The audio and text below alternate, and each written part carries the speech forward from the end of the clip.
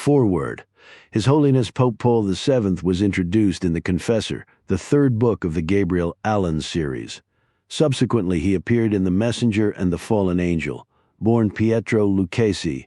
He is the former Patriarch of Venice and the direct successor of Pope John Paul II. In my fictitious version of the Vatican, the papacies of Joseph Ratzinger and Jorge Mario Bergoglio, the Supreme Pontiffs Benedict XVI and Francis, did not occur. Part 1.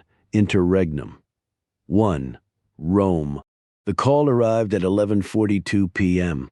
Luigi Donati hesitated before answering. The number displayed on the screen of his telefonino belonged to Albanese.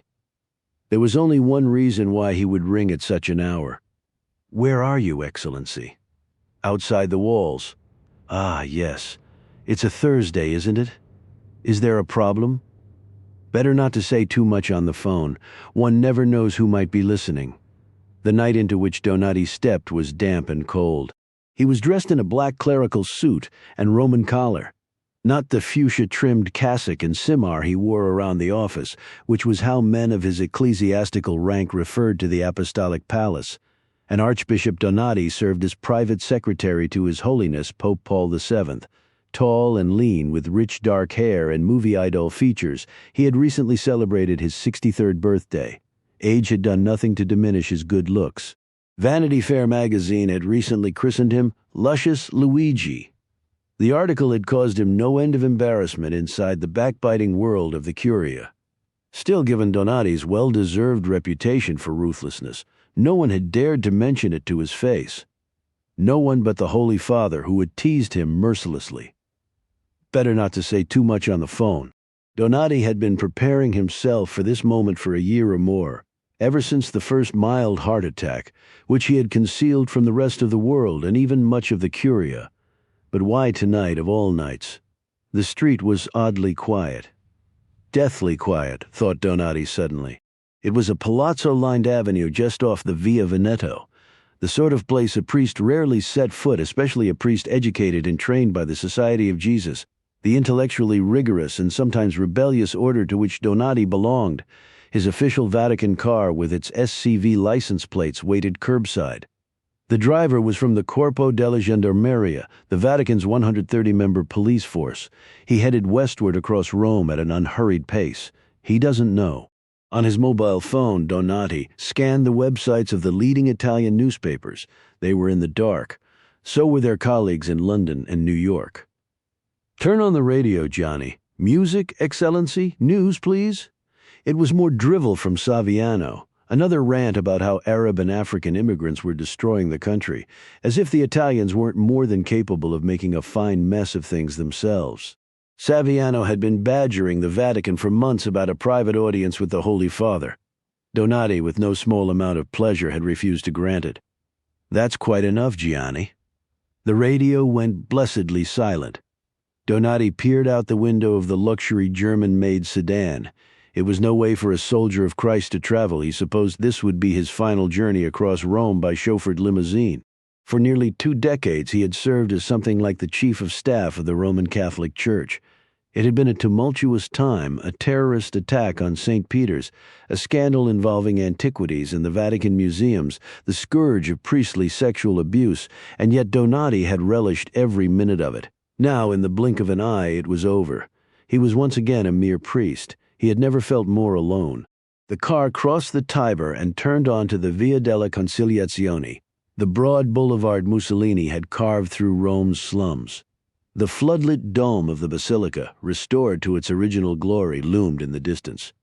They followed the curve of Bernini's colonnade to St. Anne's Gate, where a Swiss guard waved them onto the territory of the city-state. He was dressed in his night uniform, a blue tunic with a white schoolboy collar, knee-length socks, a black beret, a cape against the evening chill. His eyes were dry, his face untroubled. He doesn't know. The car moved slowly up the Via Sant'Anna, past the barracks of the Swiss Guard, the Church of St. Anne, the Vatican printing offices, and the Vatican Bank, before coming to a stop next to an archway leading to the San Damaso courtyard. Donati crossed the cobbles on foot, boarded the most important lift in all of Christendom, and ascended to the 3rd floor of the Apostolic Palace. He hurried along the loggia, a wall of glass on one side, a fresco on the other. A left turn brought him to the papal apartments. Another Swiss guard, this one in full dress uniform, stood straight as a ramrod outside the door. Donati walked past him without a word and went inside Thursday. He was thinking, why did it have to be a Thursday? 18 years, thought Donati as he surveyed the Holy Father's private study, and nothing had changed, only the telephone. Donati had finally managed to convince the Holy Father to replace Wojtyla's ancient rotary contraption with a modern multi-line device. Otherwise, the room was exactly the way the Pole had left it. The same austere wooden desk, the same beige chair, the same worn oriental rug, the same golden clock and crucifix. Even the blotter and pen set had belonged to Wojtyla the Great. For all the early promise of his papacy, the promise of a kinder, less repressive church, Pietro Lucchesi had never fully escaped the long shadow of his predecessor. Donati, by some instinct, marked the time on his wristwatch. It was 12:07 a.m. The Holy Father had retired to the study that evening at 8:30 for 90 minutes of reading and writing. Ordinarily, Donati remained at his master's side or just down the hall in his office.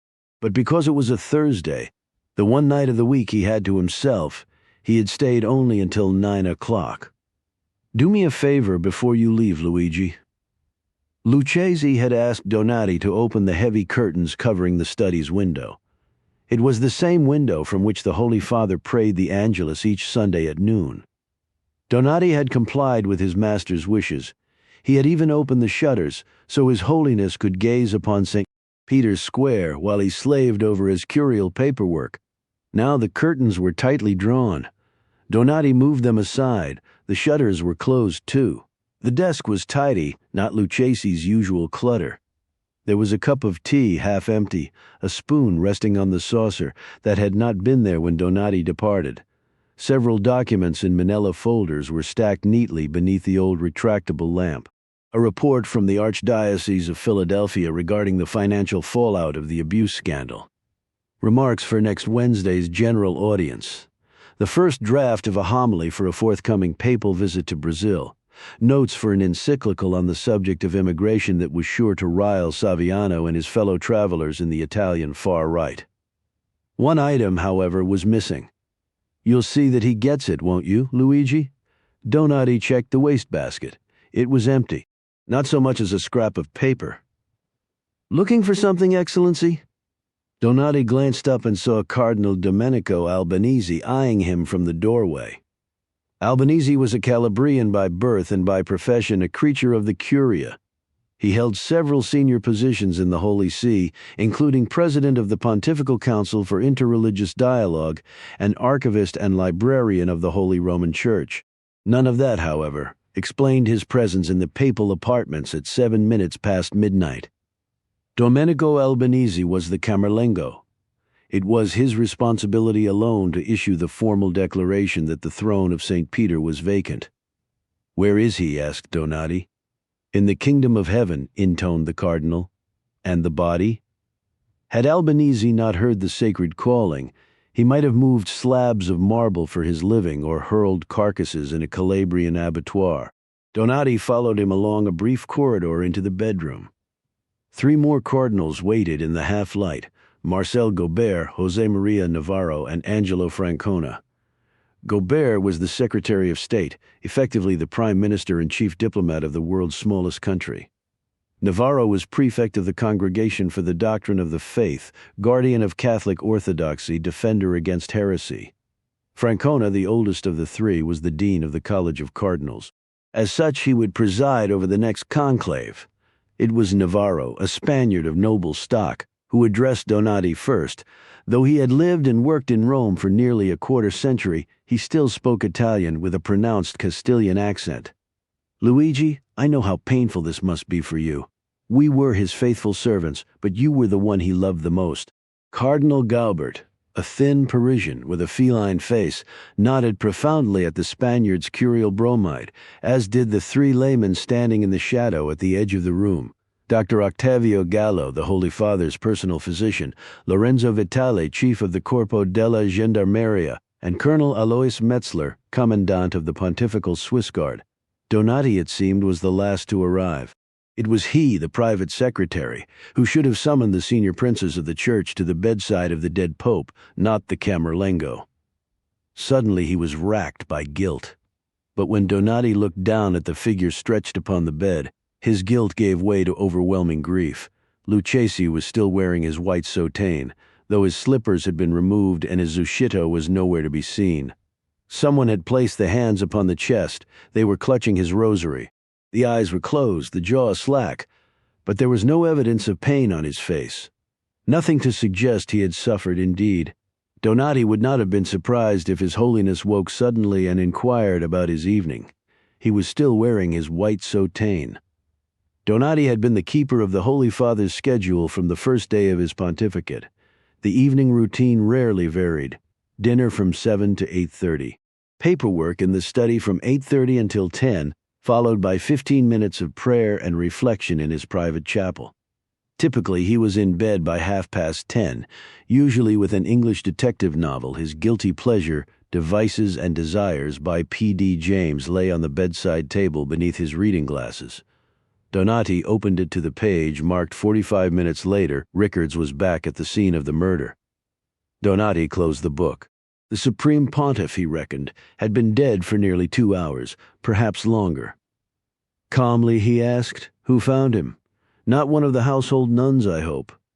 "It was me," replied Cardinal Albanese. "Where was he?" "His Holiness departed this life from the chapel. I discovered him a few minutes after 10. As for the exact time of his passing," the Calabrian shrugged his heavy shoulders, "I cannot say, Excellency. Why wasn't I contacted immediately? I searched for you everywhere." "You should have called my mobile." "I did, several times, in fact." There was no answer. The Camerlengo thought Donati was being untruthful. "And what were you doing in the chapel, Eminence? This is beginning to sound like an inquisition." Albanese's eyes moved briefly to Cardinal Navarro before settling once more on Donati. "His Holiness asked me to pray with him. I accepted his invitation. He phoned you directly?" "In my apartment," said the Camerlengo with a nod. "At what time?" Albanese lifted his eyes to the ceiling, as though trying to recall a minor detail that had slipped his mind. 9:15. Perhaps 9:20. He asked me to come a few minutes after 10 when I arrived. Donati looked down at the man stretched lifeless upon the bed. "And how did he get here?" "I carried him, alone." "His Holiness bore the weight of the church on his shoulders," said Albanese, "but in death he was light as a feather. Because I could not reach you, I summoned the Secretary of State, who in turn rang Cardinals Navarro and Francona. I then called Dottore Gallo, who made the pronouncement. Death by a massive heart attack. His second, was it not, or was it his third?" Donati looked at the papal physician. "At what time did you make the declaration, Dottore Gallo?" 11:10, Excellency." Cardinal Albanese cleared his throat gently. "I've made a slight adjustment to the timeline in my official statement. If it is your wish, Luigi, I can say that you were the one who found him." "That won't be necessary." Donati dropped to his knees next to the bed. In life, the Holy Father had been elfin. Death had diminished him further. Donati remembered the day the conclave unexpectedly chose Lucchesi, the Patriarch of Venice, to be the 265th Supreme Pontiff of the Roman Catholic Church. In the Room of Tears, he had chosen the smallest of the 3 ready-made cassocks. Even so, he had seemed like a small boy wearing his father's shirt. As he stepped onto the balcony of St. Peter's, his head was barely visible above the balustrade. The Vaticanisti christened him Pietro the Improbable. Church hardliners had referred to him derisively as Pope Accidental. After a moment, Donati felt a hand on his shoulder. It was like lead, therefore it had to be Albanese's. "The ring, Excellency." It was once the responsibility of the Camerlengo to destroy the dead Pope's ring of the fisherman in the presence of the College of Cardinals. But like the 3 taps to the papal forehead with a silver hammer, the practice had been done away with. Lucchesi's ring, which he seldom wore, would merely be scored with 2 deep cuts in the sign of the cross. Other traditions, however, remained in place, such as the immediate locking and sealing of the papal apartments. Even Donati, Lucchese's only private secretary, would be barred from entering once the body was removed.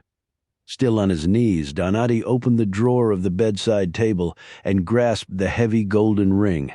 He surrendered it to Cardinal Albanese, who placed it in a velvet pouch. Solemnly, he declared, "Sedit vacante."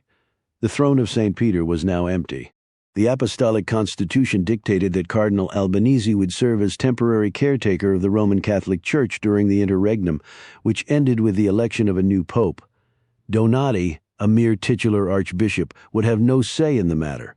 In fact, now that his master was gone, he was without portfolio or power, answerable only to the Camerlengo. "When do you intend to release the statement?" asked Donati. "I was waiting for you to arrive. Might I review it? Time is of the essence if we delay any longer." "Of course, Eminence." Donati placed his hand atop Lucchese's. It was already cold. "I'd like to have a moment alone with him." "A moment?" said the Camerlengo. The room slowly emptied. Cardinal Albanese was the last to leave. "Tell me something, Domenico." The Camerlengo paused in the doorway. "Excellency? Who closed the curtains in the study?" "The curtains? They were open when I left at 9. The shutters, too." "I closed them, Excellency. I didn't want anyone in the square to see lights burning in the apartments so late." "Yes, of course. That was wise of you, Domenico." The Camerlengo went out, leaving the door open alone with his master. Donati fought back tears. There would be time for grieving later. He leaned close to Lucchese's ear and gently squeezed the cold hand. "Speak to me, old friend," he whispered. "Tell me what really happened here tonight." "To Jerusalem, Venice." It was Chiara who secretly informed the Prime Minister that her husband was in desperate need of a holiday. Since reluctantly settling into the executive suite of King Saul Boulevard, he had scarcely granted himself even an afternoon off, only a few days of working convalescence after the bombing in Paris that had fractured 2 vertebrae in his lower back. Still, it was not something to be undertaken lightly. Gabriel required secure communications and, more important, heavy security. So too did Chiara and the twins. Irene and Raphael would soon celebrate their 4th birthday. The threat against the Allon family was so immense, they had never once set foot outside the state of Israel.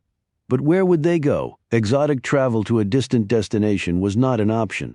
They would have to remain reasonably close to Israel, so Gabriel, in the all-too-likely event of a national emergency, could be back at King Saul Boulevard in a matter of hours.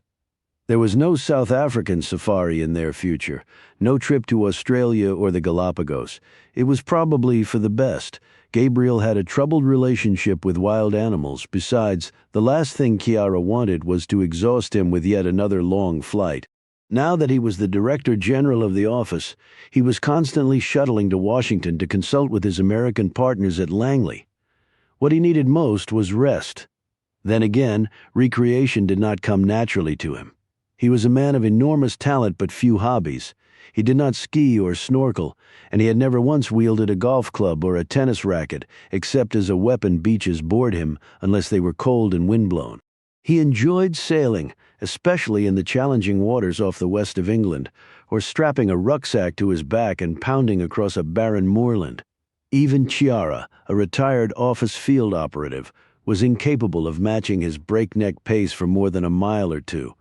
The children would surely wilt. The trick would be to find something for Gabriel to do while they were on holiday, a small project that might occupy him for a few hours each morning until the children were awake and dressed and ready to begin their day. And what if this project could be carried out in a city where he was already comfortable? The city where he had studied the craft of art restoration and served his apprenticeship. The city where he and Chiara had met and fallen in love. She was a native of this city, and her father served as chief rabbi to its dwindling community of Jews. Furthermore, her mother had been pestering her about bringing the children for a visit. It would be perfect, she thought, the proverbial 2 birds with 1 stone. But when August was out of the question, it was far too hot and humid, and the city would be submerged beneath a sea of package tourists, the selfie-snapping hordes who followed snarling guides around the city for an hour or two before gulping down an overpriced cappuccino at Café Florian and returning to their cruise ships.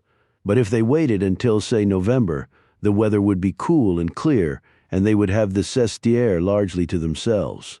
It would give them a chance to ponder their future without the distraction of the office or daily life in Israel. Gabriel had informed the Prime Minister that he would serve only a single term. It was not too early to begin thinking about how they were going to spend the rest of their lives and where they were going to raise their children. Neither of them was getting any younger, Gabriel especially. She did not inform him of her plans, as it would only invite a lengthy oration concerning all the reasons why the state of Israel would collapse if he took so much as a single day off from work. Instead, she conspired with Uzi Navot, the deputy director, to select the dates. Housekeeping, the office division that acquired and managed safe properties, saw to the accommodations. The local police and intelligence services, with whom Gabriel was very close, agreed to handle the security. All that remained was the project to keep Gabriel busy.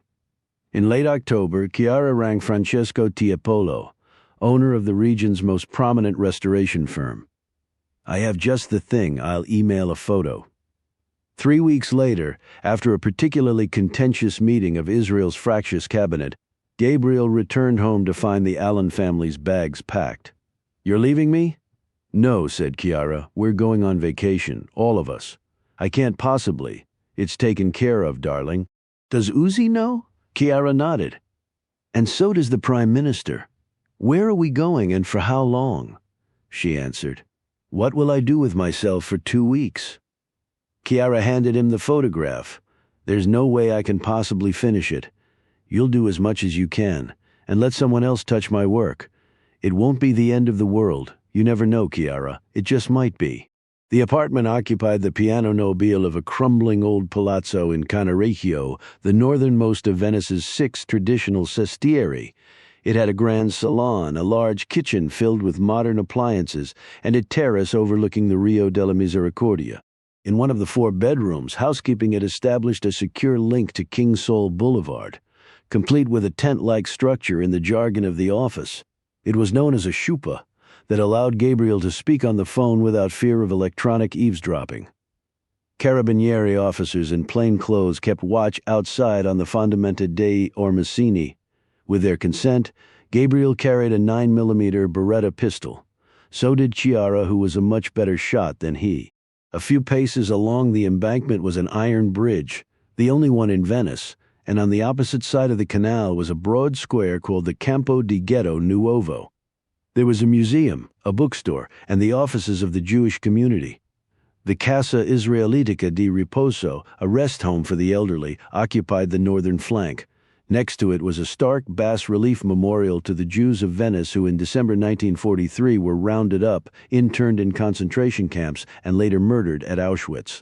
2 heavily armed carabinieri kept watch over the memorial from a fortified kiosk.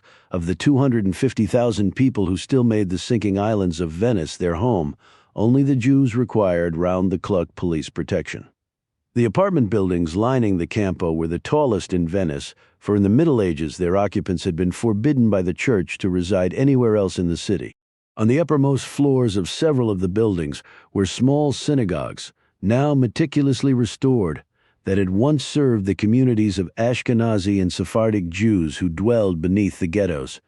2 functioning synagogues were located just to the south of the Campo. Both were clandestine. There was nothing in their outward appearance to suggest they were Jewish houses of worship. The Spanish synagogue had been founded by Chiara's ancestors in 1580. Unheated, it was open from Passover to the high holidays of Rosh Hashanah and Yom Kippur. The Levantine synagogue, located across a tiny square, served the community in winter. Rabbi Jacob Zoli and his wife, Alessia, lived around the corner from the Levantine synagogue in a narrow little house overlooking a secluded corte. The Allon family dined there on Monday evening, a few hours after their arrival in Venice. Gabriel managed to check his phone only 4 times. "I hope there isn't a problem," said Rabbi Zoli. "The usual," murmured Gabriel. "I'm relieved." "Don't be." The rabbi laughed quietly. His gaze moved approvingly around the table, settling briefly on his 2 grandchildren, his wife, and finally his daughter. Candlelight shone in her eyes. They were the color of caramel and flecked with gold. "Chiara has never looked more radiant. You've obviously made her very happy." "Have I really?" There were definitely bumps along the road. The rabbi's tone was admonitory. But I assure you she thinks she's the luckiest person in the world. I'm afraid that honor belongs to me. Rumor has it she deceived you about your travel plans." Gabriel frowned. Surely there's a prohibition against that sort of thing in the Torah. "I can't think of one. It was probably for the best," admitted Gabriel. "I doubt I would have agreed otherwise. I'm pleased you were finally able to bring the children to Venice. But I'm afraid you've come at a difficult time." Rabbi Zoli lowered his voice. "Saviano and his friends on the far right have awakened dark forces in Europe. Giuseppe Saviano was Italy's new prime minister. He was xenophobic, intolerant, distrustful of the free press, and had little patience for niceties such as parliamentary democracy or the rule of law. Neither did his close friend Jörg Kaufmann, the fledgling neo-fascist who now served as Chancellor of Austria. In France, it was widely assumed that Cécile Leclerc, leader of the Popular Front, would be the next occupant of the Élysée Palace, Germany's National Democrats, led by a former neo-Nazi skinhead named Axel Brunner, were expected to finish second in January's general election. Everywhere, it seemed, the extreme right was ascendant. Its rise in Western Europe had been fueled by globalization, economic uncertainty, and the continent's rapidly changing demographics. Muslims now accounted for 5% of Europe's population.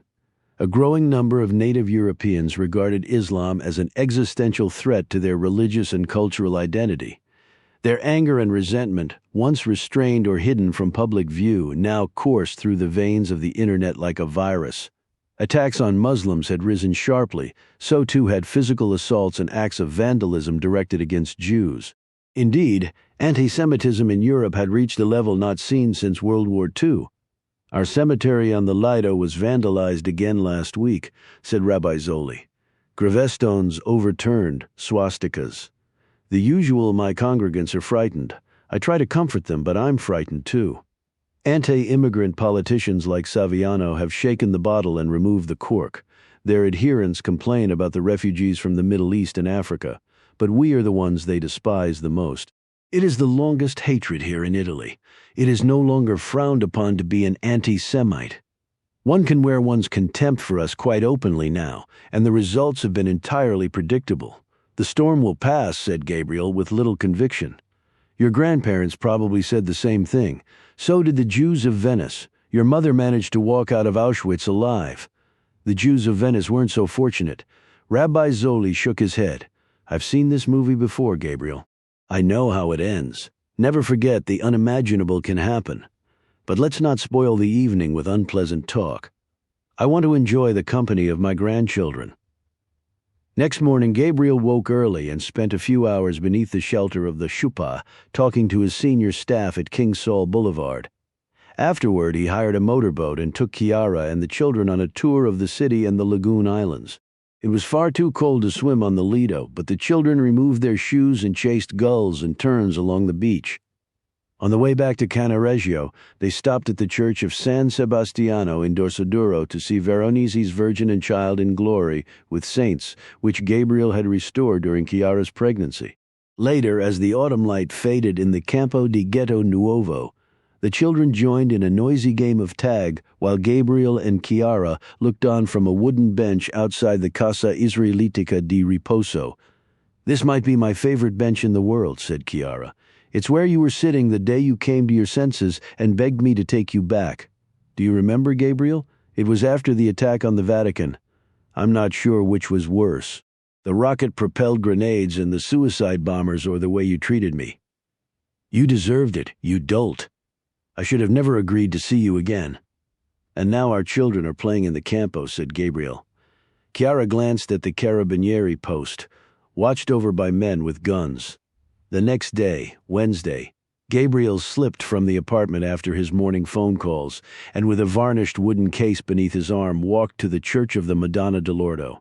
The nave was in semi-darkness, and scaffolding concealed the double-framed pointed arches of the side aisles. The church had no transept, but in the rear was a five-sided apse that contained the grave of Jacopo Robusti, better known as Tintoretto. It was there that Gabriel found Francesco Tiepolo. He was an enormous, bear-like man with a tangled gray and black beard. As usual, he was dressed in a flowing white tunic with a scarf knotted rakishly around his neck. He embraced Gabriel tightly. "I always knew you would come back. I'm on holiday, Francesco. Let's not get carried away." Tiepolo waved his hand as though he were trying to scare away the pigeons in the Piazza di San Marco. "Today you're on holiday, but one day you'll die in Venice." He looked down at the grave. "I suppose we'll have to bury you somewhere other than a church, won't we?" Tintoretto produced 10 paintings for the church between 1552 and 1569, including Presentation of the Virgin Mary in the temple, which hung on the right side of the nave. A massive canvas measuring 480 by 429 centimeters, it was among his masterworks.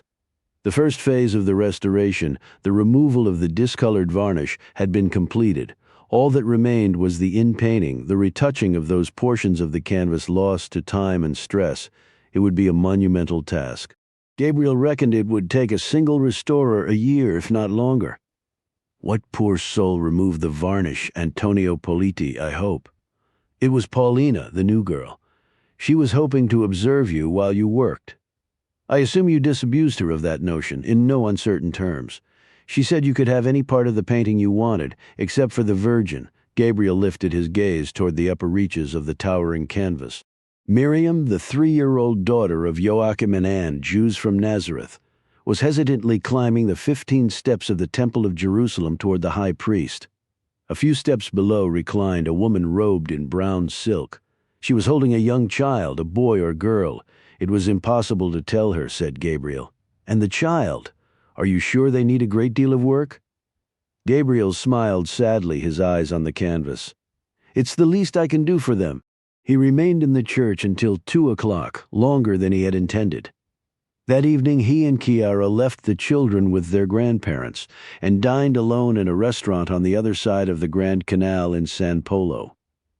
The next day, Thursday, he took the children on a gondola ride in the morning and worked on the Tintoretto from midday until 5, when Tiepolo locked the church's doors for the night. Chiara decided to prepare dinner at the apartment. Afterward, Gabriel supervised the nightly running battle known as bath time before retreating to the shelter of the chuppah to deal with a minor crisis at home.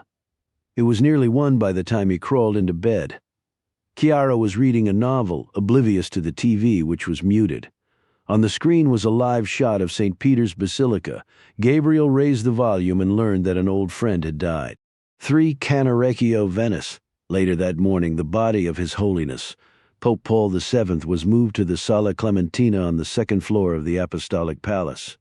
It remained there until early the following afternoon, when it was transferred in solemn procession to St. Peter's Basilica for 2 days of public viewing.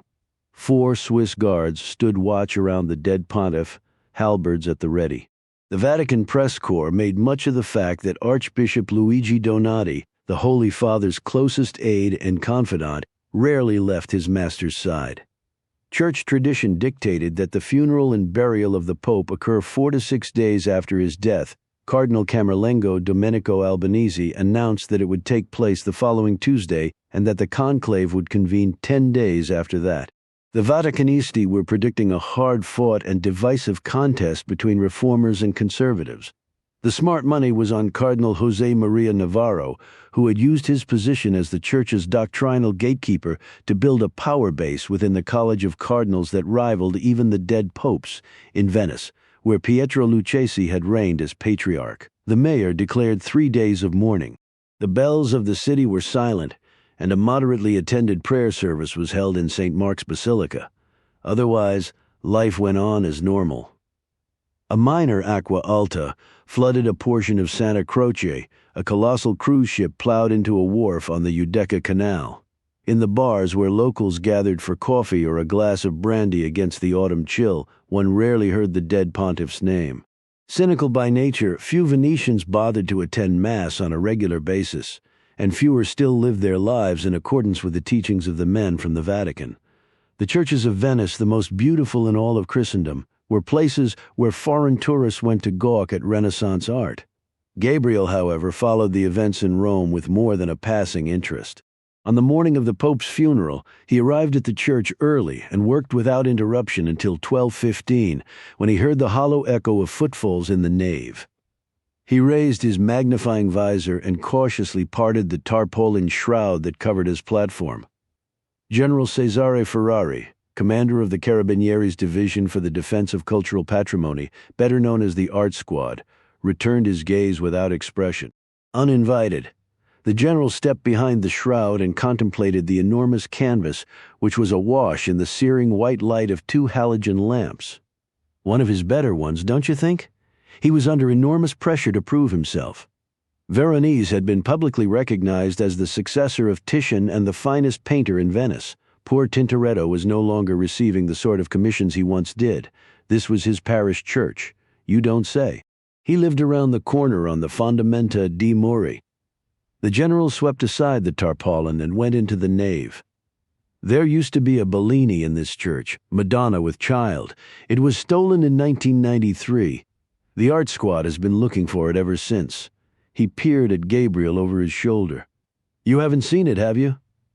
Gabriel smiled. Shortly before becoming chief of the office, he had recovered the most sought-after stolen painting in the world, Caravaggio's Nativity with Saint Francis and St. Lawrence. He had made certain that the Art Squad received all the credit. It was for that reason, among others, that General Ferrari had agreed to provide round-the-clock security for Gabriel and his family during their Venetian holiday. You're supposed to be relaxing, said the general. Gabriel lowered his magnifying visor. I am. Any problems? For inexplicable reasons, I'm having a bit of trouble recreating the color of this woman's garment. I was referring to your security. It seems my return to Venice has gone unnoticed. Not entirely. The general glanced at his wristwatch. I don't suppose I could convince you to take a break for lunch? I never eat lunch when I'm working. Yes, I know. The general switched off the halogen lamps. I remember. Tiepolo had given Gabriel a key to the church. Watched by the commander of the Art Squad, he engaged the alarm and locked the door. Together they walked to a bar a few doors down from Tintoretto's old house. The papal funeral played on the television behind the counter. In case you were wondering, said the general, Archbishop Donati wanted you to attend. Then why wasn't I invited? The Camerlengo wouldn't hear of it. Albanese? The general nodded. Apparently he was never comfortable with the closeness of your relationship with Donati, or with the Holy Father for that matter. It's probably better I'm not there. I would have only been a distraction. The general frowned. They should have seated you in a place of honor after all, were it not for you. The Holy Father would have died in the terrorist attack on the Vatican. The barman, a skinny 20-something in a black t-shirt, delivered 2 coffees. The general added sugar to his. The hand that stirred it was missing 2 fingers. He had lost them to a letter bomb when he was the commander of the Camorra-infested Naples division of the Carabinieri. The explosion had taken his right eye as well. The ocular prosthesis with its immobile pupil had left the general with a cold, unyielding gaze. Even Gabriel tended to avoid it. It was like staring into the eye of an all-seeing God. At present the eye was aimed toward the television, where the camera was panning slowly across a rogues gallery of politicians, monarchs, and assorted global celebrities. Eventually it settled on Giuseppe Saviano. At least he didn't wear his armband, murmured the general. You're not an admirer? Saviano is a passionate defender of the Art Squad's budget. As a result, we get on quite well. Fascists love cultural patrimony. He considers himself a populist, not a fascist. That's a relief. Ferrari's brief smile had no influence over his prosthetic eye. The rise of a man like Saviano was inevitable. Our people have lost faith with fanciful notions like liberal democracy, the European Union, and the Western Alliance. And why not? Between globalization and automation, most young Italians can't start a proper career. If they want a well-paying job, they have to go to Britain, and if they stay here, the general glanced at the young man behind the bar. They serve coffee to tourists. He lowered his voice. Or Israeli intelligence officers. Saviano isn't going to change any of that. Probably not, but in the meantime, he projects strength and confidence. How about competence? As long as he keeps the immigrants out, his supporters don't care if he can't put 2 words together. What if there's a crisis, a real crisis, not one that's invented by a right-wing website? Like what? It could be another financial crisis that wipes out the banking system. Gabriel paused. Or something much worse. What could be worse than my life savings going up in smoke? How about a global pandemic? A novel strain of influenza for which we humans have no natural defense. A plague? Don't laugh, Cesare. It's only a matter of time. And where will this plague of yours come from? It will make the jump from animals to humans in a place where sanitary conditions leave something to be desired. A Chinese wet market, for example.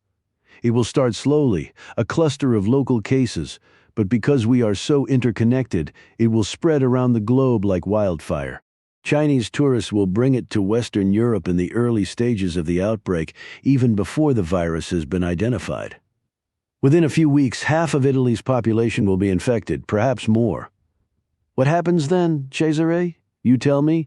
The entire country will have to be quarantined to prevent further spread.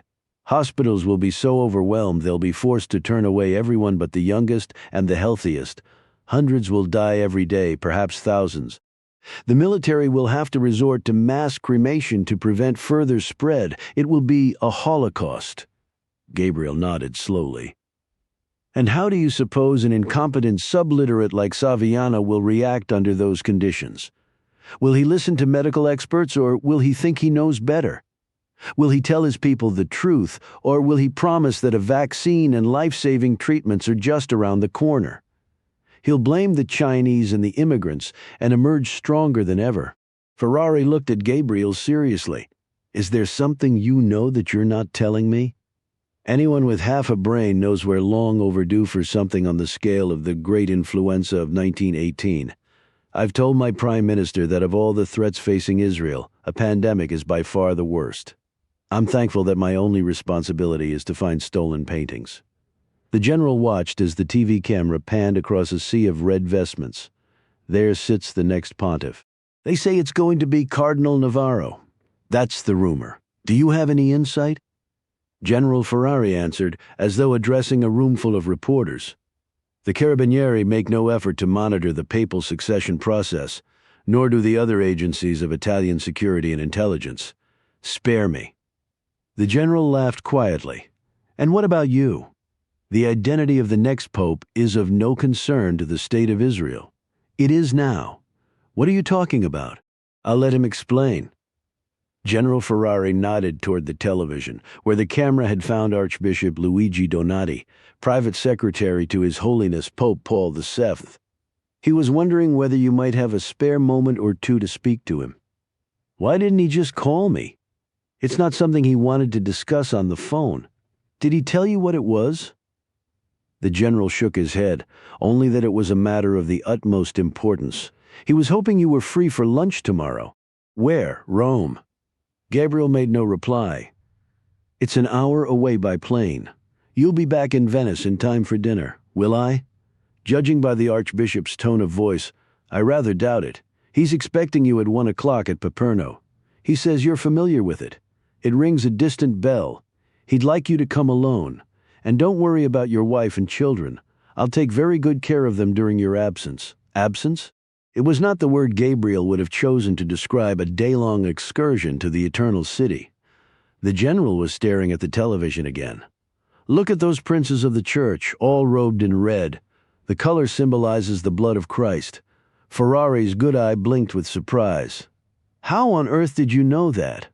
I've spent the better part of my life restoring Christian art. It's safe to assume I know more about the history and teachings of the Church than most Catholics, including me. The general's gaze returned to the screen. Who do you suppose it will be?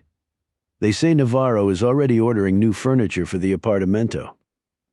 Yes, said the general, nodding thoughtfully. That's what they say. For Murano, Venice. Please tell me you're joking. Trust me, it wasn't my idea. Do you know how much time and effort it took to arrange this trip? I had to meet with the Prime Minister, for heaven's sake. And for that, said Gabriel solemnly, I am deeply and eternally sorry. They were seated at the back of a small restaurant in Murano. Gabriel had waited until they had finished their entrees before telling Chiara of his plans to travel to Rome in the morning. Admittedly, his motives were selfish. The restaurant, which specialized in fish, was among his favorites in Venice. It's just one day, Chiara. Even you don't believe that. No, but it was worth a try. Chiara raised a wineglass toward her lips. The last of her Pinot Grigio burned with the pale fire of reflected candlelight. Why weren't you invited to the funeral? Apparently, Cardinal Albanese couldn't find a spare seat for me in the whole of St. Peter's Square. He was the one who found the body, wasn't he? In the private chapel, said Gabriel.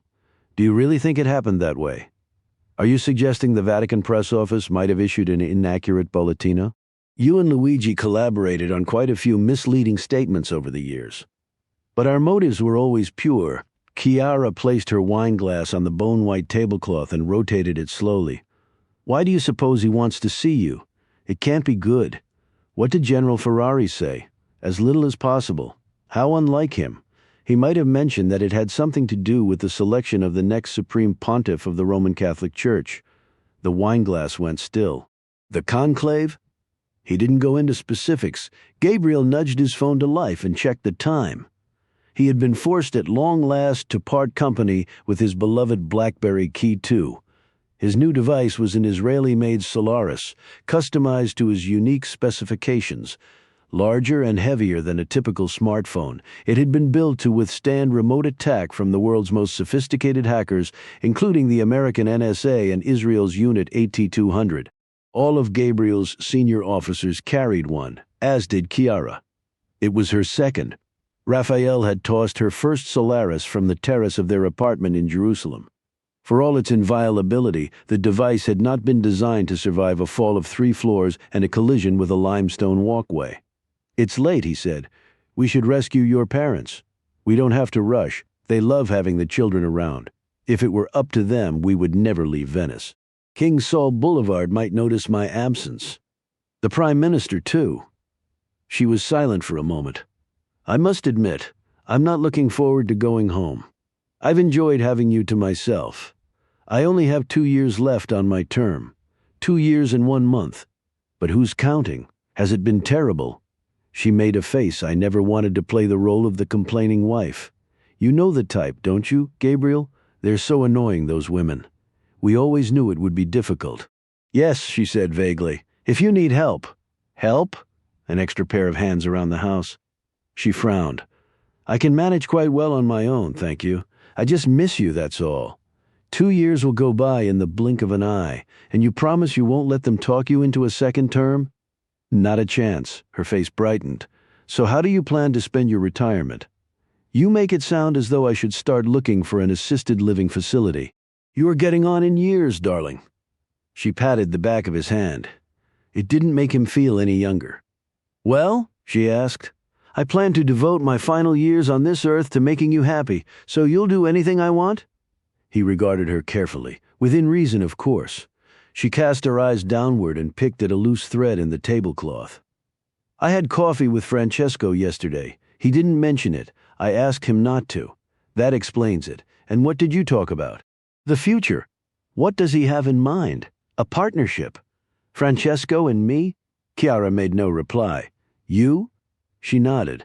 He wants me to come to work for him. And when he retires in a few years? What? Tiepolo Restoration will be mine.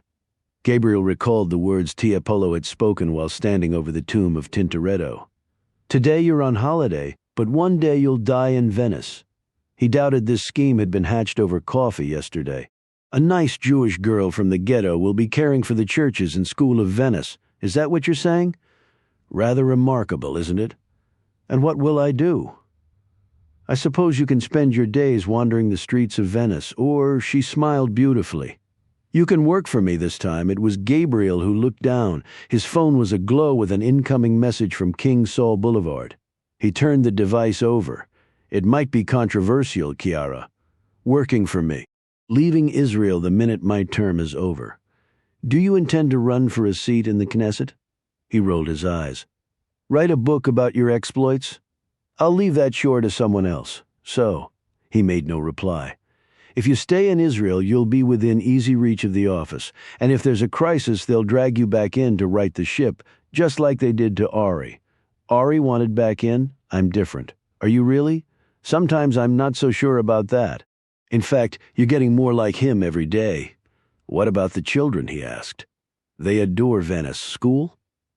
Believe it or not, we have several very fine ones. They'll turn into Italians." She frowned. "A pity that." Gabriel exhaled slowly. "Have you seen Francesco's books? I'll knock them into shape. The summers here are dreadful. We'll go to the mountains or sail the Adriatic." "It's been years since you've sailed, darling." Gabriel had run out of objections. In truth, he thought it was a marvelous idea. If nothing else, it would keep Chiara occupied during the final 2 years of his term. "Do we have a deal?" she asked. "I believe we do, provided we come to terms on my compensation package, which will be exorbitant." He signaled the waiter for the check. Chiara was pulling at the loose thread in the tablecloth again. "There's one thing that's bothering me," she said, "about uprooting the children and moving to Venice." The Vatican Bulletino. Luigi always remained by Lucchese's side late into the evening, and when Lucchese went to the chapel to pray and meditate before bed, Luigi always went with him. True.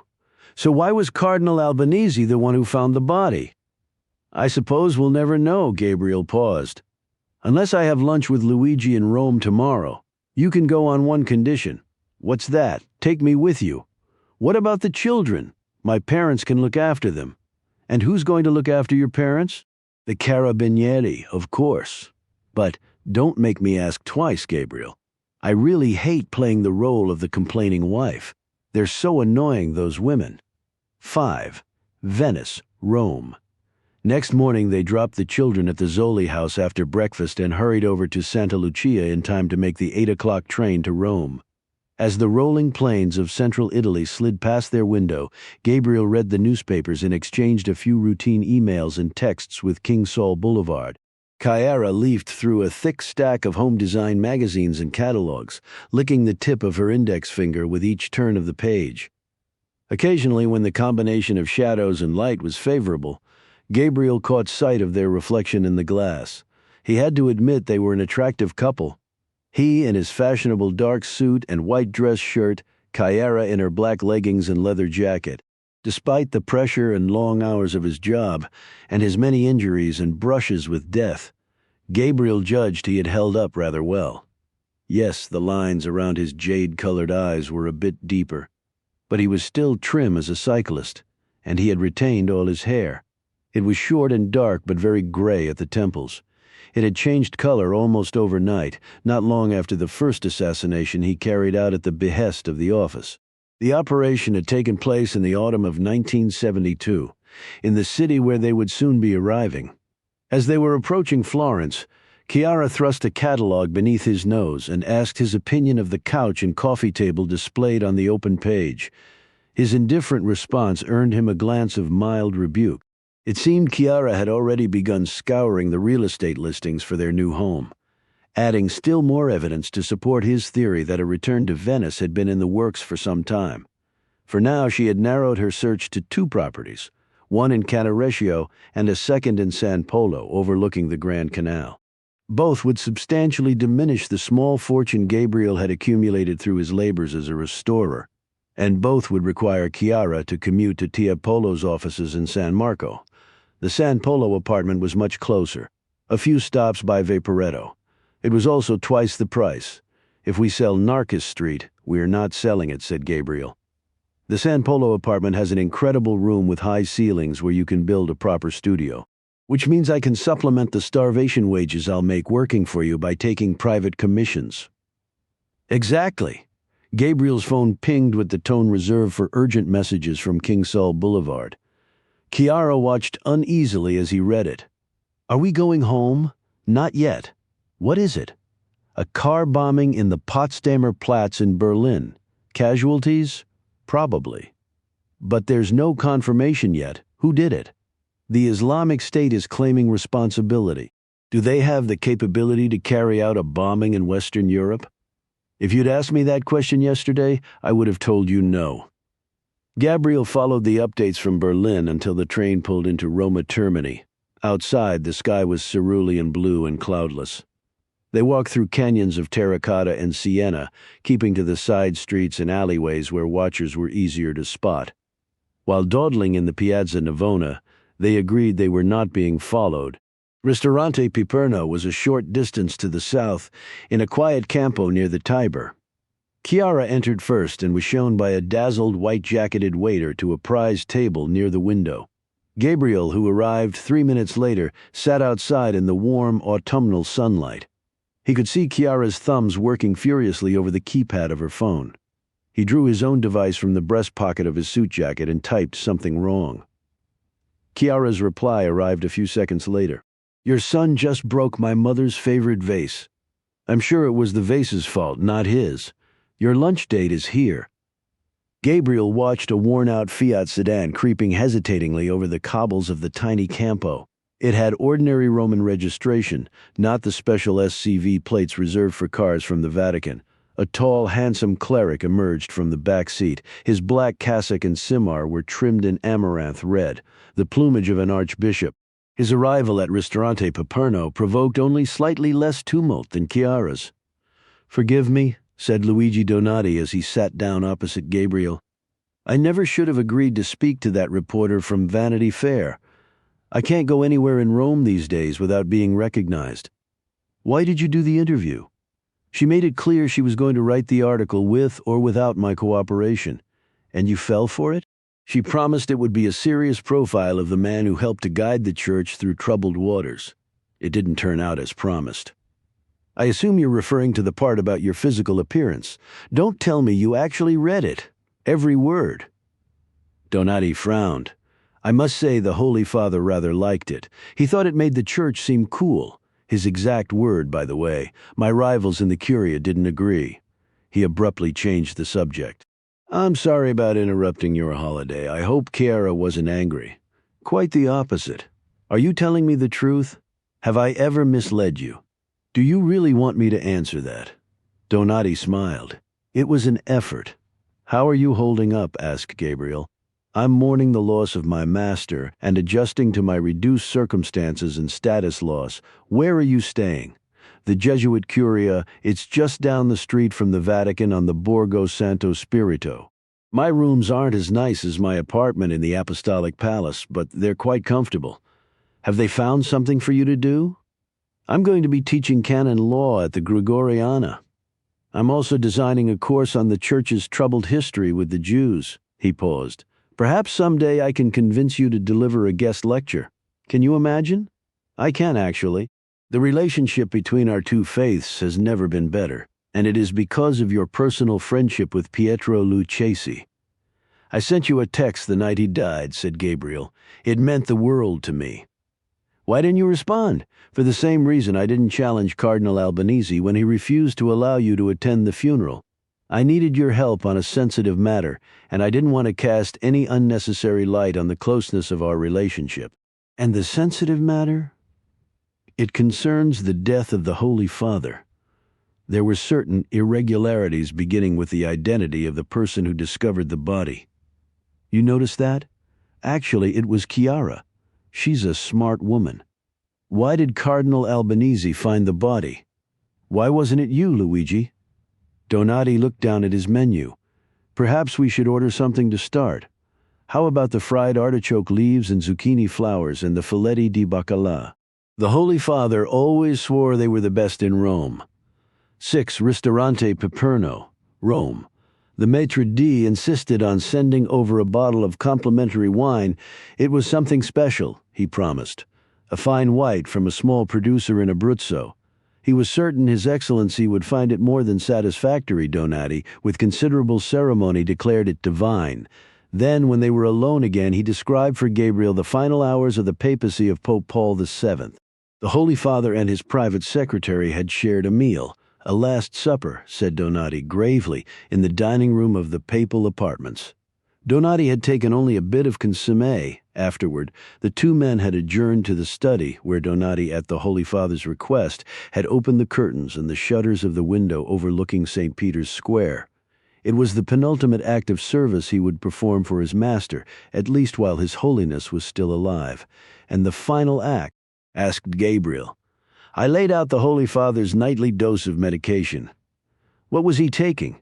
Donati recited the names of 3 prescription drugs, all for the treatment of a failing heart. You managed to conceal it quite well, said Gabriel. "We're rather good at that around here." I seem to recall a brief stay in the Gemelli clinic a few months ago for a severe chest cold. It was a heart attack, his second. Who knew?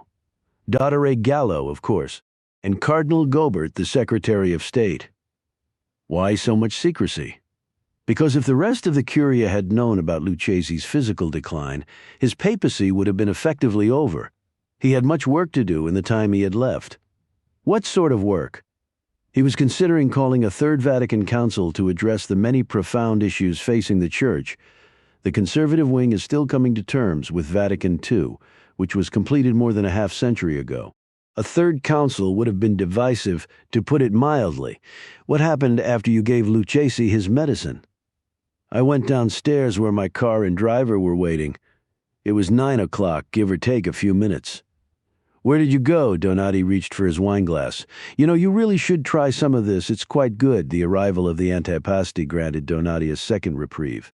While plucking the first leaf from the fried Roman artichoke, he asked with contrived carelessness, "You remember Veronica Marchesi, don't you?" "Luigi?" "What?" "Bless me, Father, for I have sinned."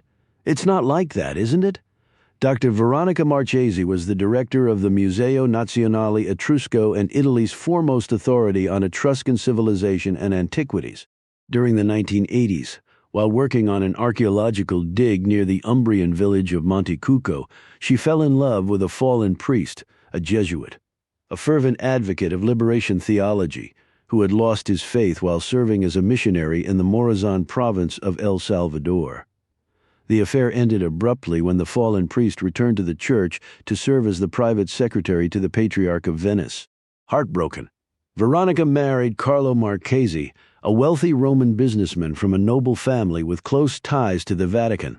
Marchesi had died after falling from the viewing gallery atop the dome of St. Peter's Basilica. Gabriel had been standing next to Carlo when he toppled over the protective barrier. 200 feet below, Donati had prayed over his broken body. "How long has this been going on?" asked Gabriel.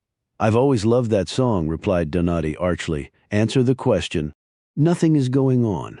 But I've been having dinner with her on a regular basis for a year or so. Or so?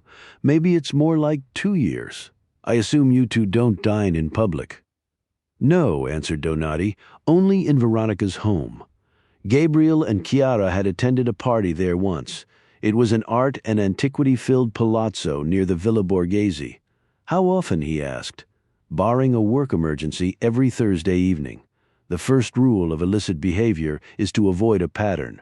There is nothing illicit about Veronica and me having dinner together. The discipline of celibacy does not forbid all contact with women. I simply can't marry her or.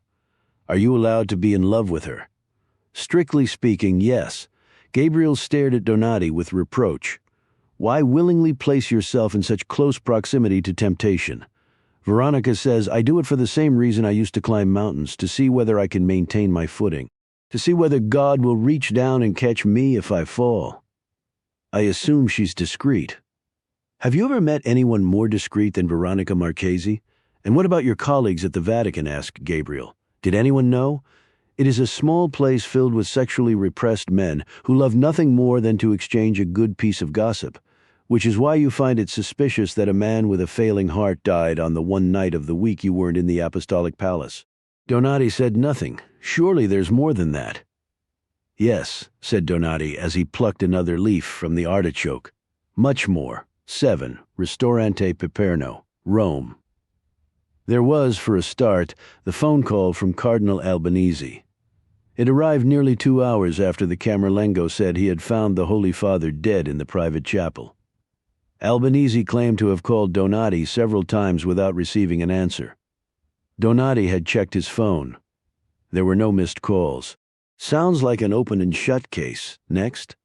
"The condition of the papal study?" answered Donati. Shutters and curtains closed, a half-drunk cup of tea on the desk, one item missing. What was it? A letter. A personal letter. Not official. Lucchese was the recipient, the author, and the contents of the letter? His Holiness refused to tell me. Gabriel was not sure the Archbishop was being entirely truthful. I assume the letter was written in longhand. The Vicar of Christ doesn't use a word processor. To whom was it addressed? An old friend, Donati, then described the scene he encountered when Cardinal Albanese led him into the papal bedroom. Gabriel pictured the tableau as though it were rendered in oil on canvas by the hand of Caravaggio. The body of a dead pontiff stretched upon the bed, watched over by a trio of senior prelates. At the right side of the canvas, scarcely visible in the shadows, were three trusted laymen: the Pope's personal physician, the chief of the Vatican's small police force, and the commandant of the Pontifical Swiss Guard. Gabriel had never met Dr. Gallo, but he knew Lorenzo Vitali and liked him. Alois Metzler was another story. Gabriel's private Caravaggio dissolved as though washed away by solvent. Donati was recounting Albanese's explanation of having found and then moved the corpse. Frankly, it's the one part of his story that's plausible. My master was quite diminutive, and Albanese has the body of an ox. Donati was silent for a moment. Of course, there is at least one other explanation. What's that? That His Holiness never made it to the chapel, that he died at his desk in the study while drinking his tea. It was gone when I came out of the bedroom, the tea, that is. Someone removed the cup and saucer while I was praying over Lucchese's body. I don't suppose it underwent a post-mortem examination. The Vicar of Christ, was it embalmed? I'm afraid so. Wotila's body turned quite gray while it was on display in the basilica. And then there was Pius XII. Donati winced. A disaster. That Albanese said he didn't want to take any chances. Or perhaps he was just covering his tracks. After all, if a body is embalmed, it would make it much harder to find any trace of poison. You really need to stop watching those forensic shows on television, Luigi. I don't own a television. Gabriel allowed a moment to pass, as I recall. There are no security cameras in the loggia outside the private apartments. If there were cameras, the apartments wouldn't be private, would they? But there must have been a Swiss guard on duty. Always. So he would have seen anyone entering the apartments. Presumably. Did you ask him? I never had the chance. Did you express your concerns to Lorenzo Vitali? And what would Lorenzo have done? Investigate the death of a pope as a possible homicide. Donati's smile was charitable. Given your experience at the Vatican, I'm surprised you would even ask a question like that. Besides, Albanese never would have allowed it. He had his story, and he was sticking to it. He found the Holy Father in the private chapel a few minutes after 10 o'clock and carried him without assistance to the bedroom. There, in the presence of three of the Church's most powerful cardinals, he set in motion the chain of events that led to a declaration that the throne of St. Peter was empty. All while I was having a late supper with a woman I once loved. If I challenge Albanese, he'll destroy me, and Veronica too. What about a leak to a trusted reporter? There are several thousand camped out in St. Peter's Square. This matter is far too serious to be entrusted to a journalist. It needs to be handled by someone skillful and ruthless enough to find out what really happened, and quickly. Someone like me? Donati made no reply. I'm on holiday, protested Gabriel, and I'm supposed to be back in Tel Aviv in a week, leaving you just enough time to find out who killed the Holy Father before the beginning of the conclave. For all intents and purposes, it's already begun. Most of the men who will choose the next pope are holed up at the Casa Santa Marta. The Domus Sanctae Marthae, or Casa Santa Marta, was the 5-story clerical guest house at the southern edge of the city-state. I can assure you those red-hatted princes aren't talking about the sporting news over dinner each night. It is imperative we find out who was behind the murder of my master before they file into the Sistine Chapel and the doors are locked behind them. With all due respect, Luigi, you have absolutely no proof Lucchese was murdered. I haven't told you everything I know. Now might be a good time. The missing letter was addressed to you. Donati paused. Now ask me about the Swiss guard who was on duty outside the papal apartments that night. Where is he? He left the Vatican a few hours after the Holy Father's death. No one's seen him since 8 Ristorante Piperno, Rome. Gabriel was momentarily distracted by the man who wandered into the campo as the waiters were clearing away the first course. He wore dark glasses and a hat and carried a nylon rucksack over one square shoulder. Gabriel reckoned he was of Northern European stock, German or Austrian, perhaps a Scandinavian. He paused a few meters from their table, as if to take his bearings long enough for Gabriel to calculate the length of time it would take to draw the beretta lodged against the small of his back. He drew his phone instead and snapped the man's photograph as he was leaving the square. "Let's start with the letter." Gabriel returned the phone to his breast pocket. "But why don't we skip the part where you claim not to know why Lucchesi was writing it?" "I don't," Donati insisted. "But if I were to guess, it concerns something he found in the secret archives. L'Archivio Segreto Vaticano, the Vatican Secret Archives, was the central repository for papal documents related to matters of both religion and state. Located near the Vatican Library in the Belvedere Palace, it contained an estimated 53 miles of shelf space, much of it in fortified underground bunkers. Among its many treasures was Decet Romanum Pontificum, Pope Leo X's 1521 papal bull ordering the excommunication of a troublesome German priest and theologian named Martin Luther. It was also the final resting place of much of the Church's dirtiest laundry.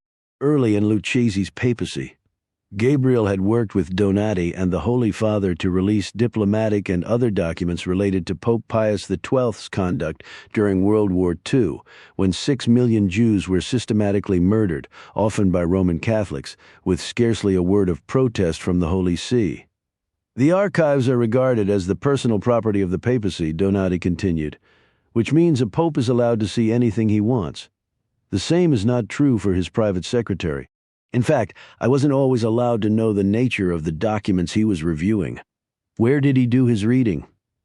Sometimes the prefetto would bring documents to the papal apartments, but if they were too fragile or sensitive, the Holy Father would review them in a special room inside the archives, with the prefetto standing just outside the door.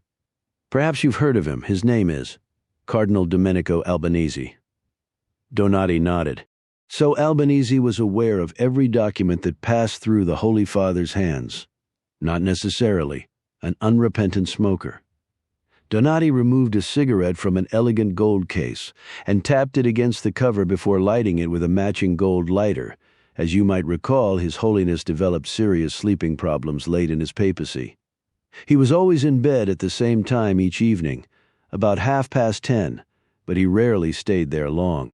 On occasion, he was known to visit the secret archives for a bit of nocturnal reading. How did he get documents in the middle of the night? He had a secret source. Donati's eye was caught by something over Gabriel's shoulder. "My God, is that?" "Yes, it is. Why doesn't she join us?" "She's busy. Watching your back?" "And yours?" Gabriel asked about the missing Swiss guard. "His name is Niklaus Jensen. He recently completed his required 2-year term of service, but at my request he agreed to remain for an additional year." "You liked him?" "I trusted him, which is far more important." "Were there any black marks on his record?" 2 missed curfews. "When was the last violation?" "A week before the Holy Father's death. He claimed he was out with a friend and lost track of the time. Metzler gave him the traditional punishment." "What's that?" "Scrubbing the rust off breastplates or chopping up old uniforms on the execution block in the courtyard of the barracks. The guards call it the Scheitstock." "When did you realize he was missing?" 2 days after the Holy Father's death, I noticed that Niklaus wasn't one of the guards chosen to stand watch over the body while it was on display in the basilica. I asked Alois Metzler why he had been excluded and was told, much to my surprise, that he was missing. How did Metzler explain his absence? He said Niklaus was grief-stricken over the death of His Holiness. Frankly, he didn't seem terribly concerned. Neither did the Camerlengo, for that matter. Donati tapped his cigarette irritably against the rim of the ashtray. After all, he had a globally televised funeral to plan. "What else do you know about Jansen?" "His comrades used to call him Saint Niklaus. He told me once that he briefly considered a vocation. He joined the Guard after completing his service in the Swiss Army. They still have compulsory service up there, you know." "Where's he from?"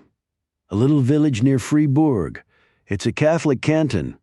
There's a woman there, a girlfriend, perhaps his fiancée. Her name is Stefanie Hoffmann. Metzler contacted her the day after the Holy Father's death. As far as I can tell, that was the extent of his efforts to determine Niklaus's whereabouts." Donati paused. "Perhaps you might be more effective." "At what?" Finding Niklas Jansen, of course. I wouldn't think it would be too difficult for a man in your position. Surely you have certain capabilities at your disposal. I do, but I can't use them to find a missing Swiss guard. Why ever not? Niklas knows what happened that night, I'm sure of it. Gabriel was not yet convinced that anything at all had happened that night. Other than that, an old man with a weakened heart, a man whom Gabriel loved and admired, had died while praying in his private chapel. Still, he had to admit there were enough troubling circumstances to warrant further investigation, beginning with the whereabouts of Niklas Jansen. Gabriel would try to find him, if only to put Donati's mind at ease, and his own mind as well. "Do you know the number for Jansen's mobile?" he asked. "I'm afraid not. Do they have a computer network over there in the Swiss Guard barracks, or are they still using parchment?" "They went digital a couple of years ago." "Big mistake," said Gabriel. "Parchment is much more secure. Is it your intention to hack into the computer network of the Pontifical Swiss Guard?" "With your blessing, of course. I'll withhold it if you don't mind." "How Jesuitical of you." Donati smiled but said nothing. "Go back to the Curia and keep your head down for a couple of days. I'll contact you when I have something. Actually, I was wondering whether you and Chiara might be free tonight. We were planning to go back to Venice. Is there any chance I can convince you to stay? I thought we might have dinner at a little place near the Villa Borghese. Will anyone be joining us? An old friend, yours or mine? As a matter of fact, both." Gabriel hesitated. "I'm not sure that's a good idea, Luigi. I haven't seen her since. She was the one who suggested it. I believe you remember the address. Drinks are at 9 o'clock. Cafe Greco, Rome. What do you think?" asked Chiara. "I definitely think I could get used to living here again." They were seated in the elegant front room of Cafe Greco. Beneath their small round table were several glossy shopping bags, the plunder of a costly late-afternoon excursion along the Via Condotti. They had traveled from Venice to Rome without a change of clothing. They both needed something appropriate to wear for dinner at Veronica Marchese's palazzo. "I was talking about," Gabriel gently cut her off. "I know what you were talking about." "Well, all of it can be explained rather easily." Chiara was clearly unconvinced. "Let's start with the phone call." "Let's. Why did Albanese wait so long to contact Donati?" "Because the Holy Father's death was Albanese's moment in the spotlight, and he didn't want Donati interfering or second-guessing his decisions. His overinflated ego got the better of him. Nearly everyone in a position of power suffers from one. Everyone but you, of course. That goes without saying. But why did Albanese take it upon himself to move the body? And why did he close the curtains and the shutters in the study? For the exact reasons he said he did. And the teacup?" Gabriel shrugged. "One of the household nuns probably took it." "Did they take the letter off Lucchese's desk, too?" "The letter," admitted Gabriel, "is harder to explain. Almost as hard as the missing Swiss guard." A waiter arrived with 2 coffees and a creamy Roman fruit tart. Fork in hand, Chiara hesitated. "I've already gained at least 5 pounds on this trip. I hadn't noticed." She shot him an envious glance. "You haven't gained an ounce. You never do. I have the Tintoretto to thank for that." Chiara nudged the tart closer to Gabriel. "You eat it? You're the one who ordered it." Chiara dislodged a slice of strawberry from the bed of cream. "How long do you think it will take Unit 8200 to find Jansen's phone number?" "Given the insecurity of the Vatican network, I'd say about 5 minutes flat. Once they get it, it won't take them long to pinpoint his location." Gabriel inched the tart closer to Chiara. "And then we can go back to Venice and resume our holiday. What if the phone is powered off or lying on the bottom of the Tiber?" Chiara lowered her voice. "Or what if they've already killed him?" "Jansen? Yes, of course. And who are they?" "The same men who murdered the Pope." Gabriel frowned. "We're not there yet, Chiara. We passed there a long time ago, darling." Chiara sliced off a piece of the tart and pierced it through the cream and crust. "I have to admit I'm looking forward to dinner tonight. I wish I could say the same. What are you worried about?" An awkward pause in the conversation. "You know, Gabriel, you didn't actually kill Carlo Marchesi. I didn't exactly prevent him from falling over that barrier either. Perhaps Veronica won't bring it up. I certainly don't intend to. Chiara smiled and looked around the room. What do you suppose normal people do on holiday? We are normal people, Chiara. We just have interesting friends. With interesting problems, Gabriel plunged his fork into the tart. That too. There was an old office safe flat at the top of the Spanish Steps, not far from the church of the Trinità dei Monti. Housekeeping hadn't had time to stock the pantry. It was no matter, Gabriel wasn't anticipating a long stay. In the bedroom, they unpacked the shopping bags. Gabriel had acquired his evening wardrobe swiftly, with a single stop at Giorgio Armani. Chiara had been more discriminating in her conquest. A strapless black cocktail dress from Max Mara, a car-length coat from Burberry, a pair of stylish black pumps from Salvatore Ferragamo. Now Gabriel surprised her with a strand of pearls from Mikimoto. Beaming, she asked, "What are these for?" "You're the wife of the Director General of the Israeli Intelligence Service and the mother of 2 young children? It's the least I can do. Have you forgotten about the apartment on the Grand Canal?" Chiara placed the strand of pearls around her neck. She looked radiant. "What do you think?" "I think I'm the luckiest man in the world." The cocktail dress was laid out on the bed. "Is that a negligee?" "Don't start with me. Where do you intend to conceal your weapon?" "I wasn't planning to bring one." She pushed him toward the door. "Go away," he went into the sitting room. From its tiny terrace, he could see the Spanish Steps descending sedately toward the piazza and, in the distance, the floodlit dome of the basilica floating above the Vatican. All at once he heard a voice. It was the voice of Carlo Marchesi. "What is this, Allon? Judgment?" Carlo, his body had split open on impact, like a melon. What Gabriel remembered most, however, was the blood on Donati's cassock. He wondered how the Archbishop had explained Carlo's death to Veronica. It promised to be an interesting evening. He went inside. From the next room he could hear Chiara singing softly to herself as she dressed, one of those silly Italian pop songs she so adored. Better the sound of Chiara's voice, he thought, than Carlo Marchesi's. As always, it filled him with a sense of contentment. His journey was nearing its end.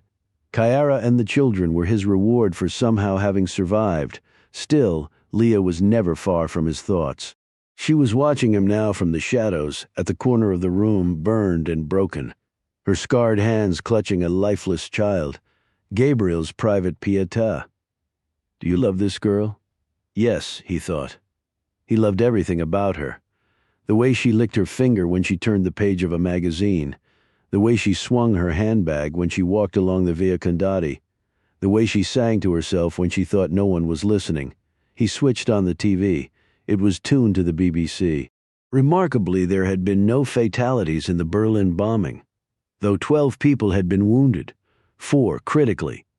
Axel Brunner of the far-right National Democratic Party was blaming the attack on the pro-immigration policies of Germany's centrist chancellor. Neo-Nazis and other assorted right-wing extremists were gathering for a torchlight rally in the city of Leipzig.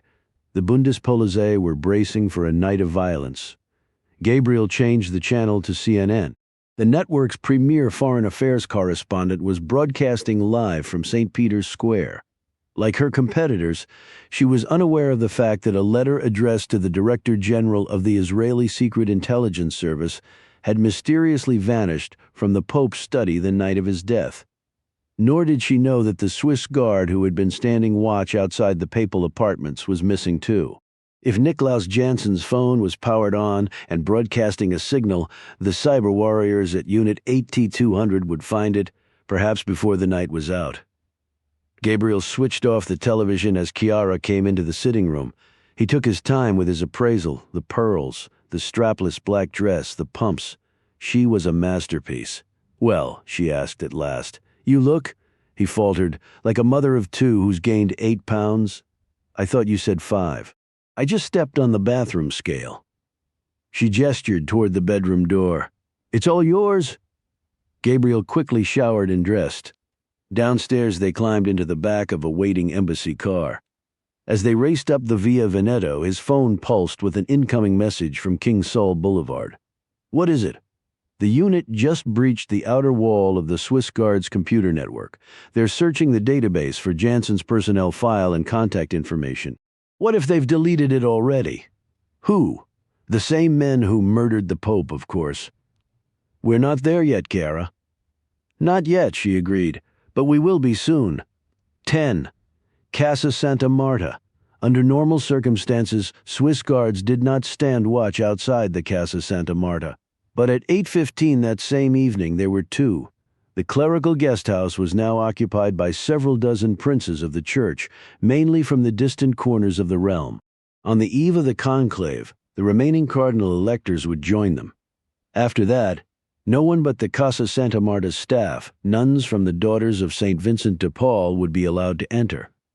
For now, a select few, including Bishop Hans Richter, Superior General of the Order of St. Helena, were free to come and go as they pleased, with Cardinal Domenico Albanese firmly in control of the machinery of the city-state. Bishop Richter's long exile was finally over. One of the Swiss guards held open the glass door, and Richter, his right hand raised in blessing, went inside. The gleaming white lobby echoed with a multilingual din. The 225 members of the College of Cardinals had spent the afternoon discussing the church's future. Now they were partaking of white wine and canapés in the lobby before sitting down to supper in the Casa Santa Marta's simple dining room. The Apostolic Constitution dictated that only the 116 cardinals under the age of 80 would be allowed to take part in the conclave. The elderly cardinals emeriti made their preferences known during informal gatherings such as these, which was where the real pre-conclave horse trading took place. Richter discreetly acknowledged the greetings of a pair of well-known traditionalists and endured the icy stare of Cardinal Kevin Brady, the liberal lion from Los Angeles, who saw a pope each time he looked in the mirror. Brady was conspiring with tiny Duarte of Manila, the great hope of the developing world. Cardinal Navarro was brimming with confidence, as though the papacy was already his. It was obvious that Galbert, who was scheming with Villiers of Lyon, did not plan to go down without a fight. Only Bishop Hans Richter knew that none of them stood a chance. The next pope was at that moment standing near the reception desk, an afterthought in a room filled with towering egos and boundless ambition. He had been given his red hat by none other than Pietro Lucchesi, who had been deceived into believing he was a moderate, which he most definitely was not. 50 million euros discreetly deposited in bank accounts around the world, including 12 at the Vatican Bank, had all but guaranteed his election by the conclave. Securing the vast sum of money required to purchase the papacy had been the easiest part of the operation. Unlike the rest of the church, which was on the verge of financial collapse, the Order of St. Helena was awash with cash. Cardinal Domenico Albanese was whispering something into the ear of Angelo Francona, the dean of the College of Cardinals. Spotting Richter, he beckoned with a thick, furry hand. Francona, a leading liberal, immediately turned on his heel and fled. "Did I do something to give offense?" asked Richter in flawless Curial Italian. "You offend by your very existence, Excellency." Albanese took Richter by the arm. "Perhaps we should speak in my room. Don't tell me you've actually moved in." Albanese grimaced, as prefetto of the secret archives. He was entitled to a luxurious apartment above the lapidary gallery of the Vatican museums. "I'm simply using my room here as an office until the start of the conclave." "With any luck," said Richter quietly, "you won't have to stay long. The media are predicting a titanic struggle between the reformers and the reactionaries, are they? 7 ballots seems to be the general consensus." A blue-habited nun offered Richter a glass of wine. Declining, he followed Albanese to the elevators. He could almost feel the eyes of the room boring holes in his back as they waited for a carriage to arrive. When one finally appeared, Albanese pressed the call button for the 4th floor. Mercifully, the doors closed before loquacious lopes of Rio de Janeiro could squeeze inside. Bishop Richter made several unnecessary adjustments to his purple-trimmed cassock as the carriage slowly rose. Handmade by an exclusive tailor in Zurich, it fit him to perfection. At 74, he remained an imposing physical specimen, tall and square-shouldered, with iron-gray hair and an unbendable countenance to match. He looked at Cardinal Albanese's reflection in the elevator doors. "What's on the menu this evening, Eminence?" Whatever they serve us will be overcooked." Albanese smiled gracelessly, even in his red-trimmed cassock. He looked like the hired help. "Consider yourself lucky you don't have to actually take part in the conclave."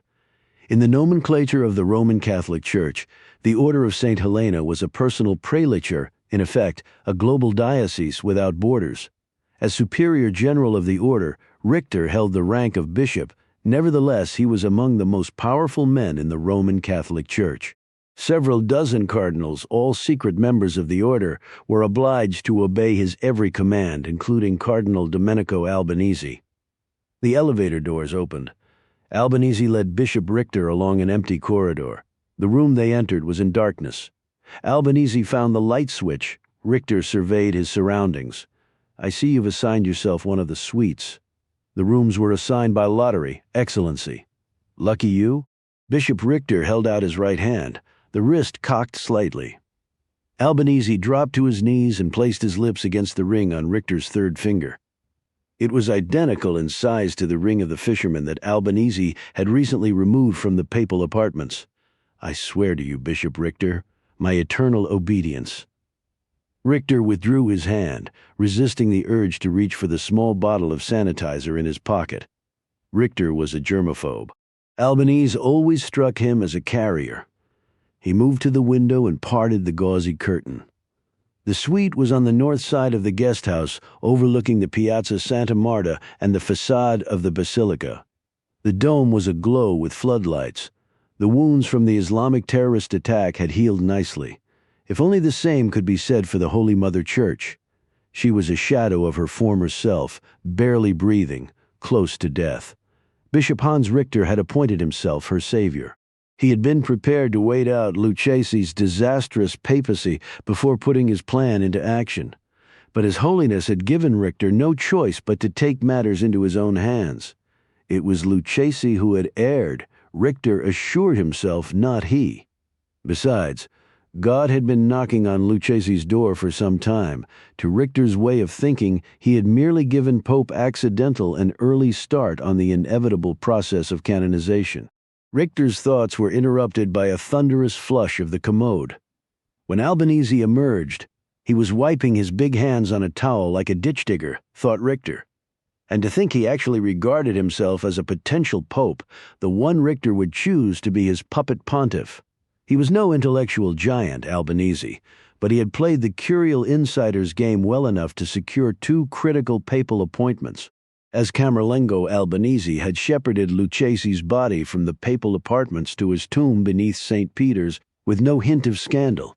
He had also placed in Richter's hands copies of several sin-filled personnel files from the Vatican's secret archives that had proven invaluable during the preparations for the conclave.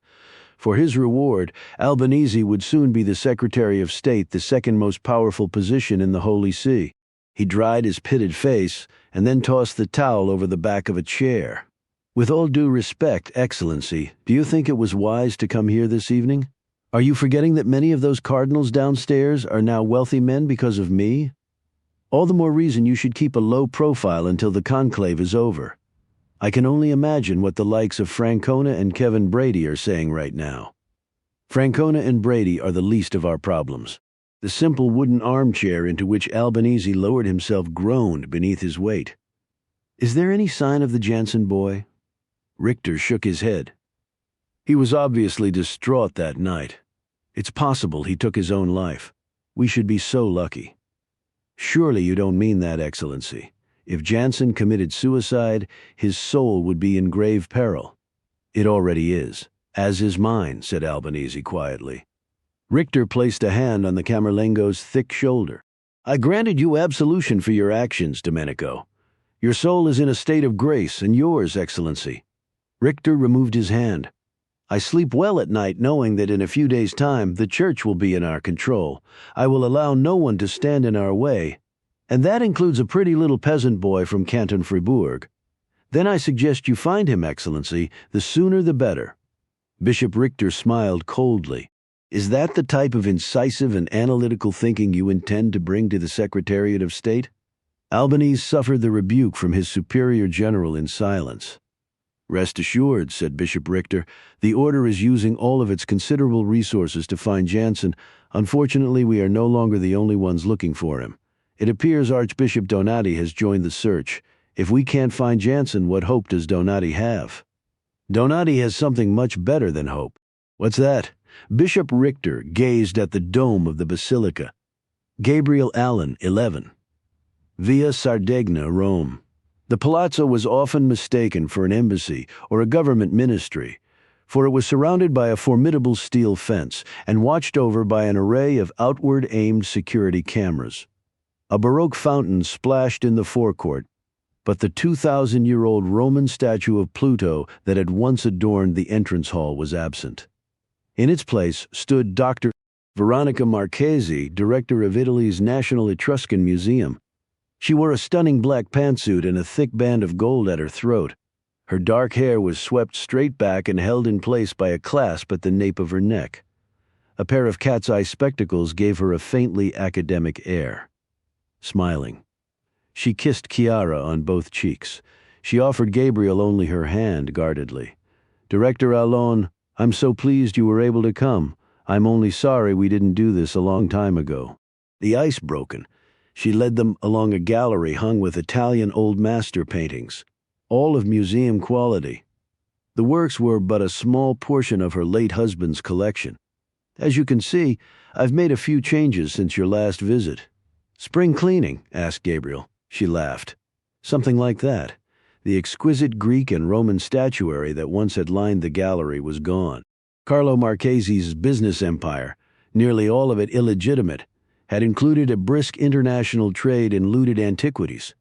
One of his main partners had been Hezbollah, which supplied Carlo with a steady stream of inventory from Lebanon, Syria, and Iraq. In return, Carlo filled Hezbollah's coffers with hard currency, which it used to purchase weapons and fund terrorism. Gabriel had taken down the network. Then, after making a remarkable archaeological discovery 167 feet beneath the surface of the Temple Mount, he had taken down Carlo. "A few months after my husband's death," Veronica Marchesi explained, "I quietly disposed of his personal collection. I gave the Etruscan pieces to my museum, which is where they belonged in the first place. Most are still in storage, but I've placed a few on public display. Needless to say, the placards make no mention of their provenance. And the rest. Your friend General Ferrari was good enough to take it off my hands. He was very discreet, which is unusual for him. The general likes good publicity." She looked at Gabriel with genuine gratitude. "I suppose I have you to thank for that. If it had become public that my husband controlled the global trade in looted antiquities, my career would have been destroyed. We all have our secrets." "Yes," she said distantly. "I suppose we do." Veronica Marchesi's other secret waited in her formal drawing room, dressed in a cassock and a simar. Music played softly in the background. It was Mendelssohn's Piano Trio No. 1 in D minor, the key of repressed passion. Donati opened a bottle of Prosecco and poured 4 glasses. "You're rather good at that for a priest," said Gabriel. "I'm an archbishop, remember?" Donati carried one of the glasses to the brocade-covered chair in which Veronica had settled. A trained observer of human behavior, Gabriel knew an intimate gesture when he saw one. Donati was clearly comfortable in Veronica's drawing room. Were it not for the cassock and simar, a stranger might have presumed he was the man of the palazzo. He sat down in the chair next to her, and an awkward silence ensued. Like an uninvited dinner guest, the past had intruded for his part. Gabriel was thinking about his last encounter with Veronica Marchesi. They were in the Sistine Chapel, just the two of them standing before Michelangelo's Last Judgment. Veronica was describing for Gabriel the life that awaited Donati when the ring of the fisherman was removed from Pietro Lucchesi's finger for the last time. A teaching position at a pontifical university, a retirement home for aging priests. So lonely, so terribly sad and lonely.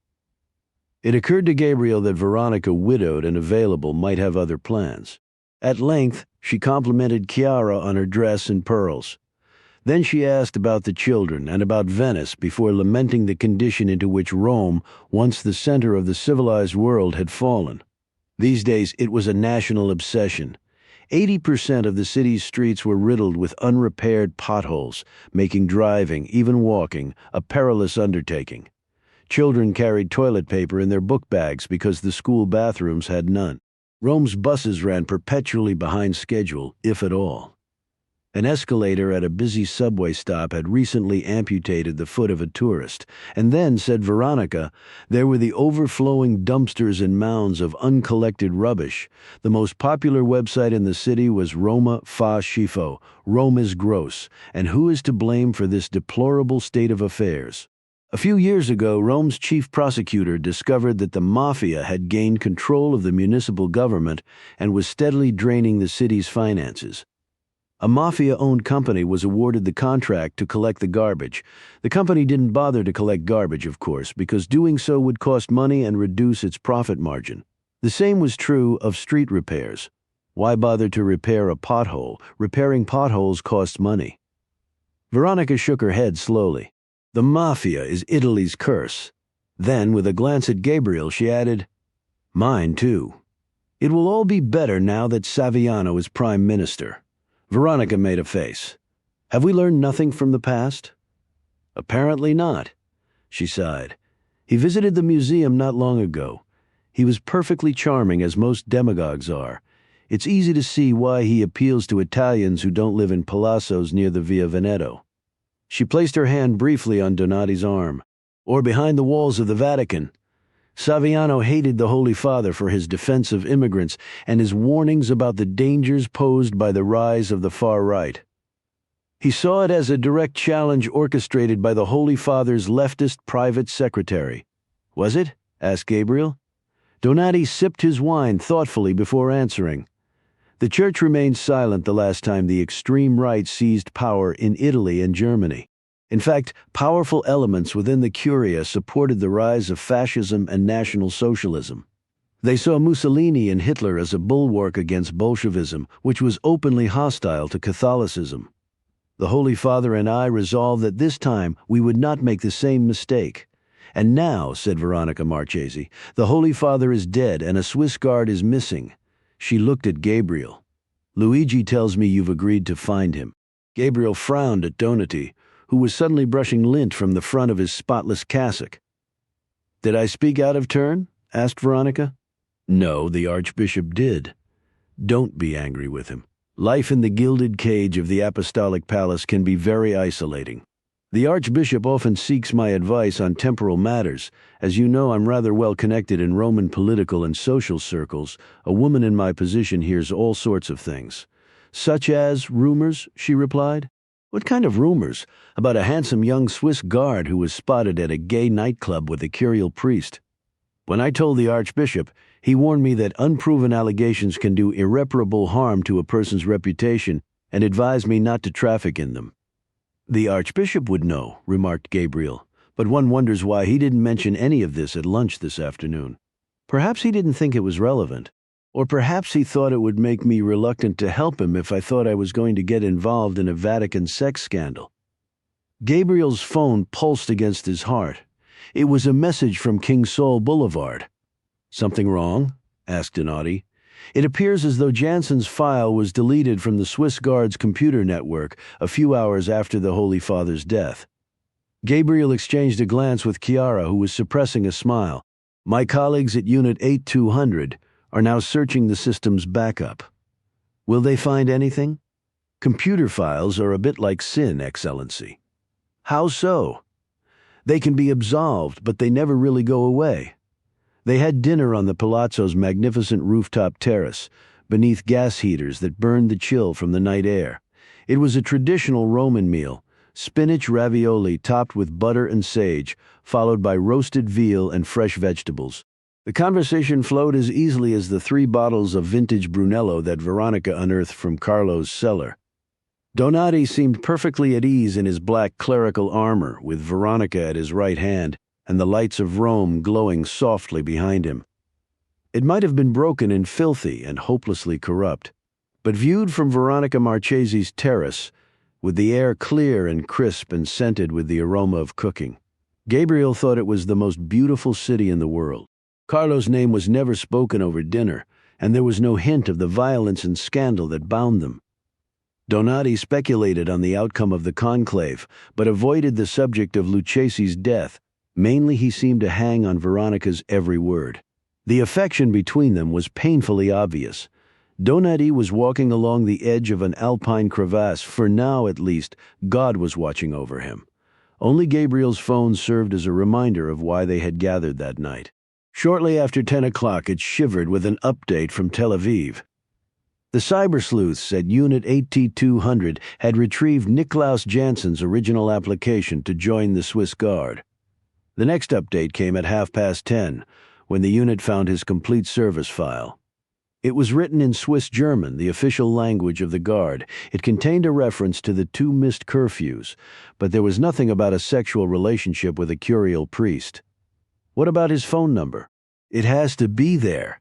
The guards are always on call. Patience, excellency. The wait for the next message was only 10 minutes.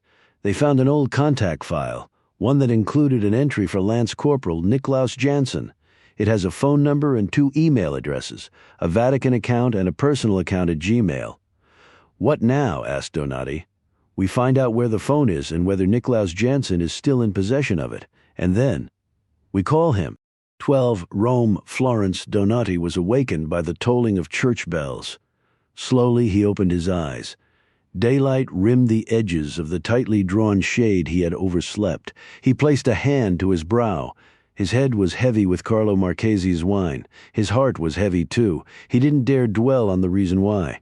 He sat up and eased his feet to the cold parquet floor. It took a moment for the room to come into focus. A writing desk piled with books and papers, a simple wardrobe, a wooden prie-dieu above it.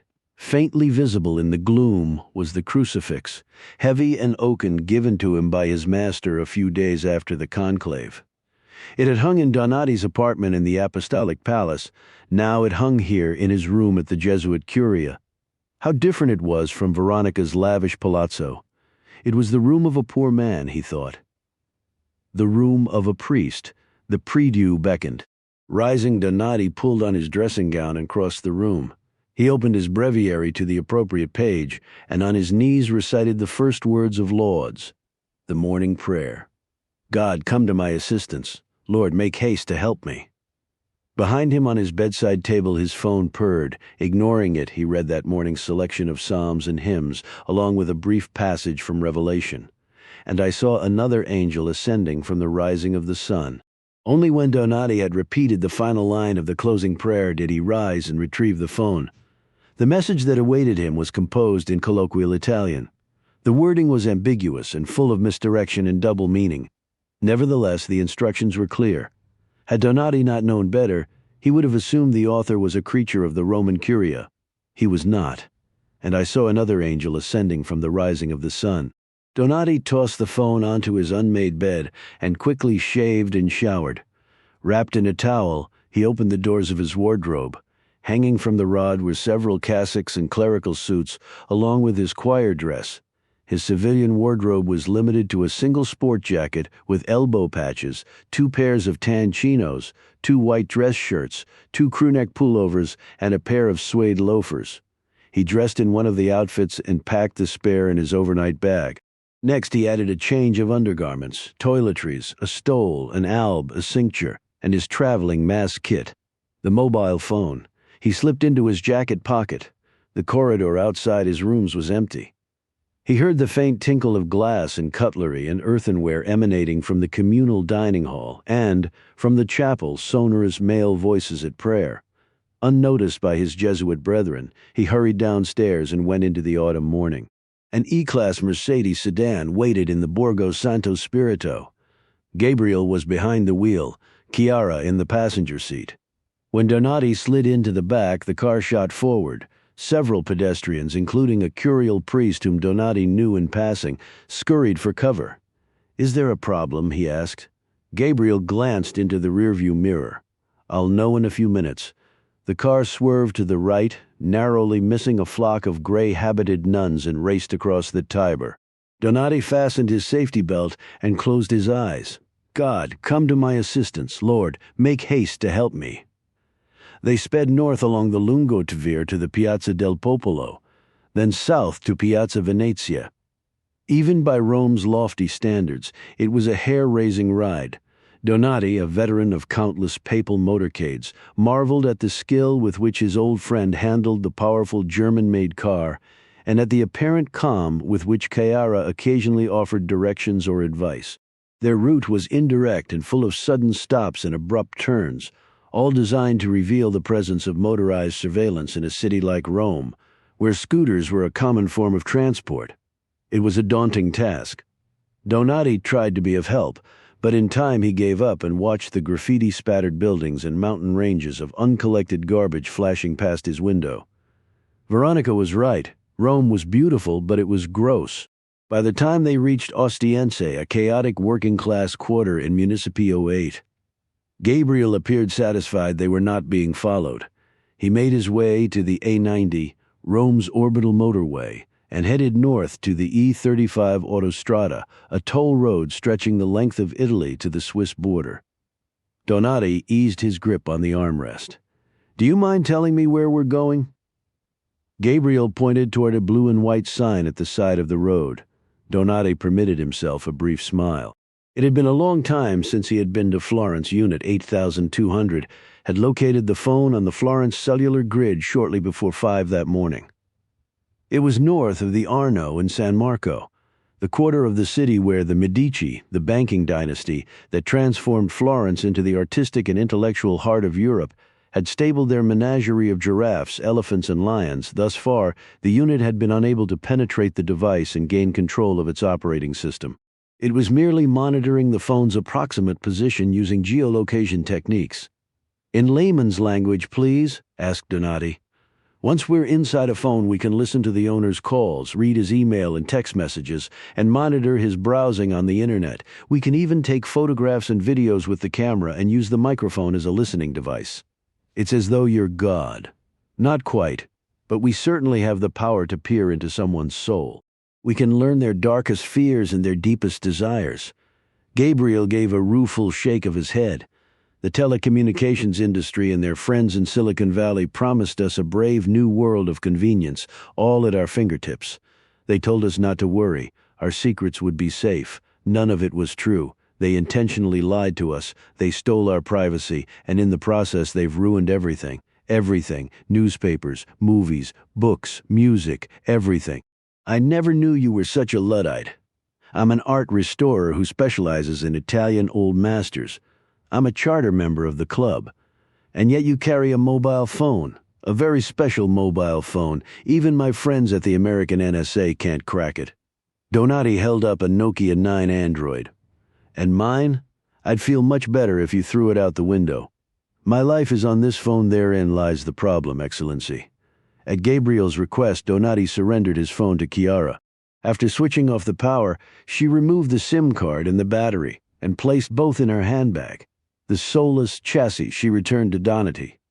"I feel better already." They stopped for coffee at an auto grill near Orvieto and reached the outskirts of Florence a few minutes after noon. The Zona Traffico Limitato signs were flashing red. Gabriel left the Mercedes in a public car park near the Basilica di Santa Croce, and together they set out towards San Marco. According to the blue light on Gabriel's phone, Jensen's device was just west of the San Marco Museum, probably on the Via San Gallo unit. 82000 had cautioned that the geolocation plot was accurate only to about 40 meters, which meant the phone could also be on the Via Santa Reparata or the Via della Ruote. All three streets were lined with small discount hotels and hostels. Gabriel counted at least 14 such establishments where Niklaus Jansen might have found lodging. The exact spot upon which the blue dot rested corresponded to the address of a hotel appropriately called the Piccolo. Directly across the street was a restaurant where Gabriel lunched in the manner of a man for whom time was of no consequence. Donati, his phone reassembled and operational, dined on the Via Santa Reparata, Chiara around the corner on the Villa della Ruote. Gabriel and Chiara each had a copy of Jansen's official Swiss Guard photograph on their phones. It showed a serious young man with short hair and small dark eyes set within an angular face. Trustworthy, thought Gabriel, but by no means a saint. Jansen's file listed his height as the metric equivalent of about 6 feet. His weight was 75 kilograms, or 165 pounds. By 3:15 they had seen no sign of him. Chiara moved to the restaurant opposite the Hotel Piccolo Donati to the Villa della Ruete. On the Via Santa Reparata, Gabriel spent much of the time staring at his phone, exhorting the winking blue light into movement. At 5 o'clock, 12 hours after its initial discovery, its position was unchanged. Despairing, Gabriel conjured an image of an unplugged smartphone expiring slowly in an abandoned room littered with empty takeaway cartons. A text message from Chiara lifted his spirits. "I'm now 15 pounds overweight. Maybe we should just call the number? What if he was involved? I thought you said we weren't there yet." "We aren't. But we're getting closer by the minute." At 5:30, they changed positions a second time. Gabriel went to a restaurant on the Villa della Ruote. He took a table on the street and picked at a plate of spaghetti pomodoro without appetite. "If it's not to your liking," said the waiter, "I can bring you something else." Gabriel ordered a double espresso, his fifth of the afternoon, and with a slightly trembling hand reached for his phone. There was another message from Chiara. "£20. I'm begging you, please call him." Gabriel was sorely tempted. Instead, he watched the tourists trudging back to their hotels after a long day sampling the delights of Florence. There were 4 hotels along the street. The inappropriately named Grand Hotel Medici was adjacent to the restaurant, directly in Gabriel's line of sight. He checked the time on his phone. It was 6:15. Then he checked the position of the light on the geolocation graph and detected what appeared to be the faintest trace of a wobble. 30 additional seconds of rigorous observation confirmed his suspicion. The light was definitely moving. Because of the 40-meter margin for error, Gabriel quickly informed both Chiara and Donati of his findings. Donati replied that he saw no sign of Jansen on the Via San Gallo, and a few seconds later Chiara reported the same from her outpost on the Via Santa Reparata. Gabriel replied to neither message, for he was scrutinizing the man who had just emerged from the Grand Hotel Medici. Late 20s, short hair, about 6 feet, maybe 170 pounds. He scanned the street in both directions, then headed to the right, past the restaurant. Gabriel dealt 2 crisp banknotes onto the table, counted slowly to 10, and rose. Trustworthy, he was thinking, but by no means a Saint 13.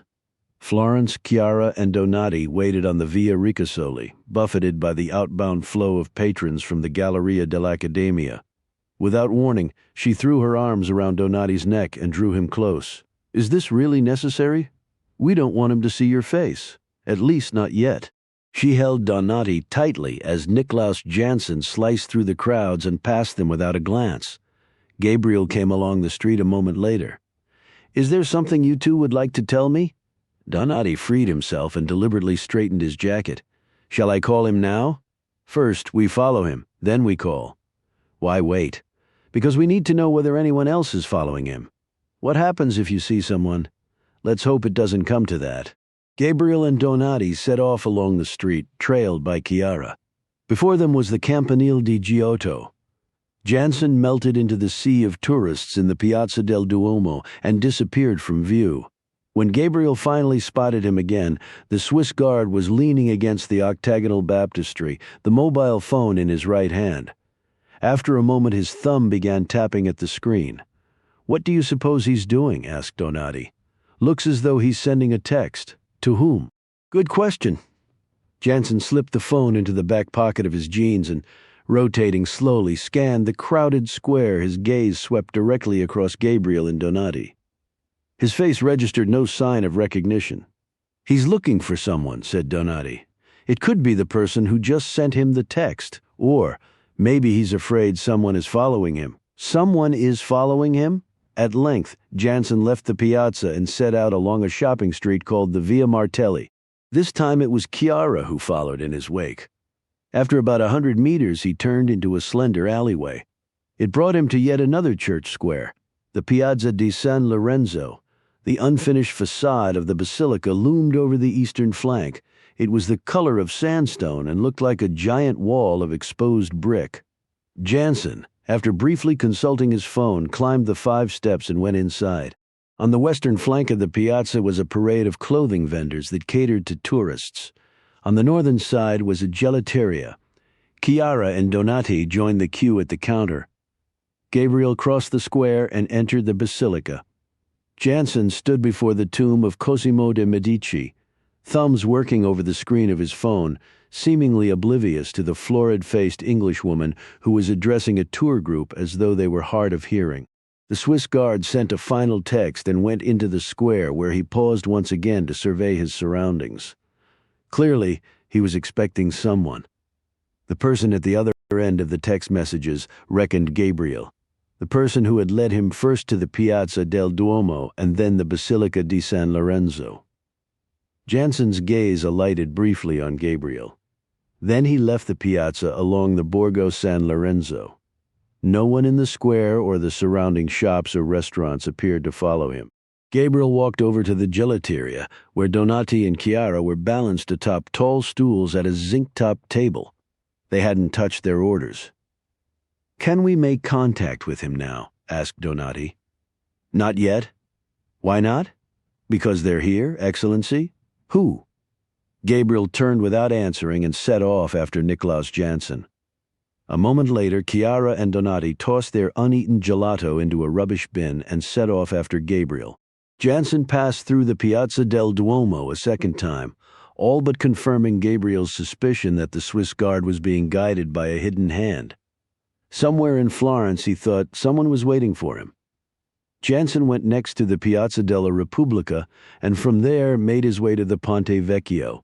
It had once been home to blacksmiths, tanners, and butchers. But in the late 16th century, after Florentines complained about the blood and the stench, the bridge became the domain of the city's jewelers and goldsmiths. Vasari designed a private corridor above the shops on the eastern side of the bridge for the Medici clan, thus enabling them to cross the river without having to mingle with their subjects. The Medici were long gone, but the jewelers and goldsmiths remained. Jansen made his way past the luminous shop windows before pausing mid-span beneath the arches of Vasari's corridor to gaze down at the sluggish black waters of the Arno. Gabriel waited on the opposite side of the bridge. Between them flowed a steady stream of tourists. Gabriel glanced to his left and saw Chiara and Donati approaching through the crowds with a small movement of his head. He instructed them to join him.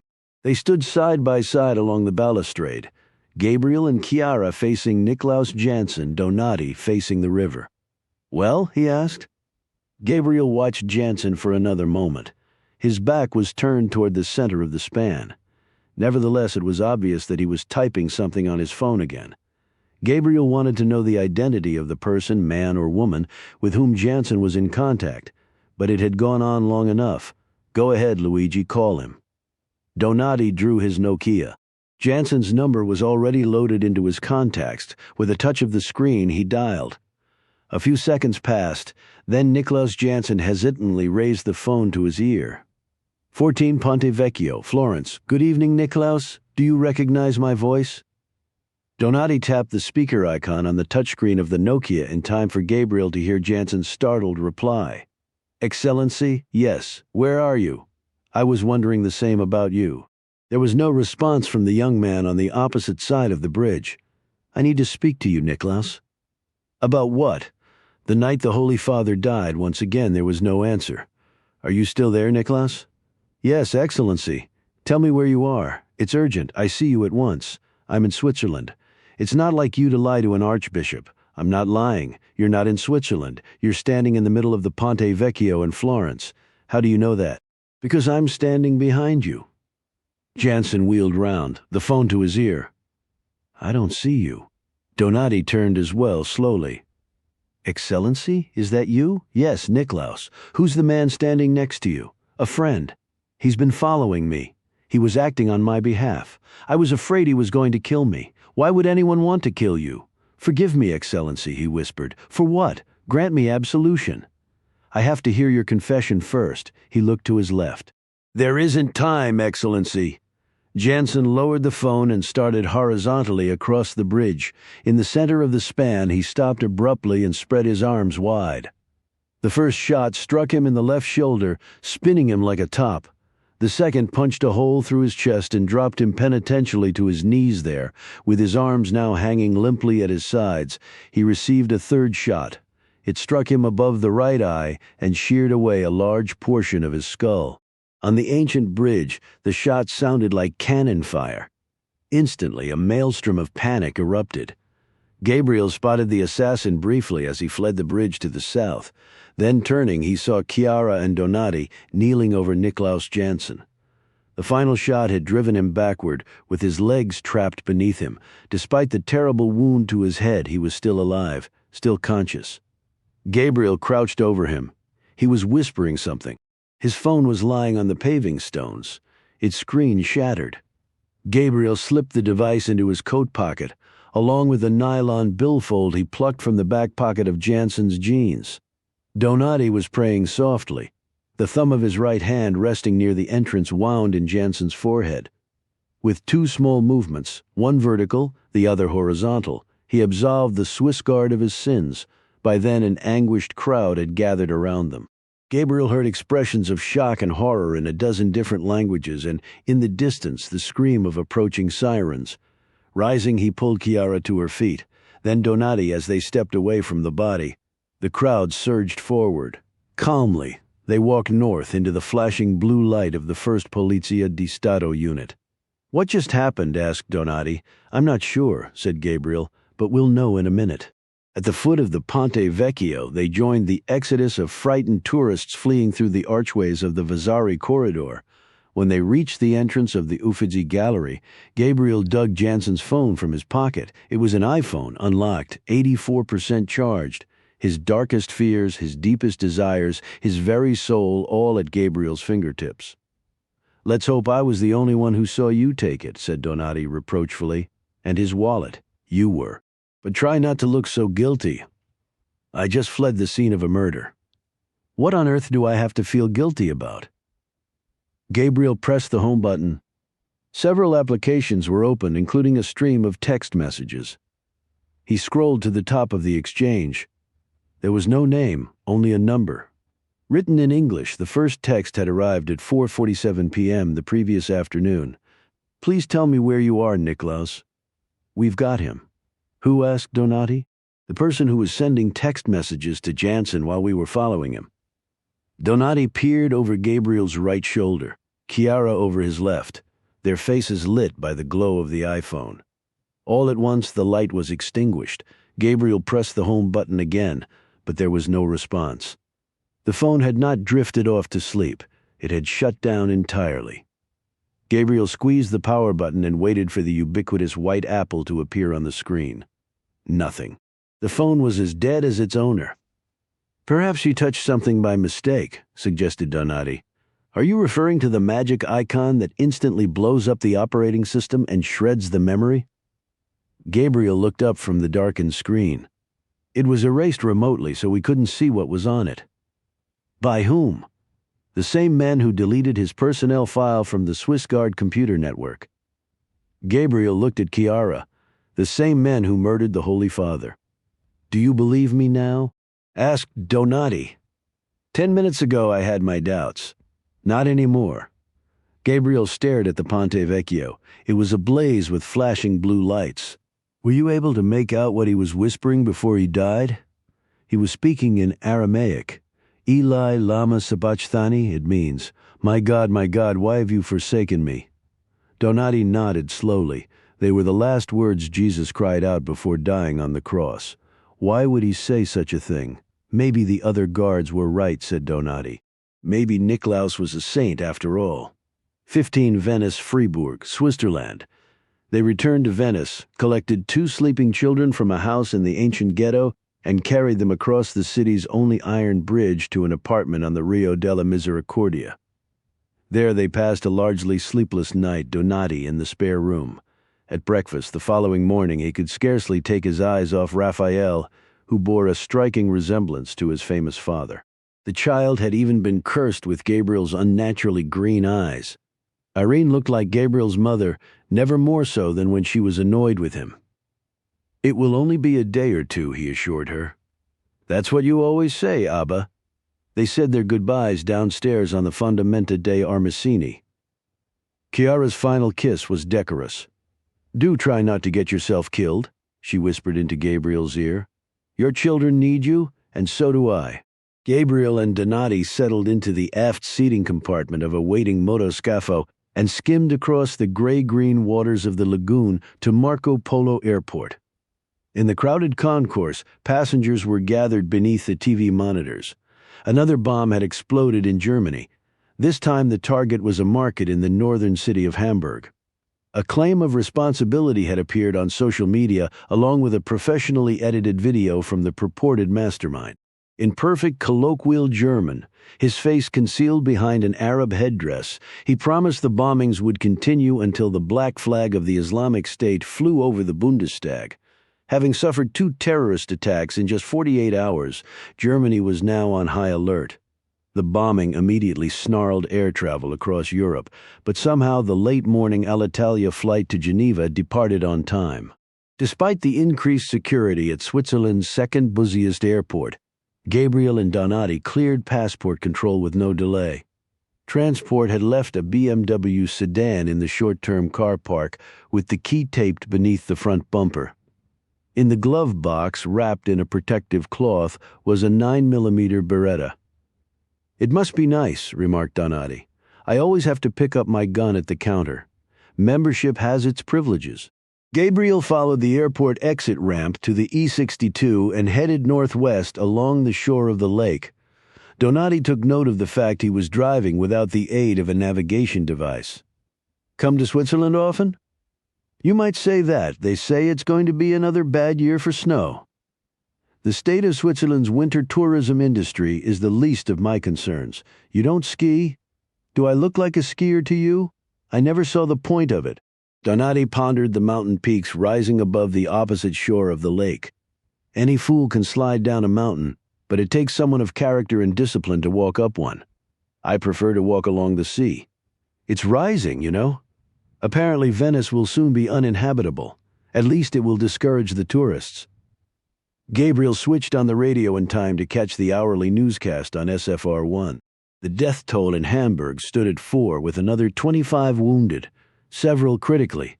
There was no mention of a Swiss citizen having been murdered the previous evening on the Ponte Vecchio in Florence. "What are the Polizia di Stato waiting for?" asked Donati.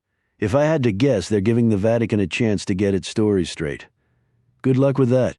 The last item on the newscast concerned a report by the Episcopal Conference of Switzerland detailing a sharp increase in the number of new sexual abuse cases. Donati sighed. "I wish they would talk about something uplifting. The bombing in Hamburg, for example." "Did you know the report was coming?" Donati nodded.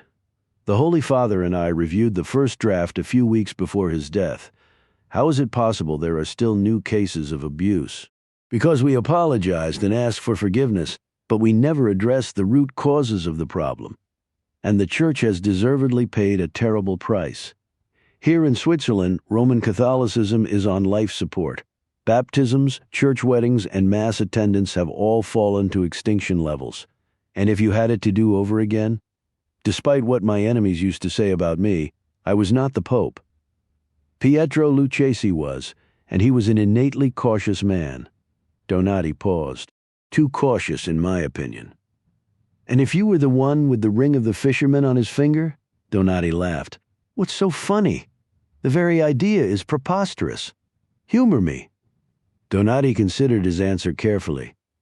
"I'd start by reforming the priesthood. It's not enough merely to weed out the pedophiles. We must create a new and dynamic global community of Catholic religious if the Church is to survive and flourish. Does that mean you would admit women into the priesthood?" "You said it, not me. How about married priests? Now we're sailing into treacherous waters, my friend. Other faiths allow their clergy to marry, and I respect those faiths. The question is, can I, as a Roman Catholic priest, love and cherish a wife and children, while at the same time serving the Lord and tending to the spiritual needs of my flock?" "What's the answer?" "No," said Donati. "I cannot." A sign warned they were approaching the lakeside resort town of Vevey. Gabriel turned onto the E27 and followed it north to Fribourg. It was a bilingual city, but the streets bore French names. The Rue du Pont-Moret stretched for about 100 meters through the elegant old town, above which soared the spire of the cathedral. Gabriel parked the car in the Place des Ormeaux and took a table at Café des Arcades. Alone, Donati crossed the street to Café du Gothard. It was a formal, old-fashioned restaurant with a dark wooden floor and heavy iron fixtures overhead. At that hour, the twilight between lunch and dinner, only one other table was occupied by an English couple who looked as though they had just declared a fragile truce after a long and calamitous battle. The maitre d' showed Donati to a table near the window. He dialed Gabriel's number and then laid his Nokia face down on the tabletop. Several minutes elapsed before Stefanie Hoffmann appeared. She placed a menu before him and with considerable effort smiled. "Something to drink?" 16 Café du Gothard, Fribourg. She tucked a loose strand of blonde hair behind her ear and peered at Donati over the top of an order pad. Her eyes were the color of an alpine lake in summer. The rest of her face matched their beauty. The cheekbones were broad, the jawline was sharp, the chin was narrow with a slight indentation. She had addressed Donati in French. He responded in the same language. "A glass of wine, please." With the tip of her pen, she pointed toward the section of the menu devoted to the cafe's selection of wines. They were mainly French and Swiss. Donati chose a Chasselas. "Something to eat?" "Just the wine for now, thank you." She walked over to the bar and checked her phone while a black-shirted colleague poured the wine. The glass sat atop her tray for a moment or two before she finally delivered it to Donati's table. "You're not from Fribourg," she observed. "How could you possibly tell?" "Italy, Rome." Her expression was unchanged. "What brings you to dull Fribourg?" "Business. What business are you in?" Donati hesitated. He had never found a satisfactory way to admit what he did for his living. "I suppose I'm in the business of salvation." Her eyes narrowed. "You're a clergyman?" "A priest," said Donati. "You don't look much like a priest." Her eyes flashed over him provocatively, especially in those clothes. He wondered whether she addressed all her customers in so forward a manner. "Actually, I'm an archbishop. Where's your archdiocese?" She was obviously familiar with the lexicon of Catholicism, a remote corner of North Africa that was once part of the Roman Empire. There are very few Christians there any longer, let alone Catholics. A titular see? Exactly. "What do you really do?" "I'm about to begin teaching at the Pontifical Gregorian University in Rome." "You're a Jesuit?" "I'm afraid so." "And before the Gregoriana?" Donati lowered his voice. "I served as the private secretary to His Holiness Pope Paul VII. A shadow seemed to fall across her face. "What are you doing in Fribourg?" she asked again. "I came to see you." "Why?" "I need to talk to you about Niklaus." "Where is he? You don't know?" "No. When was the last time you heard from him?" "It was the morning of the Pope's funeral." "He wouldn't tell me where he was." "Why not?" "He said he didn't want them to know." "Who?" She started to answer but stopped. "Have you seen him?" she asked. "Yes, Stefanie, I'm afraid I have." "When?" "Last night," said Donati. "On the Ponte Vecchio in Florence." From his observation post at Café des Arcades, Gabriel listened as Donati quietly told Stefanie Hoffmann that Niklaus Jensen was dead. He was glad it was his old friend on the other side of the street and not him. If Donati always labored over how to acknowledge his occupation, Gabriel likewise struggled over how to tell a woman that a loved one, a son, a brother, a father, a fiancé, had been murdered in cold blood. She didn't believe Donati at first, which was to be expected. His response that he had no motive to lie about such a thing did little to dilute her skepticism. The Vatican, she shot back, lied all the time. "I don't work for the Vatican," answered Donati. "Not anymore." He then suggested they speak somewhere private. Stefanie Hoffmann said the restaurant closed at 10 and that her boss would kill her if she left him in the lurch. "Your boss will understand. What do I say to him about Niklaus?" "Absolutely nothing. My car is in the Place des Ormeaux." "Wait for me there." Donati went into the street and lifted the phone to his ear. "Were you able to hear all that?" "She knows," answered Gabriel. "The question is how much." Donati slipped the phone into his pocket without killing the connection. Stefanie Hoffmann emerged from the restaurant a few minutes later, a scarf around her neck. Her car was a worn-out Volvo. Donati lowered himself into the passenger seat as Gabriel slid behind the wheel of the BMW. Through his earpiece he heard the click of Donati's safety belt, followed an instant later by a wail of anguish from Stefani Hoffman. "Is Niklaus really dead? I saw it happen. Why didn't you stop it?" There was nothing to be done. Stefani Hoffman reversed out of the parking space and turned onto the Rue du Pont-Muret. 10 seconds later, Gabriel did the same as they left the old town on the Route des Alpes. Donati asked why Niklaus Jansen had fled the Vatican the night of the Holy Father's death. Her response was scarcely audible. "He was afraid." Afraid of what? That they were going to kill him? Who, Stefani? For a long moment there was only the rattle of the Volvo's engine, followed a moment later by the sound of Stefani Hoffman screaming. Gabriel lowered the volume on his phone. He was glad it was his old friend sitting next to her and not him, 17 Rechthalten, Switzerland. As they approached the hamlet of St. Urson, Stefani Hoffman became aware of the fact they were being followed. "It's only an associate of mine," explained Donati. "Since when do priests have associates?" "He's the man who helped me find Niklaus in Florence." "I thought you said you came to Fribourg alone." I said, "No such thing." "Is this associate of yours a priest, too?" "No."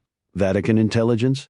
Donati was tempted to inform Stefani Hoffman that there was no department of the Holy See known as Vatican intelligence, that it was a canard invented by Catholicism's enemies, that the real intelligence-gathering apparatus of the Vatican was the Universal Church itself, with its global network of parishes, schools, universities, hospitals, charitable organizations, and nuncios in capitals around the world. He spared her this discourse, at least for the moment. Still, he was curious why she would ask such a question. It could wait, he decided, until his associate had joined them. The next village was Rechthalten. Donati recognized the name. It was the village where Niklaus Jansen had been born and raised. Its inhabitants were overwhelmingly Roman Catholic. Most were employed in what government statisticians referred to as the primary sector of the economy, a polite way of saying they worked the land. A handful, like Stefani Hoffman, commuted each day to Fribourg. She had moved out of the family home about a year ago, she said, and was living alone in a cottage at the far eastern edge of the town. It was shaped like an A with a small sun deck on the upper floor. She turned into the unpaved drive and switched off the engine. Gabriel arrived a few seconds later. In German, he introduced himself as Heinrich Kiefer. It was the name on the false German passport he had displayed earlier that afternoon at Geneva Airport. "Are you sure you're not a priest?" Stefani Hoffman accepted his outstretched hand. "You look more like a priest than the archbishop." She led them inside the cottage. The ground floor had been converted into an artist's studio. Stefani Hoffman, Donati remembered suddenly, was a painter. Her latest work was propped on an easel in the center of the room. The man she knew as Heinrich Kiefer stood before it, a hand to his chin, his head tilted slightly to one side. "This is quite good. Do you paint?" "Only the occasional watercolor while on holiday." Stefani Hoffman was clearly dubious. She removed her coat and scarf and looked at Donati as tears fell from her blue eyes. "Something to drink?" Her breakfast dishes were still on the table in her tiny kitchen. She cleared them away and filled the electric kettle with bottled water. As she spooned coffee into the French press, she apologized for the chaotic state of the cottage and for its modesty. It was all she could afford, she lamented. On her salary from the restaurant and the small amount of money she earned through the sale of her paintings. "We're not all rich private bankers, you know." She addressed them in German. Not the dialect of Swiss German spoken in the village, but proper High German, the language of her Alemannic brethren to the north. She had learned to speak it in school, she explained, beginning at the age of 6. Niklaus Jansen had been a classmate. He was an awkward boy, skinny, shy, bespectacled, but at 17 he was somehow magically transformed into an object of striking beauty. The first time they made love, he insisted on removing his crucifix. Afterward, he confessed to Father Eric, the village priest. He was a very religious boy, Niklaus. It was one of the things I liked about him. He said he never mentioned my name in the confessional, but Father Eric gave me quite a look when I took communion the next Sunday. After completing their secondary education at the local Kantonsschule, Stefani studied art at the University of Fribourg, and Niklaus, whose father was a carpenter, enlisted in the Swiss army. At the conclusion of his service, he returned to Rextalton and started looking for work. It was Father Eric who suggested he join the Swiss Guard, which was undermanned at the time and desperately looking for recruits. Stefani Hoffmann was vehemently opposed to the idea. "Why?" asked Donati. "I was afraid I was going to lose him." "To what?" "The church." "You thought he might become a priest?" "He talked about it all the time, even after he got out of the military. He was subjected to no background check or formal interview." Father Eric's affirmation that Niklaus was a practicing Catholic of good moral character was all it took on the night before he left for Rome. He gave Stefani an engagement ring with a small diamond. She was wearing it a few months later when she attended the solemn ceremony, held in the San Damaso courtyard, where Niklaus swore to lay down his life to defend the Vatican and the Holy Father. He was exceedingly proud of his dress uniform and red-plumed, medieval-style helmet. But Stefani thought he looked rather silly, a toy soldier in the world's smallest army. After the ceremony, he took his parents to meet His Holiness. Stefani was not allowed to come. Only wives and mothers could meet the Holy Father. The guard doesn't like girlfriends. She saw Niklaus every couple of months, but they did their best to keep up their relationship with daily video calls and text messages. The work of the Swiss Guard was grueling and most of the time terribly dull. Niklaus used to recite the rosary while standing his 3-hour shifts, his feet pointing outward at 60-degree angles, as per Swiss Guard regulations. He spent most of his free time in the Swiss Quarter, the Guard's enclave near St. Anne's Gate. Like most Swiss, he thought Rome was a filthy mess. Within a year of joining the Guard, he was working inside the Apostolic Palace. There he observed the comings and goings of the most senior princes of the Church: Gobert, the Secretary of State; Albanese, keeper of the secret archives; Navarro, keeper of the faith itself. But the Vatican official Niklaus admired most did not wear a red hat. He was the Holy Father's private secretary, Archbishop Luigi Donati. He used to say that if the Church had any sense, it would make you the next pope. She managed to smile, which faded as she described Niklaus's downward spiral into depression and drinking. Somehow Donati had missed the signs of Niklaus's emotional turmoil. One priest, however, had noticed, a priest who worked in a relatively insignificant department of the Roman Curia, something to do with establishing a dialogue between the Church and non-believers. "Could it have been the Pontifical Council for Culture?" probed Donati gently. "Yes, that's it. And the priest's name? Father Marcus Graf." Donati gave his associate a look that made it clear the priest in question was pure trouble. Stefani Hoffmann, while pouring boiling water into the French press, explained why. "He's a member of a reactionary order, secretive too." "The Order of St. Helena," said Donati, more for Gabriel's benefit than Stefani Hoffmann's. "Do you know him?" Donati revealed a flash of his old arrogance. "Father Graf and I move in rather different circles. I met him once. He's slippery as an eel, but quite charismatic. Seductive even. Niklaus was quite taken with him. The Guard has its own chaplain, but Niklaus chose Father Graf as his confessor and spiritual guide. They also began spending a great deal of time together socially. Socially, Father Graf had a car. He used to take Niklaus to the mountains around Rome so he wouldn't be homesick. The Apennines aren't exactly the Alps, but Niklaus enjoyed getting out of the city. He was reprimanded twice for curfew violations. I'm sure it had something to do with Father Graf. Was there anything more to their relationship? Are you asking whether Niklaus and Father Graf were lovers? I suppose I am. The thought crossed my mind, especially after the way he acted the last time I went to Rome. What happened? He refused to have sex with me. Did he give you a reason? Father Graf had instructed him not to engage in sexual intercourse outside of marriage. And how did you react? I said we should get married right away. Niklaus agreed, but on one condition. He said you had to become a lay member of the Order of St. Helena. Yes. I assumed Niklaus was already a member. He swore his oath of obedience to Bishop Richter at the Order's Palazzo on the Janiculum Hill. He said Bishop Richter had reservations about certain aspects of my character, but had agreed to allow me to join. How did Bishop Richter know about you? Father Eric. He's a member of the Order, too. What did you do? I threw my engagement ring into the Tiber and returned to Switzerland. Do you recall the date? How could I forget? It was the October of 9th as she poured 3 cups of coffee and placed one before the man she knew as Heinrich Kiever. Doesn't he have any questions for me? Herr Kiever is a man of few words, just like Niklaus. She sat down at the table. After I refused to join the order, he cut off all communication. Tuesday was the first time I'd spoken to him in weeks. And you're sure it was the morning of the Holy Father's funeral? She nodded. He sounded awful for a moment. I didn't think it was him. When I asked what was wrong, he just cried. What did you do then? I asked him again, and? She raised her coffee to her lips. He told me everything. 18, Rechthalten, Switzerland. Niklaus had already pulled 2 shifts that day. Arch of bells in the morning, bronze doors in the afternoon.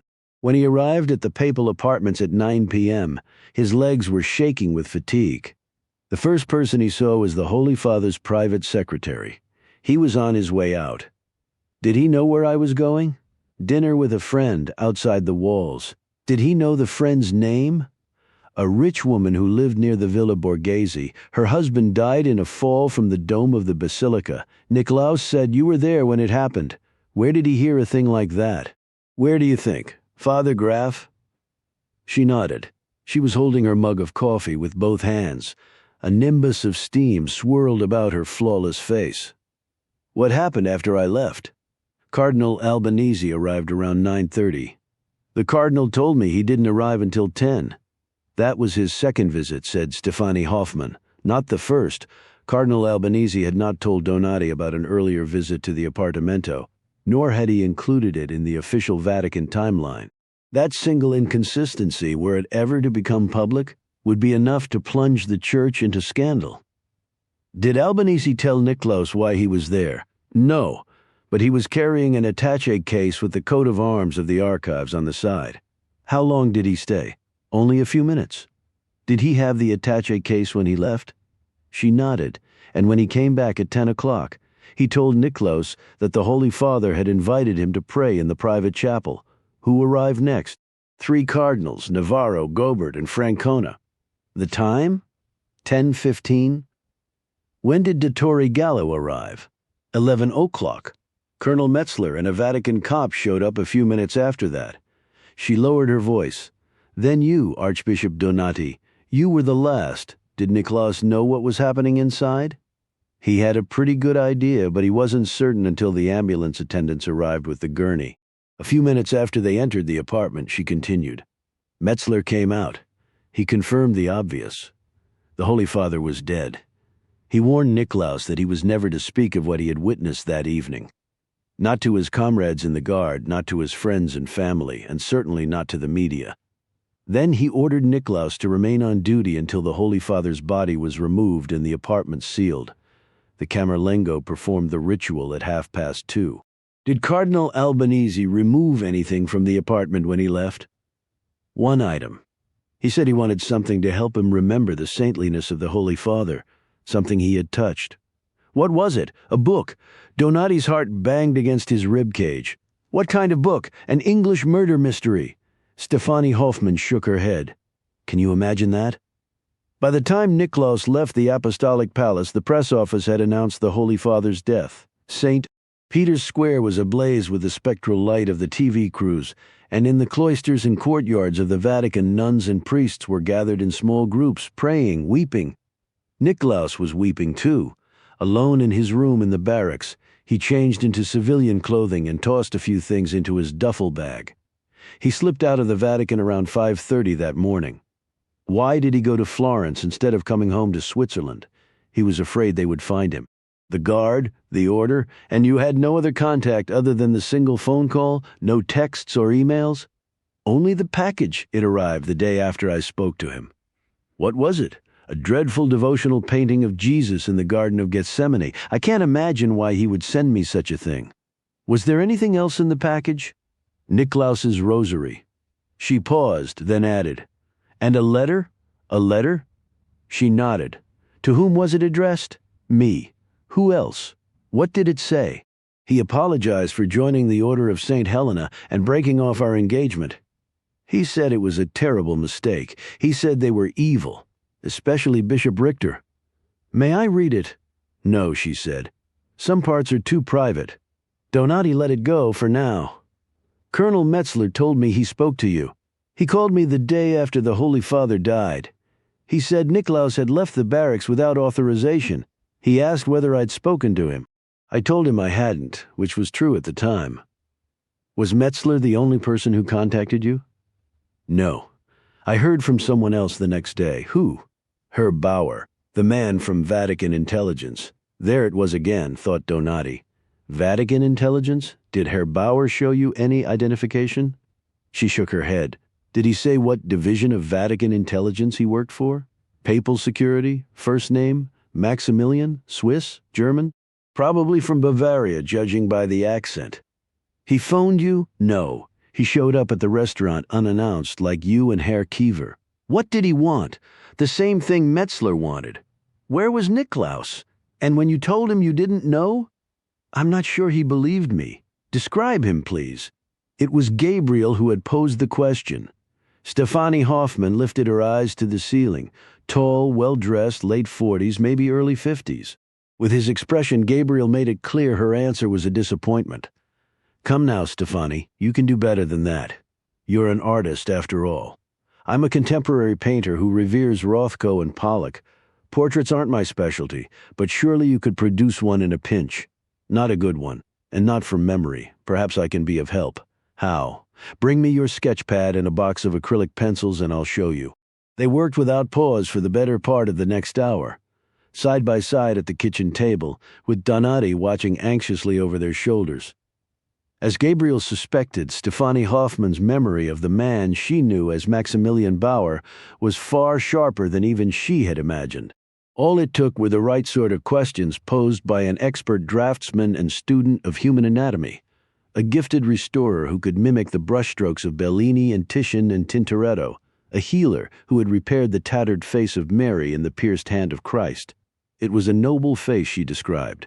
High cheekbones, a slender nose, a refined chin, a thin mouth that did not smile easily, all crowned by a shock of gray-blonde hair.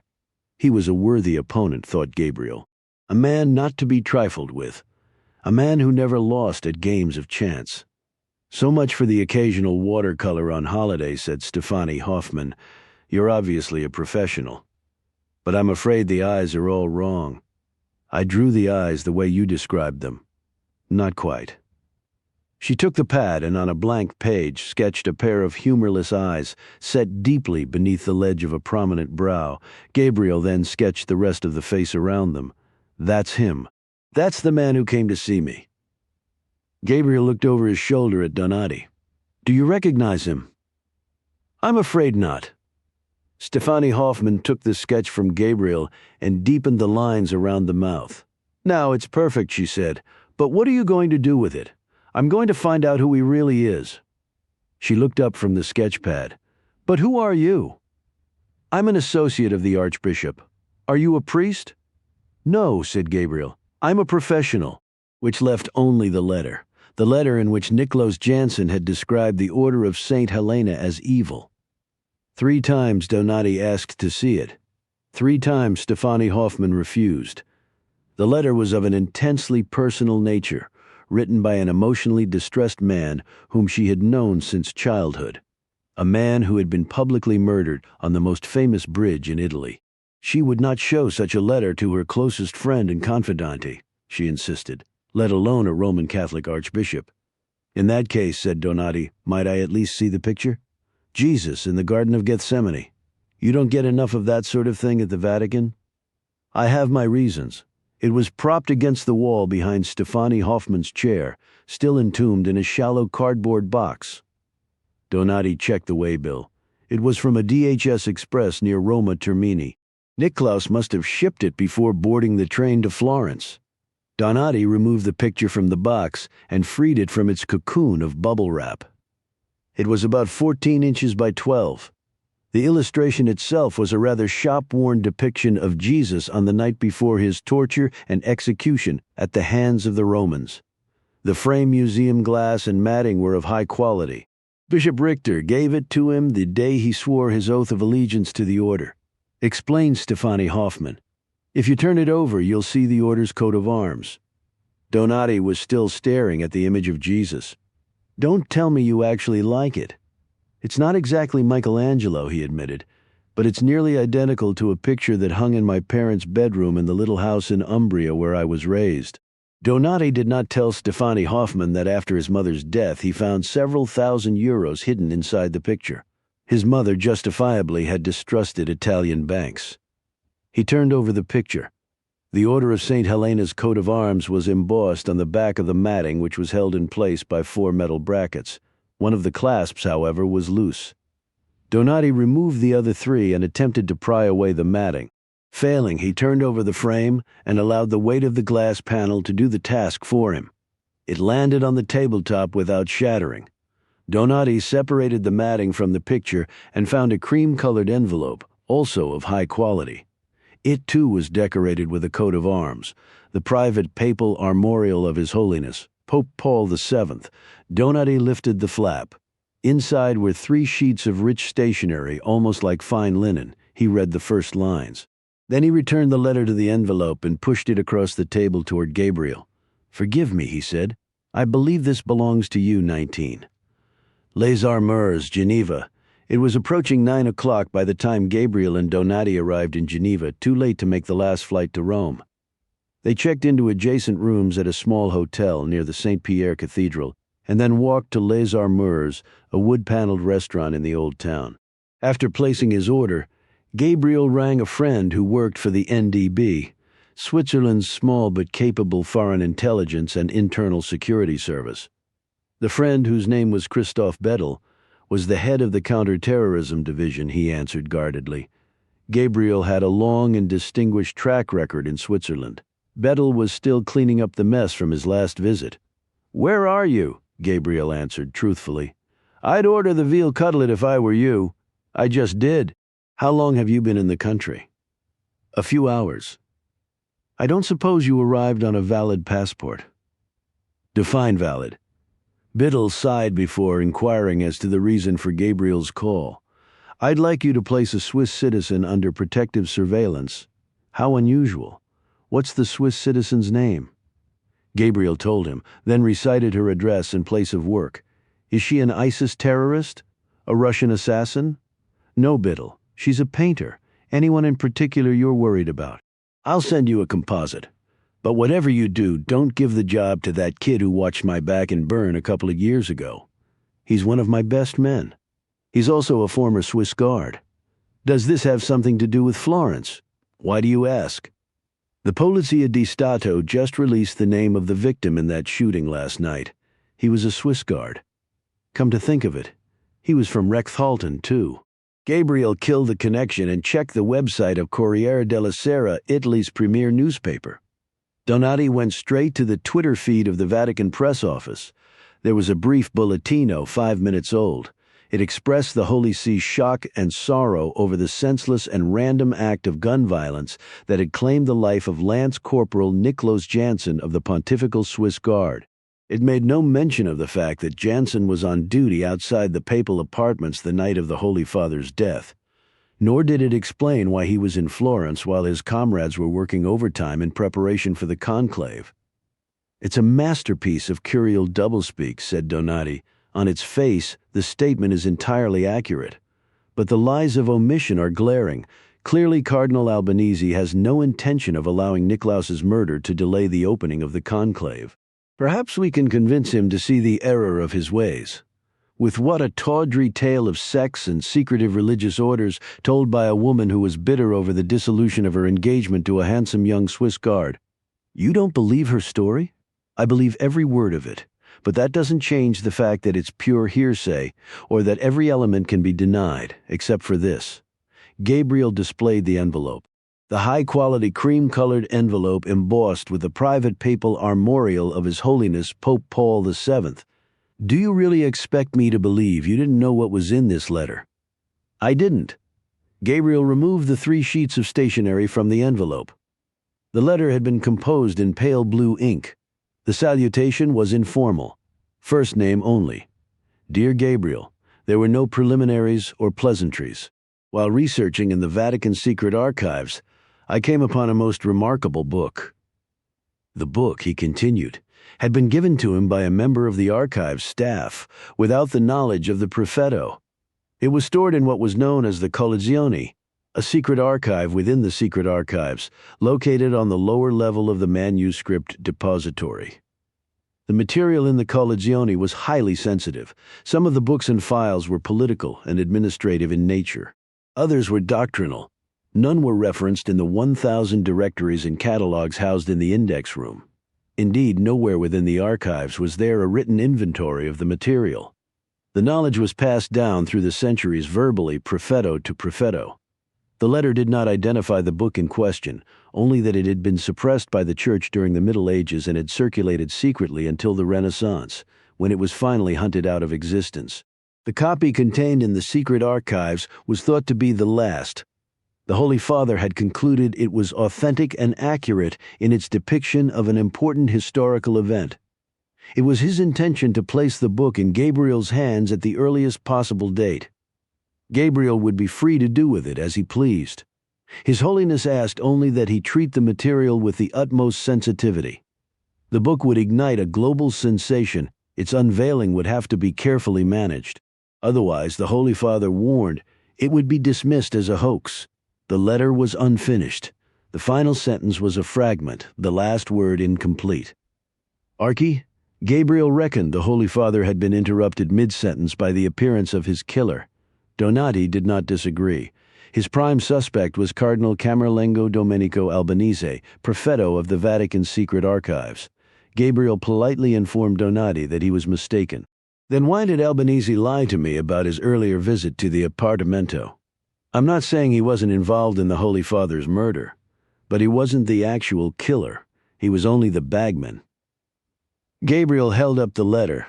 Can we stipulate that the existence of this letter in Stefanie Hoffmann's home is proof that Niklas Jansen did not tell her everything that happened that night? So stipulated. Gabriel lowered the letter.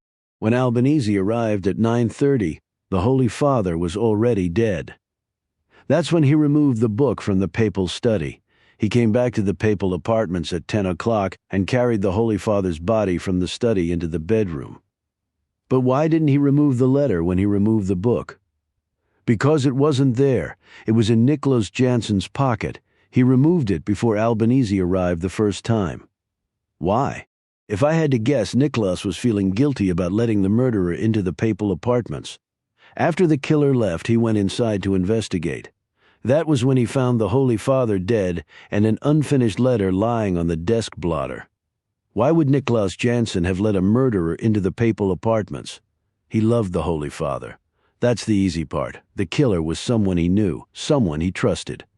Gabriel paused, someone he was sworn to obey. Donati made no reply. Did Veronica tell you that Jansen and Father Graf were involved in a sexual relationship? Donati hesitated, then nodded. Why didn't you tell me? Because I didn't think it was true, he paused. Until tonight. Who are they, Luigi? The Order of St. Helena? Yes, they're trouble, said Donati. Pure, unadulterated, undiluted, irredeemable trouble. 20, Les Armures, Geneva. Then again, Donati added, the Order of St. Helena had been trouble from the beginning, the year of our Lord 1928, the midpoint between the end of the First World War and the beginning of the Second, a time of great social and political upheaval and uncertainty over the future. In the southern German state of Bavaria, an obscure priest named Father Ulrich Schiller came to believe that only Roman Catholicism, in partnership with monarchs and political leaders from the extreme right, could save Europe from the godless Bolsheviks. He established his first seminary in the town of Bergen in Upper Bavaria and quietly recruited a network of like-minded political leaders and businessmen that stretched westward to Spain and Portugal and eastward to the doorstep of the Soviet Union. The lay membership of the order soon dwarfed its priestly caste and was the true source of its power and influence. The names were kept secret inside the order. Only Father Schiller had access to the directory. It was a leather-bound ledger, said Donati. Quite beautiful, apparently. Father Schiller entered the names himself along with the secret contact information. Each member was assigned a number and swore an oath, not to the church but to the order. It was all very political and quasi-military. The order wasn't terribly concerned with doctrine during those early years. They saw themselves first and foremost as holy warriors, prepared to do battle with the enemies of Christ and Roman Catholicism. What was the origin of the name? Father Schiller made a pilgrimage to Jerusalem in the early 20s. He prayed for hours on end in the Garden of Gethsemane in the Church of the Holy Sepulchre. It's built on the site where Helena, the mother of Constantine, was said to have found the exact spot where Jesus was crucified and buried. "Yes, I know," said Gabriel. "I happen to live not far from there." "Forgive me," replied Donati. Father Schiller, he continued, was obsessed with the crucifixion. He flogged himself daily, and during the holy season of Lent, he pierced his palms with a nail and slept wearing a crown of thorns. His devotion to the memory of Christ's suffering and death went hand in hand with his hatred of Jews, whom he viewed as the murderers of God. We're not talking about doctrinal anti-Judaism. Father Schiller was a rabid anti-Semite. Even during the earliest years of the Zionist movement, he was alarmed by the prospect of Jews controlling the sacred Christian sites of Jerusalem. It was only natural, Donati resumed, that a man such as Father Schiller would find common cause with the Austrian corporal who seized power in Germany in 1933. Father Schiller was not an ordinary member of the Nazi Party. He wore a coveted Golden Party badge. In his 1936 book, The Doctrine of National Socialism, he argued that Adolf Hitler and the Nazis offered the surest path to a Christian Europe. Hitler read the book and admired it greatly. He kept a copy at his mountain retreat in the Obersalzberg near Berchtesgaden. During a contentious meeting with the Archbishop of Munich, he cited Father Schiller's book as proof that Catholics and Nazis could work together to defend Germany against the Bolsheviks and the Jews. Hitler once remarked to Father Schiller that when it came to the Jews, he was merely carrying out the same policy the Church had adopted 1,500 years earlier. Father Schiller did not dispute Hitler's interpretation of Catholic history. Do I have to ask how the order conducted itself during the war? I'm afraid it remained loyal to Hitler even after it became clear he was determined to murder every last Jew in Europe. Priests from the order traveled with SS Einsatzgruppen units in the Baltics and the Ukraine, and granted the murderers absolution each night when the killing was done. French members of the order sided with Vichy, and in Italy they supported Mussolini to the bitter end. The order also had ties to the clerical fascists in Slovakia and Croatia. The conduct of those two regimes is an indelible stain on the history of the Church, and when the war was over, a new war began. A global contest between the West and the godless Soviet Union. Father Schiller and the order were suddenly very much in vogue. With the tacit approval of Pope Pius XII, Schiller helped dozens of fugitive German and Croatian war criminals escape to South America, which the order regarded as the next battlefield in the war between Christianity and communism. Funded by the Vatican, it established a network of seminaries and schools throughout Latin America and recruited thousands of new lay members, mainly wealthy landowners, soldiers, and secret policemen. During the dirty wars of the 1970s and 1980s, the order once again sided with the murderers rather than the victims. In 1987, the year of Father Schiller's death, the order was at the zenith of its power. It had at least 50,000 lay members, 1,000 ordained priests, and another 1,000 diocesan clergy who were members of something called the Priestly Society of the Order of St. Helena. When Lucchesi and I moved into the Apostolic Palace, they were among the most influential forces within the Church. What did you do? We clipped their wings. How did they react? Exactly as you would expect. Bishop Hans Richter loathed my master, almost as much as he loathes me. Is Richter German? Austrian, actually. So is Father Graf. He's Bishop Richter's private secretary, acolyte, and personal bodyguard. He carries a gun whenever the bishop is in public. I'm told he knows how to use it. I'll keep that in mind. Gabriel showed Donati the photograph he snapped when they were lunching at Paperno in Rome. That's him. He must have followed me from the Jesuit Curia. Where might I find him? You're not to go anywhere near him, or Bishop Richter. Hypothetically, said Gabriel. Richter divides his time between his palazzo on the Janiculum Hill and the order's headquarters in the village of Menzingen in Canton Zug. The order relocated there in the 1980s. In case you're wondering, the bishop does not travel commercially. The Order of St. Helena is extraordinarily wealthy. He has a private jet at his disposal 24 hours a day. Who owns it? A secret benefactor. The man behind the curtain. At least that's the rumor. Donati took up the Holy Father's letter. I only wish my master had told you the name of the book. Are you familiar with the Collezione? Donati nodded slowly. Would you be able to find it? That would require gaining access to the manuscript depository. No easy feat. After all, they're called the secret archives for a reason. Donati looked at the composite sketch of the man who had questioned Stefani Hoffman. You know, Gabriel, you really should consider taking up painting for a living. Is he a member of the order? If he isn't a priest. How can you be sure? Because the order would never send one of their priests to question someone like Stefani Hoffman. Who would they send? A professional, 21, Roma Salzburg, Bavaria, at 5 o'clock the following morning. Bishop Hans Richter was awakened by a gentle knock at his door. A moment later, a youthful seminarian entered the room bearing a tray of coffee and a stack of newspapers. The boy placed the tray at the edge of the bed and, receiving no additional instructions, withdrew. Richter sat up and poured a cup of coffee from the ornate silver decanter. After adding sugar and steamed milk, he reached for the newspapers. His spirits sank as he opened La Repubblica. The news from Florence was splashed across the front page. It was obvious the vague statement issued by the Sala Stampa had not played well, especially with Alessandro Ricci, the paper's star investigative reporter and author of a best-selling book about the order. Ricci saw evidence of a conspiracy. Then again, he usually did. Still, there was no denying that Niklaus Janssen's death was a disaster, one with the potential to threaten Richter's ambitions at the coming conclave. He turned to the papers from Germany. They were filled with stories and photographs from the market bombing in Hamburg. The embattled German chancellor had ordered anti-terrorist police to stand guard outside all major rail stations, airports, government buildings, and foreign embassies. Even so, Germany's interior minister had predicted that another attack was likely, probably within the coming days. A new opinion poll showed a sudden surge in support for Axel Brunner and his anti-immigrant National Democrats. Brunner and the chancellor were now locked in a statistical dead heat. Richter set aside the newspapers and rose from his canopied Biedermeier bed. His apartment was 3,000 square meters, larger than any of the Vatican lodgings occupied by the most senior princes of the Church. The rest of the room's luxurious furnishings, the chest of drawers, the armoire, the writing desk, the occasional tables and framed mirrors, were resplendent Biedermeier antiques as well. The paintings were all Italian and Dutch old masters, including works by Titian, Veronese, Rembrandt, Van Eyck, and van der Weyden.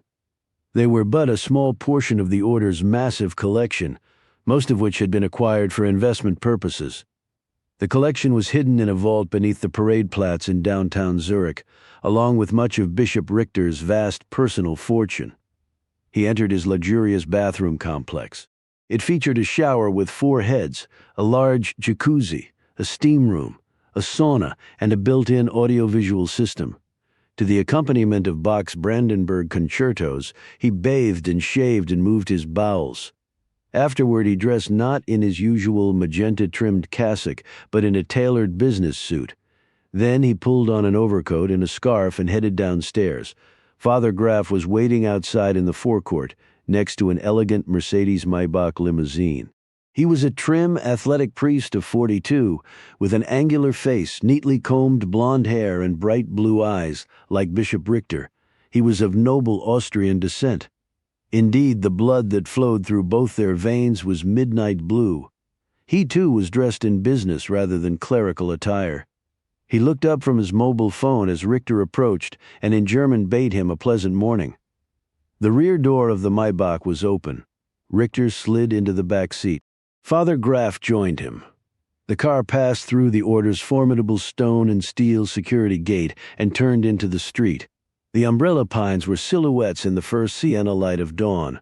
Richter thought it was almost beautiful. Father Graf was staring at his phone again. "Anything interesting in the news this morning?" asked Richter. The Polizia di Stato released the identity of the young man who was shot to death in Florence. "Anyone we know?" The priest looked up. Do you know what would have happened if Nikolaus had crossed that bridge? He would have given Pope Accidental's letter to Gabriel Allon. Richter paused. All the more reason why you should have removed it from the papal study. It was Albanese's job, not mine. Richter frowned. He is a cardinal and a member of the order, Marcus. Try to show him at least a modicum of respect. If it wasn't for the church, he'd be a bricklayer. Richter examined his reflection in the vanity mirror. The bricklayer's bollettino has bought us some valuable breathing room, but it is only a matter of time before the press find out where Nikolaus was working the night of the Holy Father's death and that he was a member of the order. In 6 days, it won't matter. 6 days is an eternity, especially for a man like Gabriel Allon at the moment. I'm more worried about our old friend Alessandro Ricci. As am I, his sources inside the Curia are impeccable. You can be sure our enemies are talking to him. Perhaps I should have a word with him too. Not yet, Marcus, but in the meantime, keep an eye on him. Richter looked out his window and frowned. My God, this city really is atrocious. It will be different after we take power, Excellency. Indeed, thought Bishop Richter, much different. The Order's Gulfstream G550 was waiting on the tarmac outside signature flight support at Ciampino Airport. It delivered Bishop Richter and Father Graf to Salzburg, where they boarded an executive helicopter for the short flight across the German border. Andreas Estermann, a former German intelligence officer who served as the Order's chief of security and operations, waited on the helipad of the compound outside Berchtesgaden, his gray-blonde hair twisting in the wash of the rotors.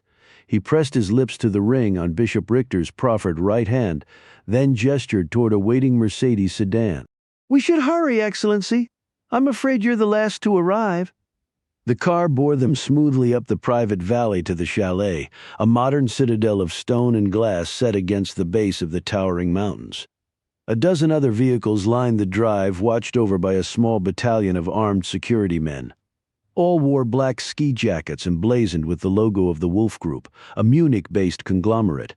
Estermann escorted Bishop Richter and Father Graf inside and up a flight of stairs. To the left was an anteroom filled with aides and dark-suited security men. Bishop Richter handed Father Graf his overcoat and followed Estermann into the great hall. It was 60 feet by 50, with a single enormous window gazing northward across the Obersalzberg. The walls were hung with Gobelin tapestries and several oil paintings, including what appeared to be Venus and Amor by Bourdon. A bust of Richard Wagner frowned at Richter from its perch atop a plinth. The long-case clock, which was crowned by a heraldic Roman-style eagle, read 9 o'clock. Richter, as usual, had arrived precisely on time. He surveyed the others with a jaundiced eye. They were, without exception, an unappetizing lot, scoundrels and grifters, each and every one. But they were also a necessary evil, a means to an end. The laborites and secular social democrats were the cause of Europe's calamitous plight. Only these creatures were prepared to undertake the hard work necessary to undo the damage of 75 years of post-war liberal twaddle. There was, for example, Axel Brunner. His fancy suit and rimless spectacles could not conceal the fact that he was a former skinhead and street brawler whose only claim to fame was a distant blood relationship to the infamous Nazi who had rounded up the Jews of Paris. He was chatting with Cécile Leclerc, his comely counterpart from France, who had inherited her anti-immigrant party from her father, a moron from Marseille. Richter felt a warm blast of coffee-scented breath, and turning, found himself shaking the oily paw of the Italian Prime Minister, Giuseppe Saviano. The next hand he grasped was attached to Peter van der Meer, the platinum-haired, putty-skinned Catholic from Amsterdam, who had promised to rid his country of all Muslims by 2025, an admirable if entirely unattainable goal. Jörg Kaufmann, the camera-ready Austrian chancellor, greeted Bishop Richter like an old friend, which he was. Richter had presided over Kaufmann's baptism and First Communion, along with his recent wedding to Austria's most famous fashion model. A union Richter approved with considerable misgivings. Presiding over this menagerie was Jonas Wolff. He wore a heavy roll-neck sweater and flannel dress trousers. His silver mane of hair was swept back from his face, which was dominated by a bird of prey nose. It was a face to be stamped on a coin, thought Richter. Perhaps one day, when the Muslim invaders had been cast out and the Roman Catholic Church was once again ascendant, it would be. At 9:05, Wolfe took his place at the head of the conference table, which had been placed near the soaring window. Andreas Esterman had been assigned the seat at Wolfe's right hand, Bishop Richter at his left. At the German's request, Richter led the assemblage in a recitation of the Lord's Prayer. "And may you grant us the strength and determination to complete our sacred mission," intoned Richter in conclusion. "We do this in your name, through our Lord Jesus Christ, who lives and reigns with you in the unity of the Holy Spirit, one God, forever and ever." "Amen," came the response along the table. Jonas Wolfe opened a leather folder. The conference was now in session. The mountain peaks were receding into darkness when Wolfe finally gavelled the session to a close. A fire was lit. Cocktails served. Richter, who drank only room-temperature mineral water, somehow became entangled with Cécile Leclerc, who insisted on addressing him in her impenetrable French-accented German. Richter managed to decipher every fourth or fifth word, which was a blessing. Like her father, Cécile was no intellectual. Somehow she had managed to acquire a law degree from an elite Paris institution of learning. Still, one could easily picture her behind the counter of a Provençal boucherie with a bloody apron around her ample waist.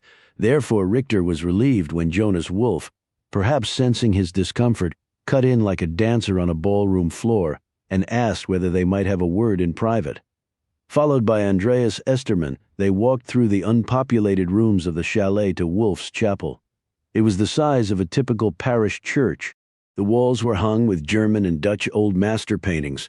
Above the altar was a magnificent crucifixion by Lucas Cranach the Elder. Wolfe genuflected and then rose unsteadily to his feet. "All in all, a productive session, don't you think, Excellency?" "I must admit I was a bit distracted by Vandermeer's hair." Wolfe nodded sympathetically.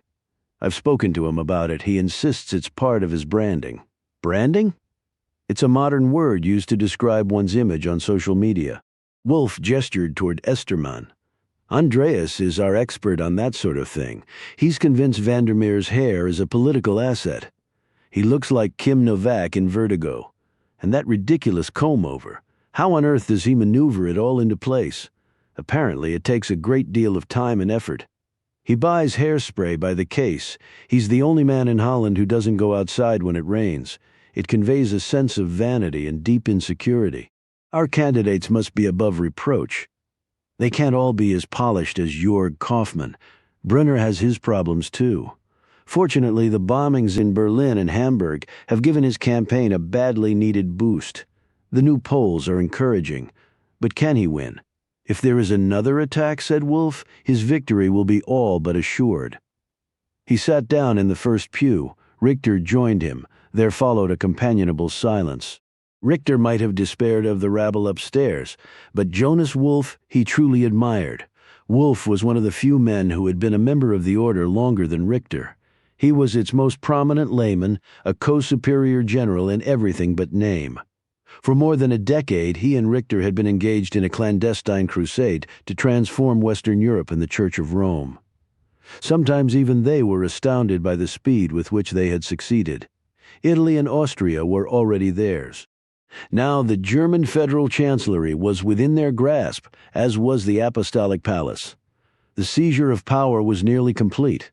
Lesser men would serve as their public standard-bearers, but it would be Jonas Wolfe and Bishop Hans Richter of the Order of St. Helena who would be whispering in their ears. They saw themselves in apocalyptic terms. Western civilization was dying. Only they could save it. Andreas Esterman was the third member of their Holy Trinity. He was the project's irreplaceable man. Esterman dispersed the money, worked with the local parties to hone their platforms and recruit presentable candidates, and oversaw a network of operatives drawn from Western European intelligence services and police forces. In a computer-filled warehouse outside Munich, he had established an information warfare unit that flooded social media daily with false or misleading stories about the threat posed by Muslim immigrants. Esterman's cyber unit also possessed the ability to hack phones and crack computer networks, a capability that had produced mountains of invaluable compromising material. At present, Esterman was pacing silently along the right side of the nave. Bishop Richter could see that something was troubling him. It was Jonas Wolff who explained. The previous evening, Archbishop Donati and Gabriel Allon had traveled to Canton Freiburg, where they had met with Stefanie Hoffmann. I thought she told you she didn't know anything. I had the distinct impression she wasn't telling the truth, answered Esterman. Was the Jansen boy in possession of the letter when he was killed? Our friends in the Polizia di Stato say not, which means it's probably in the hands of Archbishop Donati. Bishop Richter exhaled heavily. Will no one rid me of this meddlesome priest? I would advise against it, said Esterman. Donati's death would undoubtedly delay the start of the conclave. Then perhaps we should kill his friend instead. Esterman stopped pacing. Easier said than done. Where are they now? Back in Rome. Doing what? We're good, Bishop Richter, but not that good. May I offer you a piece of advice? Of course, Excellency. Get better and quickly. 22 Rome. The main entrance of the Vatican's secret archives was located on the northern side of the Belvedere courtyard.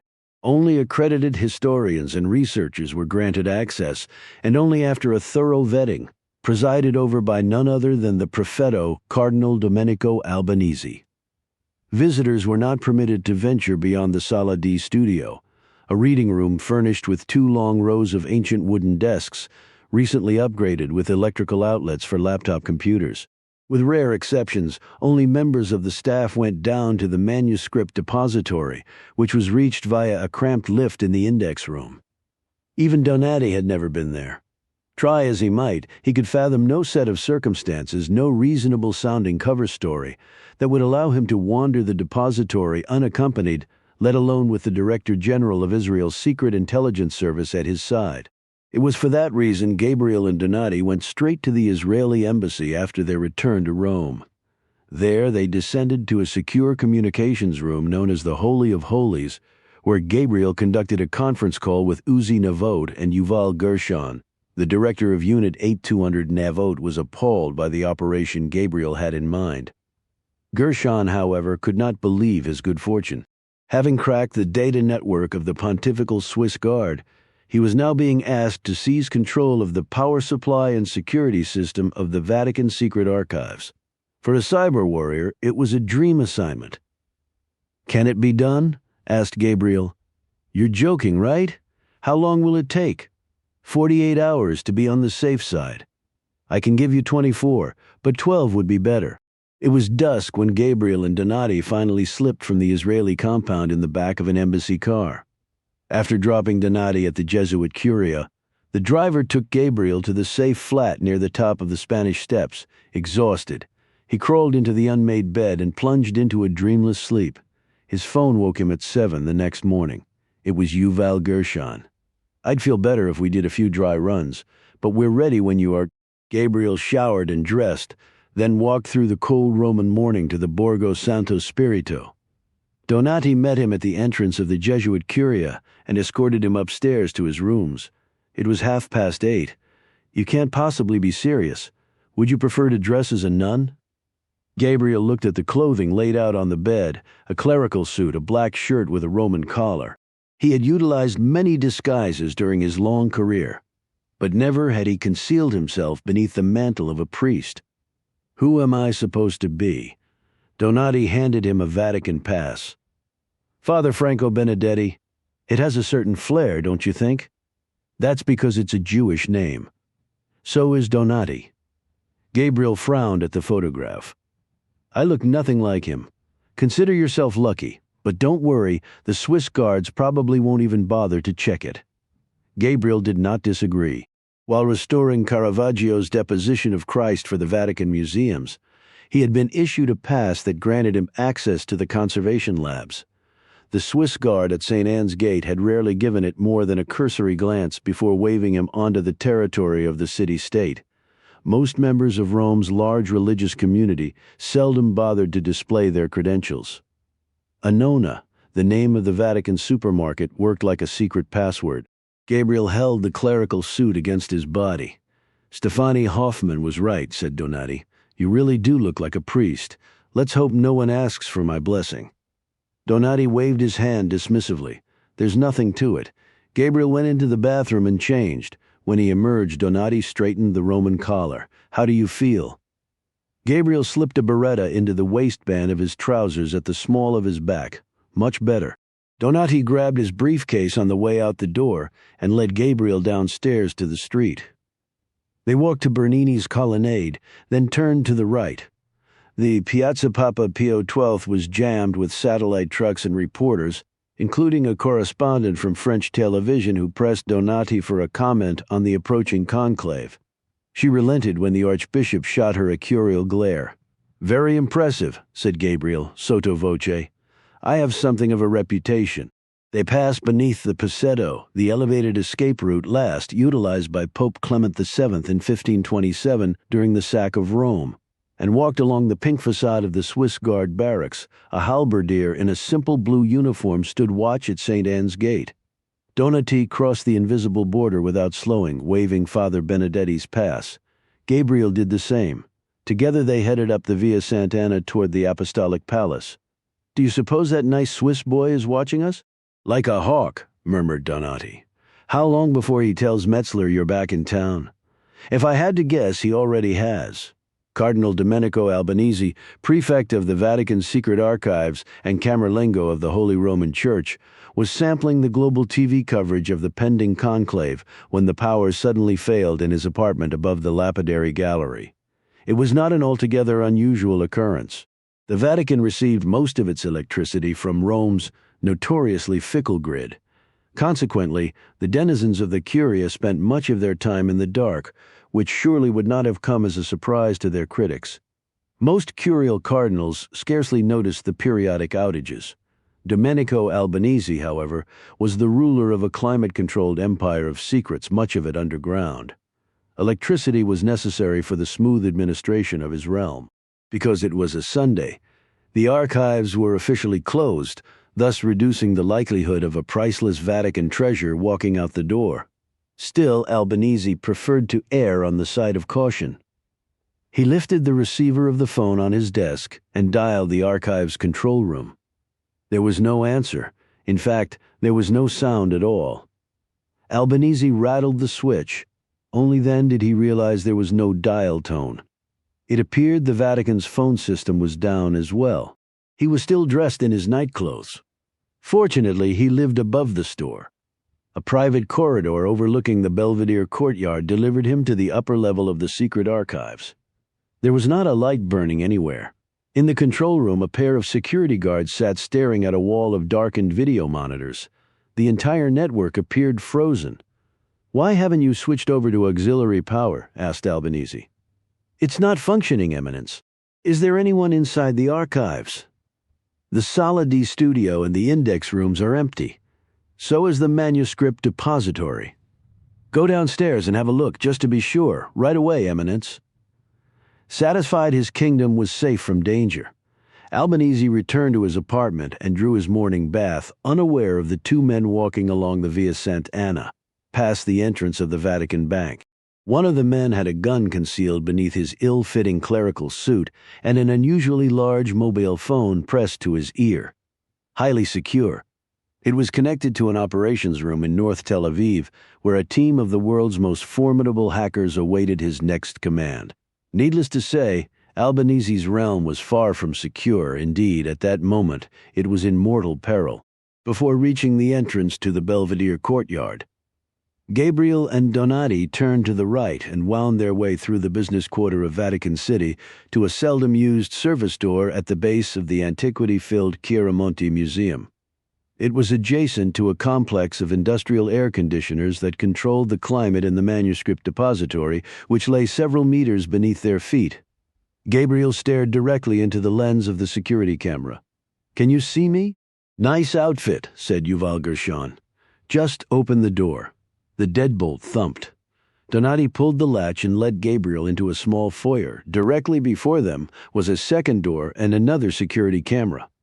Gabriel gave the signal, and Yuval Gershon opened the door remotely. Beyond, it was a stairwell, 4 flights down. Gabriel and Donati arrived at another door. It was the first level of the manuscript depository. 4 additional flights brought them to the second level and yet another door. A buzzer groaned, a deadbolt snapped. Donati seized the latch, and together they went inside. 23 Vatican secret archives. The darkness was impenetrable. Gabriel switched on his phone's unusually bright flashlight and was somewhat disappointed by what he saw. At first glance, the manuscript depository looked like the underground level of an ordinary university library. There were even trolleys piled with books. He illuminated the spine of one of the volumes. It was a collection of wartime diplomatic documents and cables from the Secretariat of State. "Next time," promised Donati. An empty aisle stretched before them, lined on both sides with gunmetal gray shelves. Gabriel and Donati followed it to an intersection and turned to the right. After about 30 meters, a woven wire mesh storage enclosure blocked their path. Gabriel played the beam of his flashlight around the interior. The books resting on the metal shelves were very old. Some were the size of a typical monograph. Others were smaller and covered in cracked leather. None looked as though they had been produced by anything other than a human hand. "I think we've come to the right place." They were now at the westernmost edge of the depository, directly beneath the Cortile della Pigna. Donati led Gabriel past a row of enclosures to an unmarked metal door, pale green, watched over by a security camera. There was no sign or placard to indicate the sort of material stored in the chamber behind it. The professional-grade locks looked newly installed. There was one for the deadbolt and a second for the latch. Both appeared to be 5-pin mechanisms. Gabriel handed his phone to Donati. Then he drew a thin metal tool from the pocket of his borrowed clerical suit and inserted it into the mechanism for the deadbolt. "Is there anything you can't do?" asked Donati. "I can't pick this lock if you don't stop talking." "How long will it take?" "That depends on how many more questions you intend to ask." Donati aimed the beam of the flashlight at the lock. Gabriel worked the tool gently inside the mechanism, testing for resistance, listening for the drop of a pin. "Don't bother," said a voice calmly. "You won't find what you're looking for." Gabriel turned. In the darkness he could see nothing. Donati aimed the phone's flashlight into the void. It illuminated a man in a cassock. "No," thought Gabriel. "Not a cassock, a robe." The man moved forward soundlessly, on sandaled feet. He was identical to Gabriel in height and build, about 5'8", no more than 160 pounds. His hair was black and curly, his skin was dark, he had an ancient face, like an icon come to life. He took another step forward. His left hand was heavily bandaged, so was his right. It was clutching a manila envelope. "Who are you?" asked Donati. His face registered no change in expression. "You don't know me? I'm Father Joshua, Excellency." He spoke fluent Italian, the language of the Vatican, but it was obviously not his native tongue. His name seemed to mean nothing to Donati. He lifted his eyes to the ceiling. "You mustn't stay long. Cardinal Albanese instructed the security guards to search the depository. They're on their way. How do you know?" He lowered his gaze toward the pale green door. "I'm afraid the book is gone, Excellency." "Do you know what it was?" "This will tell you everything you need to know." The priest handed Donati the envelope. The flap was sealed with clear packing tape. "Don't open it until you're outside the walls of the Vatican." "What is it?" asked Donati. The priest lifted his eyes toward the ceiling again. "It's time for you to leave, Excellency. They're coming." Only then was Gabriel able to hear the voices. He seized his phone from Donati and extinguished the light. The darkness was absolute. "Follow me," whispered Father Joshua.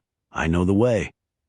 They walked in a single file, the priest leading, Gabriel behind Donati.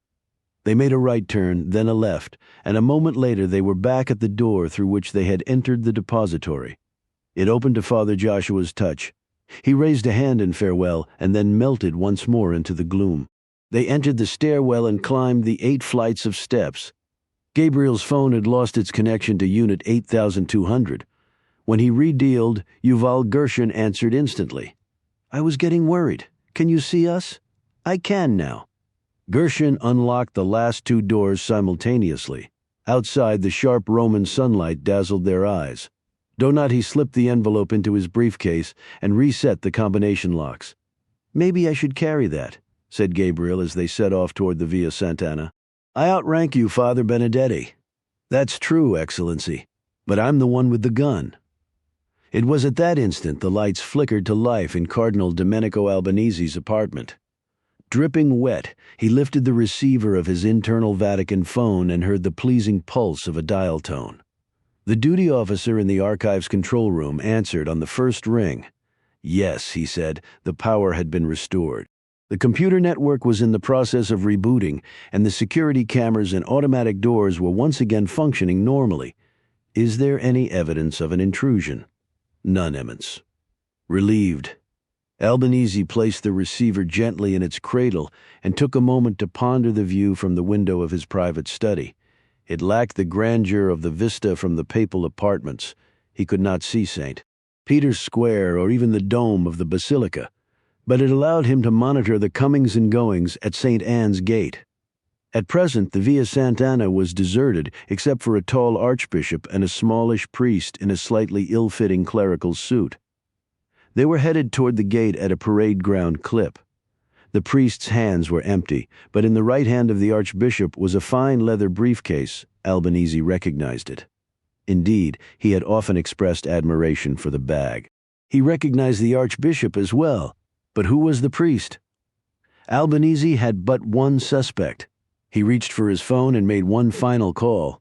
A devout Catholic who attended Mass daily, Colonel Alois Metzler, Commandant of the Pontifical Swiss Guard, did his best to avoid the office on Sundays.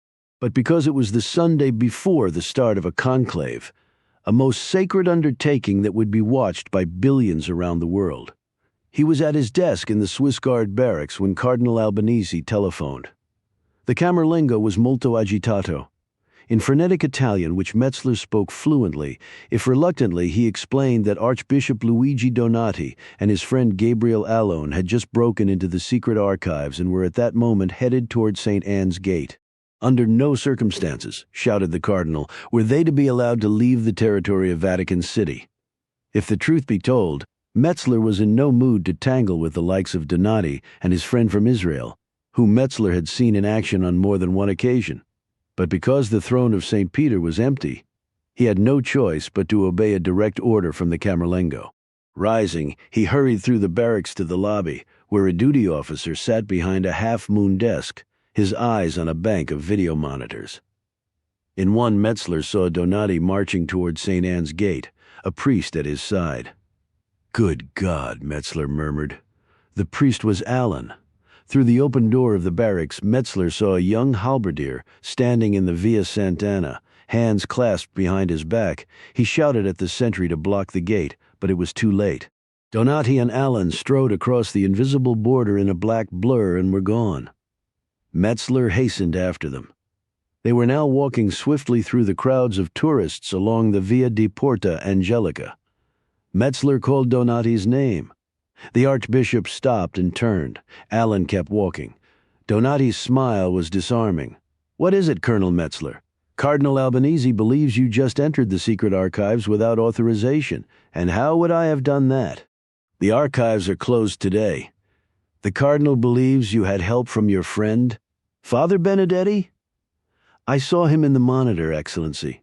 I know who that was. You were mistaken, Colonel Metzler, and so was Cardinal Albanese. Now, if you will excuse me, I'm late for an appointment. Donati turned without another word and set off toward St. Peter's Square. Metzler addressed his back. Your Vatican pass is no longer valid, Excellency. From now on, you stop at the permissions desk like everyone else. Donati raised a hand in affirmation and kept walking. Metzler returned to his office and immediately rang Albanese. The camerlengo was molto agitato. Gabriel was waiting for Donati near the end of the colonnade. Together they returned to the Jesuit curia, upstairs in his rooms. Donati drew the envelope from his briefcase and pried open the flap. Inside, between two protective sheets of clear film, was a single page of handwritten text.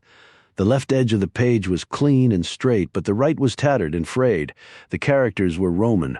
The language was Latin. Donati's hands shook as he read it. Evangelium Secundum Pilati, the Gospel according to Pontius Pilate. Part 2. Ecce Homo 24, Jesuit Curia, Rome. Even his first name was lost to the mists of time, the name his mother and father had called him the day he was presented to the gods, and a golden amulet, a bulla, was hung round his tiny neck to ward off evil spirits.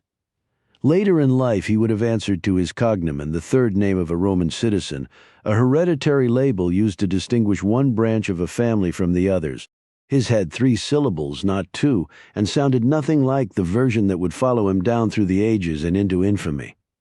The year of his birth is not known, nor the place. One school of thought held that he was from Roman-ruled Spain, perhaps Tarragona on the Catalonian coast, or Seville, where even today, near the Plaza de Argüelles, there stands an elaborate Andalusian palace known as the Casa de Pilatos. Another theory, prevalent in the Middle Ages, imagined he was the illegitimate child of a German king called Tyrus and a concubine named Pila. As the legend goes, Pila did not know the name of the man who impregnated her, so she combined her father's name with her own and called the boy Pilatus. His most likely place of birth, however, was Rome. His ancestors were probably Samnites, a warlike tribe who inhabited the craggy hills south of the city. His second name, Pontius, suggested he was a descendant of the Ponti, a clan that produced several important Roman military figures. His cognomen, Pilatus, meant skilled with a javelin. It was possible Pontius Pilate, through his military exploits, earned the name himself. The more plausible explanation is that he was the son of a knight and a member of the equestrian order, the second tier of Roman nobility, falling just beneath the senatorial class. If so, he would have enjoyed a comfortable Roman upbringing. The family home would have had an atrium, a colonnaded garden, running water, and a private bath. A second dwelling, a villa, would have overlooked the sea. He would have traveled the streets of Rome not on foot, but held aloft in a litter by slaves. Unlike most children at the dawn of the first millennium, he would have never known hunger. He would have wanted for nothing. His education would have been rigorous, several hours of instruction each day in reading, writing, mathematics, and, when he was older, the finer points of critical thinking and debate, skills that would serve him well later in life. He would have honed his physique with regular weightlifting and then recovered from his efforts with a trip to the baths. For entertainment, he would have reveled in the blood-soaked spectacles of the games. It was unlikely he ever saw the Flavian Amphitheater, the great circular Colosseum built in the low valley between the Caelian Esquiline and Palatine hills. The project was funded with spoils from the temple in Jerusalem, which he knew intimately. He would not witness its destruction in 70 C, though surely he must have known its days were numbered. The new and restive province of Judea was some 1,400 miles from Rome, a journey of 3 weeks or more by sea. Pontius Pilate, after serving several years as a junior officer in the Roman army, arrived there in 26 CE. It was not a coveted post. Syria to the north and Egypt to the southeast were far more important. But what Judea lacked in stature, it more than made up for in potential trouble. Its native population considered themselves chosen by their god and superior to their pagan polytheist occupiers. Jerusalem, their holy city, was the only place in the empire where local inhabitants did not have to prostrate themselves before an image of the emperor. Pilate, if he was to succeed, would have to handle them with care. He had no doubt seen these people in Rome. They were the bearded, circumcised inhabitants of Regio 14, a crowded quarter on the west side of the Tiber that would one day become known as Trastevere. There were perhaps 4.5 million of them spread throughout the empire. They had thrived under Roman rule, taking advantage of the freedom of commerce and movement the empire afforded them. Everywhere they settled, they were wealthy and much admired as a God-fearing people who loved their children, respected human life, and looked after the poor, the sick, the widowed, and the orphaned. Julius Caesar spoke highly of them and granted them important rights of association, which allowed them to worship their God instead of Rome's. But those who lived in the ancestral homeland of Judea, Samaria, and the Galilee were a less cosmopolitan lot. Violently anti-Roman, they were riven with sects, perhaps as many as 24, including the puritanical Essenes, who did not recognize the authority of the temple, a massive complex atop Mount Moriah in Jerusalem. It was controlled by Sadducee aristocrats who profited through their association with the occupation and worked closely with the Roman prefect to assure stability. Pilate was only the fifth to serve in the post. His headquarters were in Caesarea, a Roman enclave of gleaming white marble on the Mediterranean coast. There was a curving promenade by the sea where he could stroll when the weather was fine, and Roman temples where he made sacrifices to his gods, not theirs. Pilate, if he were so inclined, might well have imagined he had never left home. It was not his task to remake the inhabitants of the province. They would one day become known as Jews in Rome's image. Pilate was a collector of taxes, a facilitator of trade, and a writer of endless reports to Emperor Tiberius, which he sealed with wax and marked with the signet ring he wore on the last finger of his left hand. Rome, by and large, did not involve itself in every facet of culture and society in the lands it occupied. Its laws hibernated during periods of tranquility and awoke only when there was a threat to order. Troublemakers typically received a warning, and if they foolishly persisted, they were dealt with swiftly and brutally. Pilate's immediate predecessor, Valerius Gratus, once dispatched 200 Jews simultaneously with Rome's preferred method of execution, death on the cross. After a revolt in 4 BC, 2,000 were crucified outside Jerusalem. So powerful was their faith in their one God. They went to the cross without fear. As prefect, Pilate was Judea's chief magistrate, its judge and jury. Even so, the Jews handled much of the province's civil administration and law enforcement through the Sanhedrin, the rabbinical tribunal that convened daily except for religious festivals and the Sabbath in the Hall of Hewn Stones on the north side of the temple complex. Pilate was under orders from Emperor Tiberius to grant the Jews wide latitude in running their own affairs, especially when it came to matters of their religion. He was to remain in the background whenever possible, the hidden hand, Rome's invisible man. But Pilate, quick-tempered and vindictive, soon developed a reputation for savagery, theft, endless executions, and needless provocations. There was, for example, his decision to affix military standards bearing the emperor's likeness to the walls of the Antonia fortress, which overlooked the temple itself. Predictably, the Jews reacted with fury. Several thousand surrounded Pilate's palace in Caesarea, where a week-long standoff ensued. When the Jews made it clear that they were prepared to die if their demands were not met, Pilate relented and the standards were removed. And then there was Pilate's admittedly impressive aqueduct, which he financed at least in part with sacred money, korban, stolen from the temple treasury. Once again he was confronted by a large crowd, this time at the great pavement, the elevated platform outside Herod's citadel, which served as Pilate's Jerusalem headquarters. Sprawled impassively atop his curule chair, Pilate silently endured their abuse for a time before ordering his soldiers to unsheathe their swords. Some of the unarmed Jews were hacked to pieces. Others were trampled in the melee. Lastly, there were the gold-plated shields dedicated to Tiberius that he hung in his Jerusalem apartments. The Jews demanded the shields be removed, and when Pilate refused, they dispatched a letter of protest to none other than the emperor himself. It reached Tiberius while he was on holiday in Capri, or so claimed the philosopher Philo, seething with rage over his prefect's needless blunder. Tiberius ordered Pilate to remove the shields without delay. He went to Jerusalem as seldom as possible, usually to oversee security during Jewish festivals. Passover, the celebration of the Jews' deliverance from bondage in Egypt, was rife with both religious and political implications. Hundreds of thousands of Jews from across the empire, in some cases entire villages, descended on the city. The streets were jammed with pilgrims and perhaps 250,000 bleeding sheep awaiting ritual slaughter.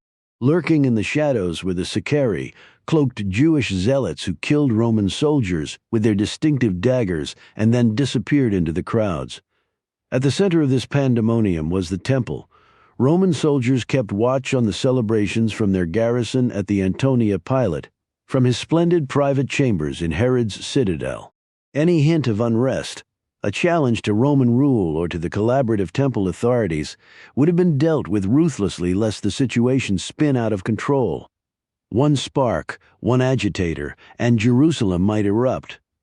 It was into this volatile city, perhaps in the year 33 C, or perhaps as early as 27 or as late as 36, that there came a Galilean, a healer, a worker of miracles, a preacher of parables who warned that the kingdom of heaven was at hand. He arrived, as prophesied, astride an ass.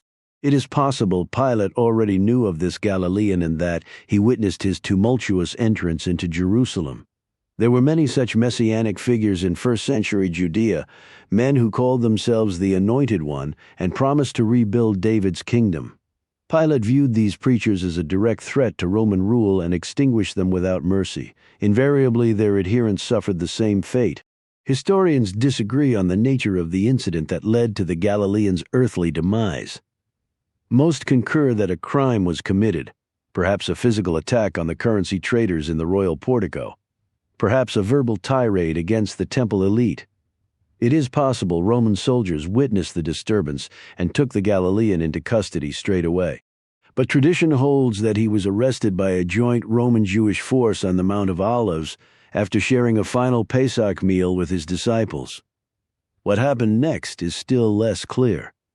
Even the traditional accounts are riddled with contradictions. They suggest that sometime after midnight, the Galilean was brought to the house of the high priest, Joseph ben Caiaphas, where he was subjected to a brutal interrogation by a portion of the Sanhedrin. Contemporary historians, however, have cast doubt on this version of the story. After all, it was both Passover and the eve of the Sabbath, and Jerusalem was bursting at the seams with Jews from around the known world. Caiaphas, having put in a long day at the temple, is unlikely to have welcomed the late-night intrusion. Moreover, the trial as described, it was purportedly conducted outside in the courtyard by the light of a bonfire, was strictly forbidden by the laws of Moses and therefore could not have taken place. One way or another, the Galilean ended up in the hands of Pontius Pilate, the Roman prefect and chief magistrate of the province. Tradition holds that he presided over a public tribunal, but no official record of such a proceeding survives. One central fact, however, is indisputable. The Galilean was put to death by crucifixion, the Roman method of execution reserved solely for insurrectionists, probably just outside the city walls, where his punishment would serve as a warning. Pilate might have witnessed the man suffering from his chambers in Herod's citadel, but in all likelihood, given his fearsome reputation, the entire episode was quickly forgotten, swept away by some new problem. Pilate, after all, was a busy man. But then again, the prefect may well have carried a memory of the man long after ordering his execution, especially during the final years of his rule in Judea, as followers of the Galilean, who was called Jesus of Nazareth, took the first halting steps toward creating a new faith. Traumatized by what they had witnessed, they comforted each other with accounts of the Galilean's ministry, accounts that would eventually be written down in books, evangelizing pamphlets known as Gospels, which circulated among communities of early believers. And it was there that Archbishop Luigi Donati, in his rooms at the Jesuit Curia on the Borgo Santo Spirito in Rome, picked up the thread of the story. 25 Jesuit Curia, Rome, Mark, not Matthew, was the first. It was written in colloquial Koine Greek, sometime between 66 and 75 C, more than 30 years after the death of Jesus, an eternity in the ancient world. The gospel circulated anonymously for several decades before church fathers ascribed it to a companion of the Apostle Peter, a conclusion rejected by most contemporary biblical scholars who contend the author's identity is not known. His audience was a community of Gentile Christians living in Rome directly under the thumb of the emperor. It is unlikely he spoke the language of Jesus or his disciples, and he probably possessed only passing familiarity with the geography and customs of the land in which the story was set. By the time he took up his pen, nearly all of the first-hand witnesses had died off or been killed. For his source material, he drew upon an oral tradition, and perhaps a few written fragments. In the 15th chapter, a blameless and benevolent Pilate is portrayed as having bowed to the demands of a Jewish crowd to sentence Jesus to death. The earliest versions of Mark concluded abruptly with the discovery of Jesus' empty tomb, an ending many early Christians considered anticlimactic and unsatisfying. Later versions of Mark had two alternative endings. In the so-called longer ending, a resurrected Jesus appears in different forms to his disciples. Mark's original author did not compose the alternative ending, explained Donati. It was probably written hundreds of years after his death. In fact, the 4th century Codex Vaticanus, the oldest known copy of the New Testament, contains the original empty tomb ending. The Gospel of Matthew, Donati continued, was composed next, probably between 80 and 90 CE, but perhaps as late as 110, long after the cataclysmic First Roman-Jewish War and the destruction of the Temple. Matthew's audience was a community of Jewish Christians living in Roman-occupied Syria. He drew heavily from Mark, borrowing 600 verses, but scholars believe Matthew expanded on the work of his predecessor with the help of the Q source, a theoretical collection of the sayings of Jesus. His work reflects the sharp divide between Jewish Christians who accepted Jesus as the Messiah and Jews who did not. The depiction of Jesus' appearance before Pilate is similar to Mark's, with one critical addition. Pilate, the ruthless Roman prefect, washes his hands in front of the Jewish crowd gathered on the great pavement and declares himself innocent of Christ's blood. To which the crowd replies, "His blood shall be on us and our children." It is the most consequential line of dialogue ever composed. 2,000 years of persecution and slaughter of Jews at the hands of Christians can be traced back to those 9 terrible words. "Why were they written?" asked Gabriel. "As a Roman Catholic prelate and a man of great personal faith, I believe the Gospels were divinely inspired. That said, they were composed by human beings long after the events took place and were based on stories of Jesus' life and ministry told by his earliest followers." If there was indeed a tribunal of some sort, Pilate undoubtedly spoke very few, if any, of the words the Gospel writers put in his mouth. The same would be true, of course, of the Jewish crowd if there was one. "Let his blood be upon us and our children." Did they really shout such an awkward and outlandish line, and with a single voice? Where were the followers of Jesus who came to Jerusalem with him from the Galilee? Where were the dissenters? Donati shook his head. That passage was a mistake, a sacred mistake, but a mistake nonetheless. But was it an innocent mistake? A professor of mine at the Gregoriana used to refer to it as the longest lie. Privately, of course, had he done so openly, he would have been dragged before the congregation of the doctrine of the faith and defrocked. Is the scene in Matthew's Gospel a lie? The author of Matthew would tell you that he wrote the story as he had heard it himself and as he believed it to be.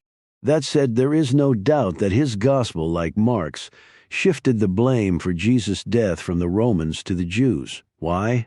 Because within a few short years of the crucifixion, the Jesus movement was in grave danger of being reabsorbed by Judaism. If there was a future, it lay with the Gentiles living under Roman rule. The evangelists and the church fathers had to make the new faith acceptable to the empire. There was nothing they could do to change the fact that Jesus died a Roman death at the hands of Roman troops. But if they could suggest that the Jews had forced Pilate's hand, problem solved. Donati nodded, and I'm afraid it gets worse in the later Gospels. Luke suggests it was the Jews rather than the Romans who nailed Jesus to the cross. John makes the accusation straight out. It is inconceivable to me that Jews would crucify one of their own. They might well have stoned Jesus for blasphemy, but the cross? Not a chance. Then why was the passage included in the Christian canon? It is important to remember that the Gospels were never intended to be factual records. They were theology, not history. They were evangelizing documents that laid the foundation of a new faith, a faith that by the end of the 1st century was in sharp conflict with the one from which it had sprung. 3 centuries later, when the bishops of the early church convened the Synod of Hippo, there were many different Gospels and other texts circulating among the Christian communities of North Africa and the Eastern Mediterranean. The bishops canonized only 4, knowing full well they contained numerous discrepancies and inconsistencies. For example, all the canonical Gospels give a slightly different account of the 3 days leading up to Jesus' execution. Did the bishops also know they were planting the seeds for 2,000 years of Jewish suffering? A fair question? What's the answer? By the end of the 4th century, the die had been cast. The refusal of the Jews to accept Jesus as their Savior was regarded as a mortal threat to the early church. How could Jesus be the one true path to salvation if the very people who heard his message with their own ears clung to their faith? Early Christian theologians wrestled with the question of whether the Jews should even be allowed to exist. St. John Chrysostom of Antioch preached that synagogues were whorehouses and dens of thieves, that Jews were no better than pigs and goats, that they had grown fat from having too much to eat, that they should be marked for slaughter. Not surprisingly, there were numerous attacks on the Jews of Antioch. and their synagogue was destroyed. In 414, the Jews of Alexandria were wiped out. Regrettably, it was only the beginning. Still dressed in his borrowed clerical suit, Gabriel went to the window and, parting the blinds, peered into the Borgo Santo Spirito. Donati was seated at his writing desk. Before him, still in its sheath of protective plastic, was the page from the book Evangelium Secundum Pilati. "For the record," said Donati after a moment, "the Nicene Creed, which was written at the First Council of Nicaea, states unequivocally that Jesus suffered under Pontius Pilate.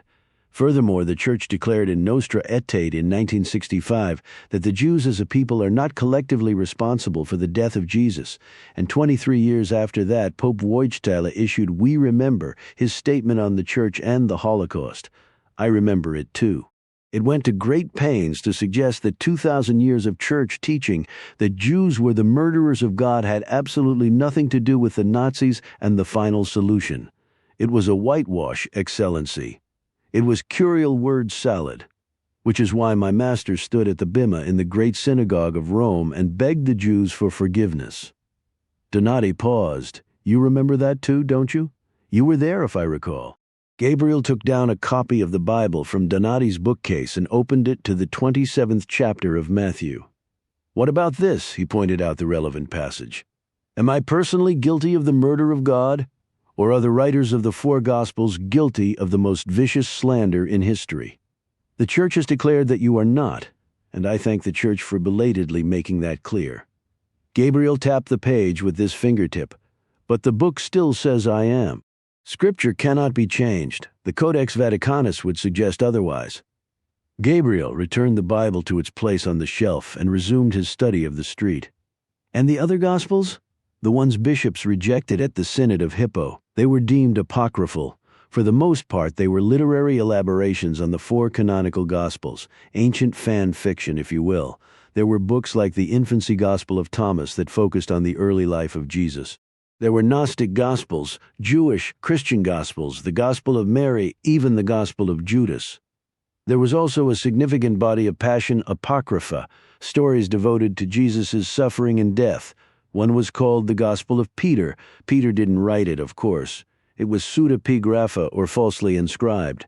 The same was true of the Gospel of Nicodemus. That book is better known as the Acta Pilati. Gabriel turned away from the window. The Acts of Pilate? Donati nodded. Nicodemus was a member of the Sanhedrin who lived on a great estate outside Jerusalem.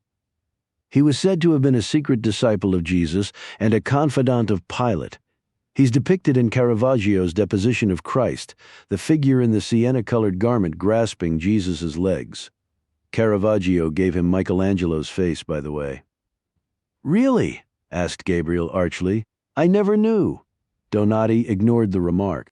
Dating the Acts of Pilate is difficult, but most scholars agree it was probably written in the late 4th century. It purports to contain material composed by Pilate himself while he was in Jerusalem. It was quite popular here in Italy in the 15th and 16th centuries. In fact, it was printed 28 times during that period. Donati held up his phone to read it now. All you need is one of these. Were there other Pilate books? Several, such as The Memoirs of Pilate, The Martyrdom of Pilate, and The Report of Pilate, to name a few. The handing over of Pilate describes his appearance before Emperor Tiberius after he was recalled to Rome. Never mind that Tiberius was dead by the time Pilate arrived. There was also the letter of Pilate to Claudius, the letter of Pilate to Herod, the letter of Herod to Pilate, the letter of Tiberius to Pilate. Donati's voice trailed off.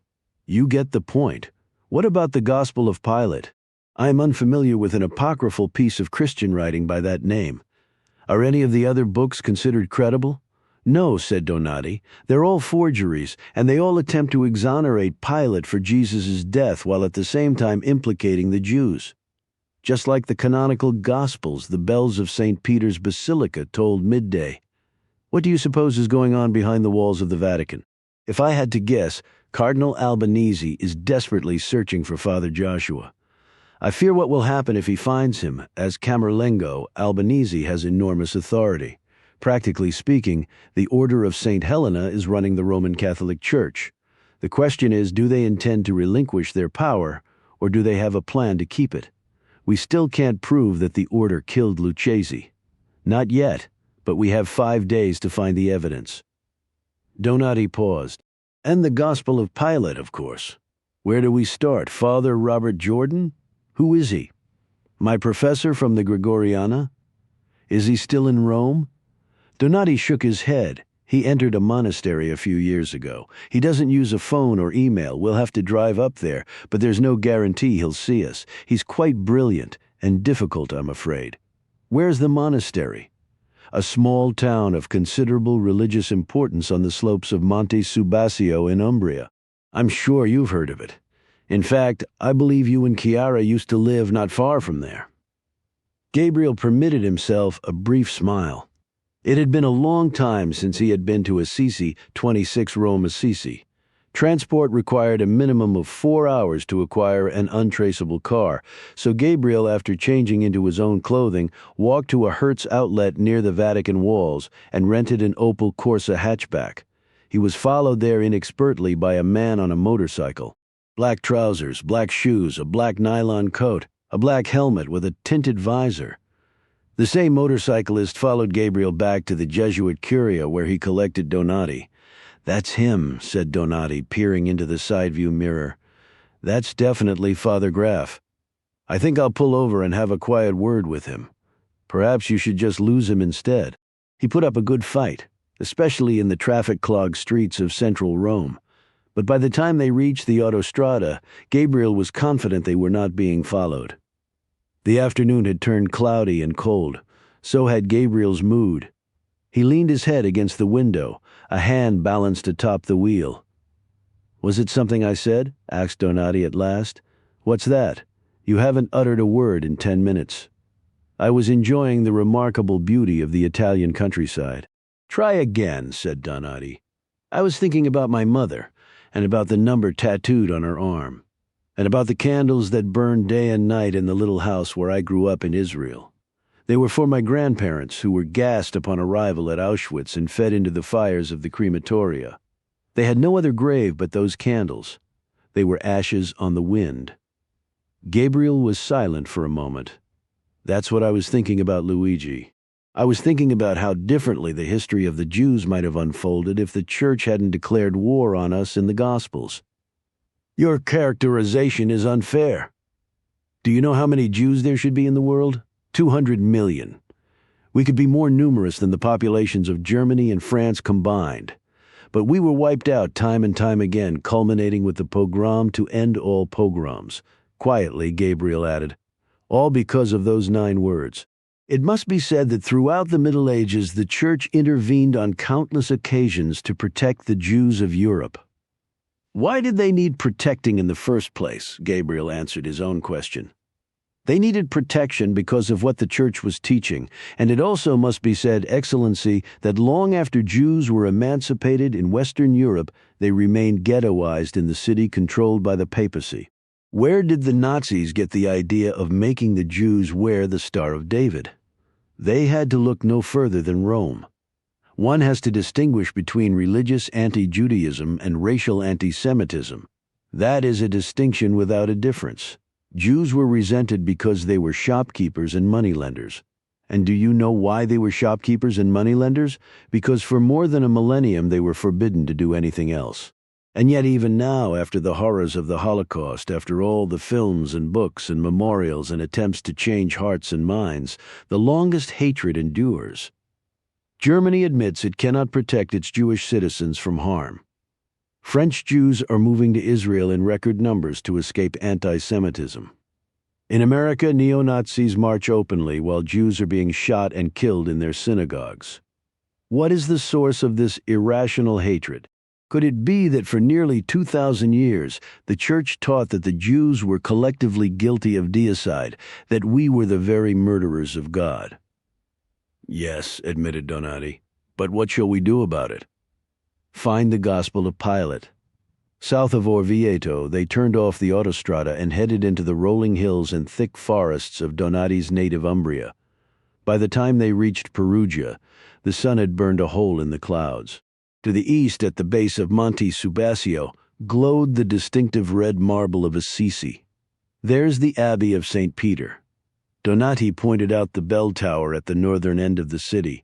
It's inhabited by a small group of monks from the Cassinese congregation. They live according to the rule of Saint Benedict, ora et labora, pray and work. Sounds a bit like the job description of the chief of the office. Donati laughed. The monks support a number of local organizations, including a hospital and an orphanage. They agreed to give Father Jordan lodging in the abbey when he retired from the Gregoriana. Why Assisi? After working for 40 years as a Jesuit academic and writer, he longed for a more contemplative existence. But you can be sure he finds time to research and write. He's one of the world's foremost authorities on the apocryphal Gospels. What happens if he won't see us? I'm sure you'll think of something, remarked Donati. Gabriel left the Opal in a car park outside the city walls and followed Donati through the archway of the Porta San Pietro. The abbey was a few paces along a shadowed street behind walls of red stone. The outer door was locked. Donati rang the bell. There was no answer. He checked the time. Mid-afternoon prayers. Let's take a walk. They set out along the street against the flow of outward-bound package tourists, Gabriel in dark trousers and a leather coat, Donati in his magenta-trimmed cassock. He attracted no more than passing interest. The Abbey of St. Peter was not the only monastery or convent in Assisi. It was a city of religious... It became Christian, explained Donati, just 200 years after the crucifixion. St. Francis was born in Assisi at the end of the 12th century. Known for his lavish clothing and circle of rich friends, he encountered a beggar one afternoon in the marketplace and was so moved he gave the man everything he had in his pockets. Within a few years he was living as a beggar himself. He cared for lepers in a Lazar house, worked as a lowly kitchen servant in a monastery, and in 1209 founded a religious order that required its members to embrace a life of total and complete poverty. Francis is one of the Church's most beloved saints, but he didn't invent the notion of caring for the poor. It was ingrained in Christianity from the beginning, and now, 2 millennia later, thousands of Roman Catholics around the world are doing the same thing, every hour of every day. I think that's worth preserving, don't you? I once told Lucchesi that I would never want to live in a world without the Roman Catholic Church. Did you? He never mentioned it. They arrived at the Basilica. Shall we go inside and see the paintings? Next time, quipped Gabriel. It was 3:15. They retraced their steps to the abbey, and once again Donati rang the bell. A moment passed before a male voice answered. He spoke Italian with a distinct British accent. Good afternoon. May I help you? I'm here to see Father Jordan. I'm afraid he doesn't accept visitors. I believe he'll make an exception in my case. Your name? Archbishop Luigi Donati. He released the call button and gave Gabriel a sidelong glance. Membership has its privileges. The lock snapped open. A hairless, black-habited Benedictine waited in the shadows of an internal courtyard. Forgive me, Excellency. I wish someone had told us you were coming. He extended a soft, pale hand. I'm Simon, by the way. Follow me, please. They entered the Church of San Pietro through a side door, crossed the nave, and emerged into another internal court. The next door gave onto the abbey itself. The monk conveyed them to a modestly furnished common room overlooking a green garden, actually thought Gabriel. It was more like a small farm. Surrounded by a high wall, it was invisible to the outside world. The Benedictine asked them to make themselves comfortable and then withdrew. 10 minutes elapsed before he finally returned. He was alone. I'm sorry, Excellency, but Father Jordan is praying now and wishes not to be disturbed. Donati opened his briefcase and removed the manila envelope. Show him this, but now Don Simon. Gabriel smiled as the monk fled the room. It seems your reputation precedes you. I doubt Father Jordan will be so easily impressed. Another 15 minutes passed before the British monk returned. This time he was accompanied by a small, dark man with a weathered face and a shock of unkempt white hair. Father Robert Jordan was wearing an ordinary cassock rather than the black habit of the Benedictines. In his right hand was the envelope. I came here to get away from Rome. Now it seems Rome has come to me. Father Jordan's gaze settled on Gabriel. Mr. Allon, I presume. Gabriel said nothing. Father Jordan removed the page from the envelope and held it up to the afternoon light streaming through the window. It's paper, not vellum. It looks to be from the 15th or 16th century. I'll have to take your word for it, replied Donati. Father Jordan lowered the page. I've been searching for this for more than 30 years. Where on earth did you find it? It was given to me by a priest who works in the secret archives. Does the priest have a name? Father Joshua. Are you sure? Why? Because I'm quite certain I know everyone who works in the archives, and I've never heard of anyone by that name. Father Jordan looked down at the page again. Where's the rest of it? It was removed from the papal study the night of the Holy Father's death. By whom? Cardinal Albanese. Father Jordan looked up sharply. Before or after His Holiness died? Donati hesitated, then said, It was after. Dear God, whispered Father Jordan, I was afraid you were going to say that. 27 Abbey of St. Peter Assisi. The monk returned with an earthenware carafe of water, a loaf of coarse bread from the monastery's bakery, and a bowl of olive oil produced by an abbey-supported cooperative. Father Jordan explained that he had worked there the previous summer, repairing the damage done to his body by a lifetime of teaching and study. It was obvious he had spent a great deal of time in the out-of-doors of late.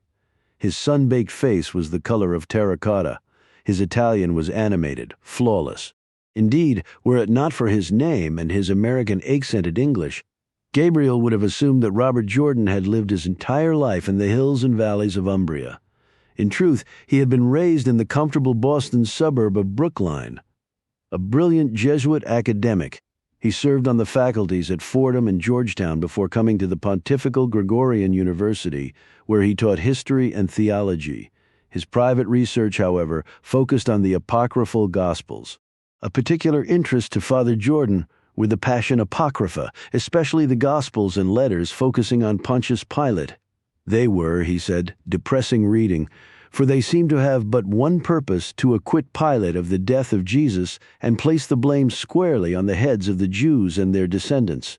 Father Jordan believed that, intentionally or not, the Gospel writers had erred in their depiction of the trial and execution of Jesus, an error compounded by the inflammatory teachings of Church Fathers from Origen to Augustine. In the mid-1980s, he learned he was not alone. Without the knowledge of the Jesuit Superior General or his Chancellor at the Gregoriana, he joined the Jesus Task Force, a group of Christian scholars who attempted to create an accurate portrait of the historical Jesus. The group published its findings in a controversial book. It argued that Jesus was an itinerant sage and faith healer who neither walked on water nor miraculously fed the multitudes with 5 loaves of bread and 2 fish. He was put to death by the Romans as a public nuisance, not for challenging the authority of the temple elite, and did not rise bodily from the dead. The concept of the resurrection, the task force concluded, was based on visions and dreams experienced by Jesus' closest followers, a view first put forward in 1835 by the theologian David Friedrich Strauss, a German Protestant. When the book was published, my name didn't appear in the text. Even so, I was terrified my participation would become public. Late at night, I waited for the dreaded knock at the door from the Holy Office of the Inquisition. Donati reminded Father Jordan that the Holy Office was now known as the Congregation of the Doctrine of the Faith. Arose by any other name, Father Donati. I'm an Archbishop, Robert. Father Jordan smiled. His participation in the task force, he continued, did not shake his belief in the divinity of Jesus or the core tenets of Christianity. If anything, it strengthened his faith. He had never believed that everything in the New Testament, or in the Torah for that matter, happened as described, and yet he believed with all his heart in the Bible's core truths. It was why he had come to Assisi, to be closer to God, to live his life the way Jesus had led his, unburdened by property or possessions. He remained deeply troubled, however, by the Gospel's accounts of the crucifixion, for they had led to countless deaths and untold suffering on the part of the Jewish people. Father Jordan had made it his life's work to find out what really happened that day in Jerusalem.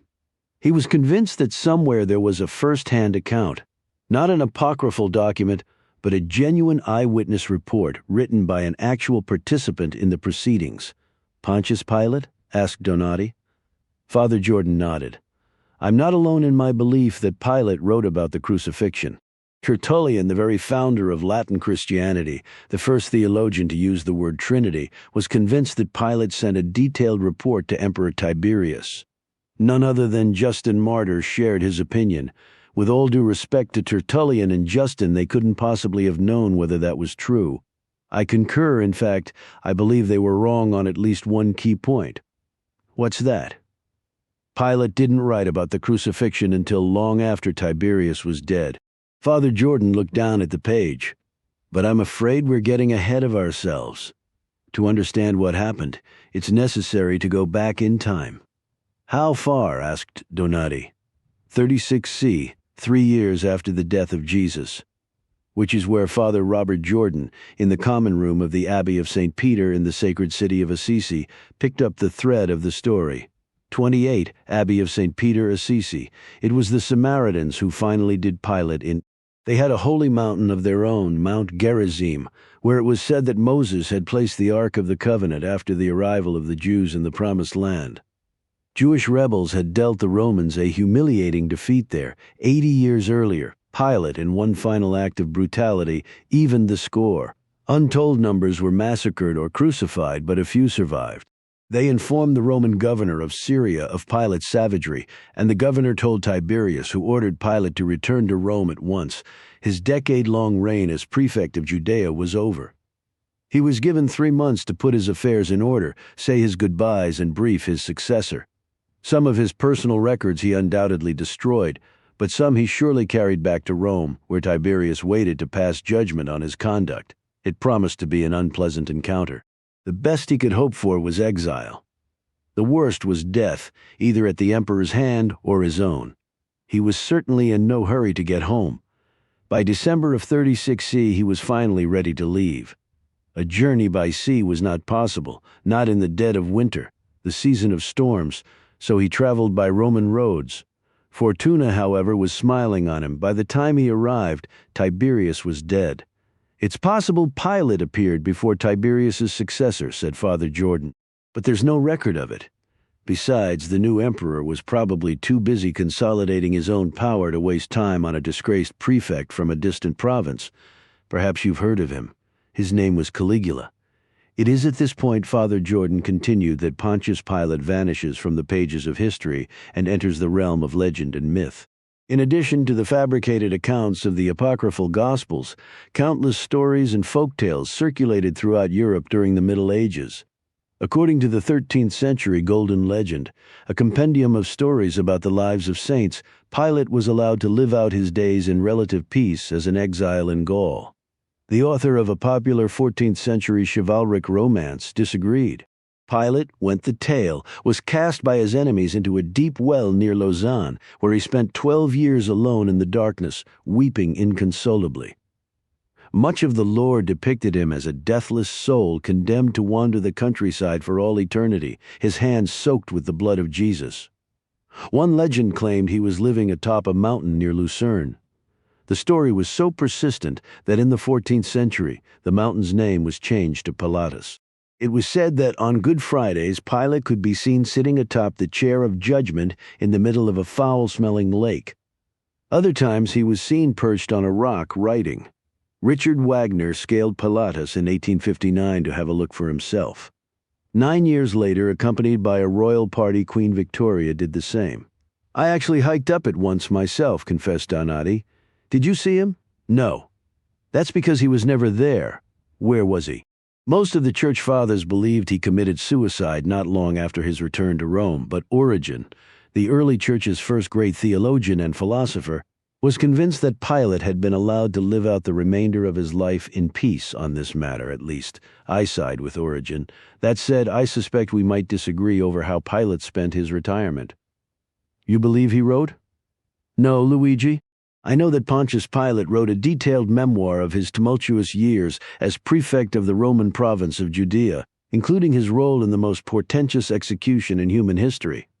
Father Jordan tapped the plastic-covered page, and it was used as the source material for the pseudepigraphic gospel that bears his name.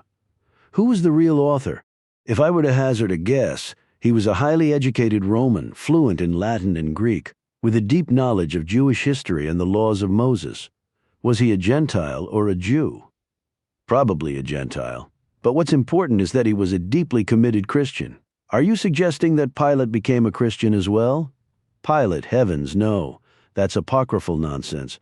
I have no doubt he remained a pagan until his dying breath. The Gospel of Pilate is a work of history rather than faith.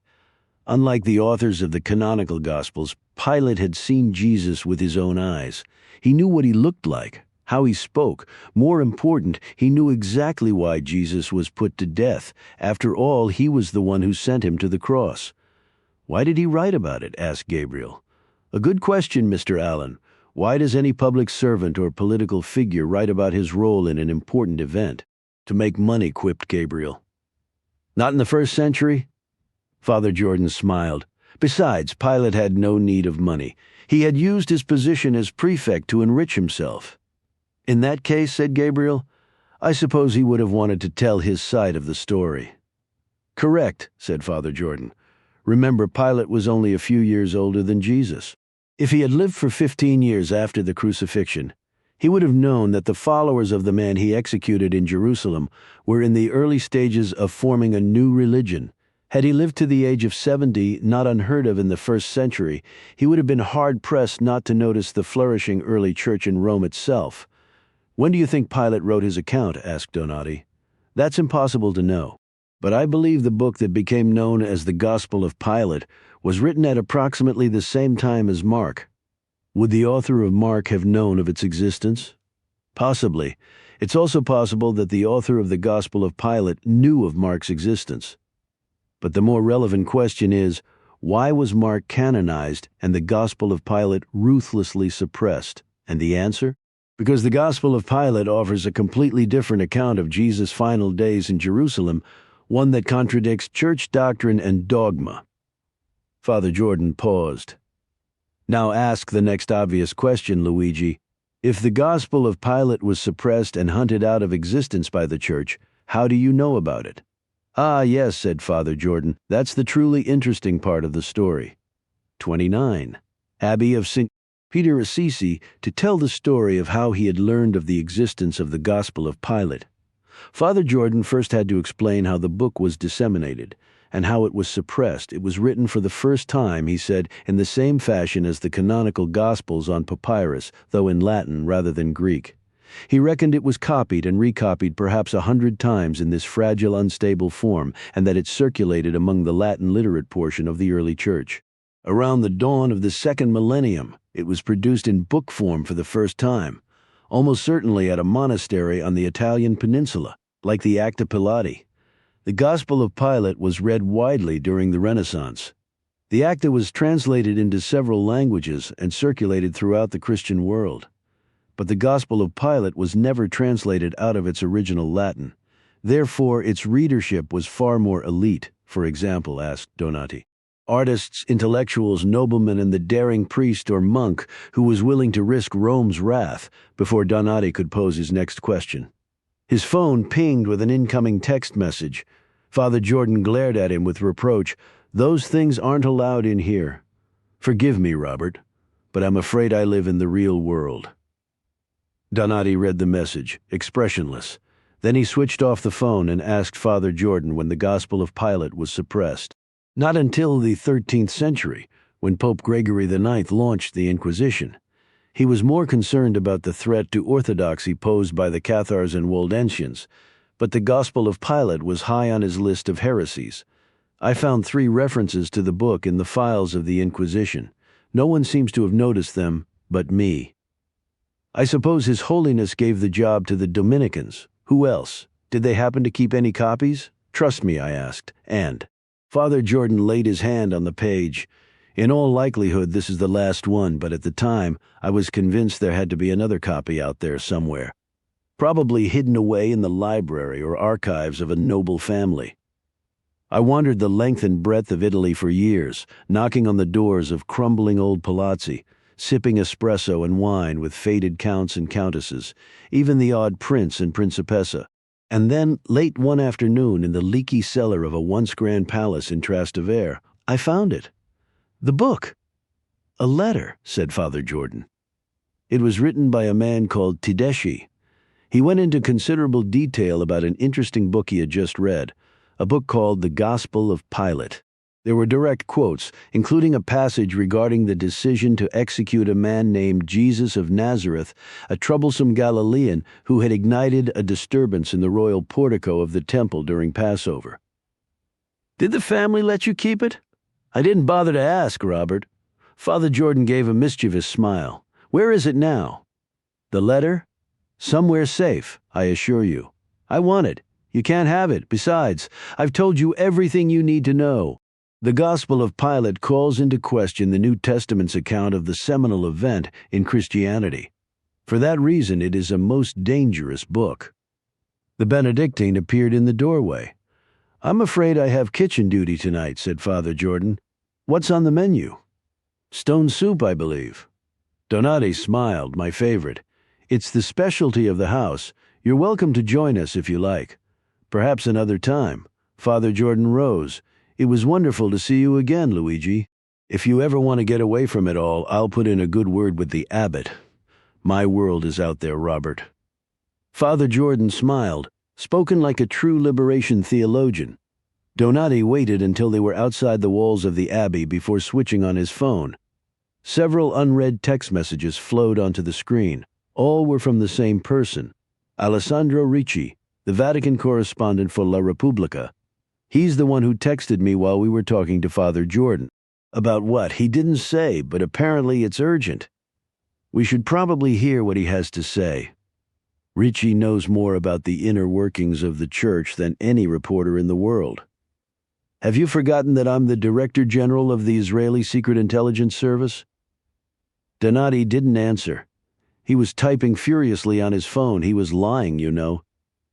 "Alessandro Ricci?" asked Donati absently. "Father Jordan, he knows more about the Gospel of Pilate than he told us." You can tell when someone is lying? Always. How do you go through life that way? "It isn't easy," said Gabriel. "He was telling the truth about at least one thing." "What's that?" Donati looked up from his phone. "There's no one named Father Joshua who works at the secret archives, 30 Via della Paglia, Rome. Alessandro Ricci lived at the quiet end of the Via della Paglia, in a small rose-colored apartment building." His name did not appear on the intercom panel. Ricci's work had earned him a long list of enemies, some of whom wanted him dead. Donati pressed the correct button, and they were admitted at once. Ricci was waiting on the second-floor landing, dressed entirely in black. His fashionable spectacles were black, too. They were propped on his bald head, which was polished to a high gloss. His gaze was fixed not on the tall, handsome man wearing the cassock of an archbishop, but on the leather-jacketed figure of medium height standing next to him. "Dear God, it's you, the great Gabriel Allon, savior of Il Papa." He drew them into the apartment. No one would have mistaken it for the home of anyone but a writer, and a divorced one at that. There wasn't a single flat surface that wasn't piled with books and papers. Ricci apologized for the clutter. He had spent much of the day on the BBC, where his elegantly accented English was much in demand. He had to be back at the Vatican in 2 hours for an appearance on CNN. He hadn't much time to talk. "Too bad," he added, with a glance at Gabriel. "I have a few questions I'd like to ask you." Ricci cleared a couple of chairs and immediately dug a crumpled pack of Marlboros from the breast pocket of his jacket. Donati in turn produced his elegant gold cigarette case. There followed the familiar rituals of the tobacco addicted, the stroke of a lighter, the offer of a flame, a moment or two of small talk. Ricci expressed his condolences over the death of Lucchesi.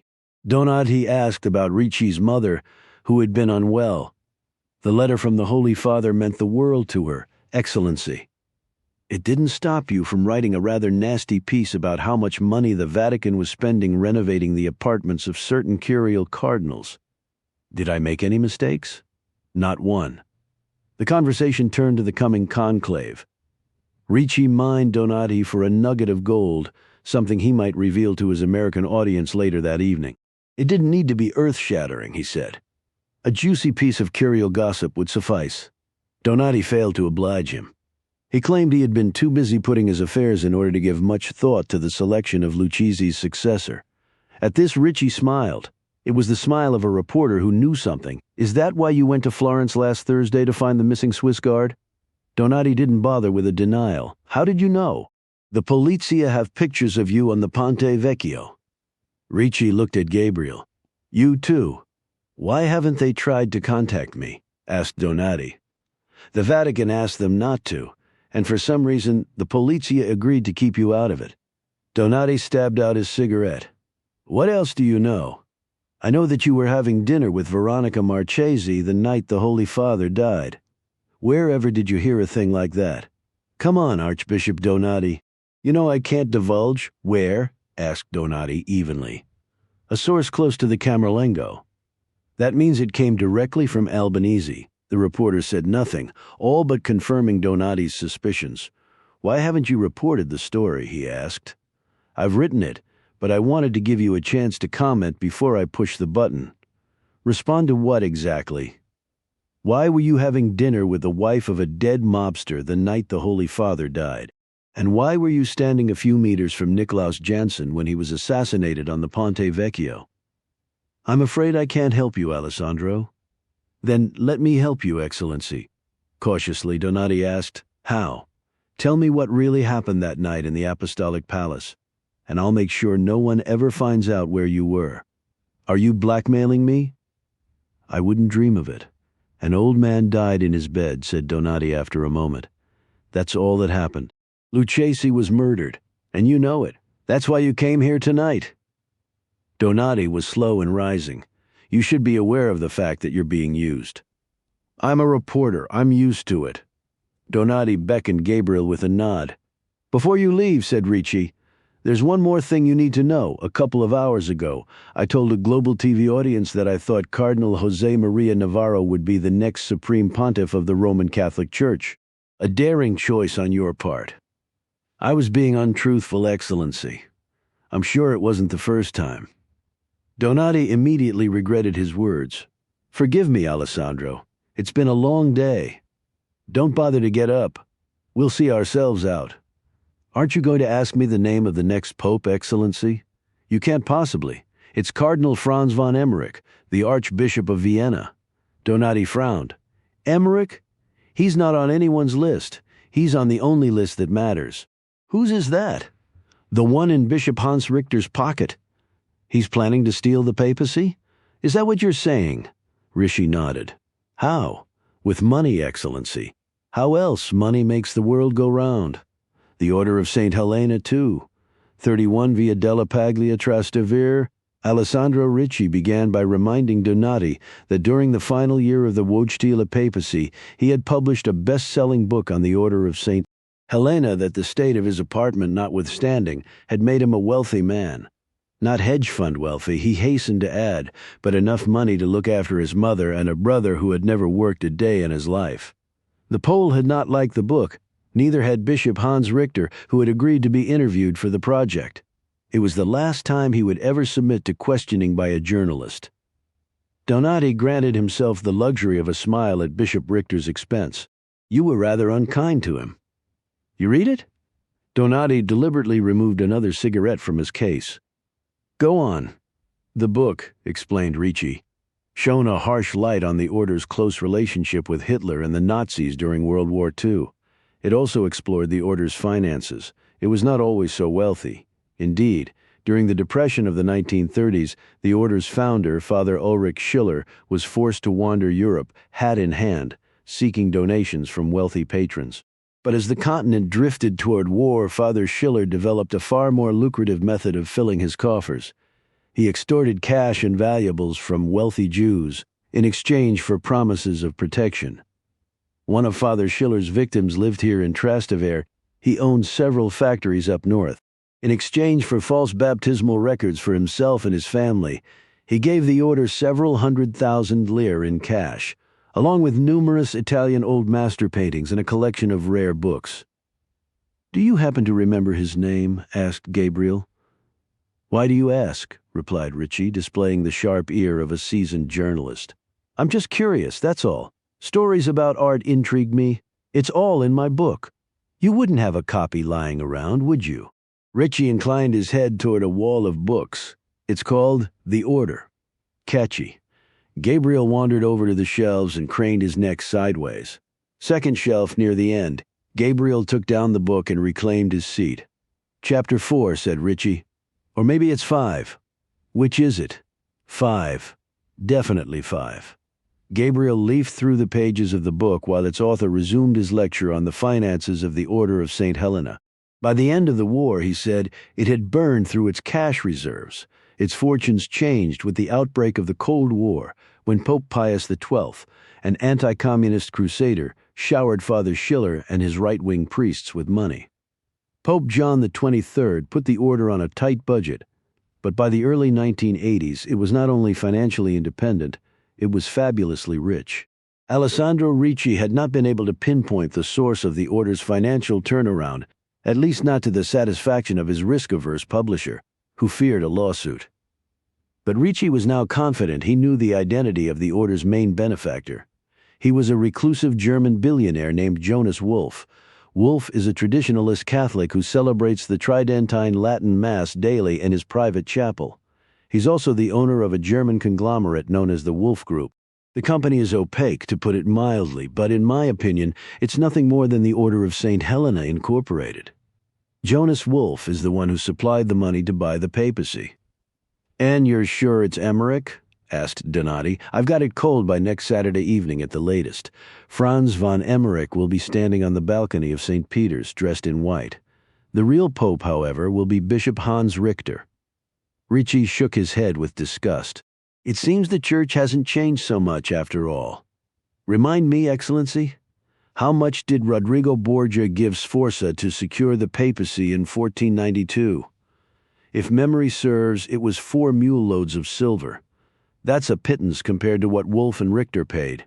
Donati closed his eyes and squeezed the bridge of his nose. How much did it cost him? The rich Italians didn't come cheap. The poorer prelates from the Third World fetched a few 100,000 each. Most were more than happy to take the order's money, but a few were blackmailed into accepting it. How? As prefetto of the secret archives, Cardinal Albanese had access to a great deal of dirt, most of it sexual in nature. I'm told Bishop Richter used it quite ruthlessly. How were the bribes paid? The order considers them donations, Excellency, not bribes, which means it's all perfectly permissible as far as the church is concerned. In fact, it happens all the time. Do you remember that American cardinal who got caught up in the sexual abuse scandal? He was spreading money around the curia like chicken feed in a bid to save his career. It wasn't his personal money, of course. It was donated by the parishioners of his archdiocese. Who's your source? Asked Donati. And don't try to hide behind some gallant front of journalistic integrity. Let's just say that my source has first-hand knowledge of Richter's scheming. He was offered a payment. Ricci nodded. Did he show you any proof? The offer was made verbally, which explains why you haven't gone to print. Print? You're dating yourself, Excellency. I work for the oldest institution on the planet. Donati crushed out his cigarette as though he were vowing never to smoke again. And now you think I'm going to tell you everything I know so you can write your story and throw the conclave into turmoil. If I don't report what I know, Bishop Richter and his friend Jonas Wolff will be in control of the church. Is that what you want? Are you even a practicing Catholic? I haven't been to Mass in 20 years. Then please spare me the sanctimony. Donati reached for his cigarette case but stopped. Give me until Thursday night. It won't hold that long. I have to publish by tomorrow at the latest. If you do, you'll be making the biggest mistake of your career. Ricci glanced at his watch. I have to get back to the Vatican for my appearance on CNN. Are you sure you don't have anything for me? The Holy Spirit will determine the identity of the next Roman pontiff. Hardly. Ricci turned to Gabriel, who had yet to look up from the book. Did you find what you were looking for, Mr. Allon? Yes, said Gabriel. I believe I have. He held up the book. Is there any chance I can keep this? I'm afraid it's my last copy, but it's still in print. Lucky you, Gabriel. Returned the book to Ricci. I have a feeling it's going to be a bestseller again. 32 Trastevere, Rome. For a long time after leaving Alessandro Ricci's apartment, Gabriel and Donati wandered the streets of Trastevere Reggio XIV, as Pilate would have known it, seemingly without direction or destination. Donati's mood was as black as his cassock. This was the Luigi Donati, thought Gabriel, who had made so many enemies inside the Roman Curia. The Pope's ruthless son of a bitch. A hard man in black with a whip and a chair. But he was also a man of enormous faith who, like Gabriel, was cursed with an unyielding sense of right and wrong. He was not afraid to get his hands dirty, nor did he often turn the other cheek. In fact, given the opportunity, he usually preferred to return the favor. A rectangular piazza opened before them. On one side was a gelateria. On the other was the church of Santa Maria della Scala. Despite the lateness of the hour, the doors were open. Several young Romans, men and women in their 20s, were sitting on the steps, smiling, laughing. They seemed to temporarily lift Donati's spirits. "There's something I need to do." They entered the church. The nave was ablaze with candlelight and filled with perhaps 100 more young Catholics, most of whom were engaged in animated discussions. 2 folk singers were strumming guitars at the foot of the altar, and in the side aisles a half-dozen priests were sitting on folding chairs, offering spiritual guidance and hearing confessions. Donati surveyed the scene with obvious approval. "It's a program Lucchese and I created a few years ago. Once or twice a week we open one of the historic churches and offer young people a place to spend an hour or two free from the distractions of the outside world. As you can see, there aren't a lot of rules. Light a candle, say a prayer, find a new friend. Someone who's interested in more than posting pictures of themselves on social media. That said, we don't discourage them from sharing their experiences online if the Spirit moves them." He lowered his voice. "Even the church has to adapt. It's extraordinary. We're not quite as dead as our critics like to think. This is my church in action. This is the church of the future." Donati gestured toward an empty pew. "Make yourself comfortable, I won't be long." "Where are you going?"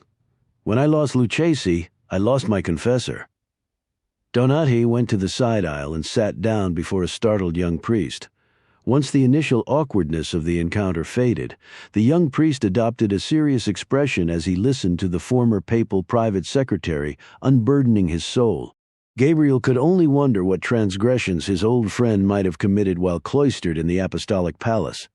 He had always been somewhat envious of the Catholic sacrament of confession.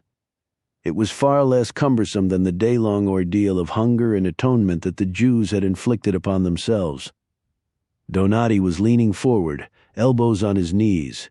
Gabriel gazed straight ahead toward the small golden cross, the instrument of Roman brutality atop the baldachin. The Emperor Constantine claimed to have seen it in the sky above the Milvian Bridge, and he had made it the symbol of the new faith. For the Jews of medieval Europe, however, the cross had been something to fear. It had been emblazoned in red on the tunics of the Crusaders who massacred Gabriel's ancestors in the Rhineland on their way to Jerusalem. And it had hung round the necks of many of the murderers who fed millions into the flames at Treblinka, Sobibor, Chełmno, Belzec, Majdanek, and Birkenau, actions for which they received not a single word of rebuke from their spiritual leader in Rome. "His blood shall be on us and our children." After accepting the young priest's absolution, Donati crossed the nave and knelt at Gabriel's side, head bowed in prayer. Eventually he made the sign of the cross and, rising from his knees, sat down on the pew. "I said one for you as well. I figured it couldn't hurt. It's good to know you still have a sense of humor. Trust me, it's hanging by a thread." Donati looked at the 2 folk singers. "What is that song they're playing?" "You're asking me." Donati laughed quietly. "You know," said Gabriel, "I'm supposed to be on holiday with my wife and children. You can always take a holiday." "I can't, actually." Donati made no reply. "There is a relatively easy way out of this," said Gabriel. "Be the second source for Ritchie's article. Tell him everything. Let it blow up in the press. There's no way the order will go forward under those circumstances. You underestimate Bishop Richter." Donati cast his eyes around the nave. "And what about this? How will these young people feel about their church then? Better a temporary scandal than His Holiness Pope Emmerich, perhaps, but it would deprive us of a valuable opportunity to make sure the next pope finishes the job my master started." Donati gave Gabriel a sideways glance. You don't really believe that nonsense about the Holy Spirit choosing the Pope, do you? I don't even know what the Holy Spirit is. Don't worry, you're not alone. Do you have a candidate in mind? Asked Gabriel. My master and I gave red hats to several men who would make fine popes. All I need is access to the cardinal electors before they enter the Sistine Chapel to cast their first vote. On Friday afternoon, Donati shook his head. Friday is too late. It would have to be Thursday evening at the latest. That's when the cardinals are locked into the Casa Santa Marta. Won't they be sequestered? In theory, but in reality it's rather porous. That said, there's no guarantee the dean of the Sacred College will allow me to speak to them. Not unless I have ironclad, undeniable proof of the order's conspiracy. Donati patted Gabriel's shoulder. I wouldn't think that would be too difficult for a man in your position. That's exactly what you said about Niklaus Jansen, is it? Donati smiled. I'd also like you to bring me proof that the order murdered my master. And the book, of course. We mustn't forget the Gospel of Pilate. Gabriel stared at the golden cross atop the baldachin. Don't worry, Excellency, we haven't. 33, Israeli Embassy. Rome, Gabriel dropped Donati at the Jesuit Curia, then headed to the Israeli Embassy. Downstairs, he locked the first page of the Gospel of Pilate in an office safe and rang Yuval Gershon of Unit 8-2000 on a secure phone in the Holy of Holies. It was past midnight in Tel Aviv. Gershon was in bed. What now? He asked wearily. A German conglomerate called the Wolf Group. Anyone specific? Herr Wolf? How deep? Proctological. Gershon exhaled into the mouthpiece of his phone, and I thought it was going to be something unreasonable. I'll get to the unreasonable request in a minute. Are you looking for something in particular? Gabriel recited several keywords and names. One of the names was his own. Another was the name of the Roman military officer who had served as the prefect of Judea from approximately 26 CE to December of 36. The Pontius Pilate? Asked Gershon. How many Pontius Pilates do you know, Yuval? I assume this has something to do with our visit to the secret archives. Gabriel indicated it did. He also insinuated that while inside the archives, he had been given the first page of a rather interesting document. By whom? A priest named Father Joshua. That's strange. Why? Because you and Archbishop Donati were the only ones in the manuscript depository. We spoke to him. If you say so, what else? The Institute for Works of Religion, better known as the Vatican Bank. I just emailed you a list of names. I want to know whether any of them received large payments lately. Define large. 6 figures or more. How many names are we talking about? 116. Gershon swore softly. Are you forgetting that I have pictures of you dressed as a priest? I'll make it up to you, Yuval. Who are these guys? The cardinals who will elect the next pope. Gabriel killed the connection and dialed Yossi Gavish, the chief of the office's analytical division. Born in Golders Green, educated at Oxford, he still spoke Hebrew with a pronounced British accent. Father Gabriel, I presume? Check your inbox, my son, a moment passed. It's lovely, boss, but who is he? He's a lay member of something called the Order of St. Helena, but I have a feeling he might be one of us. Show it around the building and send it to Berlin Station. Why Berlin? He speaks German with a Bavarian accent. I was afraid you were going to say that. Gabriel hung up the phone and placed one more call. Chiara answered, her voice heavy with sleep. Where are you? She asked. Somewhere safe. When are you coming home? Soon. What does that mean? It means I have to find something first. Is it good? Do you remember when Eli and I found the ruins of Solomon's temple? How could I forget? This might be better. Is there anything I can do to help? Close your eyes, said Gabriel. Let me listen to you sleep. Gabriel spent the night on a cot inside the station, and at 7:30 the next morning rang General Cesare Ferrari. He informed the general that he needed to borrow the art squad's formidable laboratory to test a document. He did not say what the document was or where he had found it.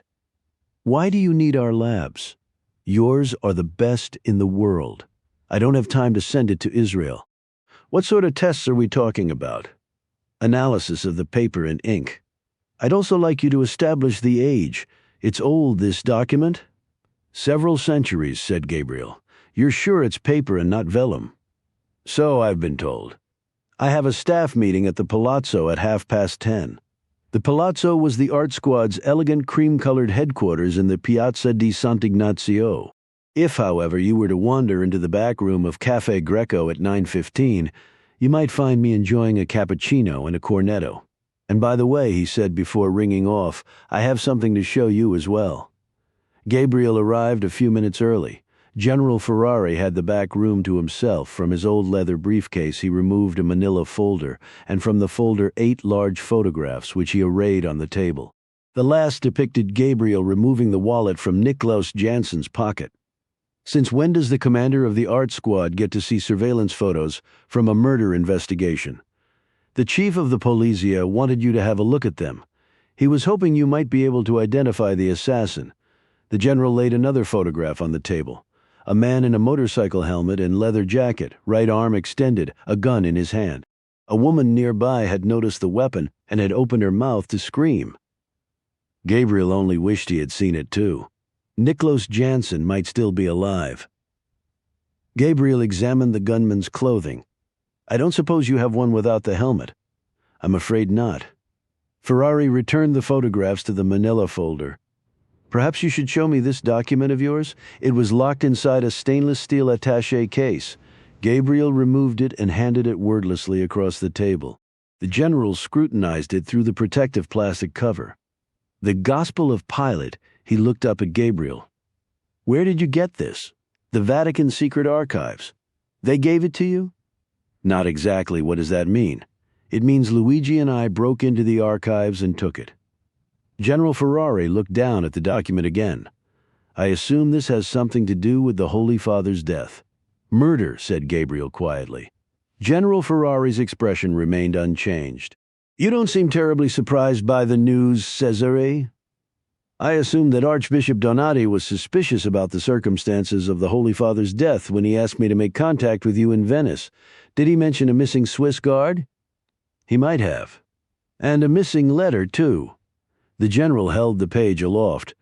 Is this the document Lucchesi wanted you to see? Gabriel nodded. In that case, there's no need to test it. The Holy Father wouldn't have tried to give it to you if it wasn't genuine. I'd feel better if I knew when it was written and where the paper and ink came from. The general raised it to the light of an overhead chandelier. You're right, it's definitely paper. How old could it be? The first mills in Italy were established in Fabriano in the late 13th century, and during the 15th century paper gradually replaced vellum in bookbinding. There were mills in Florence, Treviso, Milan, Bologna, Parma, and your beloved Venice. We should be able to determine if this was produced in one of them. But it's not something that can be done quickly. How long will it take? To do the job right, several weeks. I'm going to need the results a bit sooner than that. The general sighed. If it wasn't for you, said Gabriel, I'd still be in Venice with my family. Me? The general shook his head. I was only the messenger. It was Pietro Lucchesi who summoned you. He glanced at the manila folder. Those photos are yours to keep a small souvenir of your brief visit to our country. Don't worry about the Polizia. I'll think of something to say to them. I always do. With that, the general departed. Gabriel checked his phone and saw that he had received a text message from Christoph Bittel, his friend from the Swiss Security Service. Call me as quickly as you can. It's important. Gabriel dialed. Bittel answered instantly. For God's sake, what the hell took you so long? Please tell me she's all right. Stefanie Hoffman? She's fine. I'm calling about the man in that sketch of yours. What about him? It's not something we should discuss on the phone. How quickly can you get to Zurich? 34 Sistine Chapel. From inside the Sistine Chapel came the unholy clamor of hammering. Cardinal Domenico Albanese climbed the 2 shallow steps and entered. A newly installed wooden ramp sloped toward the opening in the transenna, the marble screen that divided the chapel in 2. Beyond it stretched a temporary wooden floor covered in pale tan carpeting. 12 long tables stood along the edges of the chapel, 2 rows of 3 on each side, covered in tan baize with pleated skirts of magenta. In the center of the space stood a small ornate table with thin curved legs. For now the table was empty. But on Friday afternoon, when the cardinal electors processed into the chapel to begin the conclave, there would be a Bible open to the first page of the Gospel of Matthew. Each cardinal, including Albanese, would lay his hand on the Gospel and swear an oath of secrecy.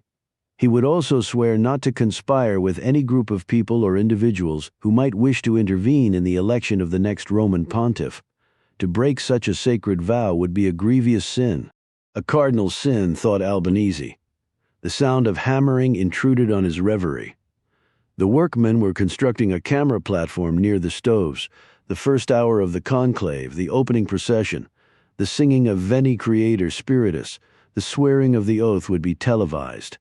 After that, the master of pontifical liturgical celebrations would announce extra omnes, and the doors would be closed and locked from the outside. Inside, a first ballot would be taken, if only to get a sense of the room. The scrutineers and revisers would perform their due diligence, checking and rechecking the count.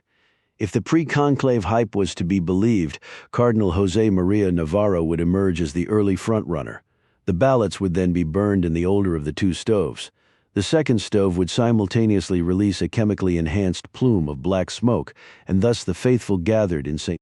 Peter's Square and the unfaithful, poised over their laptops in the press center, would learn that the Church of Rome was still without a pontiff.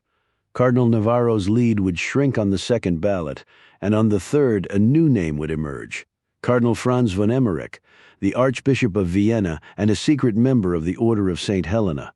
By the fifth ballot, Emmerich would be unstoppable. By the sixth, the papacy would be his. No, thought Albanese suddenly. The papacy would be the orders. They planned to waste little time in undoing the modest reforms put in place by Lucchesi and Donati. All power would be centralized in the apostolic palace. All dissent would be ruthlessly repressed. There would be no more talk of women in the priesthood or allowing priests to marry. Nor would there be any heartfelt encyclicals about climate change, the poor, the rights of workers and immigrants, and the dangers posed by the rise of the far right in Western Europe. Indeed, the new Secretary of State would forge close ties between the Holy See and the authoritarian leaders of Italy, Germany, Austria, and France, all doctrinaire Catholics who would serve as a bulwark against secularism, democratic socialism, and of course Islam. Albanese moved toward the altar. Behind it was Michelangelo's Last Judgment, with its swirling cyclone of souls rising toward heaven or falling into the depths of hell. It never failed to stir Albanese. It was the reason he had become a priest, the fear that he would suffer for all eternity in the emptiness of the underworld.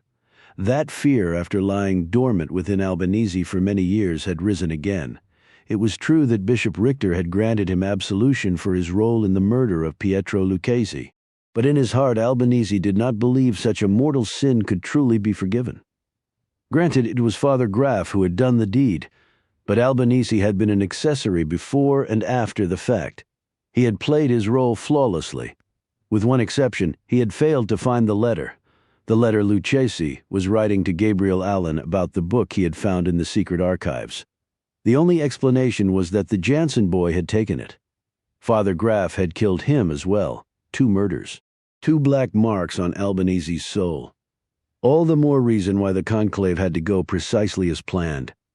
It was Albanese's job to make certain the cardinal electors who had accepted the order's money cast their ballots for Emmerich at the appropriate time. A sudden and decisive move toward the Austrian would raise suspicion of tampering. His support had to build gradually, ballot by ballot, so that nothing looked amiss. Once Emmerich was clad in white, the order would face no threat of exposure.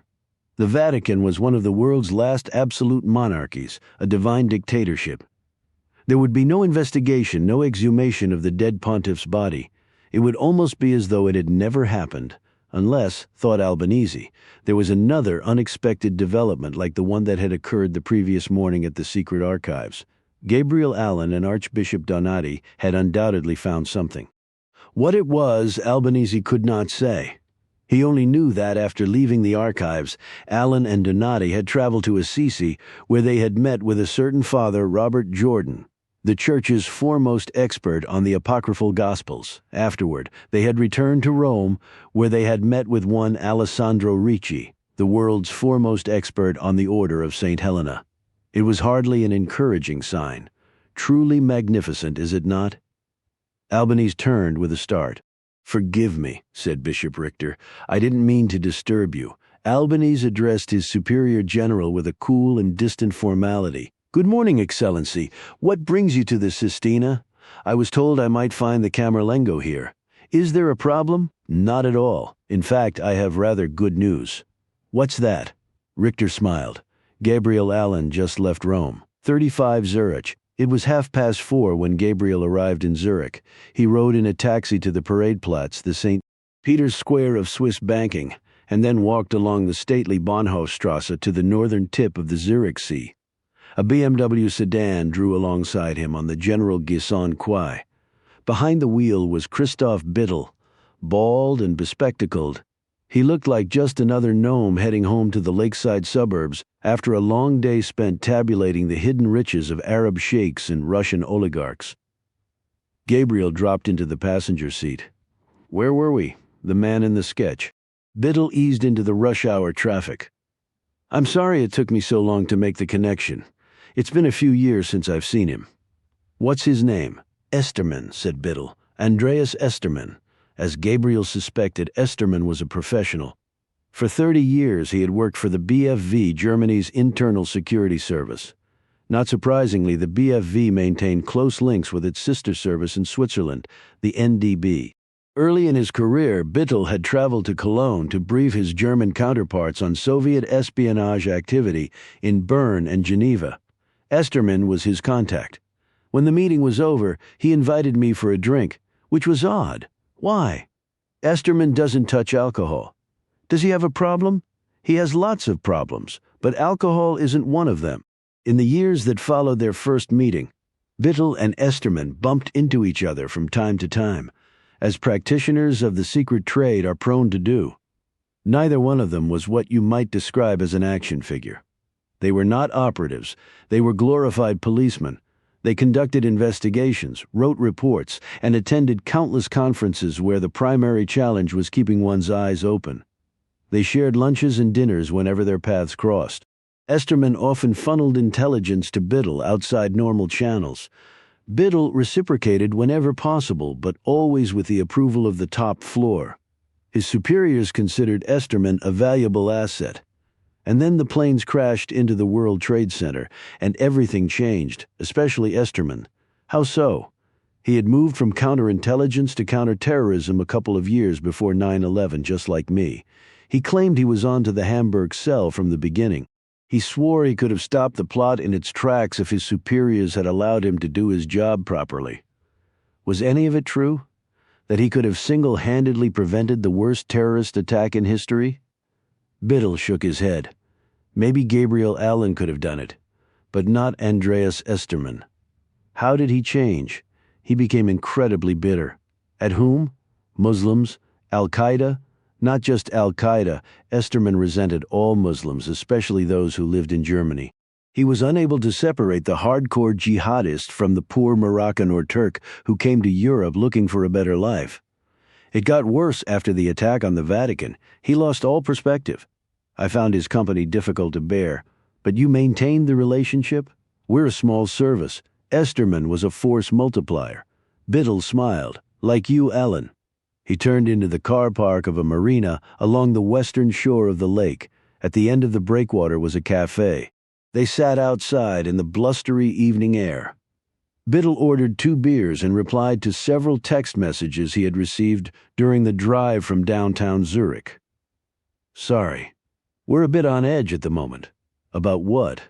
"The bombings in Germany." Bittel peered at Gabriel over his phone. "You don't happen to know who's behind them, do you? My analysts think we're dealing with a new network. Just what we needed."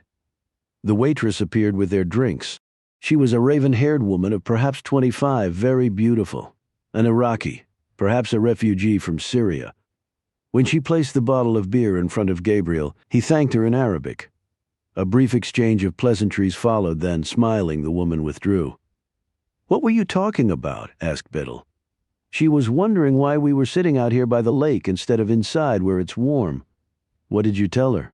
That we were intelligence officers who didn't like to speak in insecure rooms. Biddle made a face and drank some of his beer. It's a good thing Esterman didn't see you talking to her like that. He doesn't approve of being civil to Muslim immigrants. Nor does he approve of speaking their language. How does he feel about Jews? Biddle picked at the label of his beer bottle. Go ahead, Biddle, it won't hurt my feelings. He's a bit of an anti-Semite. What a shocker. It tends to go hand in hand. What's that? Islamophobia and anti-Semitism. Did you and Esterman ever discuss religion? Endlessly, especially after the attack on the Vatican. He's a devout Catholic. And you. I'm from Nidwalden. I was raised in a Catholic home. I married a Catholic girl in a ceremony officiated by the church, and all 3 of our children were baptized. But I haven't been to Mass since the sexual abuse scandal broke. Do you follow the teachings of the Vatican? Why should I follow them if they don't? I assume Esterman disagreed with you. Biddle nodded. He's a lay member of an extremely conservative order based here in Switzerland, the Order of St. Helena. Biddle's eyes narrowed. How did you know? Gabriel demurred. I assume Esterman wanted you to join. He was like an evangelist. He said I could be a secret member that no one would know other than his bishop. He also said there were lots of people like us in the order. Us, intelligence officers and security types, prominent businessmen and politicians too. He said joining the order would do wonders for my post-NDB career. How did you handle it? I told him I wasn't interested and changed the subject. When was the last time you spoke to him? It's been 5 years at least, probably more like 6. What was the occasion? Esterman's retirement from the BFV. He wanted to give me his new contact information. Apparently, he struck gold. He's working for a big German firm based in Munich. The Wolf Group? How did, lucky guess, said Gabriel. Esterman told me to call him when I was ready to leave the NDB. There's a Wolf Group office here in Zurich. He said he would make it worth my while. You don't happen to have his cell number, do you? Sure. Why? I'd like you to take him up on his offer. Tell him you're going to be in Munich on Wednesday evening. Tell him you want to talk about your future. But I can't possibly go to Munich on Wednesday. He doesn't need to know that. What do you have in mind? Drinks, somewhere quiet. I told you. He doesn't drink. He's a Diet Coke man. Always a Diet Coke. Biddle tapped the tabletop thoughtfully. There's a place in the Beethovenplatz called Café Adagio. Very chic, discreet, too. The question is, what's going to happen when he gets there? I'm going to ask him a few questions. About what? The Order of St. Helena. Why are you interested in the order? They murdered a friend of mine. Who's the friend? His Holiness Pope Paul VII. Biddle's expression betrayed no sentiment, least of all surprise. Now I know why you wanted me to keep an eye on the Hoffman woman. Send the message, Biddle. His thumbs hovered over his phone. Do you know what will happen if I'm linked to this in any way? The office will lose a valuable partner, and I'll lose a friend. I'm not sure I want to be your friend, Allon. They all seem to end up dead. Biddle typed the message and tapped send. 5 long minutes elapsed before his phone pinged with a response. You're on! 6 o'clock Wednesday evening at Café Adagio. Esterman's looking forward to it. Gabriel gazed at the black waters of the lake. That makes 2 of us. 36 Munich. Except for a few days in September 1972, Munich had never mattered much to the office. Nevertheless, if only for sentimental reasons, housekeeping maintained a large walled villa in the bohemian quarter of Schwabing, not far from the Englischer Garten. Eli Levin arrived there at 10:15 the following morning. Gloomily, he surveyed the heavy antique furnishings in the formal drawing room. I can't believe we're back here again. He looked at Gabriel and frowned. You're supposed to be on holiday. Yes, I know. What happened? A death in the family. My condolences. Levin tossed his overnight bag carelessly onto a couch. He had wispy, unkempt hair and a bland, forgettable face that even the most gifted portrait artist would have struggled to capture in oil on canvas. He appeared to be one of life's downtrodden. In truth, he was a natural predator who could follow a highly trained intelligence officer or hardened terrorist down any street in the world without attracting a flicker of interest. He was now the chief of the office division known as Naviat. Its operatives included surveillance artists, pickpockets, thieves, and those who specialized in planting hidden cameras and listening devices behind locked doors. I saw an interesting photo of you the other day. You were dressed as a priest and walking into the Vatican's secret archives with your friend Luigi Donati. I was only sorry I couldn't join you. Levon smiled. Find anything interesting? You might say that. Levon raised a tiny hand. Do tell. We should probably wait until the others arrive. They're on their way. All of them. Levon's lighter flared. I assume this has something to do with the unfortunate passing of His Holiness, Pope Paul VII. Gabriel nodded. I take it. His Holiness did not die of natural causes. No, said Gabriel, he did not. Do we have a suspect? A Catholic order based in Canton Zug. Levon stared at Gabriel through a cloud of smoke. The Order of St. Helena? You've heard of them? Unfortunately, I dealt with the order in a previous life.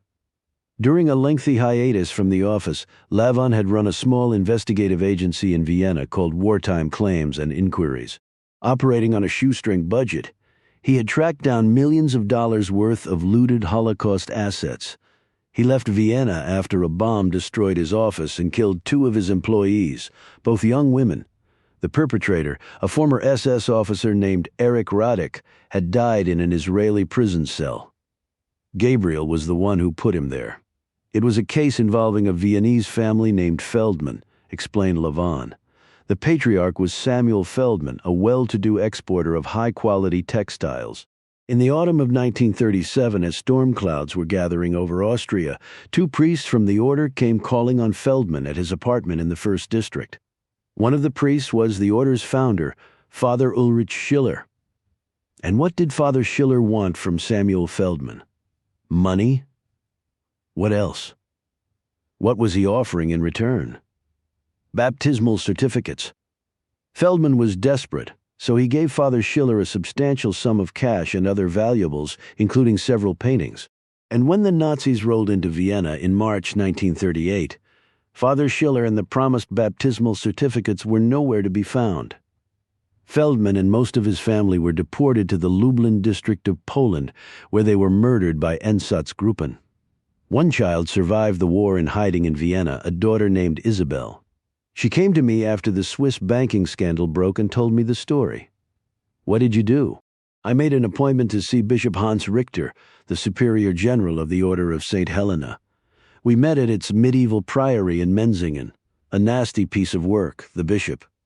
There were moments when I had to remind myself that I was actually speaking to a Roman Catholic cleric. Needless to say, I left empty-handed. Did you let it drop me? Of course not. And within a year I found 4 other cases of the order soliciting donations from Jews in exchange for promises of protection. Bishop Richter wouldn't see me again. So I turned over my material to an Italian investigative reporter named Alessandro Ricci. He found a few more cases, including a wealthy Roman Jew who gave the order several paintings and valuable rare books in 1938. I'm afraid his name escapes me, Emanuele Giordano. Levon eyed Gabriel over the ember of his cigarette. How is it possible you know that name? I met with Alessandro Ricci last night in Rome. He told me the Order of St. Helena is planning to steal the conclave and elect one of their members the next pope. Knowing the order, I'm sure it involves money. It does. Is that why they killed the pope? No, said Gabriel. They killed him because he wanted to give me a book. What kind of book? Do you remember when we found the ruins of Solomon's temple? Levon absently rubbed his chest. How could I forget? Gabriel smiled. This is better. The office, like the Roman Catholic Church, was guided by ancient doctrine and dogma. Sacred and inviolable, it dictated that members of a large operational team travel to their destination by different routes. The exigencies of the situation, however, required all 8 members of the team to journey to Munich on the same El Al flight. Nevertheless, they staggered their arrival at the safe house, if only to avoid attracting unwanted attention from the neighbors. The first to arrive was Yossi Gavish, the Tweedy, British-born head of research. He was followed by Mordecai and Oded, a pair of all-purpose field hands, and a kid named Ilan, who knew how to make the computers work. Next came Yaakov Rossman and Dina Sarid. Yaakov was the head of Special Ops. Dina was a human database of Palestinian and Islamic terrorism who possessed an uncanny knack for spotting connections others missed. Both spoke fluent German. Mikhail Abramov wandered in around noon. Tall and lanky, with pale, bloodless skin and eyes like glacial ice, he had immigrated to Israel from Russia as a teenager and joined the Sayeret Matkal, the IDF's elite special operations unit, often described as Gabriel without a conscience. He had personally assassinated several top terror masterminds from Hamas and Palestinian Islamic Jihad. He now carried out similar assignments on behalf of the office, though his extraordinary talents were not limited to the gun. A year earlier, he had led a team into Tehran and stolen Iran's entire nuclear archives. He was accompanied by Natalie Mizrahi, who also happened to be his wife. Born and educated in France, fluent in the Algerian dialect of Arabic, she had traded a promising medical career for the dangerous life of an undercover office field agent. Her first assignment took her to Raqqa, the capital of the short-lived Caliphate of the Islamic State, where she penetrated ISIS's external terrorism network. Were it not for Gabriel and Mikhail, the operation would have been her last. Like the other members of the team, Natalie had only the vaguest idea why she had been ordered to Munich. Now, in the half-light of the formal drawing room, she listened intently as Gabriel told the team the story of a well-deserved family vacation that was not to be. Summoned to Rome by Archbishop Luigi Donati, he had learned that Pope Paul VII, a man who had done much to undo the Catholic Church's terrible legacy of anti-Semitism, had died under mysterious circumstances. Though skeptical that the Holy Father had been murdered, Gabriel had nonetheless agreed to use the resources of the office to undertake an informal investigation. It led him to Florence, where he witnessed the brutal killing of a missing Swiss guard, and then to a cottage outside Fribourg, where an unfinished letter fell from a framed picture of Jesus in the Garden of Gethsemane. The letter concerned a book His Holiness had discovered in the Vatican's secret archives, a book purportedly based on the memoirs of the Roman prefect of Judea who sentenced Jesus to death by crucifixion. A book that contradicted the accounts of Jesus' death contained in the canonical Gospels, accounts that were the seedbed of 2,000 years of sometimes murderous anti-Semitism. The book was missing, but the men who took it were hiding in plain sight. They were members of a reactionary and secretive Catholic order founded in southern Germany by a priest who found much to admire in the politics of the European far right, especially National Socialism. The spiritual descendants of this priest, whose name was Ulrich Schiller, planned to steal the approaching papal conclave and elect one of their own as the next supreme pontiff of the Roman Catholic Church. As chief of the office, Gabriel had determined that such a development would not be in the interests of the State of Israel or Europe's 1.5 million Jews. Therefore, it was his intention to help his friend Luigi Donati steal the conclave back. To do so required undeniable proof of the order's plot. Time was of the essence. Gabriel needed the information no later than Thursday night, the eve of the conclave. Fortunately, he had identified two important lay members involved in the conspiracy. One was a reclusive German industrialist named Jonas Wolf. The other was a former BFV officer named Andreas Estermann. Estermann would be arriving at Café Adagio on the Beethovenplatz at 6 p.m. Wednesday. He would be expecting a Swiss intelligence officer named Christoph Bittel. He would find the office instead. Immediately following his abduction, he would be brought to the Munich safe house for questioning. Gabriel decreed that the interrogation would not be a fishing expedition. Estermann would merely sign his name to a statement the team had already prepared, a bill of particulars detailing the order's plot to steal the conclave. A retired professional, he would not break easily. Leverage would be required. The team would have to find that too, all in a span of just 30 hours. They lodged not a word of protest and posed not a single question. Instead, they opened their laptops, established secure links to Tel Aviv, and went to work. 2 hours later, as a gentle snow whitened the lawns of the Englischer Garten, they fired their first shot. 37 Munich. The email that landed on Andreas Estermann's phone a few seconds later appeared to have been sent by Christoph Bittel. In truth, it had been dispatched by a 22-year-old MIT-educated hacker from Unit 82000 Fear Eat. It sat on Esterman's device for nearly 20 minutes, long enough for Gabriel to fear the worst. Finally, Esterman opened it and clicked on the attachment, a decade-old photograph of a Swiss-German gathering of spies in Bern. In doing so, he unleashed a sophisticated malware attack that instantly seized control of the phone's operating system. Within minutes, it was exporting a year's worth of emails, text messages, GPS data, telephone metadata, and internet browsing history, all without Esterman's knowledge. The unit bounced the materials securely from Tel Aviv to the safe house, along with a live feed from the phone's microphone and camera. Even Esterman's calendar entries, past and future, were theirs to peruse at will. On Wednesday evening, he had a single appointment: drinks at Café Adagio, 6 o'clock. Esterman's contacts contained the private mobile numbers of Bishop Hans Richter and his private secretary, Father Marcus Graf. Both succumbed to malware attacks launched by Unit 8200, as did Cardinal Camerlengo Domenico Albanese and Cardinal Archbishop Franz von Emmerich of Vienna, the man whom the order had selected to be the next pope. Elsewhere in Esterman's contacts, the team found evidence of the order's astonishing reach. It was as if an electronic version of Father Schiller's leather-bound ledger had fallen into their laps. There were private phone numbers and email addresses for Austrian Chancellor Georg Kaufmann, Italian Prime Minister Giuseppe Saviano, Cécile Leclerc of France's Popular Front, Peter van der Meer of the Dutch Freedom Party, and of course Axel Brunner of Germany's far-right National Democrats. Analysis of the phone's metadata revealed that Esterman and Brunner had spoken 5 times during the past week alone, a period that coincided with Brunner's sudden surge in German public opinion polls. Fortunately for the team, Esterman conducted much of his personal and professional correspondence via text message.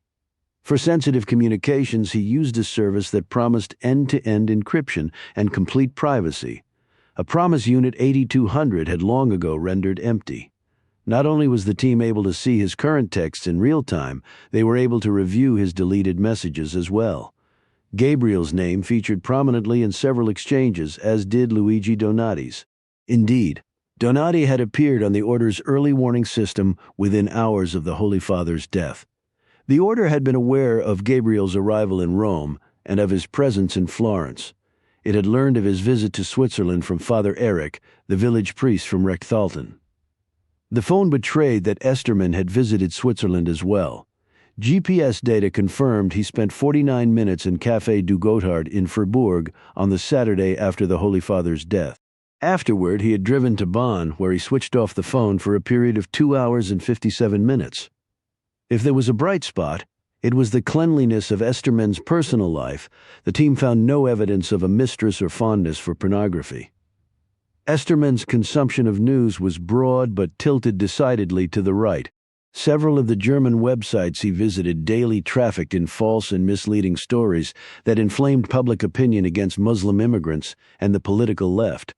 Otherwise, he had no nasty browsing habits. But no man is perfect, and few are without at least one weakness. Esterman's, it turned out, was money. Analysis of his encrypted text messages revealed that he was in regular contact with a certain Herr Hassler, owner of a private bank in the Principality of Liechtenstein. Analysis of Herr Hassler's records, conducted without his consent, revealed the existence of an account in Esterman's name. The team had found numerous such accounts spread throughout the world, but the one in tiny Liechtenstein was different. Esterman's wife, Johanna, is the beneficiary, said Dina Serid. What's the current balance? Asked Gabriel. Just north of $1.5 million. When was it opened? About 3 months ago. He's made 16 deposits. Each one was 100,000 euros, exactly, if you ask me. He's skimming from the payments he's making to the cardinals. What about the Vatican Bank? The accounts of 12 of the cardinal electors have received large wire transfers in the last 6 weeks. 4 were over $1 million. The rest were around 800,000. All of them can be traced back to Esterman. But the ultimate source of the money was the secretive Munich-based conglomerate that Alessandro Ricci had described as the Order of St. Helena Inc. Eli Levon. The team's most experienced financial investigator took it upon himself to penetrate the company's defenses. They were formidable, which came as no surprise. After all, he had matched wits with the order once before. 20 years ago, he had been at a distinct disadvantage. Now he had Unit 8200 in his corner, and he had Jonas Wolf. The German businessman proved to be as elusive as the company that bore his name, beginning with the basics of his biography. As far as Levon could tell, Wolf had been born somewhere in Germany, sometime during the war. He had been educated at Heidelberg University of that, Levon was certain, and had earned a Ph.D. in applied mathematics. He acquired his first company, a small chemical firm, in 1970 with money borrowed from a friend. Within 10 years, he had expanded into shipping, manufacturing, and construction. And by the mid-1980s, he was an extraordinarily wealthy man. He purchased a graceful old-town house in the Maxvorstadt district of Munich and a valley high in the Obersalzberg northeast of Berchtesgaden. It was his intention to create a baronial refuge for his family and their descendants. But when his wife and 2 sons were killed in a private plane crash in 1988, Wolf's Mountain Redoubt became his prison. Once or twice a week, weather permitting, he traveled to Wolf Group's headquarters in North Munich by helicopter. But for the most part, he remained in the Obersalzberg, surrounded by his small army of bodyguards. He had not granted an interview in more than 20 years, not since the release of an unauthorized biography that accused him of arranging the plane crash that killed his family. Reporters who tried to pry open the locked rooms of his past faced financial ruin, or in the case of a meddlesome British investigative journalist, physical violence. Wolf's involvement in the reporter's death, she was killed by a hit-and-run driver while cycling through the countryside near Devon, was much rumored but never proven. To Eli Levon, the story of Jonas Wolf's spectacular rise sounded too good to be true. There was, for a start, the lone Wolf had received to purchase his first company. Levon had a hunch, based on hard-won experience, that Wolf's lender had been a Canton Zug-based concern known as the Order of St. Helena. Furthermore, Levon was of the opinion, again, it was merely well-informed conjecture that the Wolf Group was far larger than advertised, because it was an entirely private company, one that had never received a single loan from a single German bank. Levon's options for traditional financial inquiry were limited. Esterman's phone, however, opened many doors within the firm's computer network that might otherwise have remained closed, even to the cyber sleuths at Unit 8200. Shortly after 8 o'clock that evening, they tunneled into Jonas Wolf's personal database and found the keys to the kingdom, a 200-page document detailing the company's global holdings and the staggering income they generated. $2.5 billion in pure profit last year alone, announced Levon. And where do you think it all goes? That evening, the team set aside its work long enough to share a traditional family meal.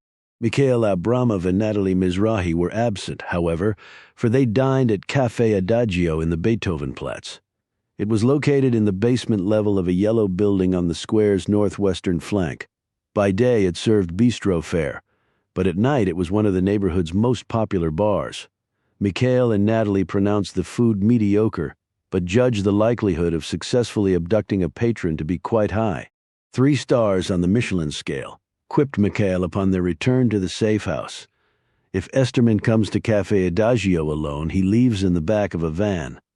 The team took delivery of the vehicle in question, a Mercedes Transit van, at 9 the following morning, along with 2 Audi A8 sedans, 2 BMW motor scooters, a set of false German registration plates, 4 Jericho .45 caliber pistols, an Uzi Pro compact submachine gun, and a 9mm Beretta with a walnut grip. At which point the tension in the safe house seemed to rise by several notches. As was often the case, Gabriel's mood darkened as the 0 hour drew near. Mikhail reminded him that a year earlier, in a warehouse in a drab commercial district of Tehran, a 16-member team had blowtorched its way into 32 safes and removed several hundred computer disks and millions of pages of documents. The team had then loaded the material into a cargo truck and driven it to the shore of the Caspian Sea, where a boat had been waiting. The operation had shocked the world and proved once again that the office could strike at will, even in the capital of its most implacable foe. And how many Iranians did you have to kill in order to get out of the country alive? Details, said Mikhail dismissively. The point is, we can do this with our eyes closed. I'd rather you do it with your eyes open. It will substantially increase our chances of success. By midday, Gabriel had managed to convince himself that they were doomed to failure, that he would spend the rest of his life in a German prison cell for crimes too numerous to recall, an ignoble end to a career against which all others would be measured. Eli Lavon accurately diagnosed the source of Gabriel's despair, for he was suffering from the same malady. It was Munich, thought Lavon, and it was the book. It was never far from their thoughts, especially Lavon's. There was not one member of the team whose life had not been altered by the longest hatred. Nearly all had lost relatives to the fires of the Holocaust. Some had been born only because one member of a family had found the will to survive, like Isabel Feldman, the only surviving child of Samuel Feldman, who handed over a small fortune in cash and valuables to the Order of St. Helena in exchange for false baptismal certificates and false promises of protection. Another such woman was Irene Frankel. Born in Berlin, she was deported to Auschwitz in the autumn of 1942. Her parents were gassed upon arrival, but Irene Frankel left Auschwitz on the death march in January 1945. She arrived in the new state of Israel in 1948. There she met a man from Munich, a writer, an intellectual who had escaped to Palestine before the war. In Germany, his name had been Greenberg, but in Israel he had taken the name Allon. After marrying, they vowed to have 6 children, 1 for each million murdered. But a single child was all her womb could bear. She named the child Gabriel, the messenger of God, the interpreter of Daniel's visions. At 2 o'clock, they all realized it had been several minutes since anyone had seen him or heard his voice. A rapid search of the safe house revealed no trace of him, and a call to his phone received no answer. Unit 8200 confirmed the device was powered on, and that it was moving through the Englischer Garten at a walking pace. Eli Lavon was confident he knew where it was headed. The child of Irene Frankel wanted to see where it had happened. Lavon couldn't blame him. He was suffering from the same malady. 38 Munich in July 1935, 2.5 years after electorally seizing control of Germany, Adolf Hitler formally declared Munich the capital of the movement. The city's ties to National Socialism were undeniable. The Nazi Party was formed in Munich in the turbulent years after Germany's defeat in World War I, and it was in Munich, in the autumn of 1923, that Hitler led the abortive beer hall putsch that resulted in his brief incarceration at Landsberg prison. There he penned the first volume of Mein Kampf, the rambling manifesto in which he described Jews as germs that needed to be exterminated. During his first year as chancellor, the year in which he transformed Germany into a totalitarian dictatorship, the book sold more than 1 million copies. Throughout the 15 cataclysmic years of the Nazi era, Hitler traveled to Munich frequently. He maintained a large, art-filled apartment at Prinzregentenplatz 16 and commissioned the construction of a personal office building overlooking the Königsplatz, known as the Führerbau. It contained living quarters for Hitler and his deputy Rudolf Hess and a cavernous central hall with twin stone staircases that led to a conference room. British Prime Minister Neville Chamberlain signed the Munich Agreement in the Führerbau on September 30, 1938. Upon his return to London, he predicted the accord would deliver peace in our time. A year later, the Wehrmacht invaded Poland, plunging the world into war and setting in motion the chain of events that would lead to the destruction of Europe's Jews. Much of central Munich was leveled by a pair of devastating Allied bombing raids in April 1944. But somehow the Führerbau survived. Immediately after the war, the Allies used it as a storage facility for looted art. It was now the home of a respected school of music and theater, where pianists, cellists, violinists, and actors perfected their craft in rooms where murderers once walked. Bicycles lined the building's leaden facade, and at the foot of the main steps stood 2 bored-looking Munich police officers. Neither paid any heed to the man of medium height and build, who paused to review a schedule of upcoming public recitals. He continued past the Alte Pinakothek, Munich's world-class art museum, and then turned left onto the Hessstrasse. It was 10 minutes before he caught his first glimpse of the modern tower rising above the Olympic Park. The old Olympic Village lay to the north, not far from the headquarters of BMW and a highly profitable German conglomerate known as the Wolf Group. He found the Cannoli and followed it to the squat three-story apartment house at number 31. The building had long ago been converted into student housing, but in early September 1972, it had been inhabited by members of Israel's Olympic team. At 4:30 a.m. on September 5, 8 Palestinian terrorists, dressed in tracksuits, scaled an undefended fence. Carrying duffel bags filled with Kalashnikov rifles, Tokarev semi-automatic pistols, and Soviet-made hand grenades, they used a stolen key to unlock the door of apartment 1. Two Israelis, wrestling coach Moshe Weinberg and weightlifter Yosef Romano, were murdered during the first moments of the siege. 9 others were taken hostage. For the remainder of that day, as a global TV audience watched in horror, German authorities negotiated with 2 heavily disguised terrorists, one known as Isa, the other Tony, while across the street the games continued. Finally, at 10 p.m., the hostages were flown by helicopter to Fürstenfeldbruck Air Base, where German police had put in place an ill-conceived rescue operation. It ended with the death of all 9 Israelis. Within hours of the massacre, Israeli Prime Minister Golda Meir ordered a legendary office agent named Ari Shamron to send forth the boys. The operation was codenamed Wrath of God, a phrase chosen by Shamron to give his undertaking the patina of divine sanction. One of the boys was a gifted young painter from the Bezalel Academy of Arts and Design named Gabriel Allon. Another was Eli Lavon, a promising biblical archaeologist. In the Hebrew-based lexicon of the team, Lavon was an ayin, a tracker.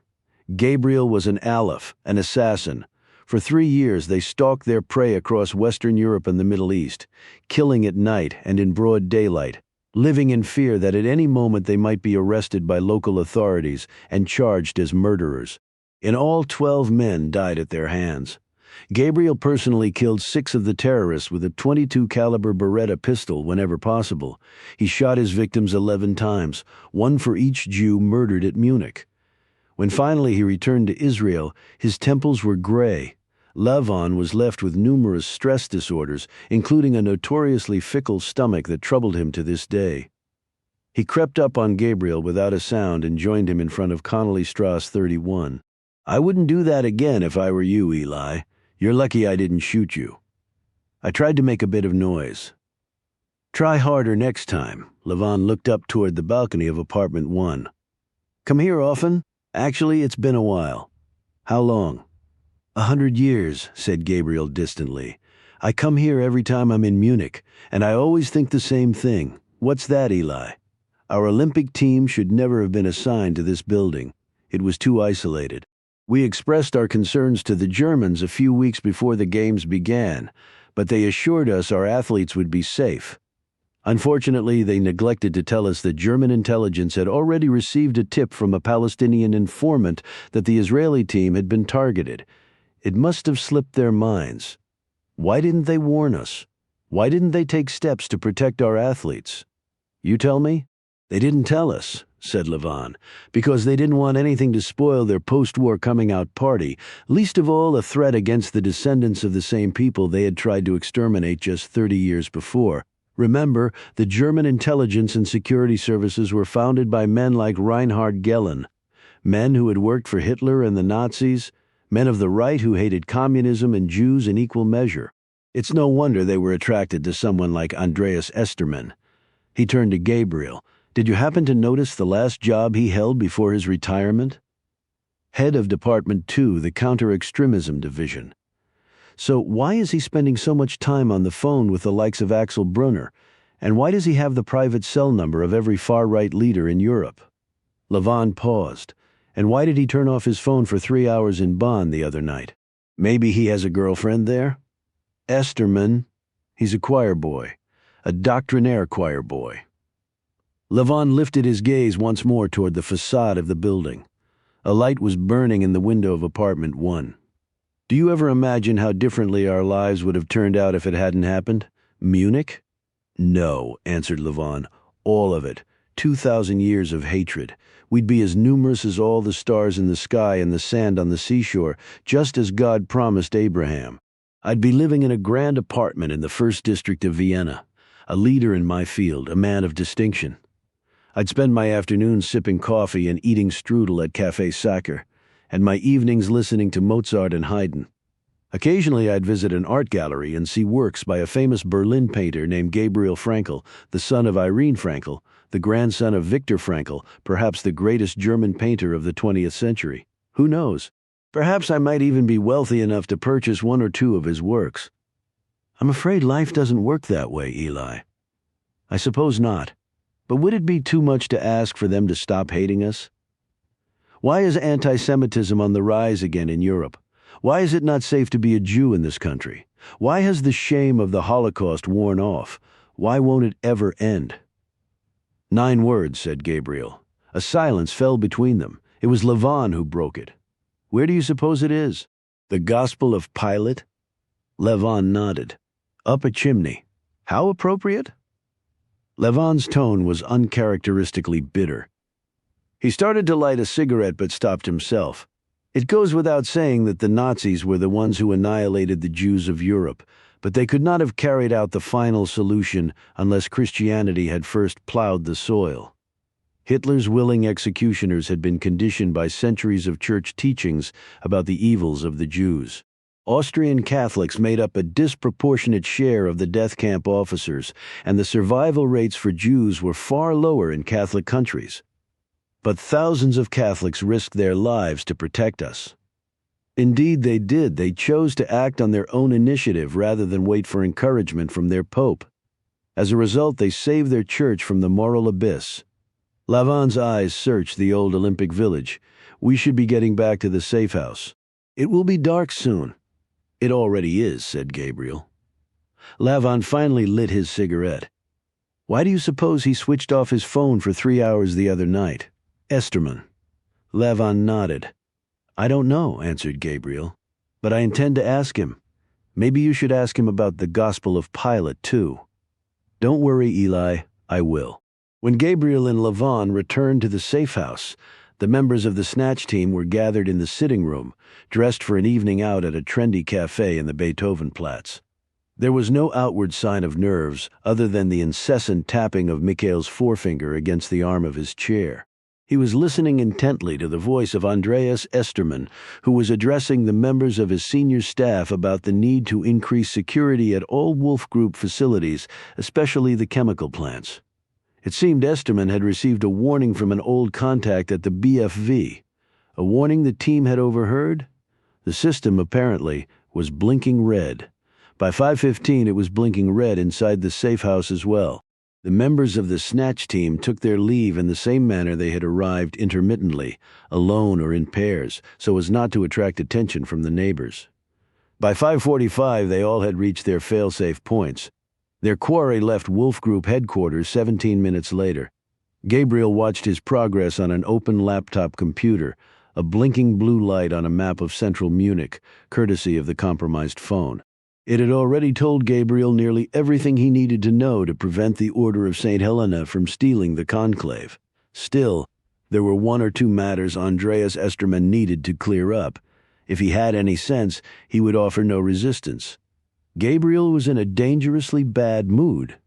They were in Munich, after all, the capital of the movement, the city where murderers once walked, 39 Beethovenplatz, Munich.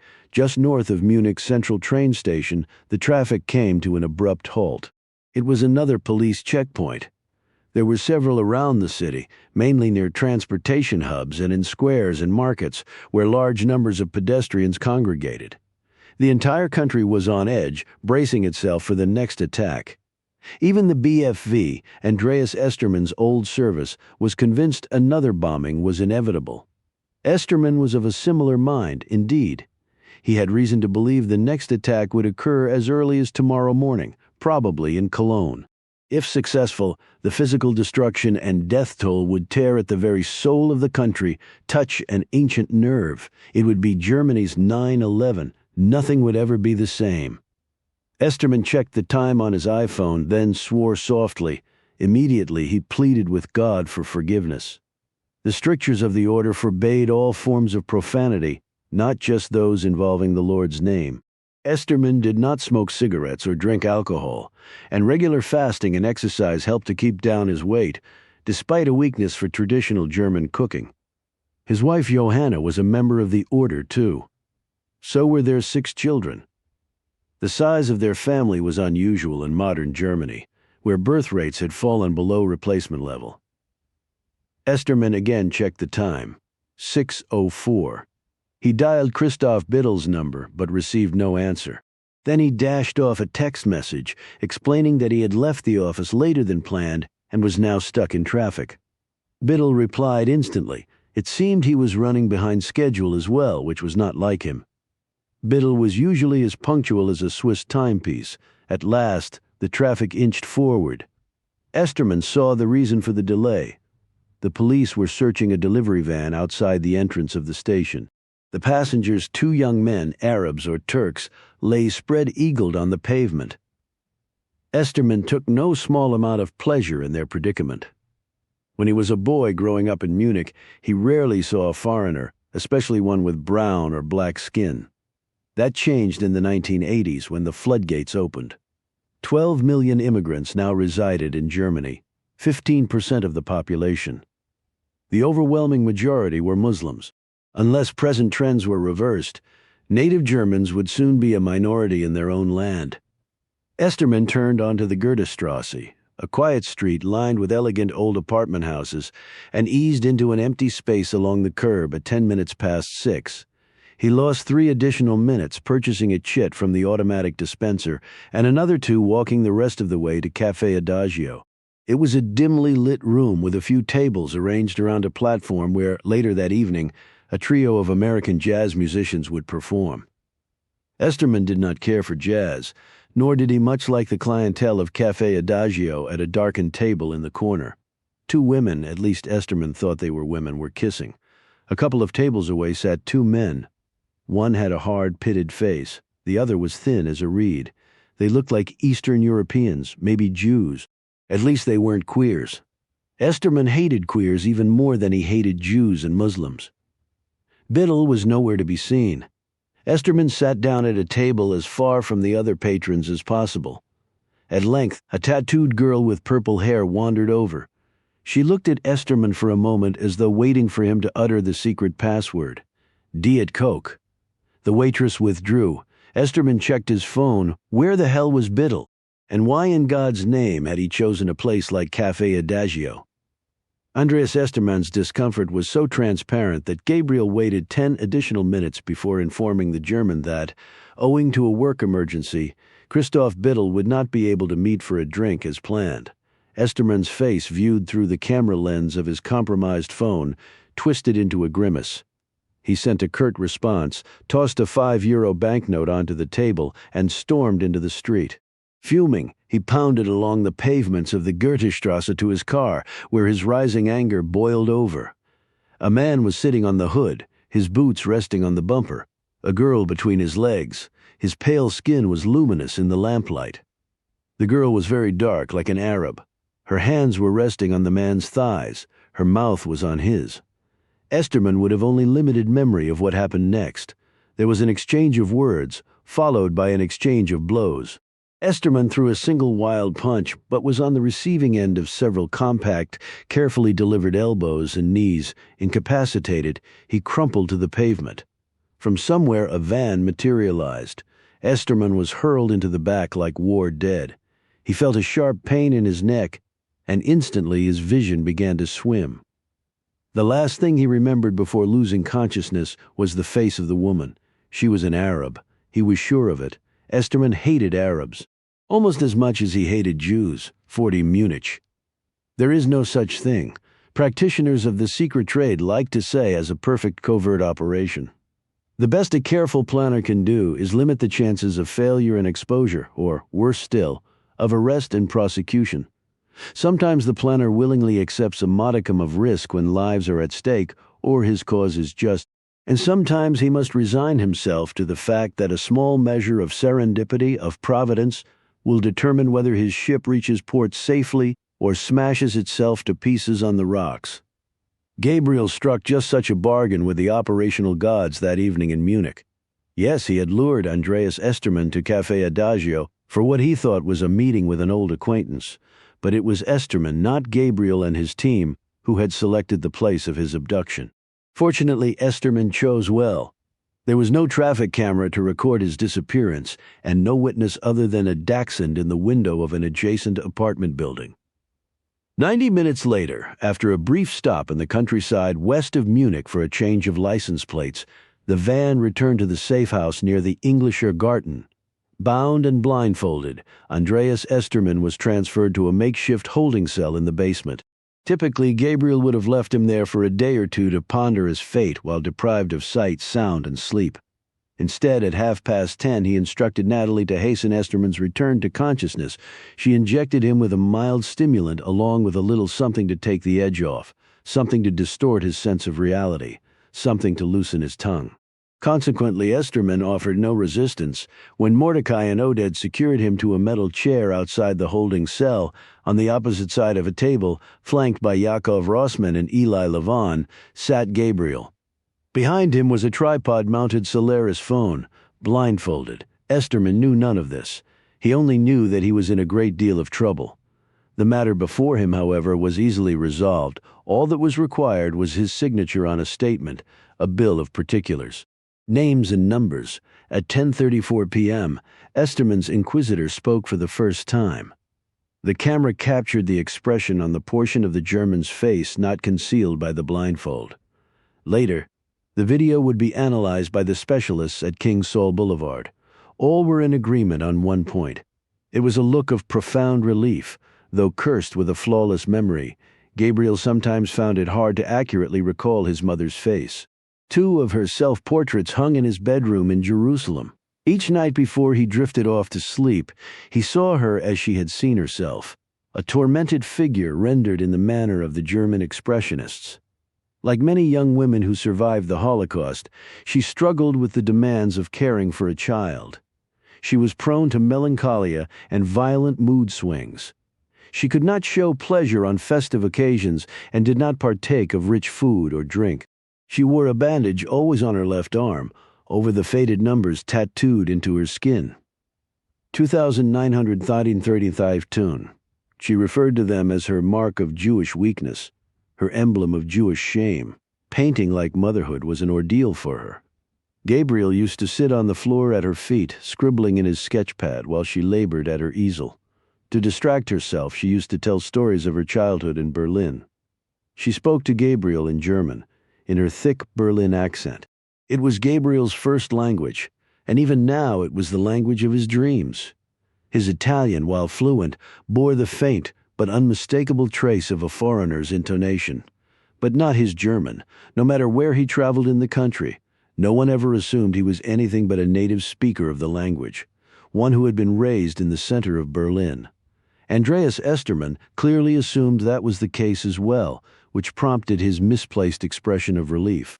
It faded quickly once Gabriel explained why he had been taken into custody. Gabriel did not identify himself, though he implied he was a secret member of the Order of St. Helena who had been asked by Herr Wolf and Bishop Richter to investigate certain financial irregularities that had recently come to their attention. These irregularities concerned the existence of a bank account in the Principality of Liechtenstein. Gabriel recited the current balance and the dates on which deposits had been made. Then he read aloud the text messages Esterman had exchanged with his private banker, Herr Hassler, lest Esterman entertain any thought of wriggling off the hook. Next, Gabriel turned his attention to the source of the money that Esterman had embezzled from the order. It was money, he said, that was supposed to have been delivered to the cardinal electors who had agreed to vote for the order's candidate at the coming conclave. At the mention of the prelate's name, Esterman gave a start and then spoke for the first time. With a single objection, he confirmed both the existence of the plot and the name of the cardinal whom the order had selected to be the next pope. "How do you know it's Emmerich?" "What do you mean?" asked Gabriel. "Only a handful of us are aware of the conclave operation." "I'm one of them." "But I would know who you are." "Why would you assume that? I know the names of all the secret members of the order." "Obviously," said Gabriel, "that's not the case." Receiving no further protest, Gabriel returned to the topic of the payments. It seemed several of the prelates had informed Cardinal Albanese that the agreed-upon sums of cash had not appeared in their accounts. But that's not possible. Father Graf told me last week that all the cardinals had received their money. Father Graf is working with me on this matter. He misled you at my request. Bastard. The order forbids such language. Herr Estermann, especially when it concerns a priest. Please don't tell Bishop Richter. Don't worry, it will be our little secret. Gabriel paused. But only if you tell me what you did with the money you were supposed to deliver to the cardinal electors. I wired it into their accounts, just as Herr Wolf and Bishop Richter instructed. I never stole a single euro. Why would the cardinals lie? Isn't it obvious? They're trying to extort us into paying more money. What about the account in Liechtenstein? It is an operational account. Why is your wife the beneficiary? Estermann was silent for a moment. Do Herr Wolf and Bishop Richter know about the account? Not yet, said Gabriel. And if you do everything I tell you, they never will. What do you want? I want you to call Herr Hassler first thing in the morning and tell him to wire that money to me. Yes, of course. What else? Gabriel told him. All 42 names. We'll be here all night. Is there somewhere else you have to be? My wife is expecting me for dinner. I'm afraid you missed dinner a long time ago. Can you at least remove the blindfold and these restraints? The name's Herr Estermann now. Is there any particular order you want them? How about alphabetically? It would help if I had my phone. You're a professional. You don't need your phone. Estermann tilted his head toward the ceiling and drew a breath. Cardinal Azevedo. Tegucigalpa? There's only one Azevedo in the College of Cardinals. How much did you pay him? 1 million. Where's the money? Bank of Panama. Next. Estermann cocked his head. Ballantine of Philadelphia. How much? 1 million. Where's the money? The Vatican Bank. Next. The last name on Estermann's list was Cardinal Peter Zikov, the Archbishop of Esztergom, Budapest, 1 million euros, payable to his personal account at Banco Popolare, Hungary. All totaled, 42 of the 116 cardinal electors who would choose the successor to Pope Paul VII had received money in exchange for their votes. The total cost of the operation was slightly less than $50 million. Every penny of it had come from the coffers of the Wolf Group, the global conglomerate, otherwise known as the Order of St. Helena, Inc. And that's all of the names? Probed Gabriel. You're sure you haven't left anyone out? Estermann shook his head vigorously. The other 18 cardinals who will vote for Emmerich are members of the order. They receive no payment beyond their monthly stipends. He paused, and then there's Archbishop Donati, of course, 2 million euros. I deposited the money after he and the Israeli broke into the secret archives. Gabriel glanced at Eli Levin. And you're sure you didn't deposit that money in an account I don't know about? No, said Estermann. It's in Donati's personal account at the Vatican Bank. Gabriel turned to a fresh page in his notebook, despite the fact he hadn't bothered to write down a single name or number. Let's go through it one more time, shall we? Just to make certain we haven't missed anyone. Please, begged Estermann.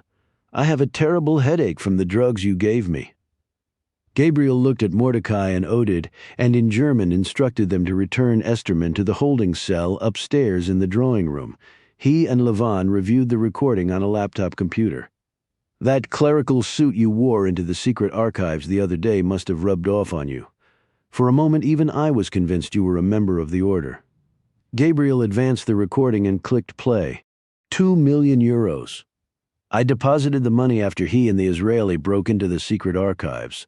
Gabriel clicked pause. Rather clever on their part, don't you think? They obviously don't intend to go down without a fight. Neither do I. What do you have in mind? I'm going to have a word with him. Gabriel paused, face to face. You've got everything you need, said Levin. Let's get out of here before some nice German police officer knocks on the door and asks if we know anything about a missing senior executive from the Wolf Group. We can't release him until white smoke rises from the chimney of the Sistine Chapel. So we'll tape him to a tree somewhere in the Alps on our way down to Rome. With any luck, no one will find him until the glaciers melt. Gabriel shook his head. I want to know why he has the private phone number of every major far-right leader in Western Europe. And I want that book. It went up a chimney. You said so yourself. Just like my grandparents. Gabriel turned without another word and headed downstairs to the cellar. There he instructed Mordecai and Oded to remove Esterman from the holding cell. Once again, the German offered no resistance as he was secured to the chair. At 12:42 a.m., the blindfold was removed. The camera of the Solaris phone captured the expression on Esterman's face. Later, at King Saul Boulevard, all were in agreement on one point. It was one of Gabriel's finest hours, 41. Munich Natalie gave Esterman a handful of ibuprofen for his head and a plate of leftover Turkish takeaway. He swallowed the pain reliever tablets greedily, but turned up his nose at the food. He likewise ignored the glass of Bordeaux she placed before him. She looks like an Arab, he said when she was gone. She's from France, actually. She and her parents had to immigrate to Israel to escape the anti-Semitism there. I hear it's very bad, almost as bad as Germany. It's the immigrants who are causing problems, not ethnic Germans. Isn't it pretty to think so? Gabriel looked at the untouched wine glass. Have some. You'll feel better. Alcohol is forbidden by the order. Esterman frowned. I would have thought you knew that. He looked down at his plate without enthusiasm. I wonder if you might have any proper German food. That would be rather difficult, given the fact we are no longer in Germany. Esterman adopted a superior smile. I've lived in Munich most of my life. I know how it smells, how it sounds. If I had to guess, we're in the city center, rather close to the Englischer Garten. Eat your food, Esterman. You're going to need your strength. He wrapped 2 pieces of grilled lamb in a baslama flatbread and hesitantly took a first bite. That wasn't so bad, was it? Where did you get it? A little takeaway near the Hauptbahnhof. That's where all the Turks live, you know. In my experience, that's generally the best place to get Turkish food. Esterman ate one of the dollmates. It's quite good, actually. Still, it's not what I would have chosen for my last meal. Why so glum, Esterman? We both know how this is going to end. The ending, said Gabriel, has yet to be written. And what must I do to survive this night? Answer every question I ask. And if I don't, I'll be tempted to waste a perfectly good bullet on you. Esterman lowered his voice. I have children, Allon. 6, said Gabriel. A very Jewish number. Really, I never knew. Esterman looked at the glass of wine. Have some, said Gabriel. You'll feel better. It's forbidden. Live a little, Esterman. He reached for the wine glass. I certainly hope so. Andreas Esterman's story began, of all places, with the Munich massacre. His father had been a policeman, too. A real policeman, he added, not the secret variety. In the early morning hours of September 5, 1972, he was awakened with news that Palestinian guerrillas had kidnapped several Israeli athletes at the Olympic Village. He remained inside the command post during the day-long negotiations and witnessed the rescue attempt at Fürstenfeldbruck. Despite its failure, Esterman's father was awarded his department's highest commendation for his efforts that day. He tossed it in a drawer and never looked at it again. Why? He thought it was a disaster. For whom? Germany, of course? What about the innocent Israelis who were murdered that night? Esterman shrugged. I suppose your father thought they had it coming to them. I suppose he did. He was a supporter of the Palestinians. Hardly. His father, Esterman continued, was a member of the Order of St. Helena, as was their parish priest. Esterman joined when he was a student at Munich's Ludwig Maximilian University. 3 years later, during a particularly chilly phase of the Cold War, he joined the BFV. By any objective measure, he had a fine career.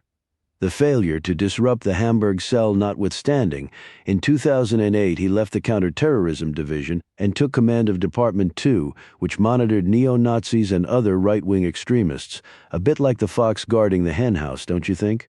A bit, admitted Esterman with a wry smile. He kept a close eye on the worst of the worst. He continued and helped federal prosecutors put a few behind bars. But for the most part, he worked to advance the country's rightward drift by shielding extreme political parties and groups from scrutiny, especially when it came to the source of their funding. On the whole, his term as director of Department 2 had been wildly successful. The German far right exploded in size and influence during his tenure. He retired from the BFV in 2014, 3 years ahead of schedule, and the next day went to work as head of security for the Wolf Group, the Order of St. Helena Incorporated. You've obviously read Alessandro Ricci's book, Why Did You Leave the BFV Early? I'd done everything I could from the inside. Besides, by 2014 we were close to achieving our goals. Bishop Richter and Herr Wolf decided that the project required my full attention. The project? Esterman nodded. What was it? A response to an incident that occurred at the Vatican in the autumn of 2006. You might remember it. In fact, said Esterman, I believe you were there that day. He needlessly reminded Gabriel of the horrific details. The attack had occurred a few minutes after noon during a Wednesday general audience in St. Peter's Square. 3 suicide bombers, 3 shoulder-launch RPG-7s, a calculated insult to the Christian concept of the Trinity, which Islam regarded as polytheism or shirk. More than 700 people were killed, making it the worst terrorist attack since 9/11. Among the dead were the commandant of the Swiss Guard, 4 curial cardinals, 8 bishops, and 3 monsignori. The Holy Father would have died as well if Gabriel hadn't shielded his body from the falling debris. And what did Lucchesi and Donati do? Asked Esterman. They called for dialogue and reconciliation.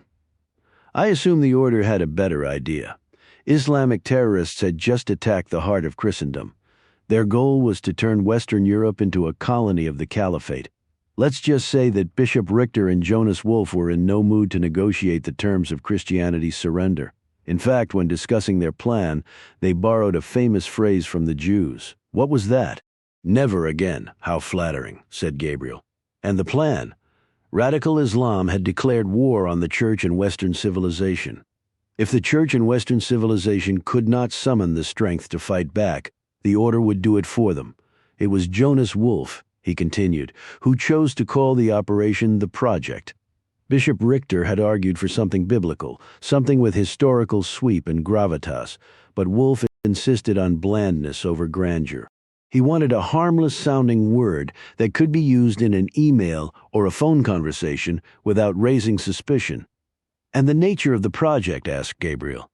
It was to be a 21st-century version of the Reconquista. I assume your ambitions weren't limited to the Iberian Peninsula. No, said Esterman. Our goal was to erase the Islamic presence from Western Europe and restore the Church to its proper place of ascendancy. How? The same way our founder, Father Schiller, waged a successful war against communism.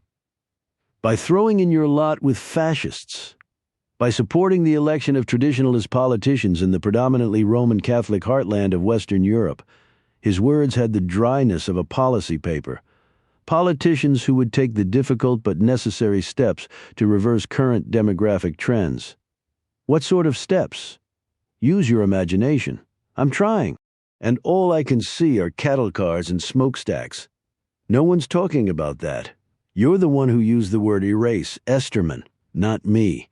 Do you know how many Muslim immigrants there are in Europe? In one generation, 2 at the most, Germany will be an Islamic country, France and the Netherlands too. Can you imagine what life will be like for the Jews then? Why don't you leave us out of it and explain to me how you're going to get rid of 25 million Muslims?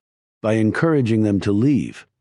And if they don't, deportations will be necessary. All of them?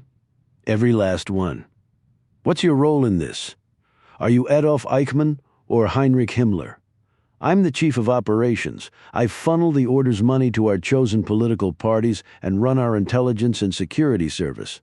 I assume you have a cyber unit. A good one. Between the order and the Russians, little of what your average Western European reads online these days is true. Are you working with them? The Russians? Esterman shook his head. But more often than not, our interests align. The Chancellor of Austria is quite fond of the Kremlin. Jörg Kaufmann?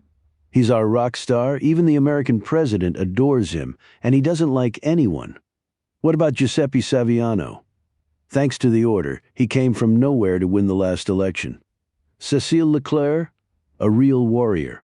She told me that she intends to build a bridge between Marseille and North Africa. Needless to say, the traffic will flow only one way.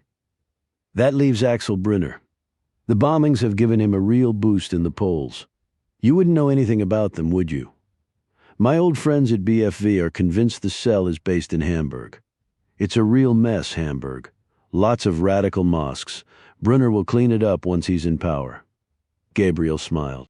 Thanks to you, the only way Brunner will ever see the inside of the federal chancellery is if he gets a job as a janitor. Esterman was silent. You were on the verge of getting everything you wanted, and yet you put it all at risk by murdering an old man with a bad heart. Why kill him? Why not simply wait for him to die? That was the plan. What changed? The old man found a book in the secret archives, said Esterman, and then he tried to give it to you. 42 Munich. It was in early October, after the Holy Father's return from a long weekend at Castel Gandolfo, that the order realized it had a problem. His health failing, perhaps sensing that the end was near, he had embarked on a review of the Vatican's most sensitive documents, especially those related to the early Church and the Gospels. Of particular interest to His Holiness were the apocryphal Gospels, books the Church Fathers had excluded from the New Testament. Cardinal Domenico Albanese, the prefetto of the secret archives, carefully curated the Holy Father's reading list, hiding material he did not want the pontiff to see. But quite by chance, while visiting the papal study with several other curial cardinals, he noticed a small book, several centuries old, bound in cracked red leather, lying on the table next to the Holy Father's desk. It was an apocryphal piece of early Christian writing that was supposed to be locked in the Collezione. When Albanese asked the Holy Father how he had obtained the book, His Holiness replied that it had been given to him by a certain Father Joshua, a name Albanese did not recognize. Alarmed, Albanese immediately informed his superior general, Bishop Hans Richter, who in turn contacted the order's chief of security and intelligence, Andreas Estermann. Several weeks later, in mid-November, Estermann learned the Holy Father had begun work on a letter he intended to give to the man who had saved his life during the attack on the Vatican. And thus, said Estermann, his fate was sealed. How did you know about the letter?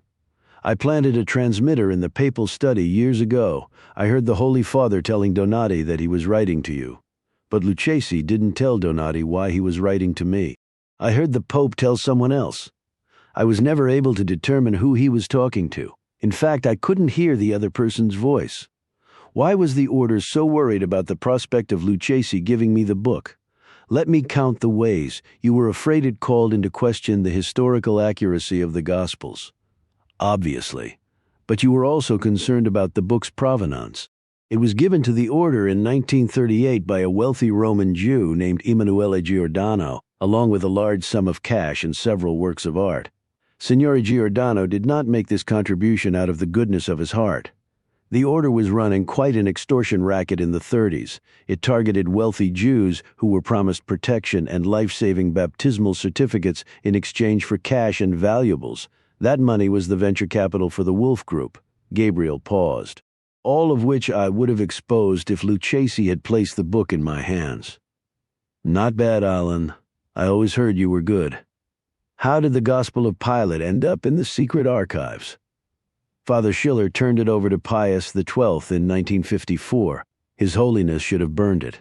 He buried it in the archives instead. If Father Joshua hadn't found it, Lucchesi would still be alive. How did Father Graf kill him? The question surprised Estermann.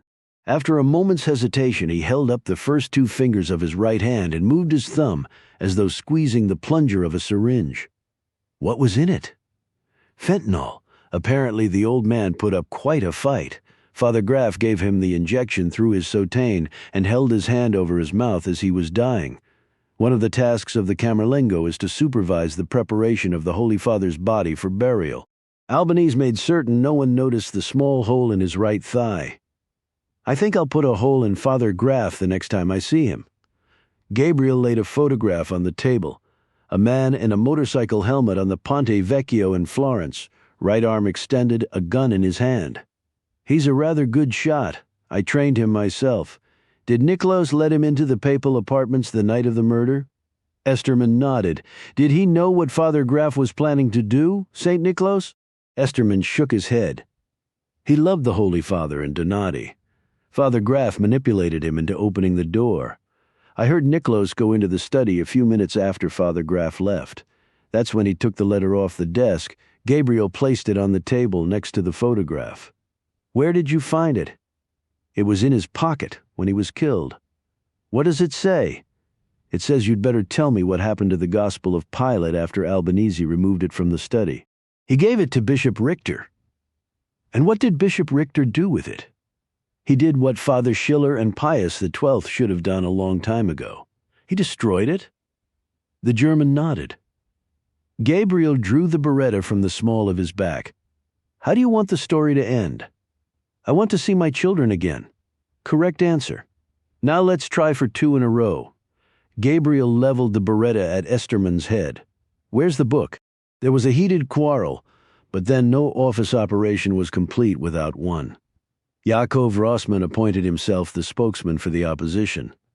The team, he argued, had already pulled off the near impossible.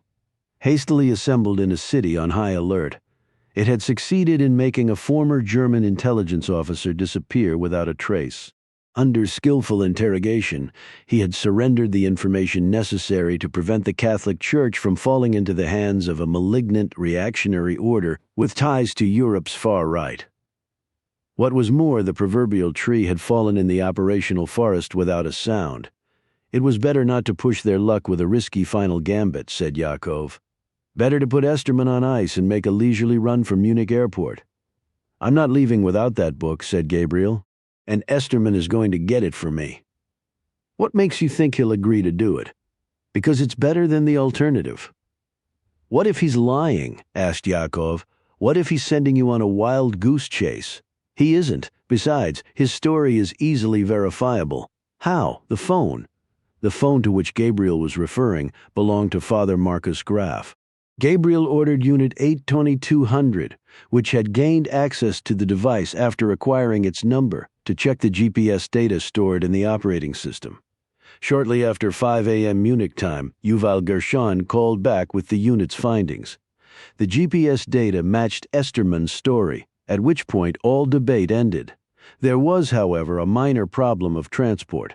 If things go sideways up there, said Eli Levon, you won't be able to get back to Rome tonight. Not without a private plane, conceded Gabriel. Where are we going to get a plane? I suppose we could just steal one. Could be messy, in that case, said Gabriel. We'll borrow one instead. Martin Landesman, the Swiss financier and philanthropist, famously slept only 3 hours a night. Therefore, when he answered his phone at 5:15, he sounded alert and full of entrepreneurial vitality. Yes, he said, business was good, quite good, in fact. No, he replied with a mirthless laugh. He was not selling nuclear components to the Iranians again. Because of Gabriel, all that was in Landesman's past. And you, he asked earnestly, how's your business these days? International chaos is a growth industry. I'm always looking for investment opportunities. Financing isn't a problem, Martin. What I need is a plane. I'm taking the Boeing business jet to London later this morning, but the Gulfstream is available. I suppose it will have to do. Where and when, Gabriel told him. Destination? Tel Aviv, with a brief stopover at Ciampino in Rome. Where shall I send the bill? Put it on my tab. Gabriel rang off and called Donati in Rome. I was beginning to think I would never hear from you, he said. Don't worry, I have everything you need. How bad is it? 12 on the Bishop Richter scale. But I'm afraid there's a complication involving someone close to the previous pope. I'd rather not discuss it over the phone. When will you be here? I need to tie up 1 or 2 loose ends before I leave. And don't even think about setting foot outside the Jesuit Curia until I get there. Gabriel killed the connection. Tell me something, asked Levon. What's it like to be you? Exhausting. Why don't you sleep for a couple of hours while we pack up? I'd love to, but I have one more question I'd like to ask our newest asset. What's that? Gabriel told him. That's 2 questions, said Levon, smiling. Gabriel carried Esterman's phone downstairs. The German was drinking coffee at the interrogation table, watched over by Mikhail and Oded. He was unshaven, and his right cheek was bruised with a razor and a bit of makeup. He would be as good as new, warily. He watched as Gabriel sat down in the chair opposite. What is it now? We're going to clean you up, then we're going to take a drive. Where? Gabriel stared at Esterman blankly. There's no way you'll get past the guards at the checkpoint. I won't have to. You'll do it for me. It won't work. For your sake, it better. But before we leave, I'd like you to answer one more question. Gabriel placed Esterman's phone on the table. Why did you go to Bonn after you spoke to Stefanie Hoffman? And why did you switch off your phone for 2 hours and 57 minutes? I didn't go to Bonn. Your phone says you did. Gabriel tapped the screen. It says you left Café du Gothard at 2:34 p.m. and that you reached the outskirts of Bonn around 7:15, which is rather good time, I must say. At that point, you switched off your phone. I want to know why, I told you. I didn't go to Bonn. Where did you go? The German hesitated. I was in Grossau. It's a little farming village a few miles to the west. What's in Grossau? A cottage in the woods. Who lives there? A man named Hamid Fawzi. Who is he? He's a creation of my cyber unit. Is he the reason bombs are going off in Germany? No, said Esterman. I am 43 Cologne. Germany, Gerhard Schmidt was not known for working long hours. Typically, he arrived at BFV headquarters in Cologne with a minute or two to spare before the 10 a.m. senior staff meeting, and barring some emergency, he was in the back seat of his official limousine no later than 5. Most nights he stopped at one of the city's better watering holes for a drink. But only one. Everything in moderation, that was Schmidt's personal maxim. It would be chiseled on his tombstone. The bombings in Berlin and Hamburg had proven detrimental to Schmidt's salubrious daily schedule. That morning, he was at his desk at the ungodly hour of 8 o'clock, a time when ordinarily he would still be in bed with coffee and the papers. Consequently, when his secure phone pulsed with an incoming call from Tel Aviv at 8:15, he was there to answer it. He had been expecting to hear the voice of Gabriel Allon, the legendary Director General of the Israeli Secret Intelligence Service. Instead, it was Uzi Navot, Allon's deputy, who bade Schmidt a pleasant morning in perfect German. Schmidt had a grudging respect for Allon, but Navot he loathed for many years. The Israeli had worked undercover in Europe, running networks and recruiting agents, including 3 who worked for the BFV. Within a few seconds, however, Schmidt was deeply remorseful he had ever uttered an unkind word, indeed, that he had ever entertained a slanderous thought about the man at the other end of the secure line. It seemed the Israelis, as was often the case, had tapped into a vein of magic intelligence, this time regarding the new cell wreaking havoc in Germany. Navo was predictably evasive about how he had acquired this intelligence. It was a mosaic, he claimed, a blend of human sources and electronic intercepts. Lives were at stake. The clock was ticking. Whatever the source of the information, it was highly specific. It concerned a property in Grossau, a tiny farming hamlet located on the edge of the dense German forest known as the Hürtgenwald. The property was owned by something called Osh Holdings, a Hamburg-based concern. There were 2 structures, a traditional German farmhouse and an outbuilding fashioned of corrugated metal. The farmhouse was largely unfurnished. In the outbuilding, however, was a 10-year-old Mitsubishi light-duty cargo truck loaded with 24 drums of ammonium nitrate fertilizer, nitromethane, and Tovex, the makings of an ANNM bomb. The truck was registered to a Hamid Fawzi, a refugee originally from Damascus, who had settled in Frankfurt after Syria erupted into civil war. Or so claimed his social media pages, which were updated frequently. An engineer by training, Fawzi worked as an IT specialist for a German consulting firm, which was also owned by Osh Holdings. His wife, Asma, wore a full-face veil whenever she left their apartment. They had 2 children, a daughter named Salma and a boy named Mohammed. According to Navot's intelligence, a single operative was scheduled to arrive at the property that morning at 10 o'clock. He could not say whether it would be Hamid Fawzi. He was quite certain, however, about the target. The immensely popular Cologne Christmas market now underway at the historic cathedral. Gerhard Schmidt had a long list of questions he wanted to ask Navot, but there wasn't time for anything more than an expression of profound gratitude. After hanging up, he immediately rang the Interior Minister, who in turn rang the Chancellor, along with Schmidt's counterpart at the Bundespolizei. The first officers arrived at the farmhouse at 8:30. A few minutes after 9, they were joined by 4 teams from GSG 9, Germany's elite tactical and counterterrorism unit. The officers made no attempt to enter the outbuilding, which was sealed with a heavy-duty lock. Instead, they concealed themselves in the surrounding woods and waited. At 10 a.m. sharp, a Volkswagen Passat estate car came bumping up the property's rutted drive. The man behind the wheel wore dark glasses and a woolen watch cap. His hands were gloved. He parked the Volkswagen outside the farmhouse and walked over to the outbuilding. The GSG-9 officers waited until he had opened the lock before emerging from the cover of the trees. Startled, the man reached inside his coat, apparently for a weapon, but wisely stopped when he saw the size of the force arrayed against him. This came as something of a surprise to the GSG-9 officers. They had been trained to expect jihadist terrorists to fight to the death. The officers were surprised a second time when, after handcuffing the man, they removed his dark glasses and woolen cap, blond and blue-eyed. He looked as though he had stepped off a Nazi propaganda poster. A rapid search found him to be in possession of a Glock 9mm pistol, 3 mobile phones, several thousand euros in cash, and an Austrian passport issued in the name Klaus Jaeger. The Bundespolizei immediately contacted their brethren in Vienna, who knew Jaeger well. He was a former Austrian police officer who had been relieved of duty for consorting with known neo-Nazis.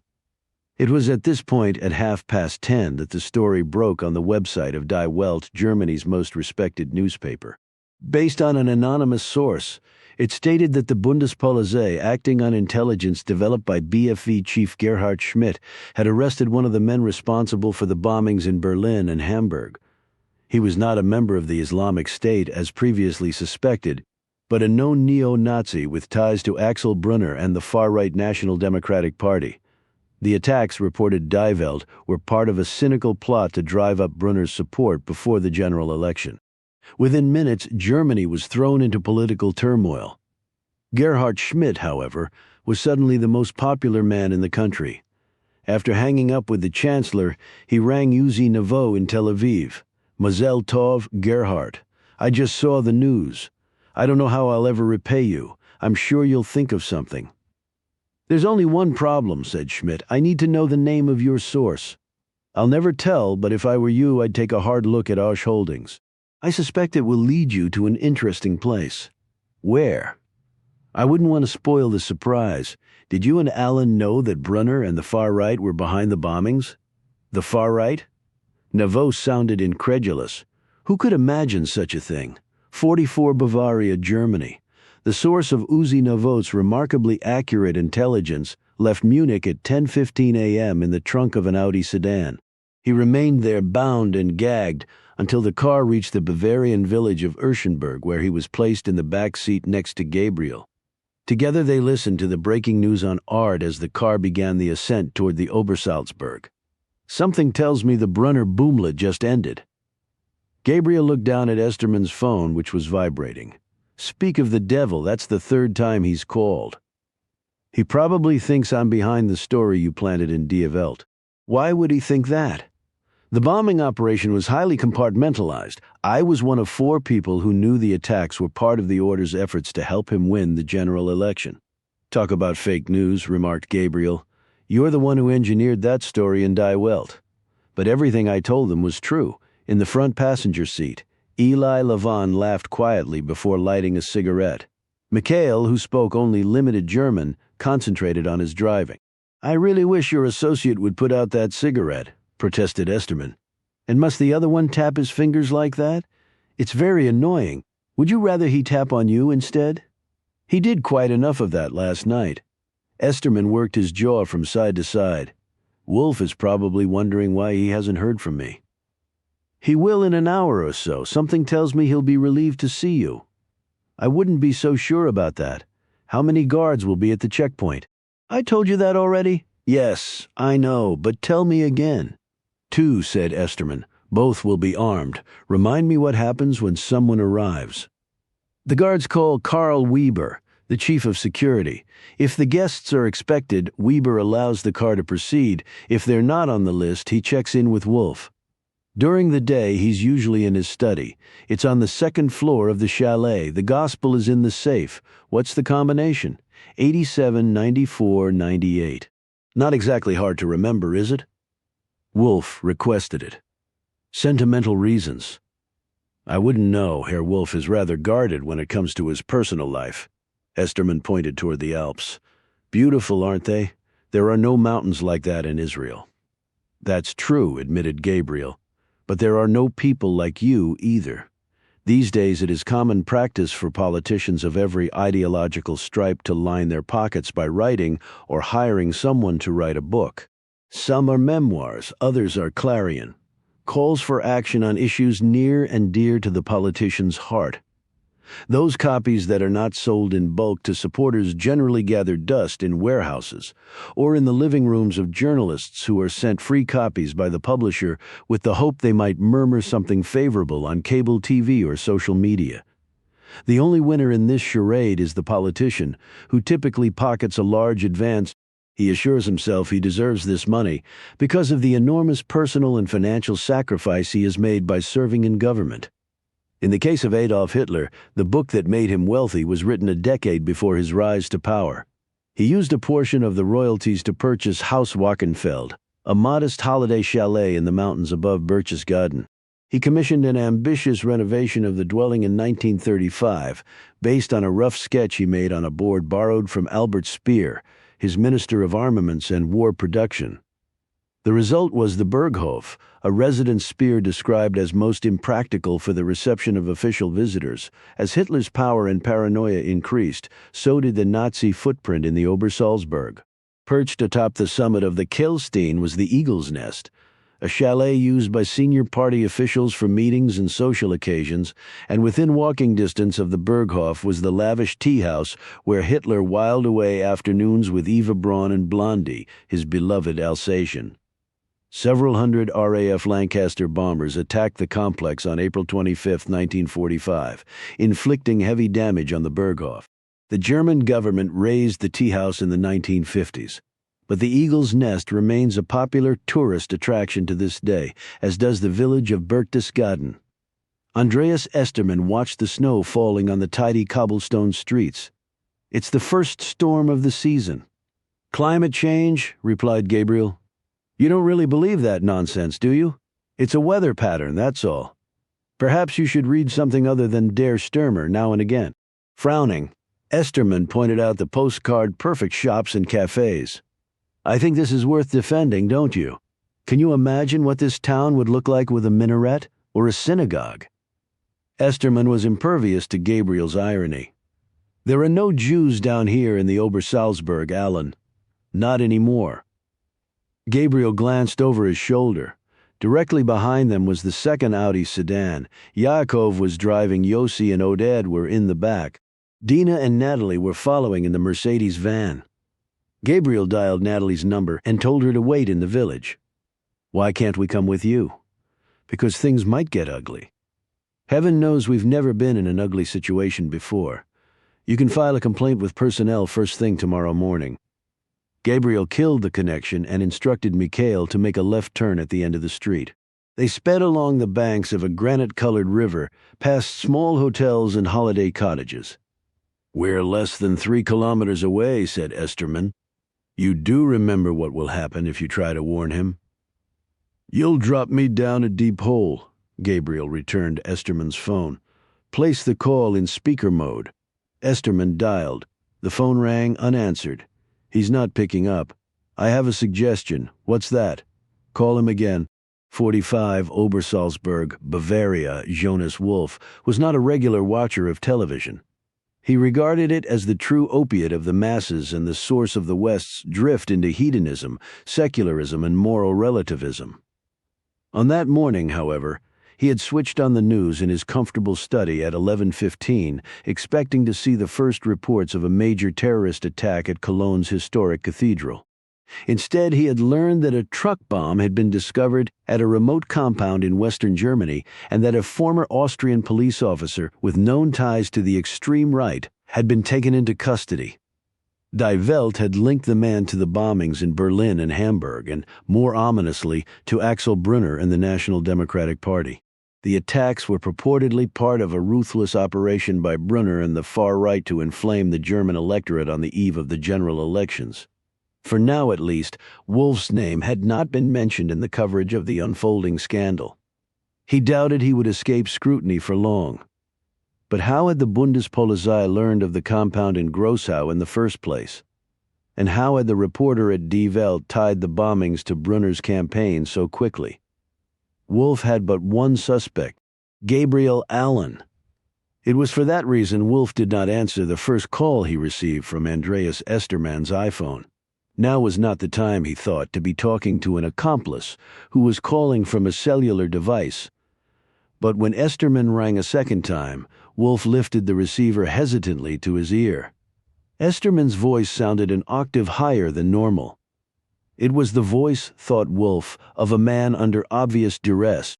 It seemed a member of the order who still worked for the BFV had warned Estermann that he and Wolf were about to be arrested in connection with the bombings.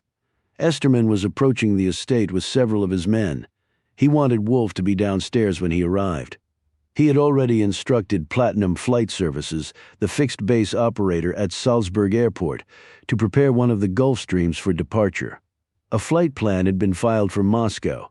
They would be airborne in less than an hour.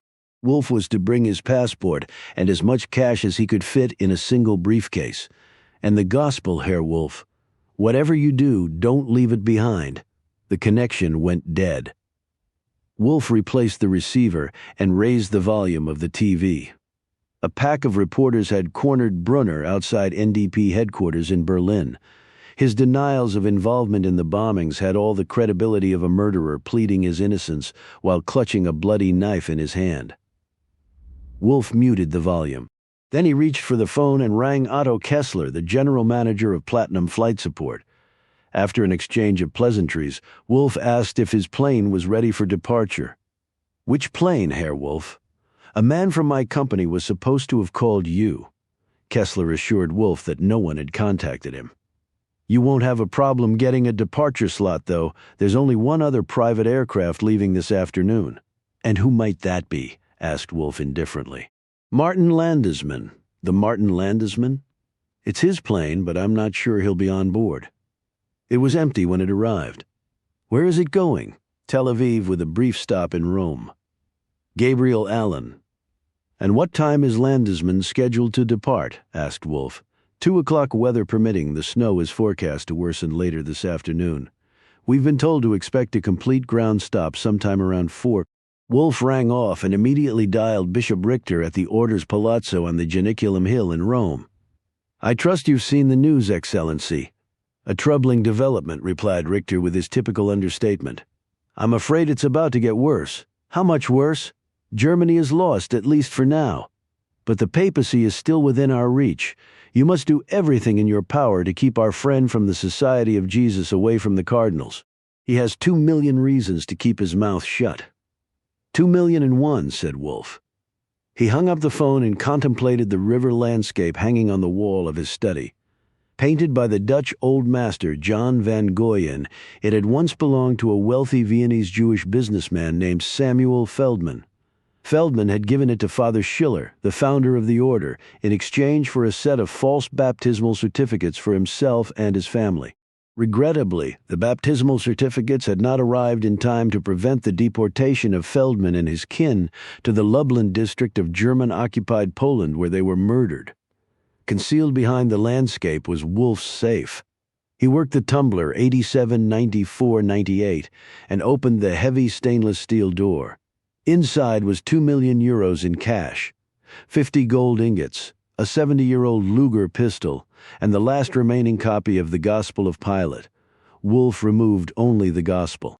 He laid the book on his desk and opened it to the Roman prefect's account of the arrest and execution of a Galilean troublemaker called Jesus of Nazareth. Ignoring the advice of Bishop Richter, Wolf had read the passage the night Father Graf brought the book from Rome. Much to his shame, he had read it many times since. Fortunately, his would be the last eyes to ever see it. He carried the book to the window of his study. It overlooked the front of the chalet and the long road running the length of his private valley. In the distance, faintly visible through the falling snow, was the Untersberg, the mountain where Frederick Barbarossa had awaited his legendary call to rise and restore the glory of Germany. Wolf had heard the same call. The fatherland was lost, at least for now. But perhaps there was still a chance to save his church. The snow is forecast to worsen later this afternoon. We've been told to expect a complete ground stop sometime around 4. Wolf checked the time. Then he dialed Carl Weber, his security chief, as always. Weber answered on the first ring. "Yes, Herr Wolf? Andreas Esterman will be arriving any minute. He's expecting me to meet him outside in the drive, but I'm afraid there's been a change in plan." Mikhail turned onto Wolf's private road and climbed steadily through a dense forest of spruce and birch. After a moment, the trees broke and a valley opened before them, ringed on 3 sides by towering mountains. Clouds draped the highest peaks. Esterman gave an involuntary start when Gabriel drew his Beretta. "Don't worry, I'm not going to shoot you. Unless, of course, you give me the flimsiest of excuses. The guardhouse is on the left side of the road. Your point?" "I'm seated on the passenger side.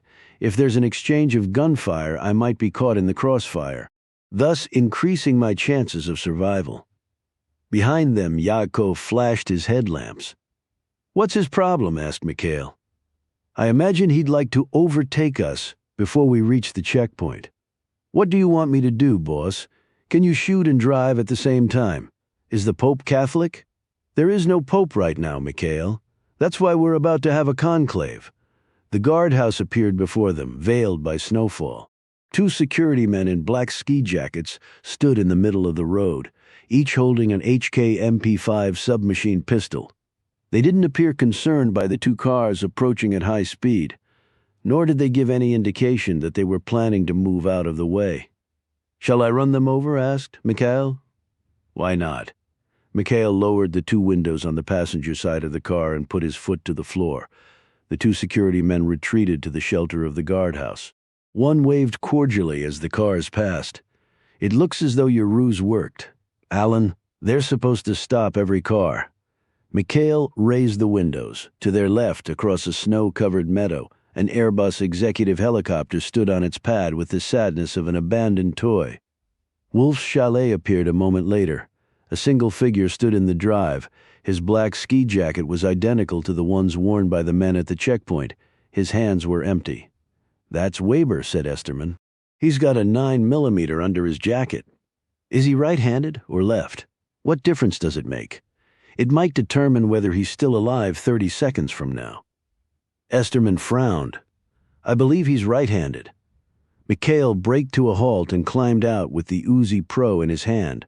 Behind them, Yaakov and Oded, both armed with Jericho pistols, leapt from the second car.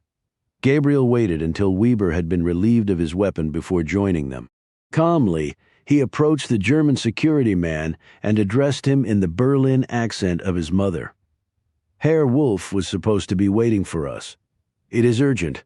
We leave for the airport at once. Herr Wolf asked me to show you inside."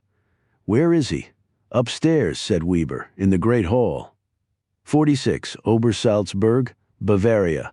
The staircase was wide and straight and covered by a bright red carpet.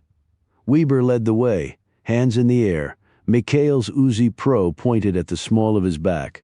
Gabriel was flanked by Eli Lavon and Esterman. The German appeared decidedly uneasy. "Something bothering you, Esterman? You'll see in a minute. Maybe you should tell me now. I'm not crazy about surprises." Herr Wolf usually doesn't entertain visitors in the Great Hall. At the top of the stairs, Weber turned to the left and led them into an anteroom. He stopped outside a pair of ornate double doors. "This is as far as I'm allowed to go. Herr Wolf is waiting inside." "Who else is in there?" asked Gabriel. "Only Herr Wolf." Gabriel leveled the Beretta at Weber's head. "You're sure about that?" Weber nodded. Gabriel aimed the Beretta toward one of the armchairs. "Have a seat. It's not permitted." It is now Weber sat down. Oded lowered himself into the chair opposite the Jericho 45 on his knee. Gabriel looked at Esterman. "What are you waiting for?" Esterman opened the double doors and led them inside. It was a cavernous space, about 60 feet by 50. One wall was given over almost entirely to a panoramic window. The other 3 were hung with Gobelin tapestries and what appeared to be old master paintings. There was a monumental classicist china closet, An enormous clock crowned by an eagle, and a bust of Wagner that appeared to be the work of Arno Becker, the German architect and sculptor beloved by Hitler and the Nazi elite. There were 2 seating areas, one near the window and another in front of the fireplace. Gabriel crossed the room and joined Jonas Wolf before the hearth. The heat of the fire was volcanic. Atop the embers lay a book. Only the leather cover remained. I suppose burning books comes naturally to someone like you. Wolf was silent. You're not armed, are you, Wolf? A pistol. Would you get it for me, please? Wolf reached beneath his cashmere blazer. Slowly, cautioned Gabriel. Wolf produced the weapon. It was an old Luger. Do me a favor and toss it onto that chair over there. Wolf did as he was told. Gabriel looked at the blackened remains of the book. Is that the Gospel of Pilate? No, Allon. It was the Gospel. Gabriel placed the barrel of the Beretta against the nape of Wolf's neck. Somehow he managed not to pull the trigger. Do you mind if I have a look at it? Be my guest. Would you get it for me, please? Wolf made no movement. Gabriel twisted the barrel of the Beretta. Don't make me ask twice. Wolf reached for the fireplace tools. No, said Gabriel, crouching. Wolf stretched a hand into the inferno. A foot to the backside was enough to send him headlong into the flames. By the time he managed to extricate himself, his mane of silver hair was a memory. Gabriel feigned indifference to his cries of pain. What did it say, Wolf? I never read it, he gasped. I find that difficult to believe. It was heresy. How did you know if you didn't read it? Gabriel walked over to one of the paintings, a reclining nude in the manner of Titian. Next to it was another nude, this one by Bourdon, one of Titian's pupils. There was also a landscape by Spitzweg and Roman ruins by Panini. None of the paintings, however, was genuine. They were all 20th century copies. Who did your work for you? A German art restorer named Gunther Haas. He's a hack. He charged me a small fortune. Did he know where these paintings hung during the war? We never discussed it. I doubt Gunther would have cared much. He was always a bit of a Nazi. Gabriel looked at Eli Levin, who seemed to be locked in a staring contest with the Wagner bust. After a moment, he placed a hand on the large wooden cabinet upon which it stood. This is where the speakers for the projection system were hidden. He pointed toward the wall above, and the screen was behind that tapestry. He could raise it when he wanted to show a film to his guests. Gabriel sidestepped a long rectangular table and stood before the massive window. And this could be lowered, right, Eli? Unfortunately, when he drew up the plans for the Berghof, he put the garage directly beneath the great room. When the wind was right, the stench of petrol was unbearable. Gabriel glanced over his shoulder at Wolf. I'm sure you didn't make the same mistake. I have a separate garage, boasted Wolf. Where's the button for the window? On the wall to the right. Gabriel flipped the switch and the glass glided soundlessly into its pocket. Snow blew into the room. It was coming down harder now. He watched a plane rising slowly into the sky above Salzburg, then cast a discreet glance at his wristwatch. You should probably be on your way, Allon. That Gulfstream you borrowed from Martin Landesman is scheduled to leave for Rome at 2. Wolf conjured an arrogant smile. It's a 40-minute drive to the airport at least. Actually, I was thinking about staying long enough to watch the Bundespolizei put you in handcuffs. The German far right will never recover from this, Wolf. It's over. That's what they said about us after the war, but now we're everywhere. The police, the intelligence and security services, the courts, but not the Reichschancellery and not the Apostolic Palace. I own that conclave. Not anymore. Gabriel turned away from the open window and surveyed the room. It was beginning to make him feel ill. This must have taken a great deal of work. The furnishings were the most difficult part. Everything had to be custom-made based on old photographs. The room is exactly the way it was, with the exception of that table. There was usually a vase of flowers in the center. I use it to display cherished photographs. They were framed in silver and precisely arranged. Wolf with his beautiful wife. Wolf with his 2 sons. Wolf at the tiller of a sailboat. Wolf cutting the ceremonial ribbon at a new factory. Wolf kissing the ring of Bishop Hans Richter, Superior General of the Poisonous Order of St. Helena. One photograph was larger than the others, and its frame was more ornate. It was a photograph of Adolf Hitler sitting at the original table with a child, a boy of 2 or 3, balanced on his knee.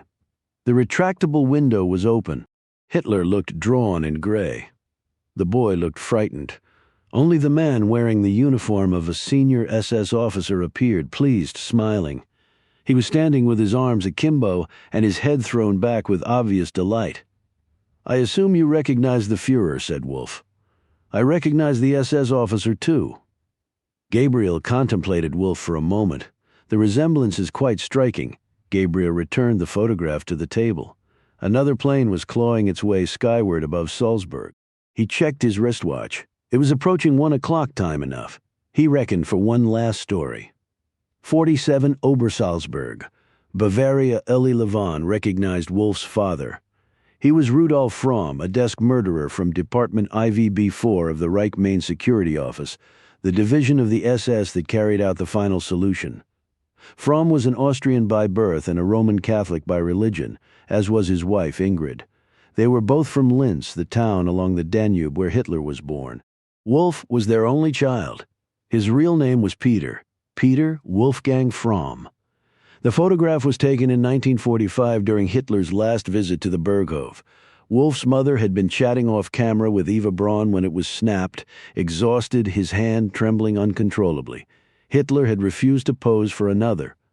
A month after the visit, with the Red Army closing in on Berlin, Rudolf Fromm stripped off his SS uniform and went into hiding.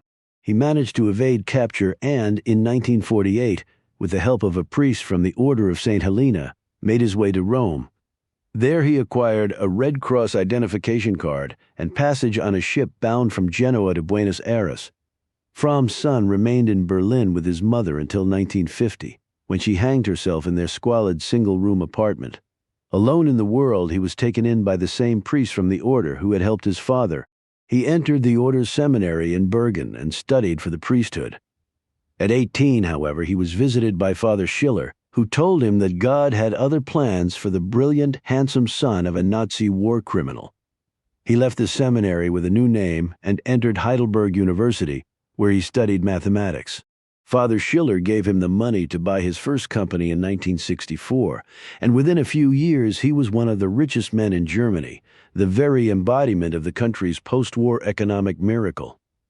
"How much money did Father Schiller give you?" "I believe it was 5 million Deutsche Marks."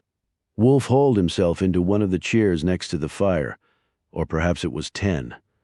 "To be honest, I can't remember. It was a long time ago." "Did he tell you where the money came from?" "That the order had extorted it from terrified Jews like Samuel Feldman in Vienna and Emanuele Giordano in Rome." Gabriel was silent for a moment. "Now is the part when you tell me you've never heard of them." "Why bother?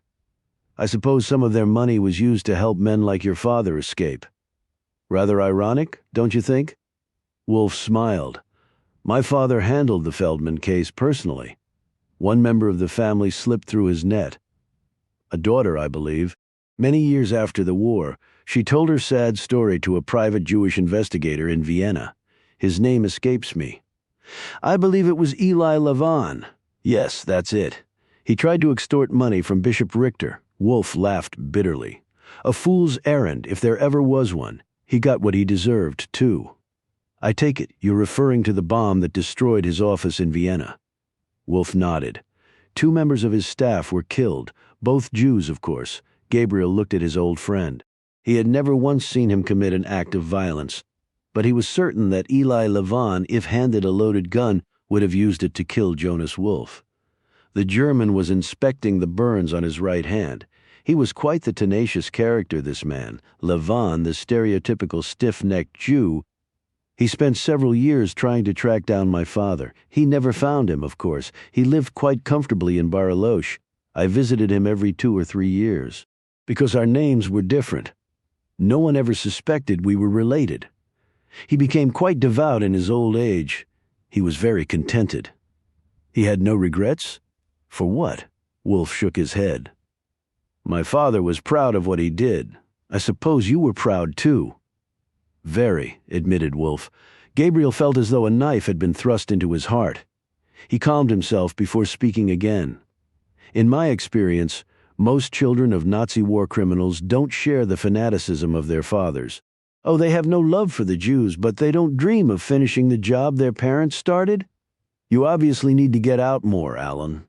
The dream is alive and well. It's not just some empty chant at a pro-Palestinian rally any longer. You have to be blind not to see where all this is leading. I see quite well, Wolf, but not even the great Gabriel Allon can stop it. There isn't a country in Western Europe where it's safe to be a Jew. You've also worn out your welcome in the United States, the other Jewish homeland. The white nationalists in America oppose immigration and the dilution of their political power, but the real focus of their hatred is the Jews. Just ask the fellow who shot up that synagogue in Pennsylvania, or those fine young men who carried their torches through that college town in Virginia. Who do you think they were emulating, with their haircuts and their Nazi salutes? There's no accounting for taste. Your Jewish sense of humor is perhaps your least endearing trait. Right now, it's the only thing preventing me from blowing your brains out. Gabriel returned to the seating area before the fire. Almost nothing remained of the book. He took up the poker and stirred the embers. What did it say, Wolf? Wouldn't you like to know? Gabriel wheeled around and brought the heavy iron tool down with all his strength against Wolf's left elbow. The cracking of bone was audible. Wolf writhed in agony. Bastard! Come on, Wolf! You can do better than that! I'm made of much sterner stuff than Esterman. You can beat me to a pulp with that thing, but I'll never tell you what was in that book. What are you so afraid of? The Roman Catholic Church cannot be wrong, and it most certainly cannot be deliberately wrong. Because if the Church was wrong, your father would have been wrong too. There would have been no religious justification for his actions. He would have been just another genocidal maniac. Gabriel allowed the poker to fall from his grasp. He was suddenly exhausted. He wanted nothing more than to leave Germany and never come back again. He would be forced to leave without the gospel of Pilate, but he resolved that he would not leave empty-handed. He looked down at Wolf. The German was clutching his ruined elbow. You might find this hard to believe, but things are about to get much worse for you. Is there no way we can reach some sort of accommodation? Only if you give me the gospel of Pilate? I burned it, Allon. It's gone. In that case, I suppose there's no deal to be made. You might, however, want to consider doing at least one good deed before they lock you up. Think of it as a mitzvah. What do you have in mind? It wouldn't be right for me to suggest something. It has to come from the heart, Wolf. Wolf closed his eyes in pain. In my study, you will find a rather fine river landscape, about 40 by 60 centimeters. It was painted by a minor Dutch old master named Jan van Goyen. Gabriel and Wolf both turned toward the sound of the voice. It belonged to Eli Levin. How do you know that? Asked Wolf, astonished. A few years ago, a woman from Vienna told me a sad story. Are you? Yes, said Levin, I am. Is she still alive? I believe so. Then please give her the painting behind it. You'll find my safe.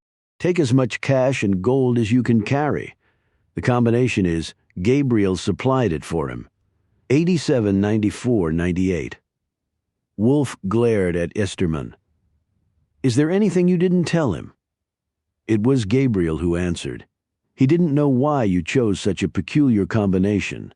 The only explanation is that it was your father's SS, number 8, 79498. He must have joined in 1932, a few months before Hitler seized power. My father knew which way the wind was blowing. You must have been very proud of him. Perhaps you should be leaving, Allon. Wolf managed a hideous smile. They say the storm is going to get much worse. Gabriel removed the painting from its stretcher, while Eli Levin packed the bundles of banknotes and the gleaming gold ingots into one of Wolf's costly titanium suitcases. When the safe was cleaned out, he placed the Luger inside, along with the HK 9mm they had taken from Carl Weber. Too bad we can't squeeze Wolf and Esterman in there as well. Levin closed the door and spun the tumbler. What are we going to do with them? I suppose we could take them to Israel. I'd rather walk to Israel than fly there with the likes of Jonas Wolf. I thought for a minute you were going to kill him. Me? Levin shook his head. I've never been one for the rough stuff, but I did enjoy watching you hit him with that poker. Gabriel's phone pulsed. It was Uzi Navot calling from King Saul Boulevard. "Are you planning to stay for dinner?" he asked. Gabriel laughed in spite of himself. "Can this wait? We're a bit busy at the moment." "I thought you should know that. I just got a call from my new best friend, Gerhard Schmidt. The Bundespolizei are on their way to arrest Wolf. You might want to vacate the premises before they arrive." Gabriel killed the connection. Time to go. Levant closed the lid of the suitcase, and with Gabriel's help tipped it onto its wheels. "It's a good thing we're flying on a private plane. This thing must weigh 70 kilos at least." Together they wheeled the suitcase into the next room. Esterman and Carl Weber were tending to Wolf's injuries, watched over by Mikhail and Oded. Yossi was inspecting one of the Gobelin tapestries. Yakov was standing in front of the open window, listening to the distant wail of sirens. "They're definitely getting louder," he said. "That's because they're on their way here." Gabriel beckoned to Mikhail and Oded and started toward the door. Wolf called out to him from across the room, "Who do you think it will be?" Gabriel stopped. "What's that, Wolf?" "The conclave. Who's going to be the next pope? They say Navarro is already ordering new furniture for the apartamento." "Yes," said Wolf, smiling. "That's what they say." Part 3, Extra Omnes 48. Jesuit Curia, Rome. Luigi Donati was a man of many virtues and admirable traits, but patience was not one of them. He was by nature a pacer and a twirler of pens who did not suffer fools or even minor delays, gladly. Rome tested him daily. So had life behind the walls of the Vatican, where nearly every encounter with the backbiting bureaucrats of the Curia had driven him to utter distraction. All conversations within the apostolic palace were coded and cautious and laden with ambition and fear of a misstep that could doom an otherwise promising career. One seldom said what one was really thinking, and one never put it in writing. It was far too dangerous. The Curia did not reward boldness or creativity. Inertia was its sacred calling, but at least Donati had never been bored, and with the exception of the 6 weeks he had spent in the Gemelli Clinic recovering from a bullet wound, he had never been powerless. At present, however, he was both. When combined with his aforementioned lack of forbearance, it was a lethal combination. His old friend Gabriel Allon was to blame. In the 3 days since he had left Rome, Donati had heard from him only once, at 5:20 that morning. "I have everything you need," Gabriel had promised. Unfortunately, he neglected to tell Donati what it was he had discovered. Only that it was a 12 on the Bishop Richter scale, a rather clever pun. Donati had to admit, and that there was an additional complication involving someone close to the previous pope, a complication that could not be discussed over the phone. For the subsequent 11 hours, Donati had heard not so much as a ping from his old friend. Hence, he had passed a thoroughly unpleasant day behind the walls of the Jesuit Curia. The news from Germany, while shocking, at least provided a distraction. Donati watched it with a few of his colleagues on the television in the common room. The German police had prevented a truck bombing targeting Cologne Cathedral. The purported terrorists were not from the Islamic State, but a shadowy neo-Nazi organization with links to the far-right politician Axel Brunner. One member of the cell, an Austrian national, had been arrested, as had Brunner himself. At 4:30, Germany's interior minister announced that 2 other men implicated in the scandal had been found dead at an estate in the Obersalzberg. Both had been killed by the same handgun in what appeared to be a case of murder-suicide. The murder victim was a former German intelligence officer named Andreas Estermann. The suicide was the reclusive billionaire Jonas Wolf. "Dear God," whispered Donati. Just then, his Nokia shivered with an incoming call. He tapped answer and raised the device to his ear. "Sorry," said Gabriel. "The traffic in this town is a nightmare. Have you seen the news from Germany? Wonderful, isn't it? Is that what you meant by tying up 1 or 2 loose ends? You know what they say about idle hands? Please tell me I didn't pull the trigger if that's what you're asking." Donati sighed. "Where are you? Waiting for you to let me in." Gabriel stood in the entrance, framed by the doorway. The last 3 days had been unkind to his appearance. Truth be told, he looked like something the cat had dragged in. Donati led him upstairs to his rooms and chained the door. He checked the time. It was 4:39. You mentioned something about a 12 on the Bishop Richter scale. Perhaps you can be a bit more specific. Gabriel delivered his briefing while peering through the blinds into the street. It was swift but thorough and only lightly redacted.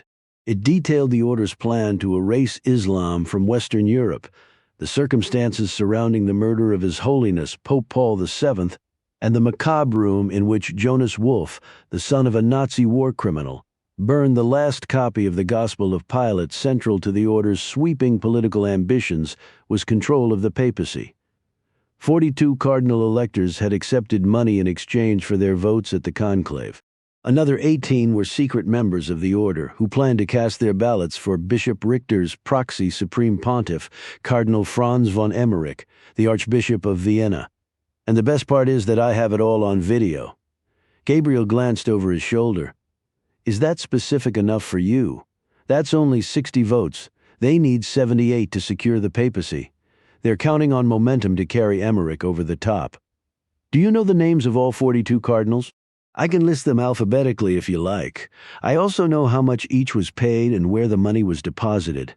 Gabriel released the blind and turned, and I'm afraid it only gets worse. He tapped the touch screen of his phone. A moment later, it emitted the sound of two men speaking German. He has 2 million reasons to keep his mouth shut. 2,000,001. He paused the recording. Bishop Richter and Jonas Wolff, I presume? Gabriel nodded. What are the 2 million reasons why I shouldn't tell the conclave what I know about the order's plot? It's the amount of money Wolff and Richter put in your account at the Vatican bank. They want to make it appear as though I'm as corrupt as they are, obviously, and I'm still working on that. Donati's eyes flashed with anger. And to think they wasted $2 million on such an obvious ploy. Perhaps you can put it to good use. Don't worry, I will.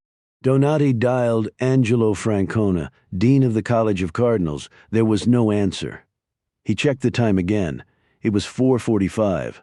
I suppose you should give me the names Azevedo of Tegucigalpa, said Gabriel, 1 million Bank of Panama. Next. Valentine of Philadelphia, 1 million, Vatican Bank. Next, at that same moment, Cardinal Angelo Francona was standing like a sentinel near the reception desk of the Casa Santa Marta.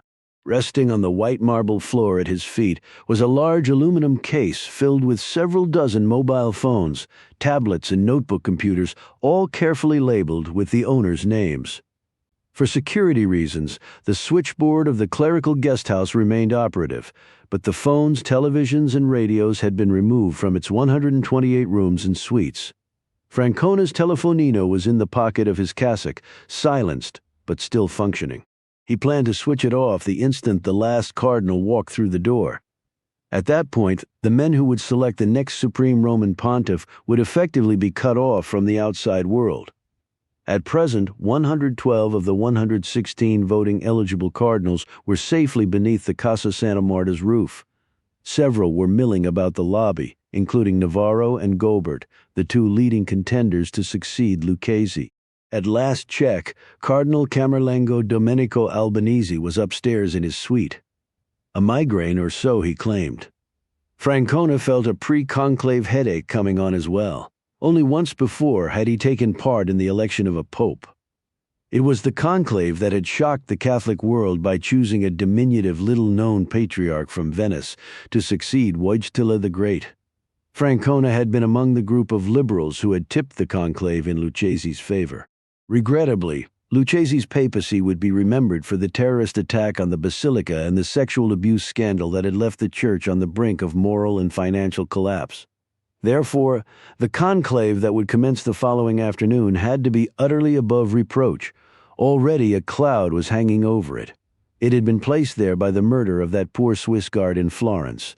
There was more to the story. Francona was sure of it. His task now was to preside over a scandal-free conclave, one that would produce a pontiff who could heal the Church's wounds, unite its factions, and lead it into the future. He wanted it over and done with as quickly as possible. Secretly, he feared it was spinning out of control and that anything could happen. The double-glass doors of the guest house opened, and Cardinal Franz von Emmerich, the doctrinaire Archbishop of Vienna, flowed into the lobby as though propelled by a private conveyor belt. The suitcase he was towing was the size of a steamer trunk, At the reception desk, he collected a room key from the nuns and then reluctantly surrendered his iPhone to Francona. "I don't suppose I was lucky enough to be assigned to one of the suites." "I'm afraid not, Cardinal Emmerich. In that case, I hope we reach a decision quickly." The Austrian made for the elevators. Alone again. Francona checked his phone and was surprised to see he had 3 missed calls. All were from the same person. There were no messages, which was not his typical style. Francona hesitated, forefinger floating above the touchscreen. It was unorthodox, but strictly speaking, it was not a violation of the rules governing the conduct of the conclave, as laid out in Universi Dominici Gregis. Francona dithered for another precious minute before finally dialing the number and lifting the phone to his ear. A few seconds later, he closed his eyes. It was spinning out of control, he thought. Anything could happen. Anything. The conversation lasted 3 minutes and 47 seconds. Donati was selective in what he revealed. Indeed, he focused only on the immediate matter at hand, which was the plot by the reactionary order of St. Helena to seize the papacy and drag Western Europe into the dark ages of its fascist past. "Emmerich?" Francona was incredulous. "But you and Lucchesi were the ones who gave him his red hat. In retrospect, a mistake. How many cardinal electors are involved?" Donati answered. "Dear God, can you prove any of it?" 12 of the cardinals asked the order to deposit the money in the Vatican bank. "You've been snooping through the accounts, have you?" "The information was given to me." "By your Israeli friend?" "Angelo, please. We haven't time." Francona sounded suddenly short of breath. "Are you all right, Eminence?" "The news comes as quite a shock. That's all." "I'm sure it does. The question is, what are we going to do about it?" There was a silence. At last, Francona said, "Give me the names of the cardinals. I'll discuss it with them privately." "You're a good and decent man, Cardinal Francona." Donati paused. "Too decent for something like this. What are you suggesting?" "Let me talk to the cardinals, all of them at the same time. The Casa Santa Marta is closed to everyone but the cardinal electors and the staff. I'm afraid you're going to make an exception, otherwise I'll have no choice but to seek a public forum. The media, you wouldn't dare. Watch me." Donati could practically hear Francona trying to steel himself. "Give me a few minutes to think it over. I'll call you when I've made my decision," which is when the connection went dead at 4:52 p.m. It was 10 minutes past 5 when Donati's phone finally rang again. "I've asked the cardinals to come to the chapel before dinner. Be sure to mind your manners. Remember, you're not the private secretary anymore. You'll be a titular archbishop in a room full of red. They will be under no obligation to listen. In fact, I would expect a rather hostile reception. When? I'll meet you in the Piazza Santa Marta at 5:25. If you're so much as a minute, wait." "What is it now, Luigi?"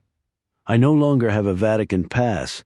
Then I suppose you'll have to find some other way of getting past the Swiss guards at the Arch of Bells." Francona rang off without another word. Donati opened his contacts, scrolled to the letter M and dialed. "Answer your phone," he whispered. "Answer your damn phone." 49 Villa Giulia, Rome. Since taking control of Italy's Museo Nazionale Etrusco, Veronica Marchesi had labored tirelessly to increase the museum's flagging attendance numbers. In a city such as Rome, it was no easy task. The sweating, backpacked hordes who flocked to the Colosseo and the Fontana di Trevi rarely found their way to the Villa Giulia, the elegant 16th-century palazzo on the northern fringes of the Borghese Gardens that housed the world's finest collection of Etruscan art and artifacts, including several notable pieces from the personal collection of the director's late husband. Carlo had posthumously contributed to the museum in other ways. A small portion of his ill-gotten fortune had financed a redesign of the museum's antiquated website. He had also paid for a costly global print advertising campaign and a splashy gala attended by numerous Italian sports and entertainment celebrities. The star of the evening, however, had been Archbishop Luigi Donati, the strikingly handsome papal private secretary and subject of a recent fawning profile in Vanity Fair magazine. Veronica had greeted him that night as though he were a stranger, and had pretended not to notice the impossibly pretty young women hanging on his every word. If only they had seen the version of Luigi Donati who had wandered into an archaeological dig in Umbria one soft afternoon in the spring of 1992, the tall, bearded man in torn jeans, worn-out sandals, and a Georgetown University sweatshirt. He wore it often, the sweatshirt, for he owned little else save for a collection of tattered paperbacks. They were piled on the bare floor next to the bed they shared in a little villa in the hills near Perugia. For a few glorious months, he was entirely hers. They forged a plan. He would leave the priesthood and become a civilian lawyer, a fighter of lost causes. They would marry, have many children. All that changed when he met Pietro Lucchesi. Heartbroken, Veronica gave herself to Carlo Marchesi, and the tragedy was complete. Carlo's fall from the dome of St. Peter's had allowed Veronica and Luigi to rekindle a small part of their relationship. Secretly, she had hoped that with Lucchesi's passing, she might reclaim the rest. She realized now it had been nothing more than a silly fantasy, one that was entirely unbecoming for a woman of her age and station in life. Fate and circumstances had conspired to keep them apart. They were doomed to dine politely each Thursday evening, like characters in a Victorian novel. They would grow old, but not together, so lonely, she thought. So terribly sad and lonely. But it was the punishment she deserved for losing her heart to a priest. Luigi had sworn a vow long before he wandered into that dig in Monte Cucco. The other woman in his life was the Bride of Christ, the Roman Catholic Church. They had spoken only once since the night they had dinner with Gabriel Allon and his wife, Chiara. The conversation had taken place that morning as Veronica was driving to work. Luigi had spoken with his usual curial opacity. Even so, his words had shocked her. Pietro Lucchesi had been murdered in the papal apartments. The reactionary order of St. Helena was behind it. They were planning to seize control of the church at the next conclave. Were you in Florence when? Yes, and you were right. Jansen was involved with Father Graf. Maybe next time you'll listen? Mea culpa. Mea maxima culpa. I don't suppose I'll see you this evening. I'm afraid I have plans. Be careful, Archbishop Donati, and you as well, Signora Marchesi, as part of her campaign to drive up attendance at the museum. Veronica had extended its hours. The Museo Nazionale Etrusco was now open until 8 p.m. But at 5 o'clock on a cold and dreary Thursday in December, its exhibition rooms were as silent as tombs. The administrative and curatorial staffs had left for the night, as had Veronica's secretary. She had only Maurizio Pollini for company Schubert's Piano Sonata in C minor, the sublime second movement. She and Luigi used to listen to it over and over again at the villa near Perugia. At 5:15, she packed her bag and pulled on her overcoat. She was meeting a friend for a drink on the Via Veneto, a girlfriend, the only kind of friend she had these days. Afterward, they were having dinner at an out-of-the-way osteria, the kind of place known only to Romans. They served cacio e pepe in the bowl in which it was prepared. Veronica intended to eat every delectable strand, then clean the inside of the bowl with a piece of crusty bread, if only Luigi were sitting at the opposite side of the table. Downstairs, she paused in front of the Euphronios crater. The museum's star attraction, it was widely regarded as one of the most beautiful pieces of art ever created. Gabriel, she remembered, had thought otherwise. You don't care for Greek vases? I don't believe I said that. It was no wonder Luigi liked him so much. They shared the same fatalistic sense of humor. She bade the security guards a pleasant evening and, declining their offer of an escort, went into the chill evening. Her car was parked a few meters from the entrance in her reserved space, a flashy Mercedes convertible metallic gray.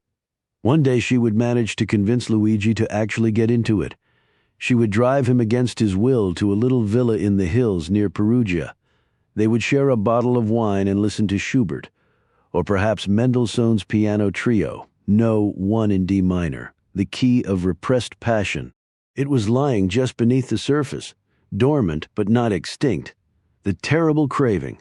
A touch of her hand was all it would take. They would be young again. The same plan, 30 years delayed. Luigi would leave the priesthood. They would marry, but no children. Veronica was far too old, and she didn't want to share him with anyone. There would be a scandal, of course. Her name would be dragged through the mud. They would have no choice but to go into seclusion, a Caribbean island, perhaps. Thanks to Carlo, money was not an issue. It was unbecoming. Veronica reminded herself as she unlocked the Mercedes with the remote. Still, there was no harm in merely thinking about it, unless, of course, she became so distracted that she failed to notice the man walking toward her car. He was in his mid-30s with neat blonde hair. Veronica relaxed when she saw the white square of a Roman collar beneath his chin. "Signora Marchesi?" "Yes," she replied automatically. He drew a gun from beneath his coat and smiled beautifully. It was no wonder Nicholas Jansen had fallen for him. "What do you want?" she asked. "I want you to drop your bag and your keys." Veronica hesitated, then allowed the key and the bag to fall from her hand. "Very good." Father Graf's smile vanished. "Now get in the car. 50 St. Peter's Square. Colonel Alois Metzler, commandant of the Pontifical Swiss Guard, was waiting at the foot of the Egyptian obelisk when Gabriel and Donati arrived in St. Peter's Square. Having sprinted the length of the Borgo Santo Spirito, both were gasping for breath. Metzler, however, looked as though he were posing for his official portrait. He had brought along 2 plainclothes killers for protection. Having worked with the Swiss Guard on numerous occasions, including during a papal visit to Jerusalem, Gabriel knew that each man was carrying a Sig Sauer .226 9mm pistol for that matter. So was Metzler. He directed his hooded gaze toward Gabriel and smiled. "What happened, Father Allon? Did you renounce your vows?" He posed his next question to Donati. "Do you know what happened after you and your friend pulled that stunt at the archives?" I suspect Albanese was a bit miffed. "He told me that I would be relieved of duty once the conclave was over. The Camerlengo doesn't have the authority to dismiss the commandant of the Swiss Guard. Only the Secretary of State can do that. With the approval of the Holy Father, of course." The Cardinal implied that he was going to be the next Secretary of State. He seemed quite confident, actually. "And did he tell you who was going to be the next Pope as well?" Receiving no answer, Donati pointed toward the Arch of Bells. "Please, Colonel Metzler. Cardinal Francona is waiting for me." "I'm sorry, Excellency, but I'm afraid I can't let you in." "Why not?" "Because Cardinal Albanese warned me that you would try to get into the restricted areas of the city-state tonight. He said heads would roll if you managed to get through, or words to that effect. Ask yourself 2 questions, Colonel Metzler. How did he know I would be coming? And what is he so afraid of?" Metzler exhaled heavily. "What time is Cardinal Francona expecting you?" 4 minutes from now." "Then you have 2 minutes to tell me exactly what's going on, like all the cardinal electors who entered the Casa Santa Marta that evening." Domenico Albanese had surrendered his phone to the dean of the Sacred College. He was not, however, without a mobile device. He had concealed one in his suite earlier that week. It was a cheap disposable model, a burner, he thought wickedly. He was clutching the phone in his left hand. With his right, he was parting the gauzy curtain in the sitting room window. As fortune would have it, it overlooked the small piazza at the front of the guest house, where Cardinal Angelo Francona was pacing the paving stones. Clearly, the dean was expecting someone, thought Albanese, who was no doubt trying to talk his way past the Swiss guards at the Arch of Bells. At 5:25. Francona checked his phone and then started toward the entrance of the guest house. He stopped suddenly when one of the Swiss guards pointed toward the 3 men running across the piazza. One of the men was the sentry's commanding officer, Colonel Alois Metzler. He was accompanied by Gabriel Allon and Archbishop Luigi Donati. Albanese released the curtain and dialed. "Well," asked Bishop Richter. He made it through. The connection went dead. Instantly, 2 firm knocks shook Albanese's room. Startled, he slipped the phone into his pocket before opening the door. Standing in the corridor was Archbishop Thomas Kerrigan of Boston, the Vice Dean of the College of Cardinals. "Is something wrong, Eminence?" "The Dean requests your presence in the chapel." "For what reason?" "He has invited Archbishop Donati to address the cardinal electors." "Why wasn't I told?" Kerrigan smiled. "You just were." Donati followed Cardinal Francona into the lobby. The first face he saw belonged to Kevin Brady of Los Angeles. Brady was a doctrinal soulmate. Still, he appeared stunned by Donati's presence. They exchanged a terse nod. Then Donati looked down at the marble floor. Francona seized his arm. "Excellency, I can't believe you brought that in here." Donati hadn't realized his phone was ringing. He snatched it from the pocket of his cassock and checked the screen. The name on the caller ID shocked him. Father Brunetti. It was the pseudonym Donati had assigned to Veronica Marchesi in his contacts. Under the rules of their relationship, she was forbidden to phone him. So why on earth was she calling now? Donati tapped decline. Instantly, the phone rang again. Father Brunetti. Turn it off, will you, Luigi? Of course, Eminence. Donati placed his thumb on the power button but hesitated. He has 2,000,000 reasons to keep his mouth shut. 2,000,001. Donati accepted the call. Calmly, he asked, "What have you done to her?" "Nothing yet," answered Father Marcus Graf. "But if you don't turn around and walk out of there, I'm going to kill her." Slowly, Excellency, with a great deal of pain. Domenico Albanese watched from above as Luigi Donati burst from the entrance of the Casa Santa Marta. His phone was in his hand, its screen aglow with the embers of Father Graf's call. Frantic, he seized Allon by the shoulders as though begging for help. Then he swiveled around and searched the upper windows of the guest house. He knows, thought Albanese, but what would he do? Would he save the woman he once loved? Or would he save the church? 15 seconds passed, then Albanese had his answer. He tapped the screen of the burner phone. Bishop Richter answered instantly. "I'm afraid it's over, Excellency. We'll see about that." The call died. Albanese concealed the phone in the writing desk and went into the corridor. Like Luigi Donati 5 floors below, he was organizing his thoughts, separating lies from truth. His Holiness bore the weight of the church on his shoulders, he reminded himself, but in death he was light as a feather. 51 Via della Conciliazione. "Why didn't you come to me in the beginning?" asked Alois Metzler. "Would you have agreed to help us? With a private investigation of the Holy Father's death? Not a chance." Metzler was behind the wheel of an E-Class Mercedes with Vatican plates. He turned onto the Via della Conciliazione and raced toward the river, a rotating red light flashing on the roof. "For the record," said Gabriel, "I only agreed to find Niklos Jansen." "Were you the one who deleted his personnel file from our database?" "No," answered Gabriel. "It was Andreas Esterman who did that." "Esterman, the former BFV officer? You know him. He tried to convince me to join the Order of St. Helena a few years ago." "You're not alone, frankly. I'm disappointed he didn't ask me to join, too. By the way, he went to Canton Fribourg to see Stefanie Hoffmann a few days after Niklaus disappeared. Was Jansen a member of the Order? More like a plaything." Metzler drove dangerously fast across the Tiber. Gabriel checked his messages. Immediately after leaving the Casa Santa Marta, he had called Yuval Gershon at Unit 8200 and asked him to pinpoint the location of Father Graf's phone. As yet, there had been no reply. "Where do you want me to go?" asked Metzler. "The National Etruscan Museum. I know where it is, Allon. I live here, you know." "I thought you Helvetians hated to leave your tidy little Swiss quarter in Vatican City." "We do." Metzler pointed out a pile of uncollected rubbish. "Look at this place, Allon. Rome is a mess, but the food is incredible. I prefer Swiss food. There's nothing better than a perfect raclette. Melted Emmentaler on boiled potatoes. That's your idea of cuisine?" Metzler made a right turn onto the Viale delle Belle Arti. "Have you ever noticed that every time you come near the Vatican, something goes wrong? I was supposed to be on vacation. Do you remember the papal visit to Jerusalem? Like it was yesterday.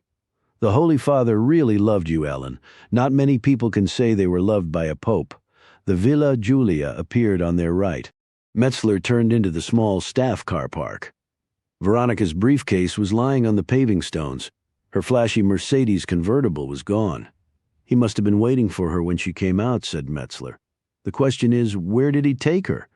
Gabriel's phone vibrated with an incoming message. It was from Yuval Gershon, not far actually. He retrieved Veronica's bag and climbed back into the car. "Which way?" asked Metzler. Gabriel pointed to the right. Metzler turned onto the boulevard and put his foot to the floor. "Is it true what they say about her and Donati?" he asked. "They're old friends, that's all." "Priests aren't allowed to have friends who look like Veronica Marchesi. They're trouble." "So is Father Graf. Do you really think he'll kill her?" "No," said Gabriel. "Not if I kill him first." 52. Casa Santa Marta. The chapel of Santa Marta was squeezed into a tiny triangular plot of land between the southern flank of the guest house and the Vatican's khaki-colored outer wall. It was bright and modern and rather ordinary, with a polished floor that always reminded Donati of a backgammon board. Never before had he seen it so crowded. Though he could not be certain, it appeared that all 116 of the cardinal electors were present. Each of the varnished wooden chairs had been claimed, leaving several other princes of the church, including the Cardinal Camerlengo, a late arrival, no choice but to huddle like stranded airline passengers at the back. Dean Francona had taken to the pulpit. From a single sheet of paper, he was reading a series of announcements, housekeeping matters, issues related to security, the schedule for the shuttle buses between the Casa and the Sistina. The microphone was switched off. His voice was thin, his hands were shaking. Donati's were shaking, too. "I'm going to kill her. Slowly, Excellency, with a great deal of pain." Was it real or a ruse? Was she still alive or already dead? Had he made the biggest mistake of his life by walking into this den of vipers and leaving her to her fate? Or did he make that mistake a long time ago when he returned to the church instead of marrying her? It was not too late, he thought. There was still time to abandon this sinking ship and run away with her. There would be a scandal, of course. His name would be dragged through the mud. They would have no choice but to go into seclusion, a Caribbean island perhaps, or a little villa in the hills near Perugia. Schubert's piano sonatas, a few paperbacks scattered on the bare tile floor, Veronica wearing nothing but his old Georgetown sweatshirt. For a few glorious months she was entirely his. Francona's voice dragged Donati from the past to the present. As yet he had failed to explain Donati's presence in the Casa Santa Marta on the eve of the conclave. It was clear, however, that Francona's audience was thinking of nothing else. 42 of them had accepted the order's money in exchange for their votes.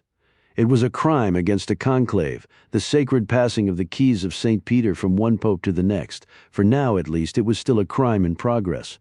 Slowly, Excellency, with a great deal of pain. They were not all hopelessly corrupt, thought Donati, in fact. Many were good and decent men of prayer and reflection who were more than capable of leading the church into the future. Cardinal Navarro, the favorite, would make a fine pope. So would Gobert or Duarte, the Archbishop of Manila, though Donati was not convinced the church was ready for an Asian pope. It was, however, ready for an American. Kevin Brady of Los Angeles was the obvious choice. Youngish, intelligenic, he was a fluent Spanish speaker with an Irishman's gift of the gab. He'd made mistakes with a couple of abusive priests, but for the most part he had emerged from the scandal cleaner than most. The worst thing Donati could do was tip his hand. It would be the kiss of death. He intended to bestow that on Cardinal Franz von Emmerich of Vienna. Francona folded his paper in half twice, as though it were a conclave ballot. Donati realized he still hadn't decided what he was going to say to these men assembled before him. These high priests of the church, admittedly, homilies were not his strong suit. He was a man of action rather than words, a priest of the streets and the barrios, a missionary, a fighter of lost causes. Francona noisily dislodged something from his throat. "And now a final piece of business. Archbishop Donati has requested permission to address you on a matter of the utmost urgency." After careful consideration, I have agreed. It was Domenico Albanese who objected loudly. "Dean Francona, this is most unusual. As Camerlengo, I must protest. The decision to let Archbishop Donati speak is entirely mine. Having said that, you are under no obligation to stay. If you intend to leave, please do so now. That goes for all of you." No one moved, including Albanese. "Does this not constitute outside interference in the conclave, Dean Francona?" "The conclave does not begin until tomorrow afternoon. As for the question of interference, you would know better than I, Eminence." Albanese seethed but said nothing more. Francona stepped away from the pulpit and with a nod invited Donati to take his place. He walked slowly toward the first row of chairs instead and stood directly in front of Cardinal Kevin Brady. "Good evening, my brothers in Christ." Not one voice returned his greeting. 53 Villa Borghese. In the dark, lonely months after Luigi Donati's return to the priesthood, Veronica Marchesi dreamed often of handsome young men dressed entirely in black.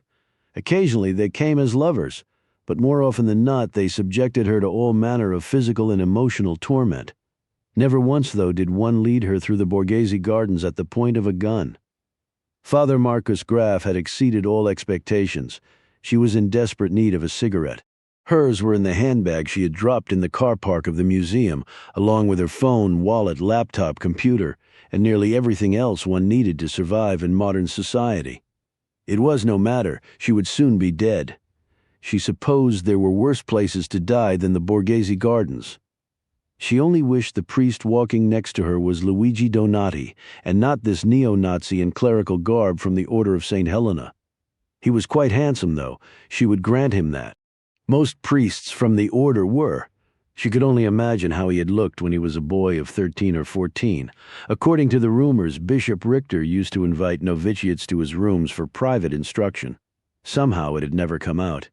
Even by church standards, the order was good at keeping secrets. She walked on through the darkness. The umbrella pines lining the dusty footpath swayed in the cold evening wind. The gardens closed at sunset. There was not another living soul in sight. You wouldn't happen to have a cigarette, would you? They're forbidden. And what about having sex with Swiss guards in the Apostolic Palace? Is that forbidden too?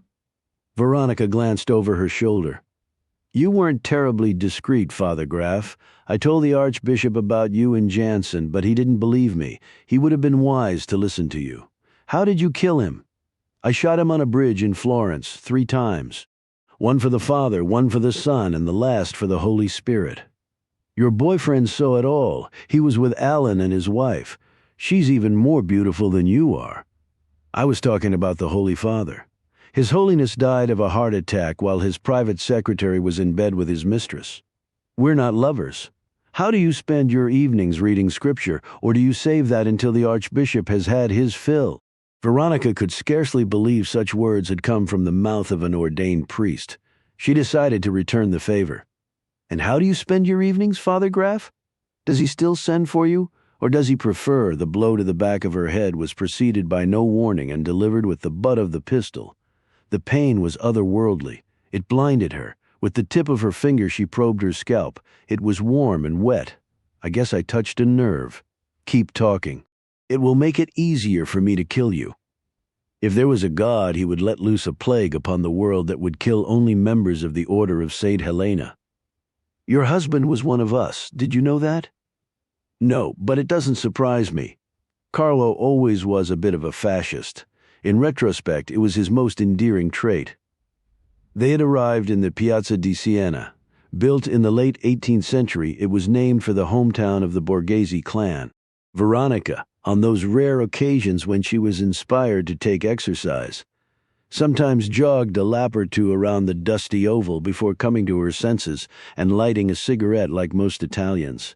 She did not believe in the health benefits of regular physical exertion. Her daily routine generally consisted of a pleasant stroll to Doni for a cappuccino and a cornetto. With a prod of the gun barrel, Father Graf directed her into the center of the esplanade. The cypress trees lining the perimeter were silhouettes. The stars were incandescent. Yes, she thought again, there were worse places to die than the Piazza di Siena in the Borghese Gardens. If only it were Luigi. If only Father Graf's phone tolled like an iron bell. The screen illuminated his face as he read the message. Have I been granted a reprieve? Wordlessly, he slipped the phone into his coat pocket. Veronica lifted her gaze to the heavens. I believe I'm having a vision. What do you see? A man dressed in white. Who is he? The one whom God has chosen to save that church of yours. It's your church, too. Not anymore, she said. When was your last confession? Before you were born. Then perhaps you should tell me your sins. Why? So I can grant you absolution before I kill you. I have a better idea, Father Graf. What's that? Tell me yours. 54, Casa Santa Marta, Pietro Lucchesi, once gave Donati a valuable piece of advice about public speaking. When in doubt, he said, begin with a quote from Jesus. The passage Donati chose to recite was from the 19th chapter of the Gospel of Matthew. Again, I tell you, it is easier for a camel to go through the eye of the needle than for someone who is rich to enter the kingdom of God. The words were barely out of his mouth when Domenico Albanese once again objected. "We are all familiar with the Gospels, Excellency. Perhaps you can come to the point. I'm wondering what Jesus would be thinking if he were here among us tonight." "He is among us." It was Tardini of Palermo, 79 years old, a traditionalist relic who had been given his red hat by Wojtyla. He had accepted €1,000,000 from the Order of St. Helena in exchange for his vote at the conclave. The money was in his account at the Vatican bank. "But tell us, Excellency, what is Jesus thinking?" "I believe Jesus does not recognize this church. I believe he is appalled by the opulence of our palaces and the priceless art that hangs upon their walls. I believe he's tempted to turn over a table or two. Until recently, you yourself lived in a palace, so did your master. We did so because tradition demanded it, but we also lived quite simply. Donati looked at Cardinal Navarro. Wouldn't you agree, Eminence?" "I would, Excellency." "And what about you, Cardinal Gobert?" Ever the diplomat. The former Secretary of State nodded once but said nothing. "And you?" Donati asked of Albanese. "How would you characterize the Holy Father's living arrangements in the Apostolic Palace?" "Modest, humble even. And you should know. After all, you were the last visitor to the papal apartments the night my master died." "I was," replied Albanese with appropriate solemnity. "You were there twice that evening, were you not?" "Only once, Excellency." "Are you sure, Albanese?" A murmur rose and then quickly died. "It is not something I will ever forget," Albanese replied evenly. "Because you were the one who found the body." Donati paused. "In the papal study, in the chapel." "Yes, of course. It must have slipped my mind." "That's understandable, Excellency. You weren't there that night. You were having dinner with an old friend. A woman, if I'm not mistaken. I omitted that from the Bolletino so as not to embarrass you. Perhaps that was a mistake." Duarte of Manila was suddenly on his feet, his face stricken. So was Lopez of Rio de Janeiro. Both were simultaneously appealing to Francona in their native languages to put an end to the bloodletting. Francona appeared paralyzed by indecision. Donati raised his voice to be heard. "Since Cardinal Albanese has mentioned my whereabouts on the night of my master's death, I feel obliged to address the matter. Yes, I was having dinner with a friend. Her name is Veronica Marchesi. I met her while I was struggling with my faith and preparing to leave the priesthood. I gave her up when I met Pietro Lucchesi and returned to the church. We are good friends, nothing more. She is the widow of Carlo Marchesi," said Albanese. "And you, Excellency, are a Roman Catholic priest." "My conscience is clear, Albanese. Is yours?" Albanese appealed to Francona. "Do you hear the way he speaks to me?" Francona looked at Donati. "Please continue, Excellency. Your time is running short." "Thanks be to God," groaned Tardini. Donati pondered his wristwatch. It was a gift from Veronica, the only object of value he owned. "It has come to my attention," he said after a moment, "that several of you are secret members of the Order of St. Helena." He looked at Cardinal Esteban Velázquez of Buenos Aires and in fluent Spanish asked, "Isn't that correct, Eminence?" "I wouldn't know," replied Velázquez in the same language. Donati turned to the Archbishop of Mexico City. "What do you think, Montoya? How many secret members of the order are with us tonight? Is it 10 a dozen?" Donati paused. "Or is it 18? All of us, I'd say." It was Albanese again, with the exception of Cardinal Brady, of course. He basked in a ripple of nervous laughter. "Belonging to the Order of St. Helena is not a sin, Excellency.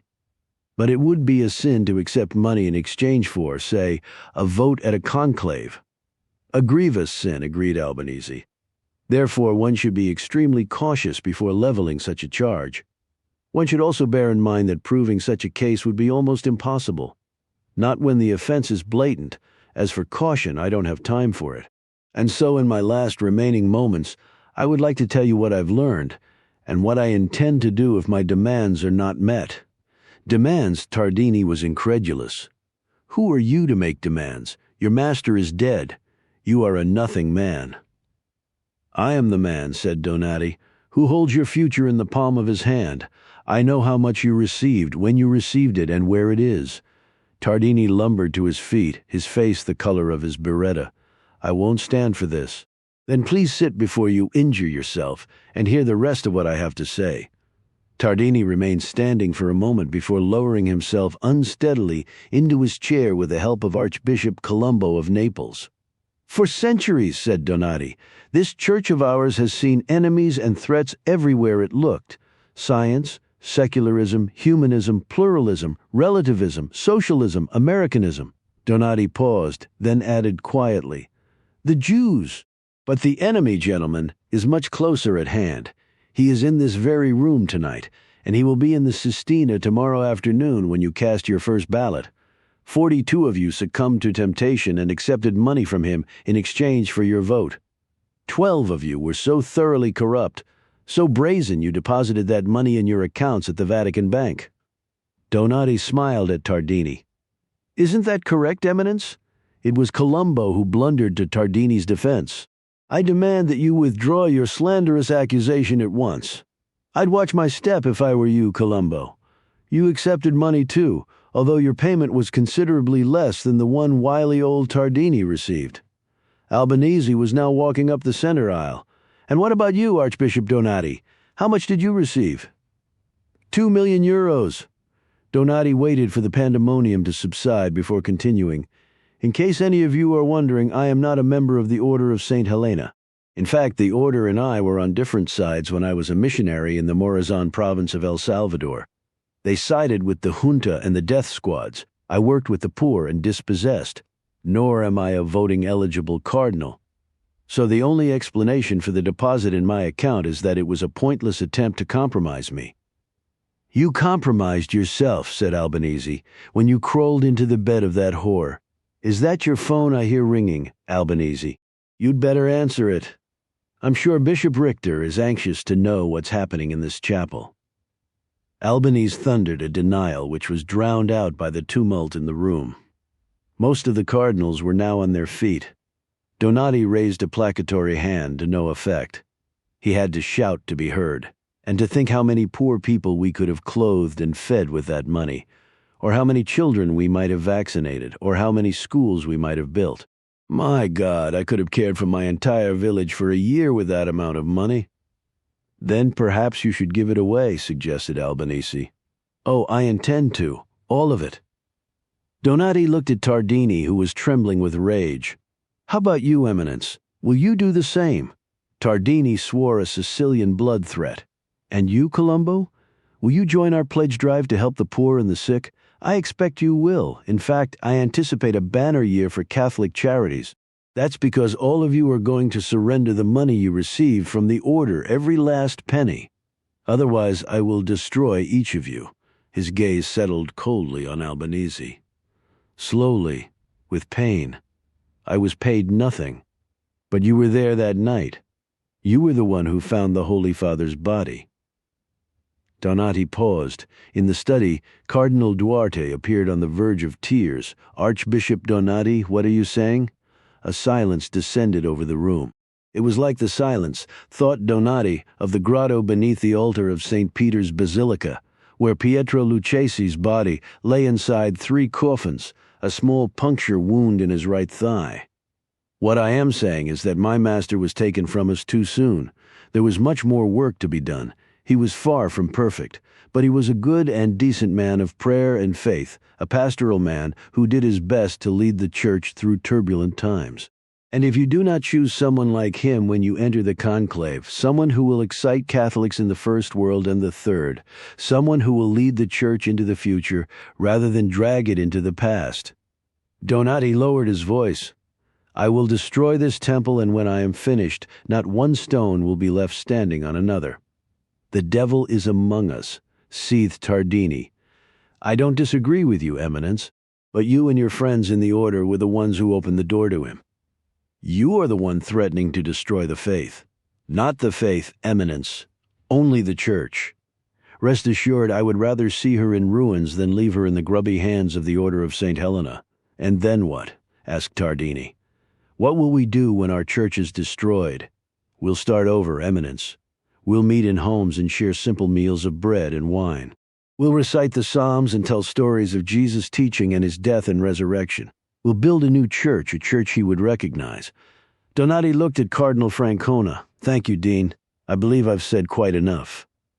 55 Villa Borghese. Veronica's car was parked haphazardly against the barricade at the end of the access road. The passenger side door was slightly ajar, the keys were lying on the floor. Gabriel slipped them into his pocket and then drew the Beretta. Is there really no other way? Asked Metzler. What did you have in mind? A gentlemanly negotiation? He's a priest. He killed the Holy Father. If I were you, I'm not like you, Allon. I'll let my God be Father Graf's judge. He's my God, too, but that's probably a discussion for another time. Gabriel looked down at his phone. Father Graf's device was about 200 meters to the east, in the center of the Piazza di Siena. Stay here with the car. I won't be but a minute. Gabriel set out through the shelter of the trees. After a few paces he came upon the Tudor facade of the Globe Theatre Roma, the reproduction of the legendary London playhouse where Shakespeare debuted many of his most beloved works. Surrounded by towering Roman umbrella pines, it looked sorely out of place like an igloo in the Negev. Adjacent to the theater was the Piazza di Siena. Gabriel could have painted it from memory, but in the darkness he could discern almost nothing. Somewhere out there were two people, a woman who was desperately in love with a priest, and a priest who had murdered a pope. And to think he was scarcely 5 hours removed from Jonas Wolf's Hitlerian shop of horrors in the Obersalzberg. He was a normal person, he assured himself. All at once he remembered the oval track, the track he had to cross to reach the center of the piazza. It was a provable fact that it was not possible for a man, even a man of his build and agility, to walk upon gravel without making a sound. Gabriel reckoned that was why Father Graf had brought her here. Perhaps a gentlemanly negotiation was called for, after all. It wouldn't be difficult to establish contact. Gabriel had Graf's phone number. The instant messaging application on Gabriel's Solaris allowed him to send texts anonymously. Carefully shielding his screen, he typed a brief message in colloquial Italian about dinner at La Carbonara in the Campo dei Fiori. Then he tapped the send icon. A few seconds later, light flared like a match in the center of the piazza. It was surprisingly bright enough for Gabriel to determine their alignment and orientation. Father Graf held the phone in his left hand, the hand nearest Gabriel. He and Veronica were facing one another. Like the needle of a compass, the priest was pointed true north. Gabriel moved in the opposite direction along an asphalt footpath. Then he crept eastward through a stand of umbrella pines until he was approximately level with Veronica and Father Graf. He sent the priest another anonymous text. Hell Lou. Once again light flared in the center of the piazza. Only Gabriel's position had changed. He was now directly behind Father Graf. They were separated by about 30 meters of grass and the dust and gravel oval track. The grass Gabriel could cross with the silence of a house cat. The track, however, was a tripwire. It was too wide to traverse with a leap unless one were an Olympic-caliber athlete, which Gabriel most certainly was not. He was a man of advancing years who had recently fractured 2 vertebrae in his lower back. He was still a damn good shot, though, especially with a Beretta 92 FS. He only needed to illuminate the target with another text message. Then Father Marcus Graf, murderer of a pope, would cease to exist. Perhaps he might find himself before a celestial tribunal where he would be sentenced for his crimes. If so, Gabriel hoped that God was in a foul mood when it was Father Graf's turn in the dock. He composed another brief message, "Where are you?" and fired it into the ether. This time, perhaps because of the wind direction, he heard the bell-like tolling of Father Graf's phone. Several seconds elapsed before a bloom of light illuminated the tableau at the center of the piazza. Unfortunately, the position of the two figures had changed. Both were now facing north. Veronica was kneeling. Father Graf was holding a gun to the back of her head. The priest turned when he heard the crunch of gravel beneath Gabriel's feet. Instantly there was another burst of light in the center of the piazza, the light of a muzzle flash. The superheated round split the air a few inches from Gabriel's left shoulder. Nevertheless, he rushed headlong toward his target, the Beretta in his outstretched hand. There were worse places to die, he thought, than the Piazza di Siena. He only hoped that God was in a good mood when it was his turn in the dock. Donati waited until he had left the Casa Santa Marta before switching on his phone. He had received no calls or text messages during his remarks to the cardinals. He tried Veronica's number. There was no answer. He started to dial Gabriel but stopped himself. Now was not the time. The two Swiss guards at the entrance of the guest house were staring vacantly into the night, unaware of the pandemonium Donati had left in his wake. My God, what had he done? He had lit the match, he thought. It would be Cardinal Francona's task to preside over a conclave in flames. Only heaven knew what kind of pope it would produce.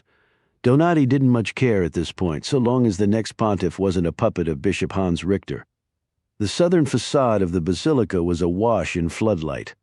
Donati noticed that one of the side doors was ajar. Entering, he crossed the left transept to Bernini's soaring baldacchino and fell to his knees on the cold marble floor. In the grottos beneath him lay his master, a small puncture wound in his right thigh. Eyes closed, Donati prayed with a fervor he had not felt in many years. Kill him, he was thinking, slowly and with a great deal of pain. The night was Gabriel's ally, for it rendered him all but invisible. Father Graf, however, betrayed his exact location with every undisciplined pull of his trigger. Gabriel took no evasive action, made no changes in heading. Instead, he advanced directly toward his target as quickly as his legs could carry him. The way Shamron had trained him in the autumn of 1972. 11 times, one for every Israeli killed at Munich. He had lost count of how many shots Father Graf had fired. He was confident Father Graf had too. The Beretta held 15 9mm rounds. Gabriel, however, required only one, the one he intended to put between the priest's eyes when he was certain he would not hit Veronica by mistake. She was still on her knees, her hands covering her ears. Her mouth was open, but Gabriel could hear no sound other than the gunshots. A trick of the piazza's acoustics made it seem as though they were coming from every direction at once. Gabriel was now about 20 meters from Graf, close enough so he could see him clearly without the aid of the muzzle flashes, which meant Graf could see Gabriel too. He could wait no longer, approach no closer. A police officer might have stopped and turned slightly to one side to reduce his profile, but not an office assassin who had been trained by the great Ari Shamron. He continued his relentless advance as though he intended to beat his bullet to its target. Finally, his arm swung up, and he placed the sight of the Beretta over Father Graf's face. But in the instant before Gabriel could place the required pressure on the trigger, a portion of the face was blown away. Father Graf then vanished from view as though a hole in the earth had opened beneath him. Gabriel stumbled to a stop, unsure of the direction from which the shot had come. After a moment, Alois Metzler emerged from the darkness, a Sig Sauer .226 pistol in his outstretched hand. He lowered the gun and looked at Veronica. "You'd better get her out of here before the polizia arrive. I'll take care of it. I'd say you already have." Metzler contemplated the dead priest. "Don't worry, Allon. His blood is on my hands." 56. Via Gregoriana, Rome. At 10:15 the following morning, Gabriel was awakened by a quarrel in the street beneath his window. For a moment he could not recall the name of the street or its location, nor did he have any memory of the circumstances under which he had reached his place of rest, a small and hideously uncomfortable couch. It was the couch, he recalled with a sudden lucidity, in the sitting room of the old office safe flat near the top of the Spanish Steps. Veronica Marchesi had offered to sleep there, but in an ill-advised display of chivalry, Gabriel had insisted she take the bedroom instead. They had stayed up past 2 o'clock, sharing a bottle of Tuscan red wine, which had left him with a dull headache. It paired nicely with the pain in his lower back. His clothing lay on the floor next to the couch. Dressed, he went into the kitchen and poured bottled water into the electric kettle. After spooning coffee into the French press, he entered the spare bathroom to confront his reflection in the mirror. If only he were a painting, he could erase the damage. The best he could hope for was a minor improvement before Chiara's arrival. At Gabriel's suggestion, she and the children were coming to Rome for the start of the conclave. Donati had invited them to watch the opening ceremony live on television at the Jesuit Curia. He had asked Veronica to join them. It promised to be an interesting afternoon. Gabriel filled the French press with water and read the Italian papers on his phone while waiting for the coffee to brew. The shocking events in Germany were of little interest to the editors in Rome and Milan. Only the conclave mattered. The Vaticanisti remained convinced that the papacy was Navarro's to lose. One predicted Pietro Lucchesi would be the last Italian pope. In none of the papers was there any mention of a dead priest from a reactionary Catholic order, or a shooting in the Borghese Gardens involving a prominent Italian museum director. Somehow, Alois Metzler had managed to keep it quiet, at least for now. Gabriel carried his coffee into the sitting room and switched on the television. 15,000 Catholics, religious and lay, were crammed into St. Peter's Basilica for the Pro Elegendo Romano Pontifice pre-conclave Mass. Another 200,000 were watching on the jumbo screens outside in the square. Dean Angelo Francona was the celebrant. Arrayed before him in 4 semicircular rows of chairs was the entire College of Cardinals, including those cardinals who were too old to participate in the conclave that was now just hours away. Donati was seated directly behind them. In his choir dress, he looked every inch the Roman Catholic prelate. His expression was grave, determined. Gabriel would not have wanted to be on the receiving end of his stern gaze. What do you suppose he's thinking? Gabriel looked up and smiled at Veronica Marchesi. She was wearing a pair of Chiara's old cotton pajamas. One hand was propped on her hip. The other was tugging at her right ear. I still can't hear anything. It was exposed to several gunshots with no protection. It's going to take a few days. Her hand moved to the back of her head. How does it feel? A bit of caffeine might help. She looked longingly at his coffee. Is there enough for me? He went into the kitchen and poured her a cup. She took a sip and made a face. Is it that bad? Perhaps we can walk to Cafe Greco later. She looked at the television.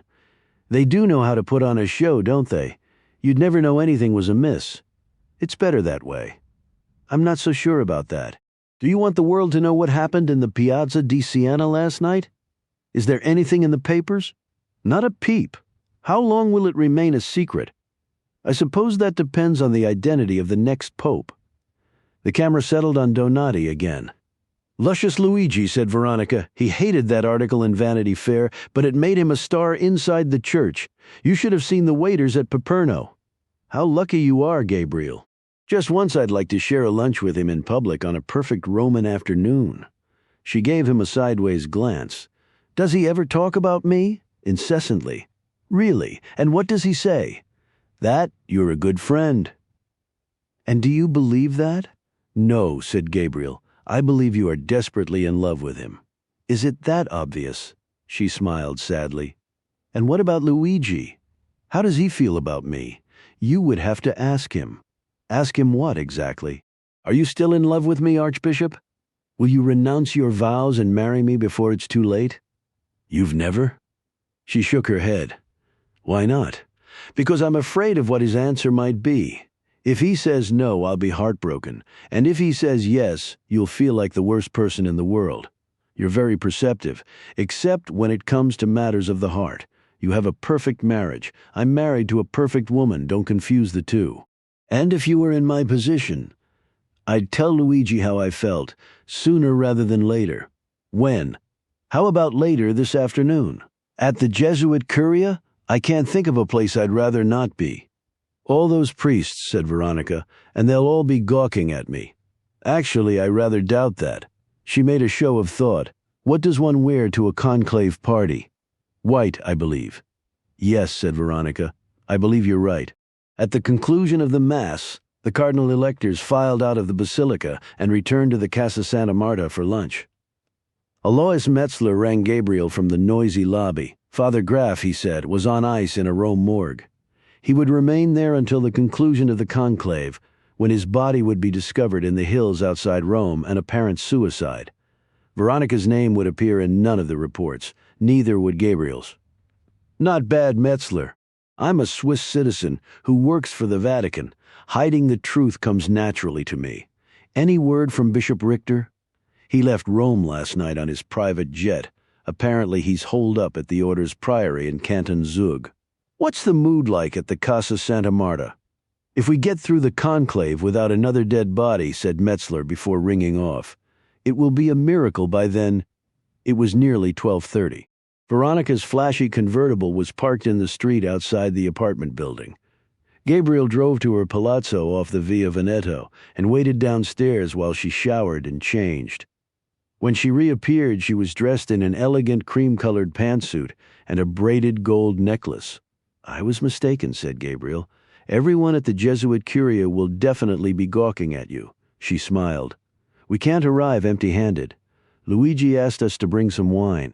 Veronica disappeared into the kitchen and returned with 4 bottles of chilled Pinot Grigio. It was a 5-minute drive to Roma Termini. They were waiting outside in the traffic circle when Chiara and the children spilled from the station. "You're right," said Veronica.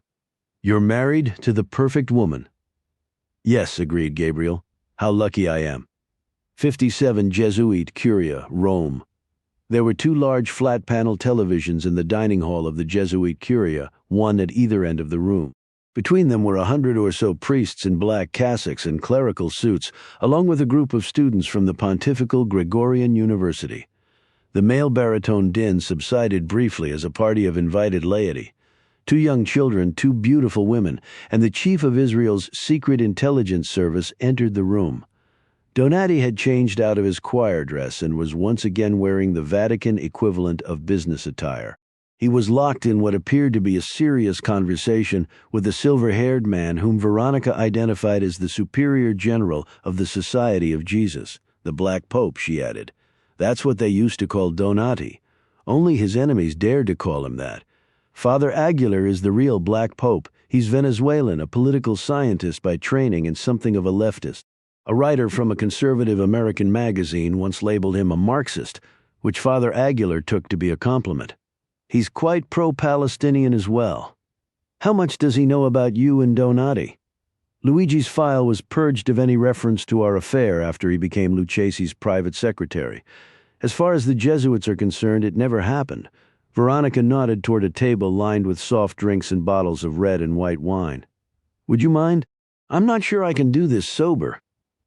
Gabriel added Veronica's 4 bottles of Pinot Grigio to the collection of wine. Then he poured 3 glasses from an open bottle of lukewarm Frascati, while Chiara served the children pasta from the chafing dishes arranged along the neighboring buffet. They found an empty table near one of the televisions.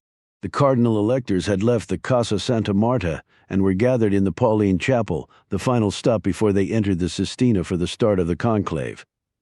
Veronica tentatively sipped her wine. "Is there anything worse than room temperature Frascati?" "I can think of a few things," answered Gabriel Donati, and a smiling Father Aguilar approached the table. Rising, Gabriel offered the leader of the Jesuits his hand before introducing Chiara and the children. "And this is our dear friend Veronica Marchesi." Gabriel's tone was uncharacteristically bright. "Dattore Marchesi is the director of the Museo Nazionale Etrusco." "An honor, Dattore." Father Aguilar looked at Gabriel. "I follow events in the Middle East quite closely. I wonder if we might have a word before you leave." "Of course, Father Aguilar." The Jesuit contemplated the television. "Who do you think it will be? They say it's Navarro. It's time for a Spanish-speaking pope, don't you think? If only he were a Jesuit." Laughing, Father Aguilar withdrew. Donati pulled out a chair between Gabriel and Raphael and sat down. He scarcely acknowledged Veronica's presence. Beneath his breath, he asked, "How is she doing? As well as can be expected. I have to say she looks wonderful. You should have seen her after Metzler killed Father Graf. He covered it up quite well. Even Alessandro Ricci is in the dark. How did you manage to convince him not to publish his story about the plot against the conclave? By promising to give him everything he needs to write a blockbuster sequel to The Order. Tell him to keep my name out of it. You deserve a little credit. After all, you saved the Catholic Church." "Not yet," said Gabriel. Donati looked up at the television. "We'll know by tomorrow night, Monday at the latest." "Why not tonight? This afternoon's vote is largely symbolic.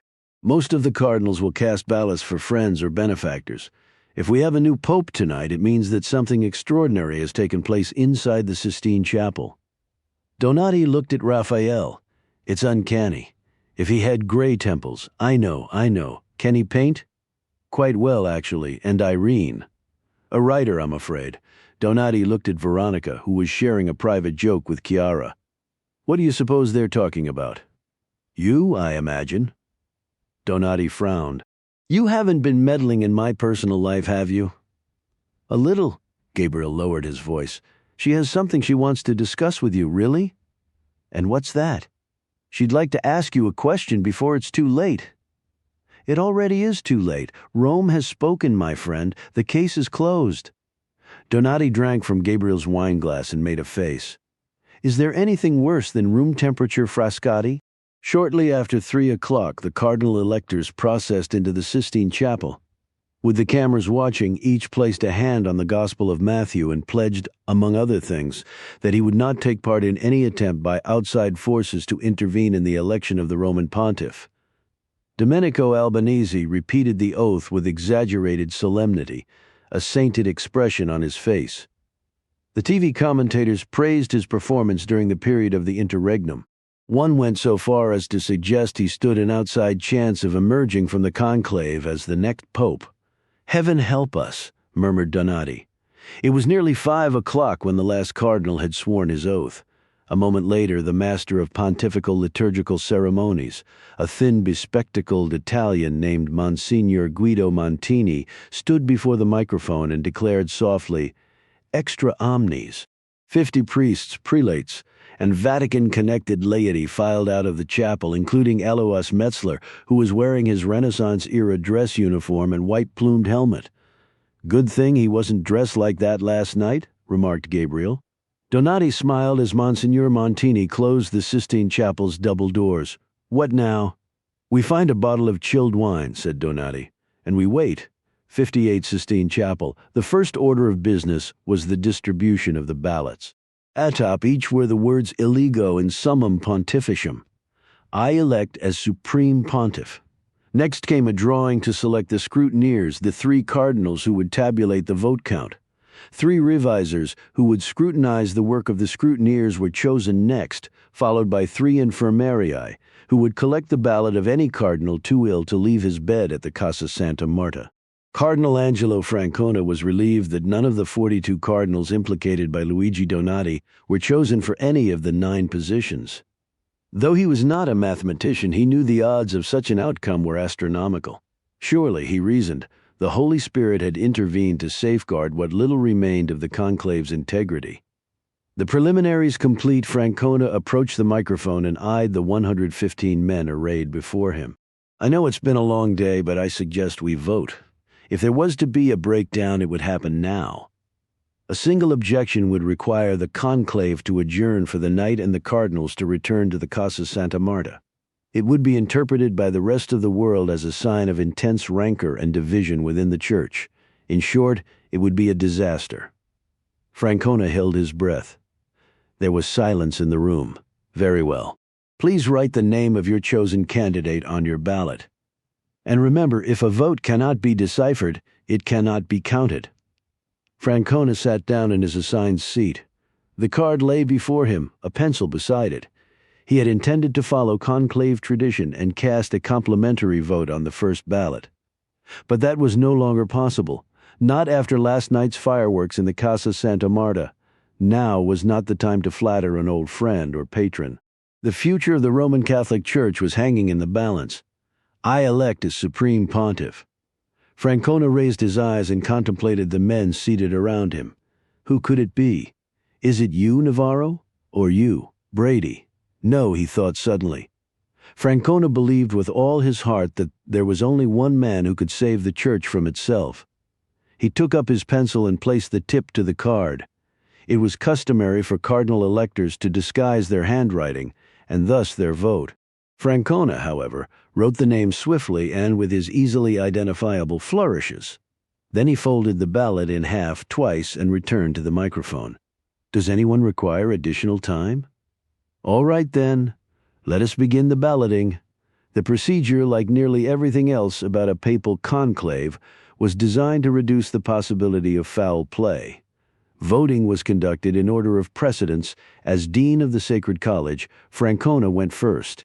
The scrutineers were gathered on the altar, upon which stood an oversized gold chalice covered by a silver paten.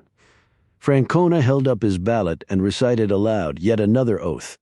I call as my witness Christ the Lord, who will be my judge, that my vote is given to the one who before God I think should be elected.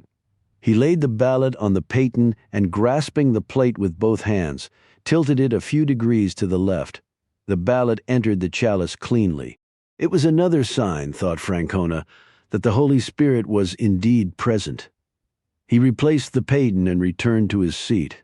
The process was deliberately cumbersome and slow, especially when performed by largely sedentary men in their 60s and 70s, a few of whom walked with the aid of a cane.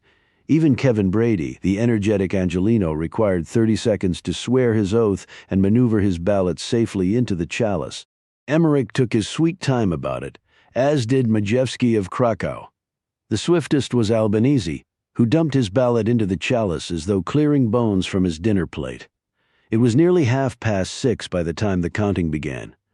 With the paten in place, the first scrutineer shook the chalice in order to mix the ballots. The third scrutineer then counted the unread ballots to ensure there was one for each of the 116 electors. Much to Francona's relief, the numbers matched. If they hadn't, he would have been required to burn the ballots without tabulating them. The ballots were now contained in a second, slightly smaller chalice. The scrutineers placed it on a table before the altar and sat down. The arcane ritual that followed was nearly as old as the church itself. The first scrutineer drew a ballot and, after a moment's hesitation, made a small but significant amendment to the last page of the pre-printed list of names before him. He then handed the ballot to the second scrutineer, who did the same. The third scrutineer could not hide his surprise when silently reading the name. A moment later, after piercing the ballot with a needle and red thread through the word Eligo, he read the name aloud into the microphone. A low murmur moved through the conclave. The name surprised no one more than Angelo Francona, for it was the one he had written on his ballot. His candidate was unorthodox, to say the least. Surely it was his ballot that had been drawn first. He added the name to his own list and placed a check mark next to it. The first scrutineer drew another ballot. Startled, he shot an anxious glance toward Francona before handing it to the second scrutineer.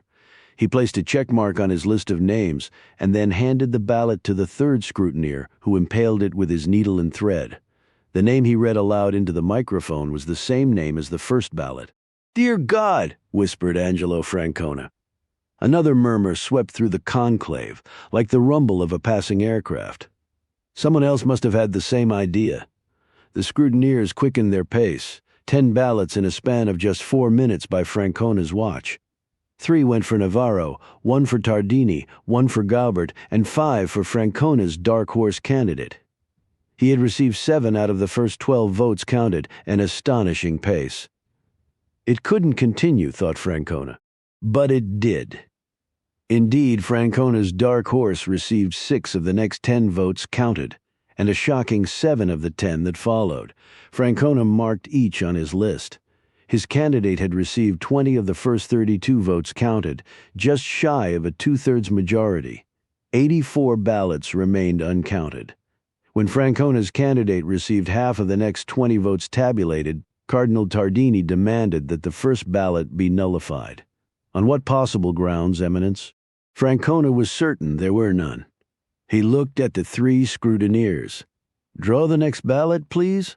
It went for Francona's candidate, as did 15 of the next 20, at which point the conclave erupted. "Keep your voices down, brothers." Francona's tone was scolding, a headmaster reproaching a room full of unruly pupils. He glanced at the scrutineers. Next ballot, it went for Albanese of all people. Doubtless he had voted for himself. It was no matter. Francona's candidate captured 17 of the next 20 ballots. He had received 63 of the 94 votes tabulated. 22 ballots had yet to be counted. If the name of Francona's candidate appeared on 15 of them, he would carry the conclave. 4 consecutive ballots went in his favor, along with 6 of the next 10, bringing his tally to 73-5 short of the 78 required to be elected. The next ballot went for Navarro. After that, it was never in doubt. As the last votes were counted, there was pandemonium. This time Angelo Francona made no attempt to restore decorum. for he was gazing upward toward Michelangelo's depiction of the moment of creation. "What have we done?" he whispered. "What in God's name have we done?" The scrutineers and revisers counted the ballots a second time and double-checked their tabulation. There was no mistake. The unthinkable had just happened. It was time to tell the rest of the world, not to mention the man who had just been chosen to be the spiritual leader of more than 1 billion Roman Catholics. Francona loaded the ballots and the tabulation sheets into the older of the Sistine Chapel's 2 stoves and set them alight. Then he flipped a switch on the second stove, igniting 5 tissue box-sized charges containing a mixture of potassium chlorate, lactose, and pine resin. A few seconds later, a roar arose from the thousands of pilgrims outside in St. Peter's Square. They had spotted the white smoke pouring from the chapel's chimney. Francona walked over to the doors and knocked twice. They were opened instantly by Monsignor Guido Montini. It was obvious from his expression he had heard the reaction in the square. "Bring me a phone," said Francona quickly. 59 Jesuit Curia, Rome. At that same moment, in the dining hall of the Jesuit Curia, Archbishop Luigi Donati was watching the televised images of white smoke pouring from the chimney of the Sistine Chapel. His face was ashen. The speed of the decision suggested that the corrupt cardinals had ignored his warnings and voted for Emmerich. If that proved to be the case, Donati had every intention of following through with his threat. When he was finished, not one stone would be left standing on another. He would build a new church, a church Jesus would recognize. Donati's fellow Jesuits, however, were electrified by the conclave's unusually swift selection of a new pope. Indeed, the commotion in the room was so loud that he could not make out what the commentators were saying, nor, for that matter, could he hear his Nokia telephone which was lying on the table next to Gabriel's. When he finally checked it, he was shocked to see he had 5 missed calls, all in the last 2 minutes. "Dear God, what is it?" asked Gabriel. "You'll never guess who's been frantically trying to reach me?" Donati dialed and raised the phone swiftly to his ear. "It's about time," said Cardinal Angelo Francona. "What is it, Dean? Have you seen the smoke?" "Yes, of course. Please tell me it isn't. We've had an unexpected development, obviously, Eminence, but what is it?" "You'll know when you get here. Where?" "There's a car waiting downstairs. I'll see you in a few minutes." The call went dead. Donati lowered the phone and looked at Gabriel. "I could be mistaken, but I believe I've just been summoned to the Sistine Chapel." "Why? Francona wouldn't tell me." "Which means it can't be good. In fact, I'd feel better if you came with me to the Sistine Chapel. You can't be serious. It's not as if you've never been there before. Not during a conclave." Gabriel tugged at the collar of his leather jacket. "Besides, I'm not really dressed for the occasion." "What does one wear to a conclave?" asked Donati. Gabriel looked at Veronica and smiled. "White, I believe." To avoid the crowds in St. Peter's Square, the car slipped into the Vatican through the motor entrance near the Palace of the Holy Office. From there it made its way around the back of the basilica to a small courtyard at the foot of the Sistine Chapel. Monsignor Guido Montini pounced on Donati's door like a hotel bellman. He seemed to be resisting an impulse to genuflect. Montini had to raise his voice to be heard over the tolling of the basilica's bells. "Good evening, Excellency. I've been instructed to bring you upstairs." He looked at Gabriel. "But I'm afraid your friend Signor Allon will have to remain here." "Why?" Montini's eyes widened. "The conclave, Excellency. It's over, is it not?" "That depends on what?" "Please, Excellency. The cardinals are waiting." Donati gestured toward Gabriel. "Either he comes with me, or I'm not going in." "Yes, of course, Excellency, if that is what you wish." Donati exchanged an apprehensive glance with Gabriel. Together they climbed a flight of narrow stairs to the Sala Regia, the glorious fresco-covered antechamber of the Sistine Chapel.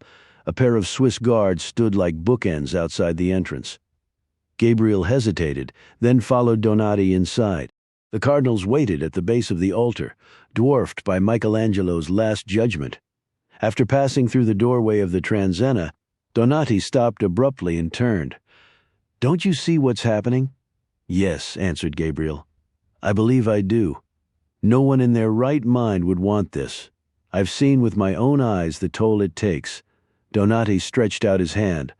Please grab hold of it. Drag me out of here before it's too late." "It already is too late, Luigi. Rome has spoken." Donati's hand was still suspended between them. He placed it on Gabriel's shoulder and squeezed with surprising force. "Try to remember me the way I was, old friend, because in a moment that person won't exist. Hurry, Luigi. You mustn't keep them waiting." Donati glanced at the 116 men waiting at the altar. "Not them, Luigi. The people in the square. What will I say to them? My God, I don't even have a name." Donati threw his arms around Gabriel's neck and clung to him as though he were drowning. "Tell her I'm sorry. Tell her I never meant for this to happen." Donati drew away and squared his shoulders. Suddenly composed, he marched the length of the chapel and stopped directly in front of Cardinal Francona. "I believe you have something you wish to ask me, Eminence." Francona posed the question in Latin. "Acceptane electionem de te canonis factum in summum pontificem?" "Do you accept your canonical election as Supreme Pontiff?" "I accept," answered Donati without hesitation. "Quo nomine vi vocari?" "By what name do you wish to be called?" Donati stared at Michelangelo's ceiling as if searching for inspiration. "To tell you the truth, I haven't a clue." Laughter filled the Sistine Chapel. It was a good beginning. 60 Sistine Chapel. It was fitting that Donati's first official act as Pope was to affix his signature to a document that would reside permanently in the silence of the Vatican secret archives. Hastily prepared by Monsignor Montini, it formally recorded Donati's new name and his acceptance of the position of Supreme Pontiff. He signed the document at the table where the scrutineers and revisers had tabulated the votes. 80 had gone to Donati on the first ballot, a shocking result. Not since the days of election by acclamation had a pope been elected so swiftly and by such an overwhelming margin. Donati next withdrew to the Room of Tears where a representative of the Gamarelli family, papal tailors since 1798, waited with 3 white linen cassocks and a selection of rochets, mosettas, stoles, and red silk slippers. Pietro Lucchesi had famously chosen the smallest of the 3 cassocks. Donati required the largest.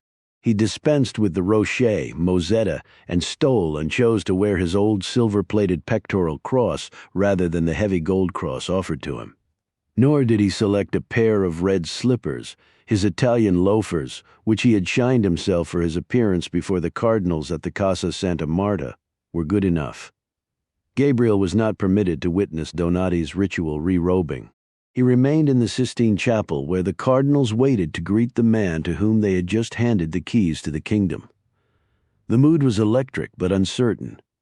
The room's acoustics allowed Gabriel to eavesdrop on a few of the conversations. It was obvious that many of the cardinals had cast so-called complimentary votes for Donati, not realizing that an overwhelming majority of their colleagues intended to do the same. The general consensus was that the Holy Spirit, not Bishop Richter, and the Order of St. Helena had intervened. Not everyone in the room was pleased by the outcome, especially Cardinals Albanese and Tardini. Only 36 had voted for another candidate, which meant a significant number of the 42 conspirators had supported Donati's candidacy, perhaps with the misplaced hope he might overlook their financial transgressions and allow them to remain in their current jobs. Gabriel reckoned the College of Cardinals would soon see a rash of quiet resignations and reassignments. Long overdue change was coming to the Catholic Church. No one knew how to operate the levers of Vatican power better than Luigi Donati. More important, he knew where the bodies were buried and where the dirty laundry was hidden. The Roman Curia, guardian of the status quo, had finally met its match. At last, Donati emerged from the Room of Tears in his snow-white garment, a zocchetto upon his head. He was aglow as though caught by his own private spotlight. So remarkable was the change in his appearance that even Gabriel scarcely recognized him. He was no longer Luigi Donati. He thought he was the successor of St. Peter, Christ's representative on earth. He was His Holiness. In a few minutes he would be the most famous and recognizable man in the world. But first there was a last ritual, as old as the Church itself, one by one. In order of precedence, the cardinals filed forward to offer their congratulations and pledge their obedience, a reminder that the Pope was not only a spiritual leader of 1 billion Catholics, but one of the world's last remaining absolute monarchs as well. He chose to receive the cardinals while standing rather than seated on his throne. Most of the exchanges were warm, even boisterous. Several were frigid and tense. Tardini, defiant to the end, wagged his finger at the new pope, who wagged his finger in return. Domenico Albanese fell to his knees and begged for absolution. Donati told him to rise and then waved him away with the stain of a pontiff's murder still on his soul. There was a monastery in Albanese's future, thought Gabriel, somewhere cold and isolated with bad food, Poland perhaps, or better yet, Kansas. There was one last precedent to be broken that evening. It came at 7:34 p.m., when Donati summoned Gabriel with a joyous wave of his long arm. The new pope seized him by the shoulders. Gabriel had never felt smaller. "Congratulations, Holiness. Condolences, you mean?" His confident smile made it clear he was already becoming comfortable in the role. "You've just seen something only a handful of people have ever witnessed. I'm not sure I'll remember much of it. Nor will I." He lowered his voice. "You didn't tell anyone, did you?" "Not a soul." "In that case, our friends at the Jesuit Curia are about to get the surprise of their lives." He seemed to relish the thought. "Come with me to the balcony. It's not something you should miss." He went into the Sala Regia and, followed by much of the conclave, set off along the Hall of Blessings toward the front of the basilica. Unlike his master, Pietro Lucchesi, he did not need to be shown the way. In the antechamber behind the balcony, he solemnly made the sign of the cross as the doors were opened. The roar of the multitude in the square was deafening. He smiled at Gabriel one final time as the senior cardinal deacon declared, "Habemus Papam! We have a pope!" Then he stepped into a corona of blinding white light and was gone. Alone with the cardinals, Gabriel felt suddenly out of place. The man once known as Luigi Donati belonged to them now, not him. Unescorted, he made his way back to the Sistine Chapel. Then he headed downstairs to the bronze doors of the Apostolic Palace. Outside St. Peter's Square was ablaze with candles and mobile phones. It looked as though a galaxy of stars had fallen to Earth. Gabriel tried Chiara's number, but there was not a cellular connection to be had. He picked his way through Bernini's colonnade. The crowd was delirious. Donati's election was an earthquake. Gabriel finally emerged from the colonnade into the Piazza Papa Pio XII. To reach the Jesuit Curia, he had to somehow make his way to the other side. He soon gave up. A sea of humanity stretched from Donati's feet to the banks of the Tiber. There was nowhere for Gabriel to go. He realized suddenly that Chiara and the children were calling his name. It took a moment to find them. Elated, the children were pointing toward the basilica, as though their father were unaware of the fact that his friend was standing on the balcony. Chiara's arms were wrapped around Veronica Marchesi, who was weeping uncontrollably. Gabriel tried to reach them, but it was no good. The crowd was impenetrable. Turning, he saw a man in white floating above a key-shaped carpet of golden light. It was a masterwork, he thought. His Holiness, oil on canvas, artist unknown. Part 4, Habemus Papam 61, Canarecchio, Venice.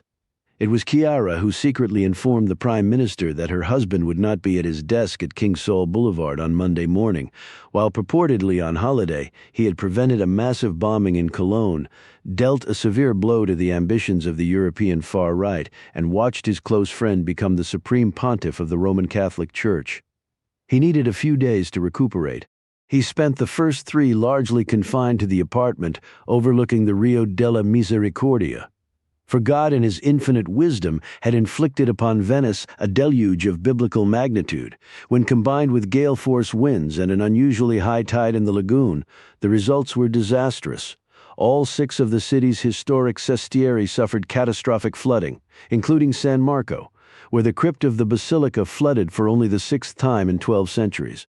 In Canarecchio, the water rose a historic 6.5 feet in a span of just 3 hours. Particularly hard hit was the small island to which the city's Jews were confined in 1516 by the order of Venice's ruling council. The museum in the Campo di Ghetto Nuovo was inundated, as was the ground floor of the Casa Israelitica di Riposo. Waves lapped against the bas-relief Holocaust memorial, leaving the Carabinieri no choice but to abandon their bulletproof kiosk. Like nearly everyone else in the city, The Allon family huddled behind barricades and sandbags and made the best of it. Raphael and Irene looked upon their watery internment as a great adventure. Gabriel as a blessing. For 3 waterlogged days they read books aloud, played board games, undertook art projects, and watched every DVD in the apartment's modest library, most twice. It was a glimpse of their future in retirement. Gabriel would be an expatriate again, a diaspora Jew. He would work when it suited him and devote every spare minute to his children. The clock would slow, his many wounds would heal. This is where his story would end, in the sinking city of churches and paintings at the northern end of the Adriatic. He checked in with Uzi Navot early each morning and late each afternoon, and of course he followed the news from Rome, where Donati wasted little time upsetting the curial apple cart. For a start, there was his decision to reside not in the papal apartments of the Apostolic Palace, but in an unadorned suite in the Casa Santa Marta. His first Angelus, delivered to an audience of some 200,000 pilgrims crammed into St. Peter's Square, left little doubt he intended to guide the church in a new direction. But who was this man who now occupied the throne of St. Peter? And what were the circumstances of his shocking and historic election? The author of the Vanity Fair article hopscotched from network to network, describing the magnetic archbishop she had christened Luscious Luigi. Several profiles explored his Jesuit roots and the period during which he served as a missionary in war-torn El Salvador. It was widely assumed, though never proven, that as a young priest he had been a supporter of the controversial doctrine known as liberation theology. This did not endear him to certain segments of the American political right. Indeed, one conservative referred to him as Pope Che Guevara. Another wondered whether the flooding in Venice, where he had worked for several years, might be a sign of God's displeasure in the conclave's choice. Bound by their vows of secrecy, the cardinal electors refused to discuss what had transpired inside the Sistine Chapel. Even Alessandro Ricci, the dogged investigative reporter from La Repubblica, appeared unable to penetrate the conclave's armor. Instead, he published a lengthy article on the links between the European far right and the Order of St. Helena, the reactionary Catholic fraternity about which he had written a best-selling book. 3 of the figures implicated in the false flag bombings in Germany, Jonas Wolf, Andreas Estermann, and Axel Brunner, were alleged to be secret members of the order. So too were Austrian Chancellor Jörg Kaufmann and Italian Prime Minister Giuseppe Saviano. Kaufmann immediately denied the report. He was forced to issue a clarification when La Repubblica published a photograph from his wedding, which was officiated by the order's superior general, Bishop Hans Richter. For his part, Saviano brazenly dismissed the story as fake news and called upon Italian prosecutors to file charges of treason against its author.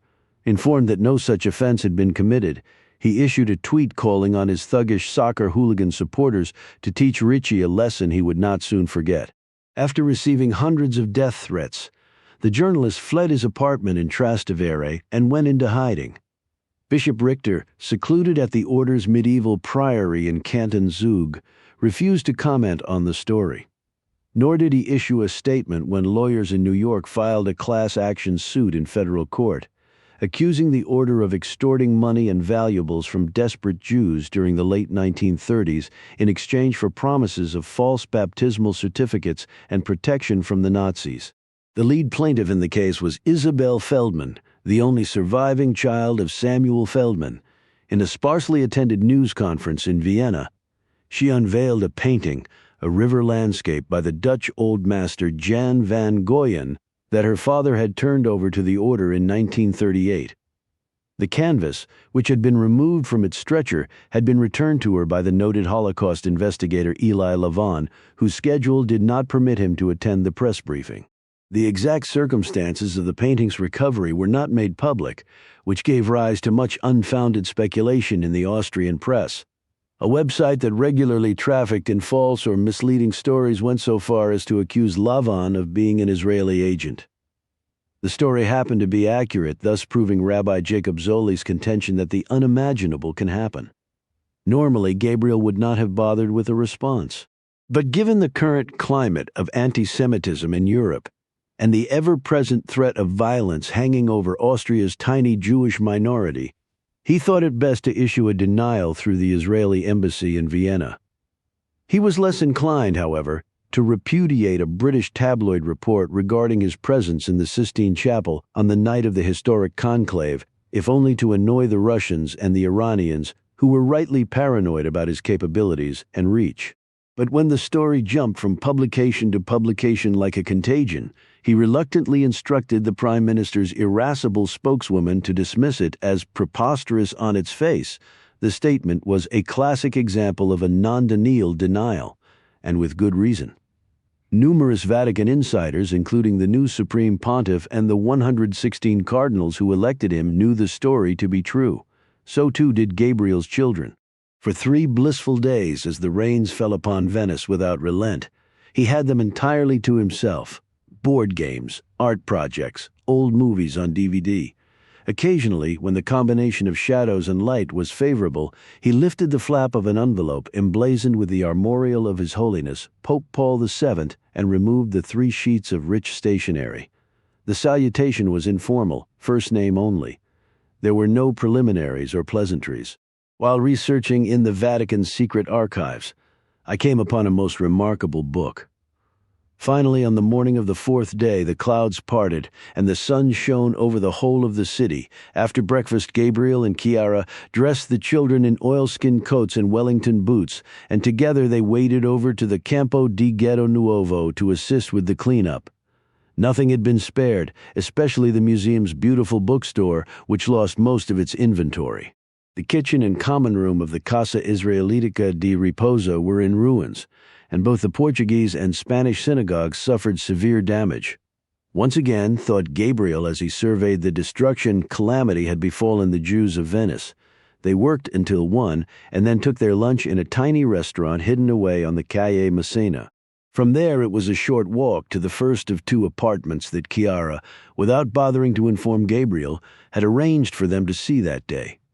It was large and airy and, perhaps most important, dry as a bone. The kitchen was newly renovated, as were the 3 bathrooms. The price was high, but not unreasonable. Gabriel was confident he would be able to shoulder the additional financial burden without having to sell knock-off Gucci handbags to the tourists in San Marco. "What do you think?" asked Chiara. "Nice," said Gabriel noncommittally. "But why don't you show me the other apartment?" It was located near the San Tome Vaporetto stop on the Grand Canal, a fully refurbished piano nobile with a private roof terrace and a high-ceilinged, light-filled room that Gabriel could claim as his studio. There he would toil night and day on lucrative private commissions in order to pay for it all. He consoled himself with the knowledge that there were far worse ways for a man to spend the autumn of his years. "If we sell Narcus Street," said Chiara. "We're not going to sell it. I know it's a stretch, Gabriel, but if we're going to live in Venice, wouldn't you prefer to live here?" "Who wouldn't? But someone has to pay for it. Someone will." "You?" She smiled. "I want to see his books. Where do you think we were going next?" Francesco Tiepolo's office was on the Calle Larga XX2 Marzo in San Marco. On the wall behind his desk were several framed photographs of his friend Pietro Lucchesi. In one was a youthful version of Lucchesi's successor. "I suppose you had something to do with it. What's that?" "The election of the first pope from outside the College of Cardinals since the 13th century. 14th, said Gabriel. "And rest assured, it was the Holy Spirit who chose the new pope, not me." "You've been spending too much time in Catholic churches, my friend." "It's an occupational hazard." Tiepolo's books were hardly immaculate, but they were in far better shape than Gabriel had feared. The firm had little debt, and the monthly overhead was low. Mainly, it consisted of the rent for the San Marco office and a warehouse on the mainland. At present, the firm had more work than it could handle, and several projects were in the pipeline. 2 were scheduled to commence after the date of Gabriel's retirement, which meant Chiara would be able to hit the ground running. Tiepolo insisted they keep the firm's name and pay him a 50% share of the annual profit. Gabriel agreed to keep the name. He did not want his many enemies to know where he was living, but he balked at Tiepolo's demand for half of the company's profits, offering him 25% instead. How will I possibly live on such a paltry sum? Somehow you'll manage. Tiepolo looked at Chiara. Which apartment did he choose? The big one. I knew it. Tiepolo clapped Gabriel on the back. I always said you would return to Venice, and when you die, they'll bury you beneath a cypress tree on San Michele, in an enormous crypt befitting a man of your achievements. I'm not dead yet, Francesco. It happens to the best of us. Tiepolo gazed at the photographs on the wall, even to my dear friend Pietro Lucchesi. And now Donati is the Pope. Are you sure you didn't have anything to do with it? No, answered Gabriel distantly. It was him who asked Tiepolo, perplexed. Gabriel pointed toward the cloaked, sandaled figure walking past Tiepolo's window. It was Father Joshua, 62, Piazza San Marco. Gabriel hurried into the street. Like most in San Marco, it was covered in several inches of water. A few tourists were milling about in the dying twilight. None seemed to notice the man in a threadbare cloak and sandals. What are you looking at? Gabriel wheeled around to find Chiara and the children standing behind him. He pointed along the darkening street. The man in the hooded cloak is Father Joshua. He's the one who gave us the first page of the Gospel of Pilate. Chiara narrowed her eyes. I don't see anyone in a cloak. Neither did Gabriel. The priest had disappeared from view. Maybe you were mistaken, said Chiara. Or maybe you just thought you saw him. A hallucination, you mean? Chiara said nothing.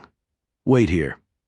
Gabriel set off along the street, searching for a destitute-looking clergyman amid the world's most exclusive storefronts. Eventually he passed through an archway beneath the Museo Correr and emerged into the Piazza San Marco. Father Joshua was walking past Café Florian toward the Campanile. The priest seemed to move across the floodwaters without disturbing the surface. He made no attempt to lift the hem of his garment.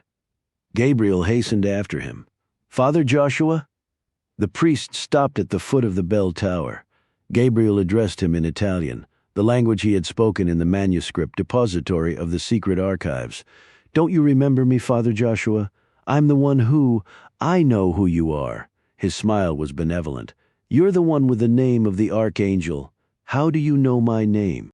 There were recriminations after your visit to the secret archives. I overheard things. Do you work there? Why would you ask such a question? Your name doesn't appear on the staff directory, and unless I'm mistaken, you weren't wearing any identification that day. Why would someone like me require identification? Who are you? Who do you say that I am? His Italian was beautiful, but it was colored with an unmistakable accent. Do you speak Arabic? Asked Gabriel. Like you. I speak many languages. Where are you from? The same place you are, Israel, the Galilee. Why are you in Venice? I came to see a friend. He noticed Gabriel looking at his hands. I bear in my body the marks of the Lord Jesus, he explained. Two women splashed past them. They stared at Gabriel apprehensively, but seemed not to notice the man standing in ankle-deep water in sandals and a cloak. Were you ever able to find the rest of the gospel, he asked. Not before it was destroyed. The Holy Father was afraid that would happen. Were you the one who gave it to him? Of course. How were you able to open the door of the Collezione without a key? He gave a sly smile. It wasn't difficult. Did the Holy Father show the book to anyone else? A Jesuit. Father Joshua frowned. For some reason my word wasn't good enough. The Jesuit agreed with me that the book was authentic. He's an American, this Jesuit? Yes. Do you know his name? The Holy Father refused to tell me. He said he was going to give the gospel to you when the Jesuit was finished with it. Finished with what? His Holiness didn't say? Where were you when you had this conversation?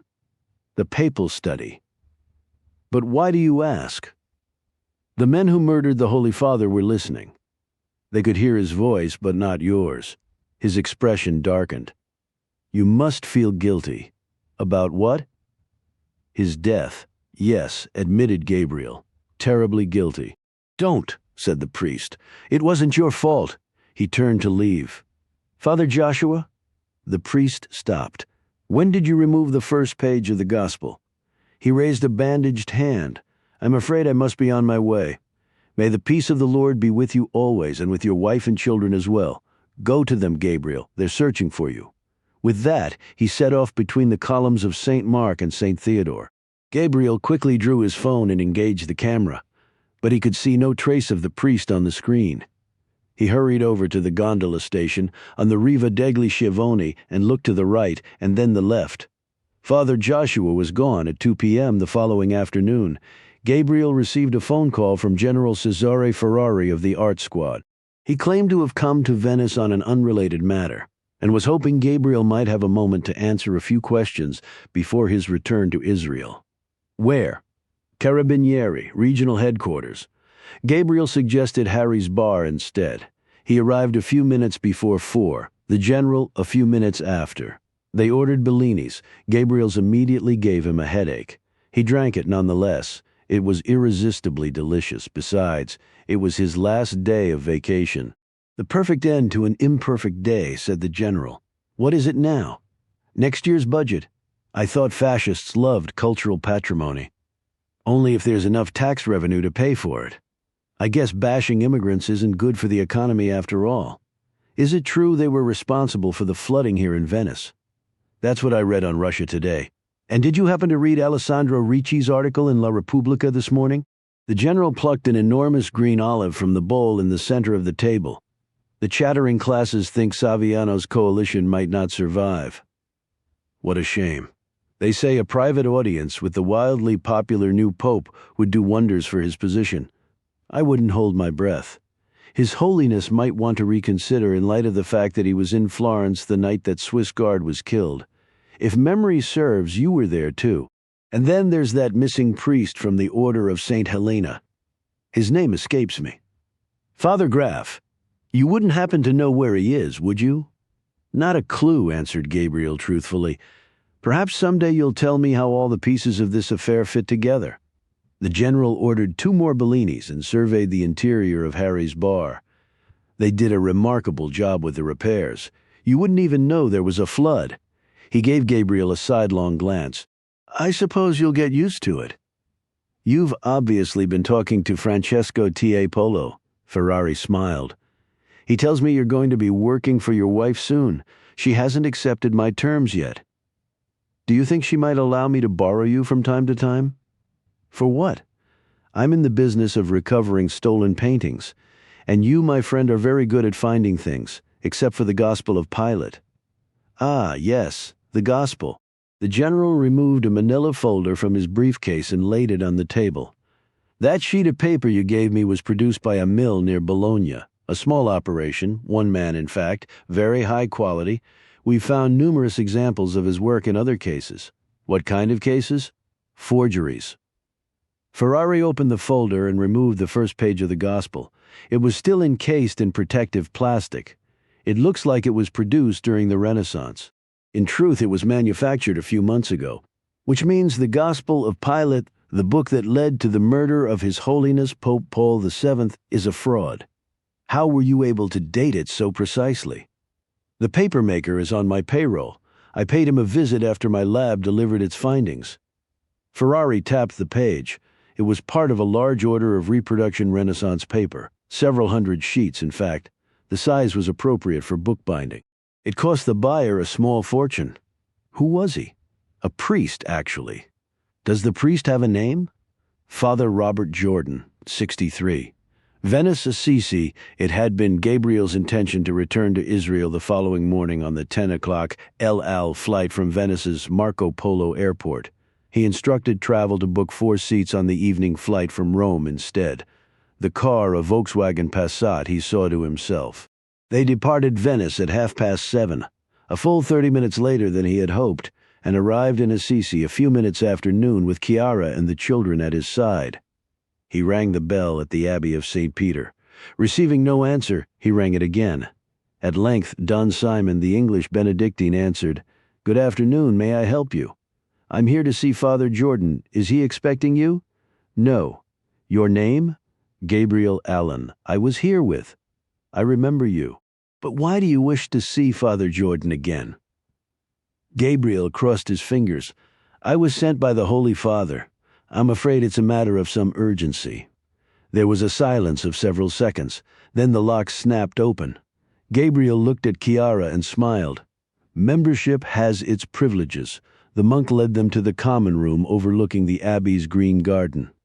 10 minutes elapsed before he returned with Father Jordan. The American Jesuit did not appear pleased to see the friend of the new Roman pontiff. At length he looked at Don Simon. "Perhaps you should give Signore Allon's wife and children a tour of the grounds. They're really quite beautiful." Chiara glanced at Gabriel, who nodded once.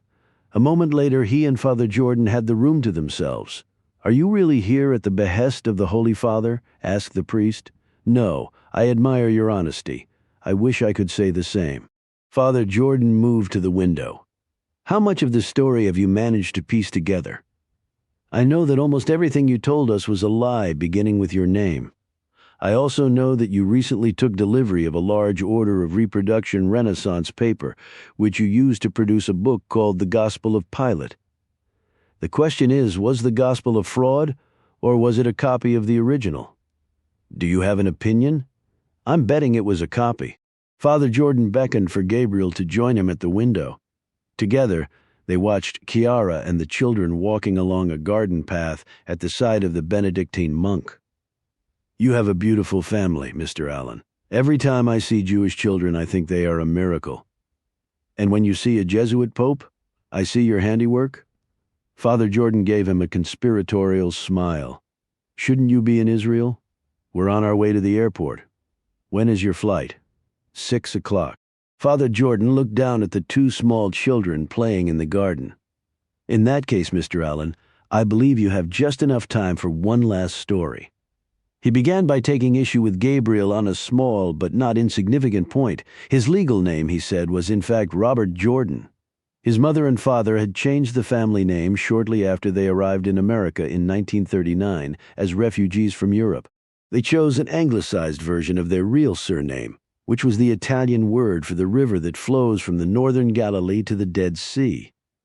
"Giordano," said Gabriel. Father Robert Jordan nodded. "My father was the son of a wealthy Roman businessman named Emanuele Giordano, one of 3 sons," he added pointedly. "My mother was from an old family called Del Vecchio. The name is quite common among Italian Jews. I must admit, I thought my own name was rather dull in comparison. I considered changing it many times, especially when I moved to Italy to teach at the Gregoriana. How on earth did the child of 2 Jews become a Catholic priest? My parents were never very religious, even when they lived in Rome. When they came to America, they masqueraded as Catholics in order to blend in with their surroundings. It wasn't difficult for them. As Romans, they were used to the rituals of Catholicism. But I was the real thing. I was baptized and received my first communion. I even served as an altar boy in our parish church. I can only imagine what my poor parents were thinking when they saw me up there in my little vestments. How did they react when you told them you wanted to become a priest? My father could scarcely look at me in my cassock and Roman collar. Why didn't he tell you the truth? Guilt, I suppose. At having forsaken his faith? My father never abandoned his faith," said Father Jordan, "even when he was pretending to be a Catholic. He was guilty because he and my mother had survived the war. They didn't want me to know that their relatives weren't so lucky.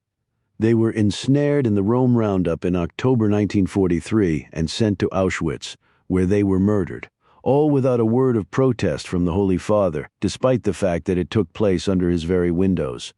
And you became a Catholic priest? Imagine that. When did you learn the truth?" "It wasn't until November 1989 when I returned to Boston to attend my father's funeral.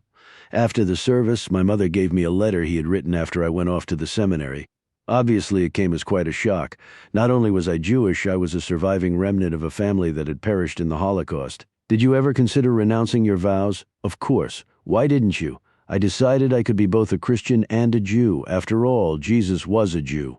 So were the 12 apostles whose statues stand guard over the portico of the basilica. 12 apostles," he repeated.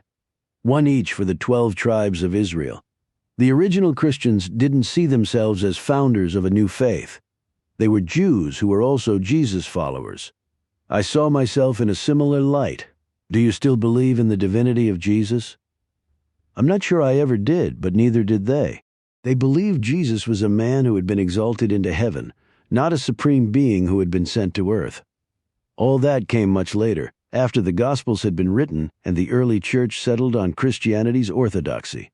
That was when the great sibling rivalry began. The church fathers declared that the covenant between God and his chosen people had been broken, that the old law had been replaced by the new. God had sent his Son to save the world, and the Jews had rejected him. Then, for good measure, they had cleverly maneuvered a gullible and blameless Roman prefect into nailing him to a cross. For such a people, the murderers of God himself, no punishment was too severe. "They were your people," said Gabriel, "which is why I made it my life's work to heal the wounds between Judaism and Christianity by finding the Gospel of Pilate." Father Jordan nodded. "I assume your father's letter contained a reference to it. He wrote about it in considerable detail. And that story you told Donati and me the other day, the one about you wandering the length and breadth of Italy searching for the last copy of the Gospel of Pilate, it was just that, a story. I knew that Father Schiller gave the book to Pius XII, and that Pius buried it deep in the archives. How? I confronted Father Schiller not long before he died. At first he tried to deny the book's existence, but when I showed him my father's letter, he told me the truth. Did you tell him that I was the grandson of the wealthy Roman Jew who had given the book to the order?" Father Jordan shook his head. "Much to my everlasting shame, I did not. Did you really try to find it, or was that a story too?" "No," said Father Jordan. "I searched the archives for more than 20 years because there's no reference to the gospel in the index rooms. It was a bit like looking for the proverbial needle in a haystack. About 10 years ago, I forced myself to stop. That book was ruining my life. And then, someone gave it to the Holy Father, and the Holy Father decided to give it to you." 64. Abbey of St. Peter, Assisi. At first, he thought it was a practical joke. Yes, the voice on the phone sounded like the Holy Father's, but surely it couldn't really be him. He wanted Father Jordan to come to the papal apartments the following evening at 9:30. Father Jordan was to tell no one of the summons, nor was he to arrive even a minute early. "I assume it was a Thursday," said Gabriel. "How did you know?" Gabriel smiled and with a movement of his hand invited Father Jordan to continue. "He arrived at the papal apartment," he said, "at the stroke of 9:30. A household nun escorted him to the private chapel.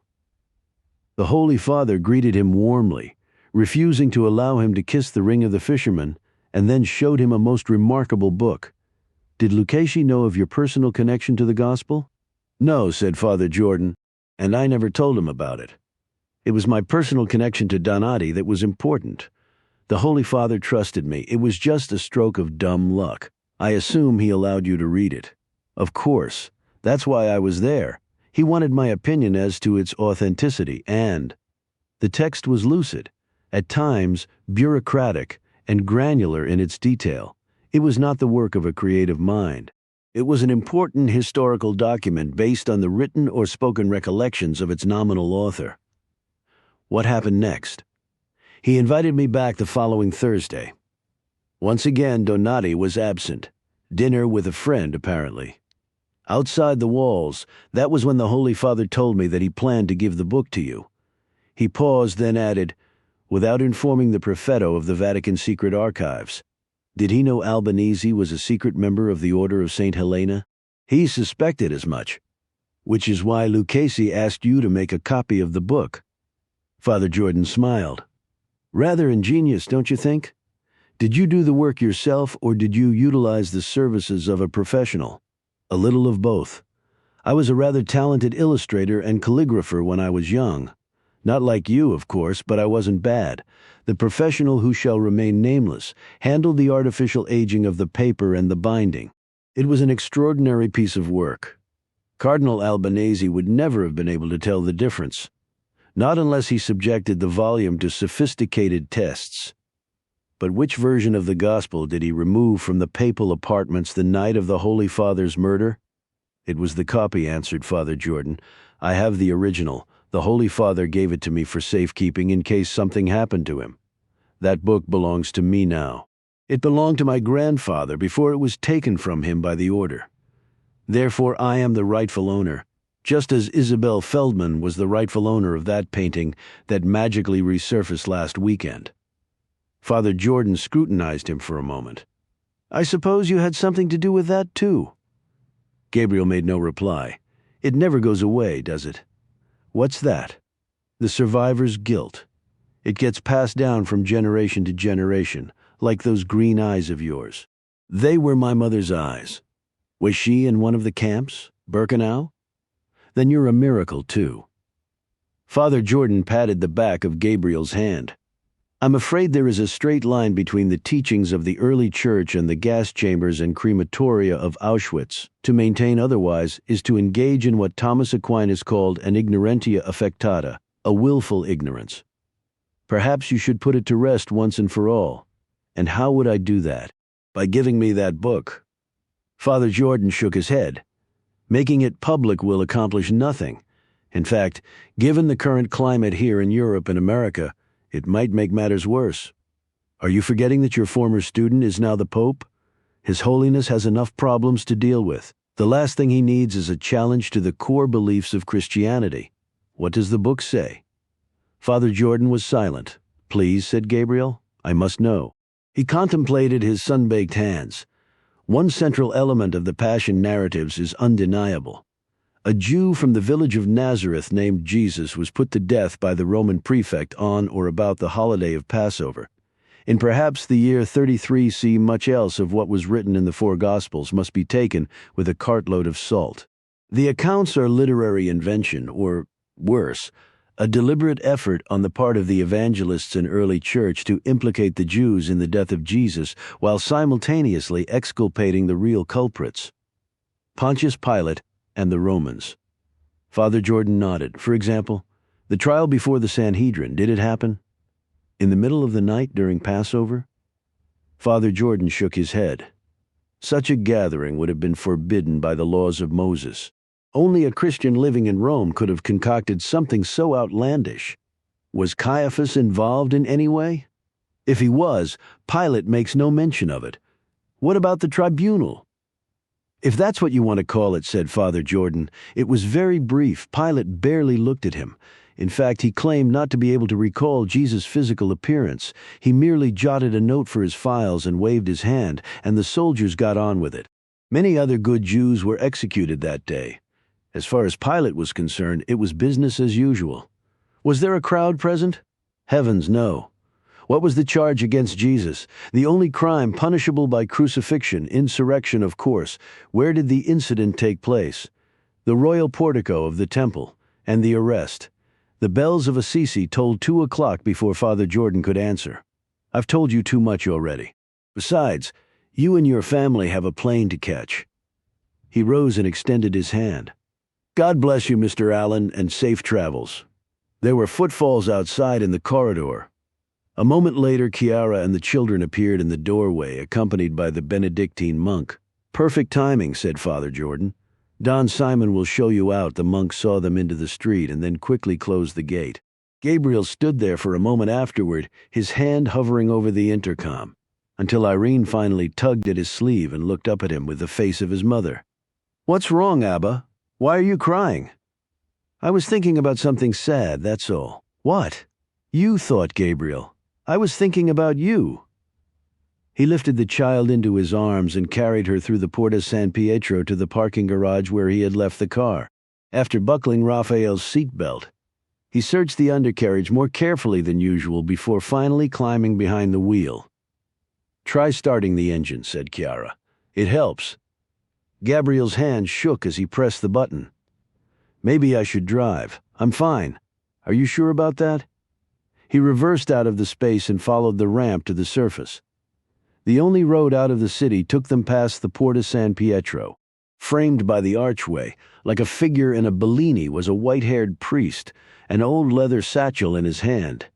Gabriel slammed on the brakes and climbed out.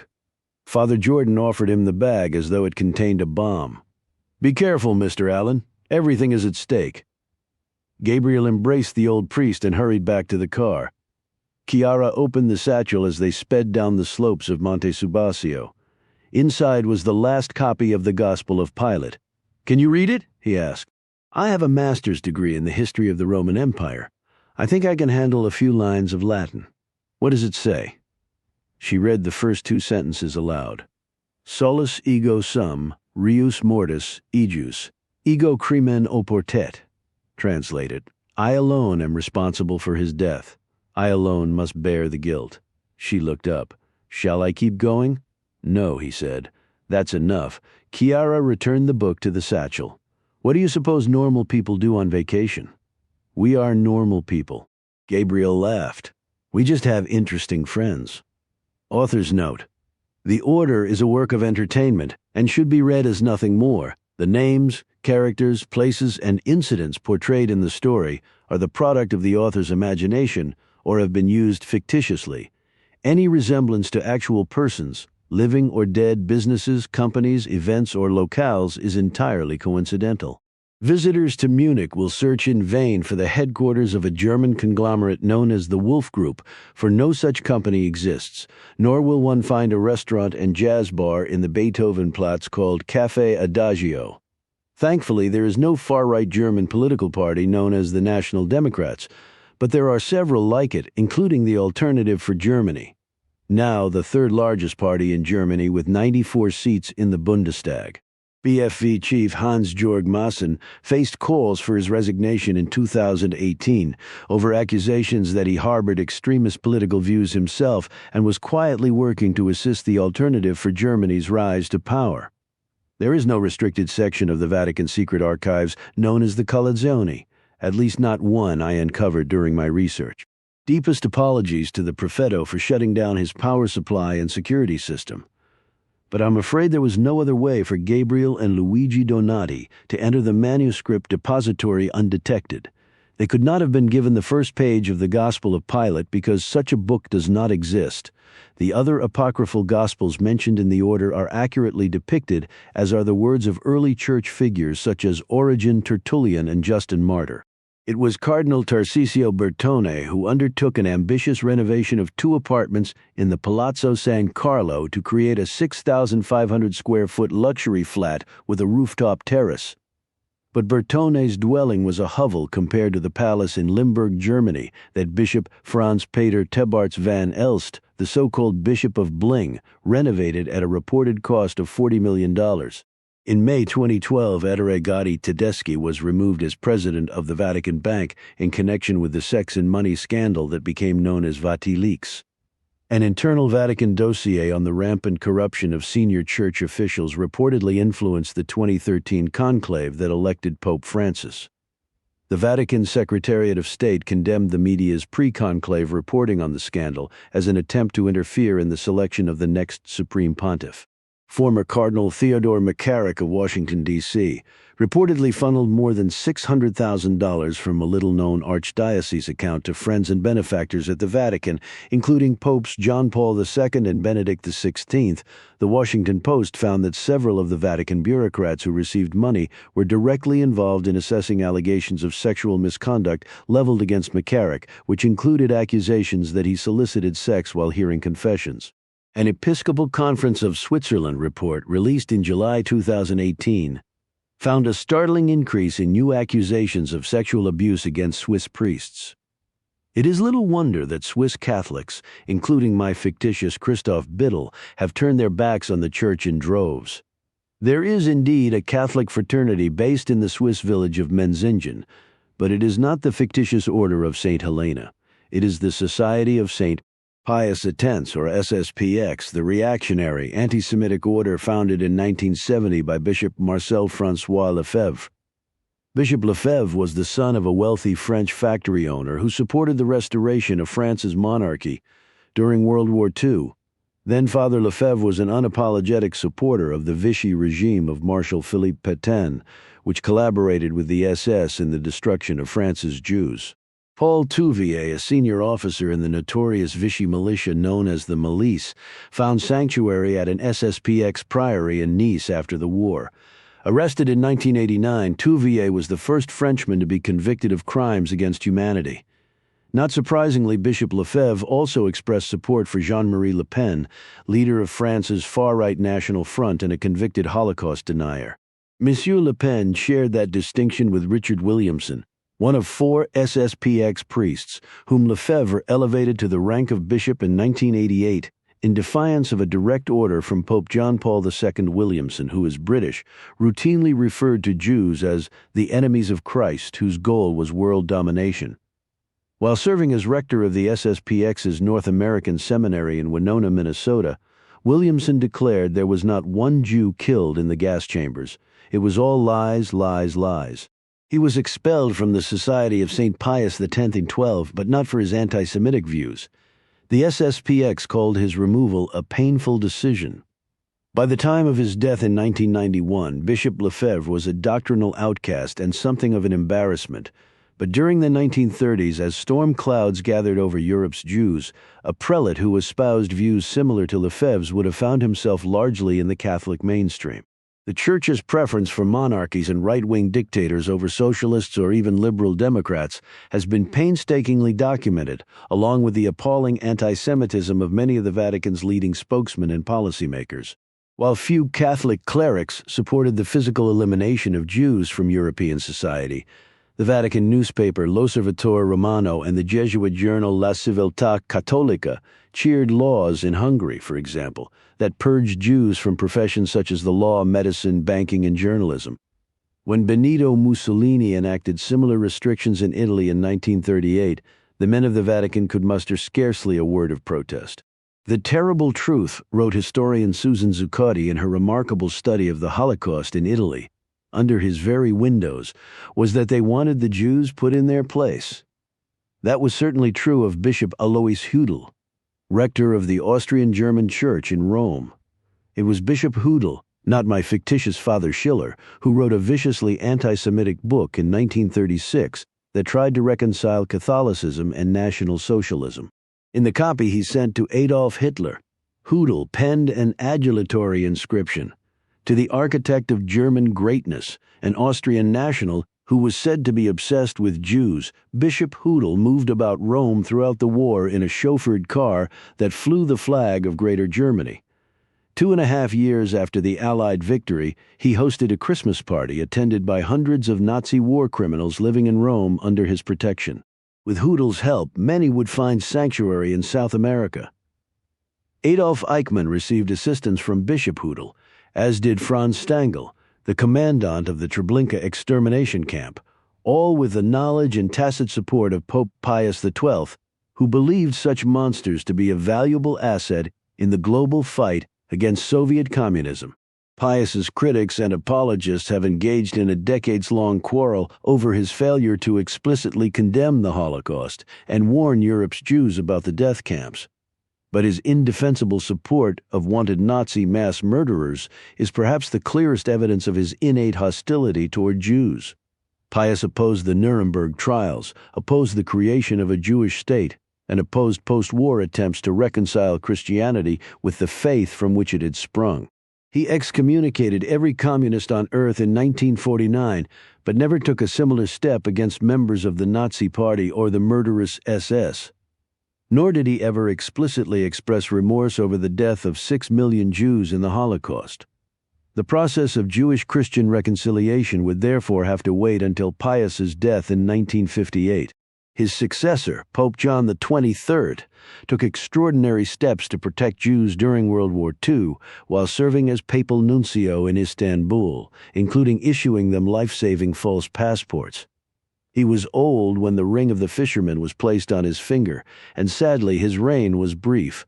Not long before his death in 1963, he was asked whether there was anything to be done about the devastating portrayal of Pius XII in Rolf Hochhuth's searing play The Deputy. Do against it?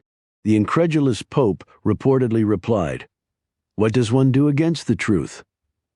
The culmination of John XXIII's bid to repair relations between Catholics and Jews in the wake of the Holocaust was the milestone declaration of the Second Vatican Council known as Nostra Aetate. Opposed by many church conservatives, it declared that Jews were not collectively responsible for the death of Jesus or eternally cursed by God.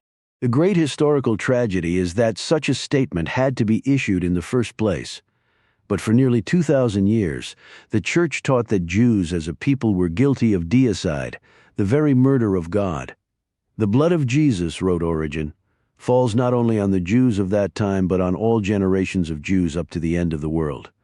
Pope Innocent III wholeheartedly agreed.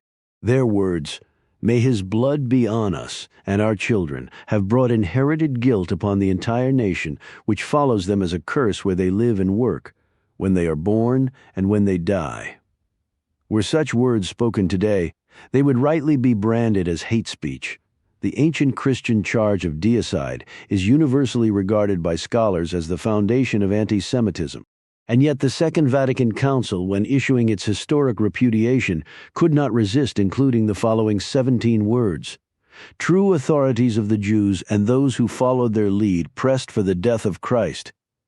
But what source did the bishops use to justify such an unequivocal declaration about an event that took place in a remote corner of the Roman Empire nearly 2,000 years earlier? The answer, of course, was that they relied on the accounts of Jesus' death contained in the 4 Gospels of the New Testament, the very source of the vicious slander they were at long last disavowing. Needless to say, the Second Vatican Council did not suggest excising the inflammatory passages from the Christian canon.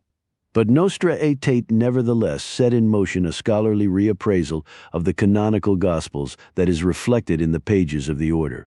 Christians who believe in biblical inerrancy will no doubt take issue with my description of who the evangelists were and how their Gospels came to be written. Most biblical scholars would not. No original draft of any of the 4 canonical Gospels survives, only fragments of later copies. It is widely accepted by scholars that none of the Gospels, with the possible exception of Luke, were written by the men for whom they are named. It was the apostolic Father Papias of Hierapolis who, in the 2nd century, provided the earliest extant account of their authorship.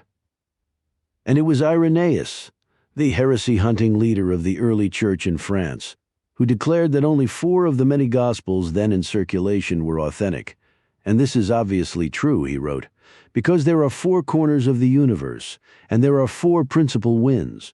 Paul Johnson, in his monumental History of Christianity, asserted that Irenaeus knew no more about the origins of the Gospels than we do, rather less, in fact. Johnson went on to describe the Gospels as literary documents that bear evidence of later tampering, editing, rewriting, and interpolation, and backdating of theological concepts. Bart D. Ehrman, the distinguished professor of religious studies at the University of North Carolina, contends they are riddled with discrepancies, embellishments, made-up stories, and historical problems that mean they cannot be taken at face value as giving us historically accurate accounts of what really happened. The Gospel's depiction of Jesus' arrest and execution, says Ehrman, must be taken with a pound of salt. Numerous critical biblical scholars and contemporary historians have concluded that the evangelists and their editors in the early church consciously shifted the blame for Jesus' death from the Romans to the Jews in order to make Christianity more appealing to Gentiles living under Roman rule and less threatening to the Romans themselves. The 2 primary elements utilized by the Gospel writers to blame Jews for the death of Jesus are the trial before the Sanhedrin and, of course, the tribunal before Pontius Pilate. The 4 canonical Gospels each give a slightly different account of the encounter. But it is perhaps most illuminative to compare Mark's version to Matthew's. In Mark, Pilate reluctantly sentences Jesus to death at the urging of a Jewish crowd. But in Matthew, the crowd has suddenly become the whole people. Pilate washes his hands in front of them and declares himself innocent of Jesus' blood, to which the whole people reply, "Let his blood be on us and our children." So, which version is accurate? Did the whole people really shout such an outlandish line without a single dissenting voice or not? And what about Pilate washing his hands? Did it happen after all? It is no small detail. Obviously, both accounts cannot be correct. If one is right, the other is necessarily wrong. Some might argue that Matthew is simply more right than Mark, but this is an evasion. A reporter who made such a mistake would surely have been reprimanded by his editor, if not fired on the spot. The most plausible explanation is that the entire scene is a literary invention. The same is likely the case for the Gospel's inflammatory accounts of Jesus' appearance before the Sanhedrin. Religious scholar Reza Aslan, in his riveting biography of Jesus titled Zealot, asserts that the problems with the Gospel's accounts of a Sanhedrin trial are too numerous to count.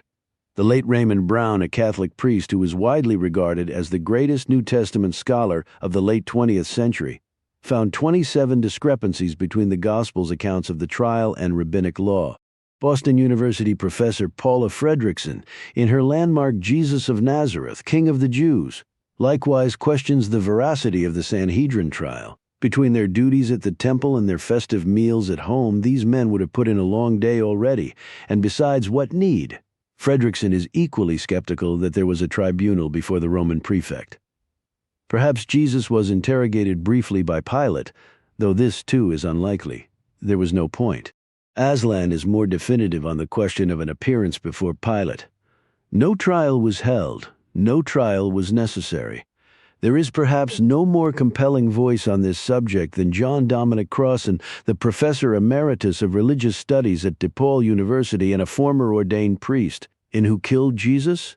He asks whether the Gospel's incendiary depiction of the tribunal before Pilate was a scene of Roman history or Christian propaganda.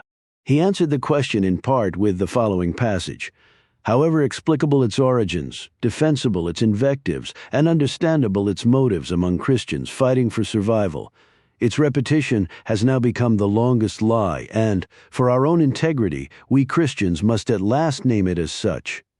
But why revisit the tortured history of Christianity's relationship with Judaism? Because the longest hatred, the hatred born of the Gospel's depiction of the crucifixion, has risen again, violently. So too has a brand of racially based political extremism that apologists refer to as populism. The two phenomena are undeniably linked. For proof, look no further than the 2017 Unite the Right rally in Charlottesville, Virginia, where white nationalists protesting the removal of a Confederate memorial chanted, "Jews will not replace us," as they marched by torchlight and snapped off stiff-armed Nazi salutes. Or the Tree of Life Synagogue in the Squirrel Hill neighborhood of Pittsburgh, where a white nationalist angry over Hispanic immigration murdered 11 Jews and wounded 6 more. Why did the gunman target Jews? Could it be that he was gripped by an irrational hatred even more powerful than his resentment of brown-skinned migrants looking for a better life in America? The brilliant economist Paul Krugman of the New York Times made the connection between the simultaneous rise of anti-Semitism and race-based populism in the same column that produced the quotation that appears in the epigraph of this work. Most of us, I think, know that whenever bigotry runs free, we're likely to be among its victims. Unfortunately, the outbreak of a global pandemic coupled with a sharp economic downturn is likely to make matters worse. In the darkest corners of the internet, Jews are being blamed for the pandemic, just as they were blamed for the Black Death in the 14th century. Never forget Rabbi Jacob Zoli tells Gabriel during the opening scenes of The Order, "The unimaginable can happen." The outbreak of a global pandemic would seem to bear that out. But even before the COVID-19 crisis, anti-Semitism in Europe had risen to a level not seen since the middle of the last century. To their credit, Western European political leaders have roundly condemned the resurgence of anti-Semitism. So too has Pope Francis. He has also questioned the morality of unfettered capitalism, called for action on climate change, defended the rights of immigrants, and warned of the dangers posed by the rise of the European far right, which regards him as a mortal enemy. If only a prelate like Francis had been wearing the Ring of the Fisherman in 1939. The history of the Jews and the Roman Catholic Church might well have been written differently. Acknowledgements. I am eternally grateful to my wife, Jamie Gangel, who served as my sounding board while I worked out the details and structure of a complex plot involving the murder of a pope, the discovery of a long-suppressed gospel, and a conspiracy by the European far right to seize control of the Roman Catholic Church. When I finished my first draft, she made 3 crucial suggestions and then skillfully edited my final typescript, all while covering the impeachment of a president for CNN and caring for our family during a global pandemic. I share many traits with my protagonist, Gabriel Allon, including the fact we are both married to perfect women. My debt to Jamie is immeasurable, as is my love. I had hoped to finish The Order in Rome, but was forced to cancel my travel plans when the coronavirus ravaged Italy. Having written 2 previous Vatican thrillers and several others with scenes set in or around the Vatican, I have formed many cherished friendships with men and women who work behind the walls of the world's smallest country. I have stood in the lobby of the Swiss Guard barracks, shopped in the Vatican pharmacy and supermarket, visited the conservation labs of the Vatican museums, opened the door of the stove in the Sistine Chapel, and attended a Mass celebrated by the Holy Father. I wish to express my gratitude to Father Mark Haydu, who was an invaluable resource throughout the writing process, and to the matchless John L. Allen, who literally wrote the book on how a conclave works. For the record, neither influenced my depiction of the anti-Jewish nature of the Gospel accounts of Jesus' death. I am forever indebted to David Bull and Patrick Matheson for their advice on restoration and art history, and for their friendship. Louis Toscano, my dear friend and longtime editor, made countless improvements to the novel, as did Kathy Crosby, my eagle-eyed personal copy editor. Any typographical errors that slip through their formidable gauntlet are my responsibility, not theirs. I consulted hundreds of newspaper and magazine articles while writing the order, along with dozens of books. I would be remiss if I did not mention the following: Anne Rowe, Pontius Pilate, James Carroll, Constantine's Sword, The Church and the Jews; Paul Johnson, A History of Christianity; Paula Fredrickson, Jesus of Nazareth, King of the Jews; A Jewish Life and the Emergence of Christianity and from Jesus to Christ, The Origins of the New Testament Images of Jesus; John Dominic Crossan, Who Killed Jesus; Exposing the Roots of Anti-Semitism in the Gospel Story of the Death of Jesus; Reza Aslan, Zealot, The Life and Times of Jesus of Nazareth; Bart D. Ehrman, How Jesus Became God; The Exaltation of a Jewish Preacher from Galilee; Bart D. Ehrman and Zlatko Plejé, The Apocryphal Gospels, Text and Translations, Robert S.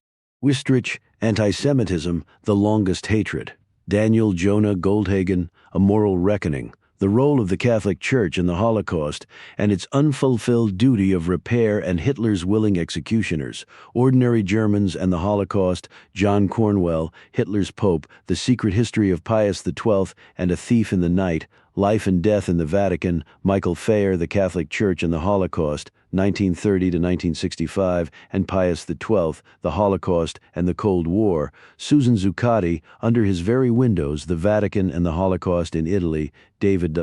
Kurtzer, The Popes Against the Jews; The Vatican's Role in the Rise of Modern Anti-Semitism; Uki Gonyi, The Real Odessa; Smuggling the Nazis to Perón's Argentina, John Follane; City of Secrets, The Truth Behind the Murders at the Vatican, Carl Bernstein and Marco Politi; His Holiness, John Paul II and the History of Our Time, John L. Allen Jr., Conclave, The Politics, Personalities, and Process of the Next Papal Election, Thomas J.